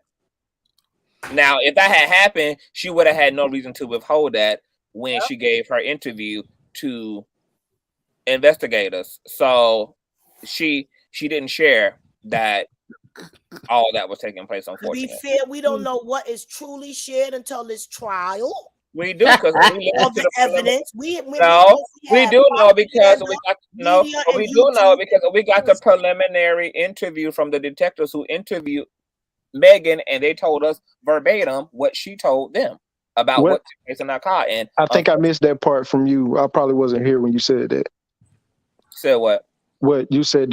There's a preliminary meeting with the attorney with Megan or something like that, judge or whatever. No, there was a preliminary hearing that Tory Lanez attended along with all the other detectives and the responding officers and the investigators who. That was recent. That was before they started picking the jury. Yeah, like that was months ago. I covered it on my channel, and they had released the transcript, so we had read the transcripts. Oh yeah, I missed that part. All of that. Yeah, it's on the video. I'll link it. Are you subscribed to the platform? Because if you subscribe, hold on, Black. I got you. Okay, yeah. Hit the subscribe and then subscribe. Huh? Exactly. I wasn't. Yeah, I was just talking. Too busy listening. A subscription is more important than you being up here on the panel, Abraham. Hey, you subscribe. You subscribe. Bell icon too. I got you. Yes, and so I will post a link to that video over on the community wall. So if you missed that, you can check that out and we read it. But yeah, she gave a full rundown to what happened. Yeah, because I came in after I was asking about the residue, so I'm pretty. That was after that because after I just popped on and I was listening. No, I was in the comments. Nobody was talking about residue. Nobody answered my question. So and that's another thing too. I forgot to mention to y'all as well. The detective that had interviewed her just got fired for domestic violence as well. Not that that has anything to do with the case, but I mean, the detective that interviewed Megan just got fired. Oh wow. Yeah. Oh, question. Did Kelsey and Megan fist fight? Did they fight? I heard that report. they. A witness said they seen it, right? But none of the all of the eyewitness accounts have croaked. All them people done changed their story 500,000 times and don't know what the hell they really saw at 4:00 in the morning. Right. Woken up to and second question. I got playing through a damn speaker. I got a question. Do you guys think that Kelsey, because you don't Megan like girls, right? Do you guys think that Kelsey and Megan like had, ever dealt with each other like that? And that could be enough. Could be a possibility. Yeah.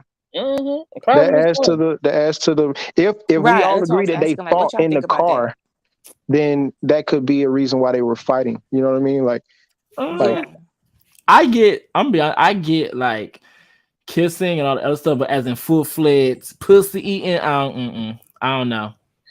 Child, I get sloppy menage. I get sloppy menage twat tease from all the niggas. All the I get Megan. Megan eats pussy. I get that. Our running rumor was the fact that they were all, in threesomes together, allegedly. Like right. I get that from them. Rumor that's why I asked what y'all thought about it. That there's a lot of I can get all of that, not to get back hung up on the sex stuff or whatever, because it could become so convoluted though, honestly, because a lot of times things be smoke and mirrors. Sometimes people like to put the image out there and that ain't really who the hell they are. You know what I'm saying? And it bite them in the ass. But I do know that Megan, I don't know personally firsthand, but I have heard her, seen her, implied that she do, like to swim in the ladies' pond. And it's nothing wrong with that or whatever the case may be. But I still just don't, I really just think that this was some old ghetto hood rat shit that spiraled out of control. I do. I think it spiraled out of control. And I believe that Tory, because he's so immature, he does not know how to control his emotions.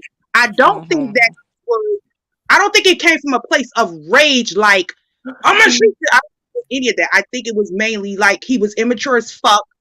And he thought by pulling that gun out and saying what he said and doing what he did, like he was showing her something. I don't even think he thought. How we know that, but how we know that, because we got to remember, gun residue was on Kelsey and Tory Lanez's hands. So that means that the shots that got fired were intercepted shots, because wherever that gun was actually initially aimed at, somebody helped to move it down to the ground, because it seemed like two people's hand, this gun was on that popped off on both people's hands. So so whatever was supposed to originally happen got intercepted by whomever, either Kelsey with the gun and Tory intervened, or the vice Tory versa. had the gun and Kelsey intervened. That was my whole thing. That's why it may sound like I'm trying to. That's why neither one of them can incriminate each other, because both they sweat is on this goddamn.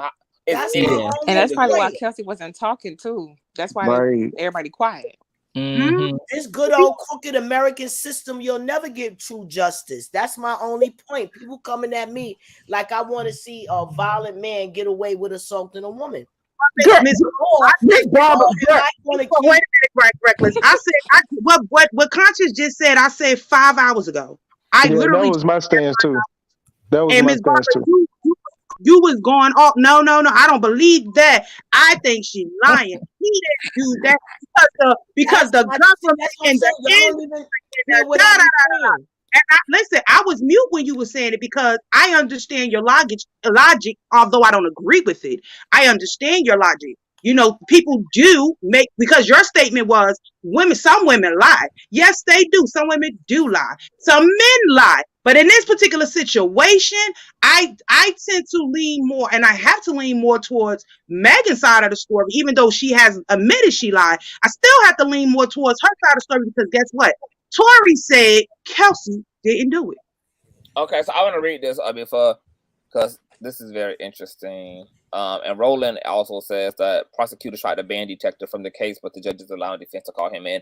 And you know what? I think that's fair, because I mean, his domestic dispute with whomever, his wife or wherever, does not have anything to do with you know, his case and his knowledge and but XXLMac.com.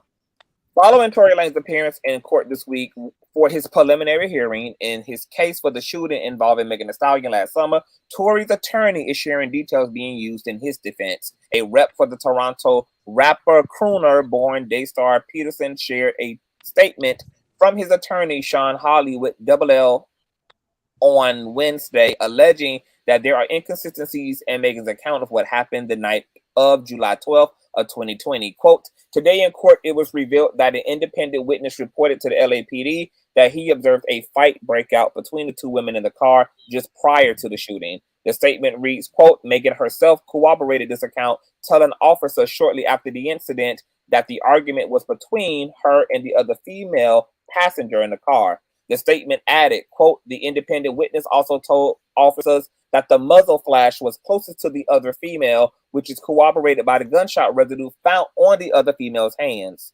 It was further established that Megan gave several inconsistent accounts of what happened that night and that she omitted key evidence to the police. We look forward to the opportunity to cross-examine her at trial about the numerous inconsistencies in her stories. Additionally, Holly made note of an additional information uncovered during the hearing, such as Setter Sinai is now claiming that the bullet fragments removed from Megan's foot have disappeared and that the doctors caught her injuries superficial. Megan Thee Stallion, who confirmed last August, Megan tweeted this afternoon, don't blogs and journalists have to have accurate, credible sources before going with the story? Or is it just like a new, I got paid to post this, or I heard out from my homegirl type policy these days? And a follow-up tweet, the recent Texas Southern University graduate typed, like I've been shot, and the focus of some of these headlines are dismissing that I was attacked with a weapon while I was unarmed and trying to paint it as a cat fight between friends. Why do I have to relive this with everyone on the internet every day and watch y'all gaslight me? As previously stated, LAPD Detective Ryan Stalkner testified in court that the night of the incident, Tory yelled "dance bitch" before shooting at the ground toward Megan's feet. It was also reported that Tory made a jail call to Kelsey Harris, apologizing for shooting Megan after he was arrested on a charge of carrying a concealed weapon in a vehicle. Tory has maintained his innocence, also shared his thoughts following the hearing and recent reports that have been made on the case. He said in a tweet, "Nah, I don't need someone to report what was really said in court today. 45 minutes of my lawyer stating contradictory evidence that proves my innocence should never come back as one false story forced to the media." Tory Lanez has been charged with one felony count of assault with a semi-automatic firearm, personal use of a firearm, and carrying a loaded unregistered firearm in a vehicle in connection to the shooting incident. Based on testimony shared during the preliminary hearing this week, Los Angeles Superior Court Judge Keith Borgen determined that the case will go to trial with a date scheduled for January 13th of 2022. We now know it will be in December. Double XL has reached out to a rep. So yeah, that statement that the residue and all that shit was found on Kelsey and all that, like, that's what they're going to be using. And that's why I said earlier, it's funny that Kelsey out here trying to be quiet, but bitch, Tory Lanez's whole legal team is throwing your ass under the bus and plan on doing that in exchange for Tory's freedom.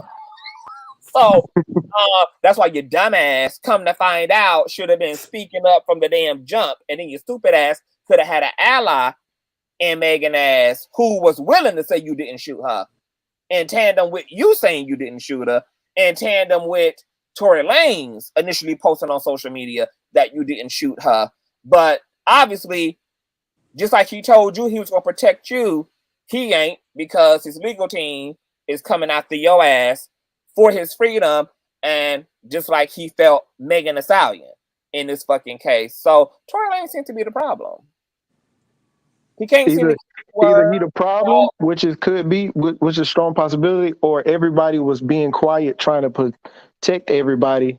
And then when when Megan started to speak her truth, Tory started trying to cover his ass, and Kels didn't say anything because at that time when they all were booked, nobody said anything.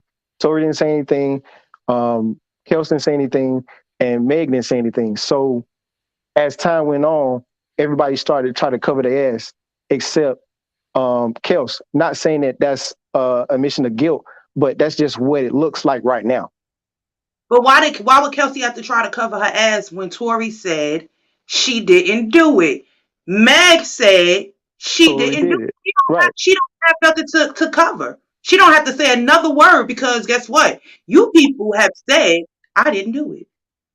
You're right. You're right. And the fact that, well, she'll just have to deal with why is gun residue on her hand. He's in a vehicle proximity. On her hand though, it's not on the bodyguard's hand. He's in the vehicle. Like was he? He had to be in the vehicle. Somebody had to drive it. We don't know where the driver. Somebody drove it, right? It was the bodyguard that was driving.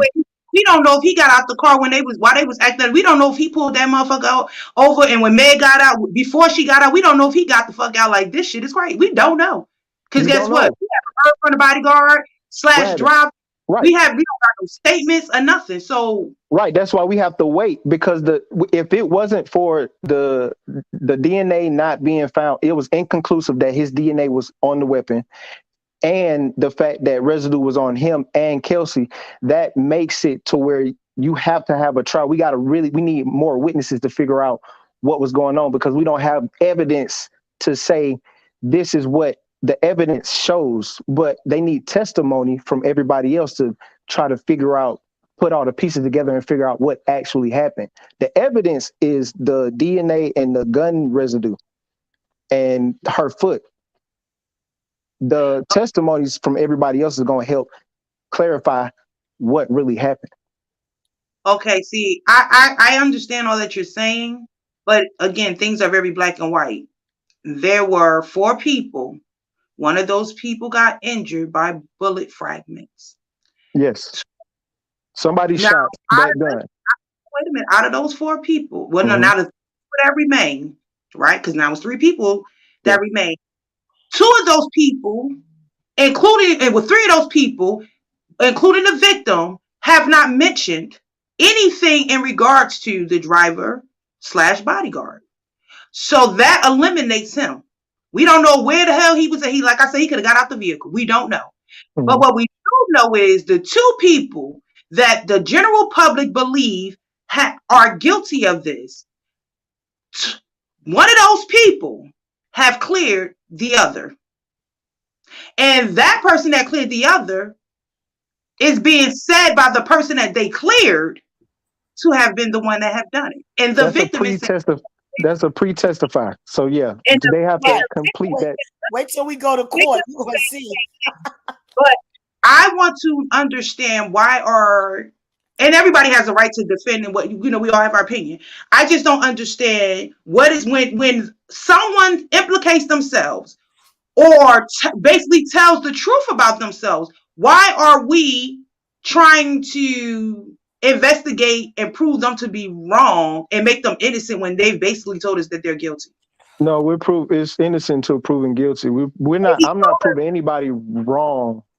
I'm not trying to allocate for anybody. I'm just stating the facts and trying to figure out and putting my idea on what I think happened. Mm-hmm. I'm not saying that Tory didn't do it. I'm not saying that Kelsey didn't do it. What I am saying is, allegedly she did it's not even alleged no more. Her foot she did get bullet fragments in her foot. So a gunshot did go off at her foot. Now it's just trying to figure out who did it. Like we're at who But did it. I'm still We're trying to piece together motives and see who I had get a. what y'all trying to do because what y'all don't understand is how did she get it on her hand? Not on her clothes, but on her hand. But who's to say?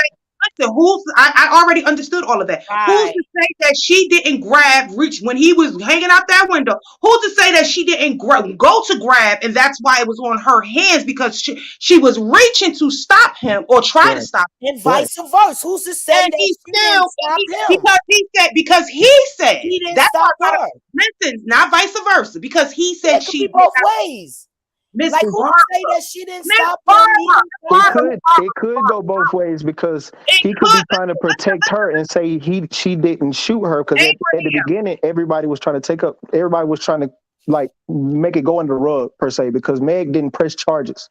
So if the state didn't pick it up, it would have just went away. Y'all not saying anything, both Barbara. of them have but what I'm saying, Abraham and everyone else, is that him saying that she did not do it just because she had residue on her hand. I gave the best example I could give. Yeah, you're right. This man is not going to say she didn't do it if she did it. That makes no sense. That makes no sense. Everybody, Meg lied. Meg said, I didn't get shot. So everybody, I'm just stating you why there is a trial. Like, because Meg lied and said, I didn't get shot. I know why there's a trial, Abraham. I'm not delusional like some people. I know exactly why there's a trial. I know it ain't the government. I know it ain't the music industry. I know it ain't no UFOs. I know why there's a trial. Oh, you but know my point is, but my point is, and it still remains the same. The man said that the young lady didn't do it. So how, although it may not make sense, because to me it's very logical. The man said she didn't do it. Somebody said a sniper did it. No, he did. He did. I did.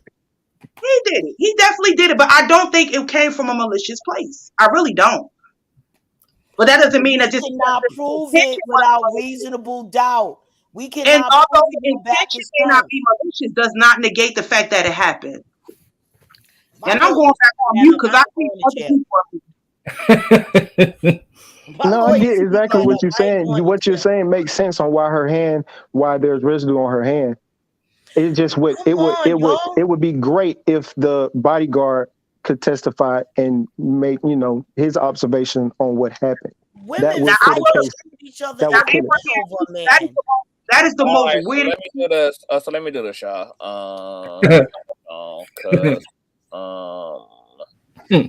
I don't know if this has been debunked yet because I know that there was speculation over the authenticity of this, but Pretty Monet, I see you in the background, boo, but it says that your device won't connect. You got to give your phone permission. You got to give StreamYard permission on your phone.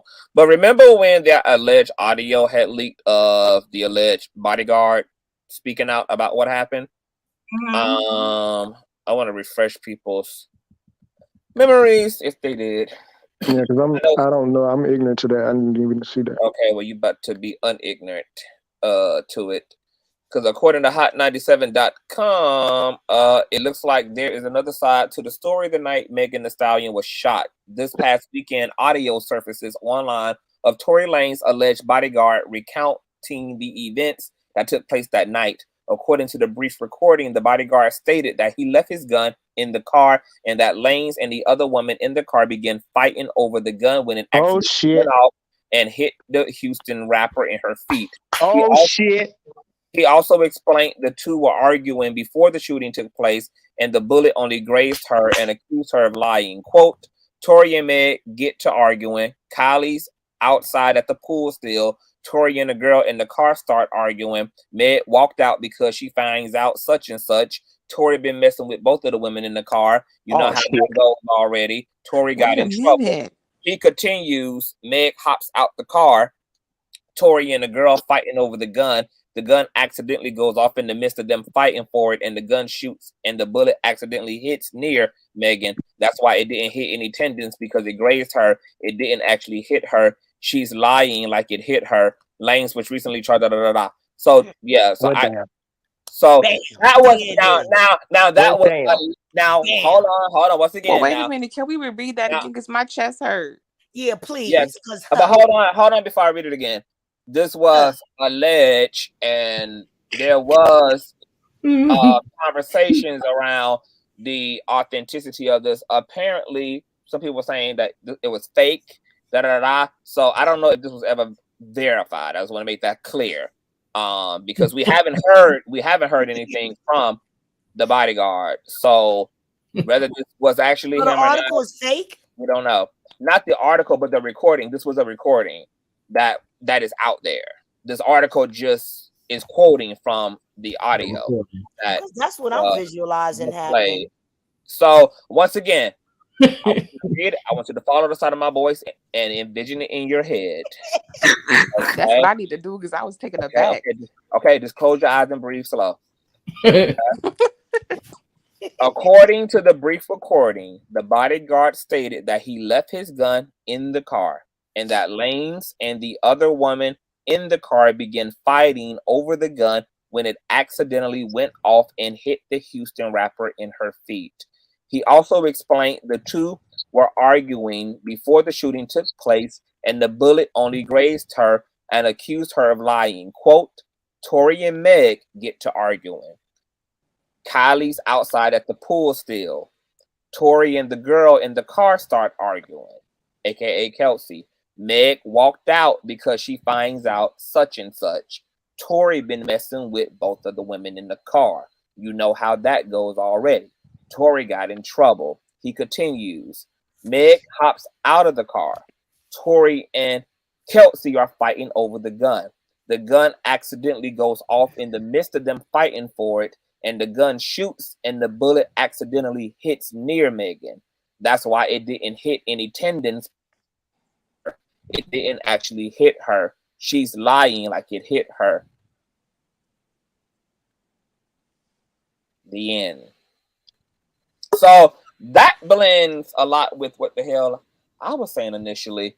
And me and you both were saying initially. Nobody was fighting over that gun. Yeah, that's why there's residue on both their hands. I said that from day one. That weapon was intercepted. Now, what I don't agree with is I think that the whole she's lying about being shot whole thing. I think that that's personal interpretation, and I think that it's the semantics of her being shot. The semantics and all of that shit. Yeah. Also, interesting. He talks about. He doesn't say what they're fighting over at Kylie's house, but he does say that they find out that they messing with them both and Kelsey messing with them both. Now that's true to what Tory Lanez is also saying, that he's apologizing, he's sorry for smashing both friends because he put them in the situation. That's his story. But then again, Tory Lanez once again is a fucking liar. This audio is not necessarily vetted, so we don't know if this is just fake news and propaganda or what. And remember, Tory Lanez is responsible for sending out fake emails. He was busted. So did he say that the gun was his? Hold on, wait a minute. He was busted for sending out fake emails and plagiarizing CEOs and impersonating people in order to push fake news. So if all we know, this is another Tory Lanez fake news propaganda in order to help build substance to his narrative. So that was the bodyguard that was in the car. It was the driver, bodyguard, whoever, whichever one you want to call him today. So I wonder, is he testifying? Will his story be the same? I don't know. I don't know who all is taking a stand in this shit. Hey, Brandon, they're saying they don't even know if that's really him saying that.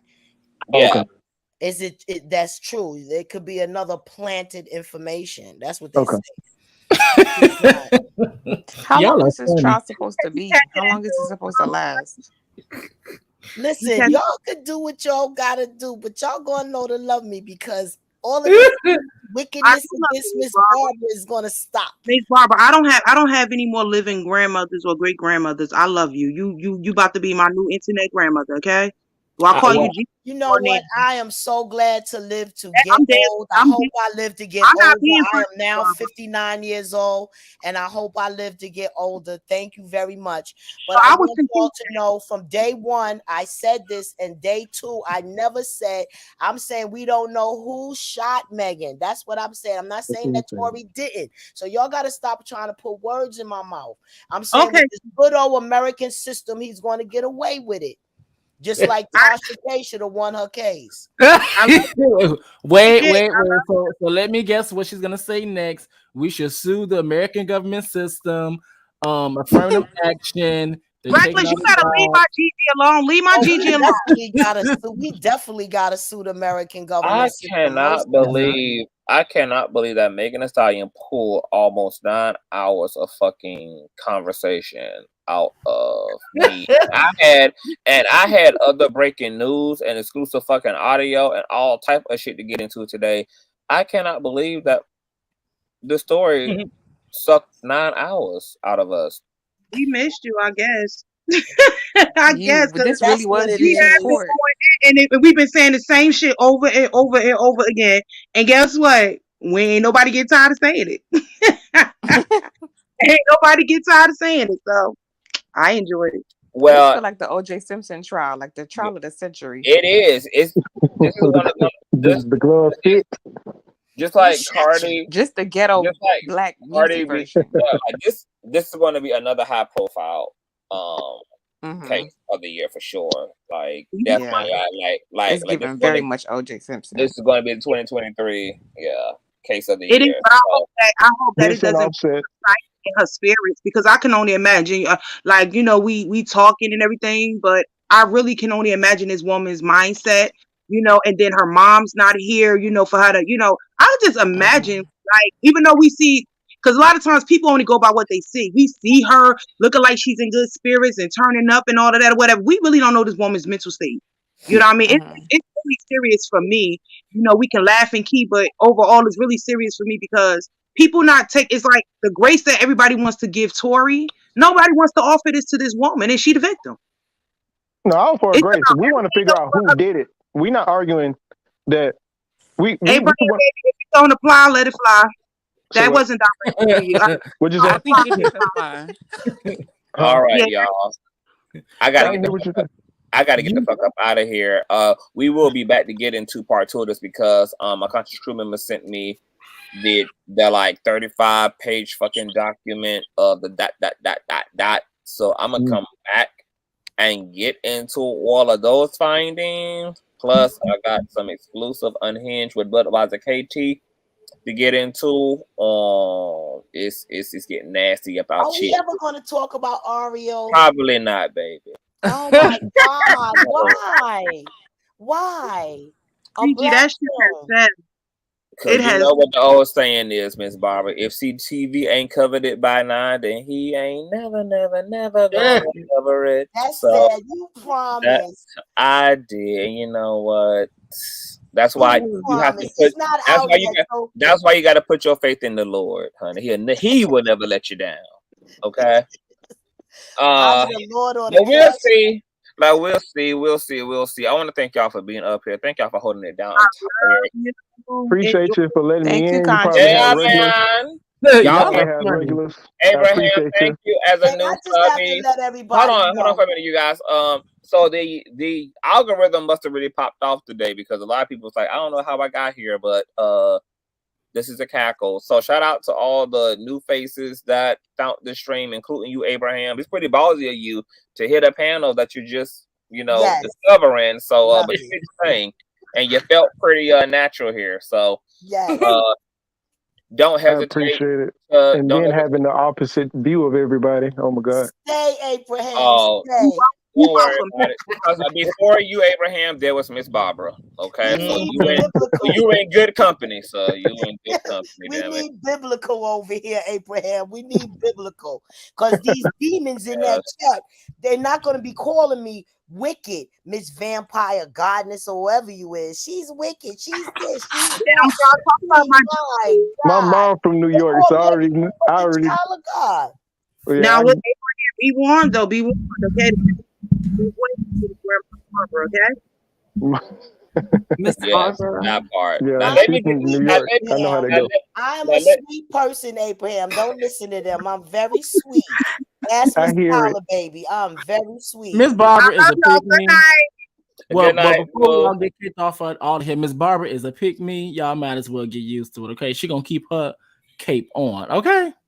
Absolutely. I will call you later, Reckless. Good night, Alrighty. Miss Barbara. I will see all of y'all. Who knows? I will definitely tomorrow. We'll definitely be in the building on Nancy Thursday, child.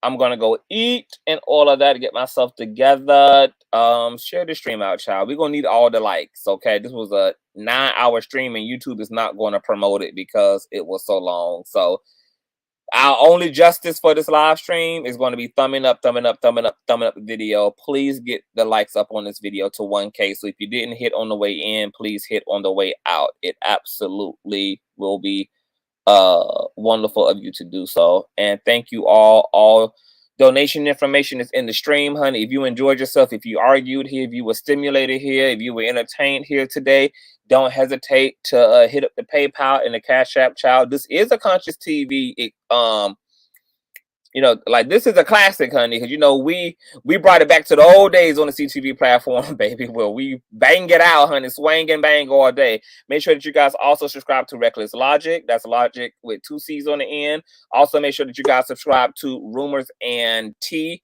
over on Instagram, honey. That is our Anya over there doing her blog thing. So please support her the way y'all support Neighborhood Talk and Shade Room and all those other folk. And that's Rumors and Tea over on Instagram. Also, apartments available in New York for those of you who want to find Miss Barbara. She get into the Holy Ghost teams, and all of that. Abraham, you're back. What's going on? Yeah, I think I hit the wrong button. No, you didn't. I had kicked you off intentionally. Oh, okay, my bad. I thought I hit the wrong button. Y'all like black people after church, baby. You know, like y'all just know how to lead the parking lot. For sure, for sure. I got a question. Are you married? No, I'm not. Oh, okay. How old are you? Is this a recent picture of you? 30. Yeah, that's recent. Oh, you look very young in the picture. Yeah, I'm young. Yeah. If you're looking for if you're looking for a wife, you can, you know, shout out your stats in the chat. There's a lot of eligible single women with good pussy in the chat who's available. So yeah, I'm talking to somebody right now. Oh, okay. Are you straight? Yeah, I'm straight. Oh, okay. All right. Well, that's well. I mean, it's only talking though. Don't you want to keep your options open? Not really. Yeah, I just want to. I'm focused on something. I don't want to get too much in the fire, then I get, you know, distracted, and I just trying to keep my head level. Okay, you know cool. You know what? Oh, that's really refreshing. Because usually you niggas is hoes, so it's really refreshing to see that you know, try to focus on one prospect. Yeah, you go through that phase, and then you be like, yeah, I'm done. Okay, I ain't mad at that. All right. Well, I'll be back. Make sure that you look for your notifications and definitely hit the link in the next live stream if you feel compelled to come up and get into some things. But we'll definitely be doing a part 2 on Miss Stallion. I'm gonna read through these emails tonight and these papers and stuff, and I'll set up another live stream probably tomorrow. But for sure, that was very entertaining today. Oh yeah, man, it was amazing. It was lit. I appreciate you being here. All right, brother. Have a good one. All right, you too. Bye bye. That's Abraham Turner, you guys. I should have asked him, was he a content creator or had an IG or something? All right, you guys. I'm going to get out of here. Please thumbs up on your way out, and I will see you all later. Peace.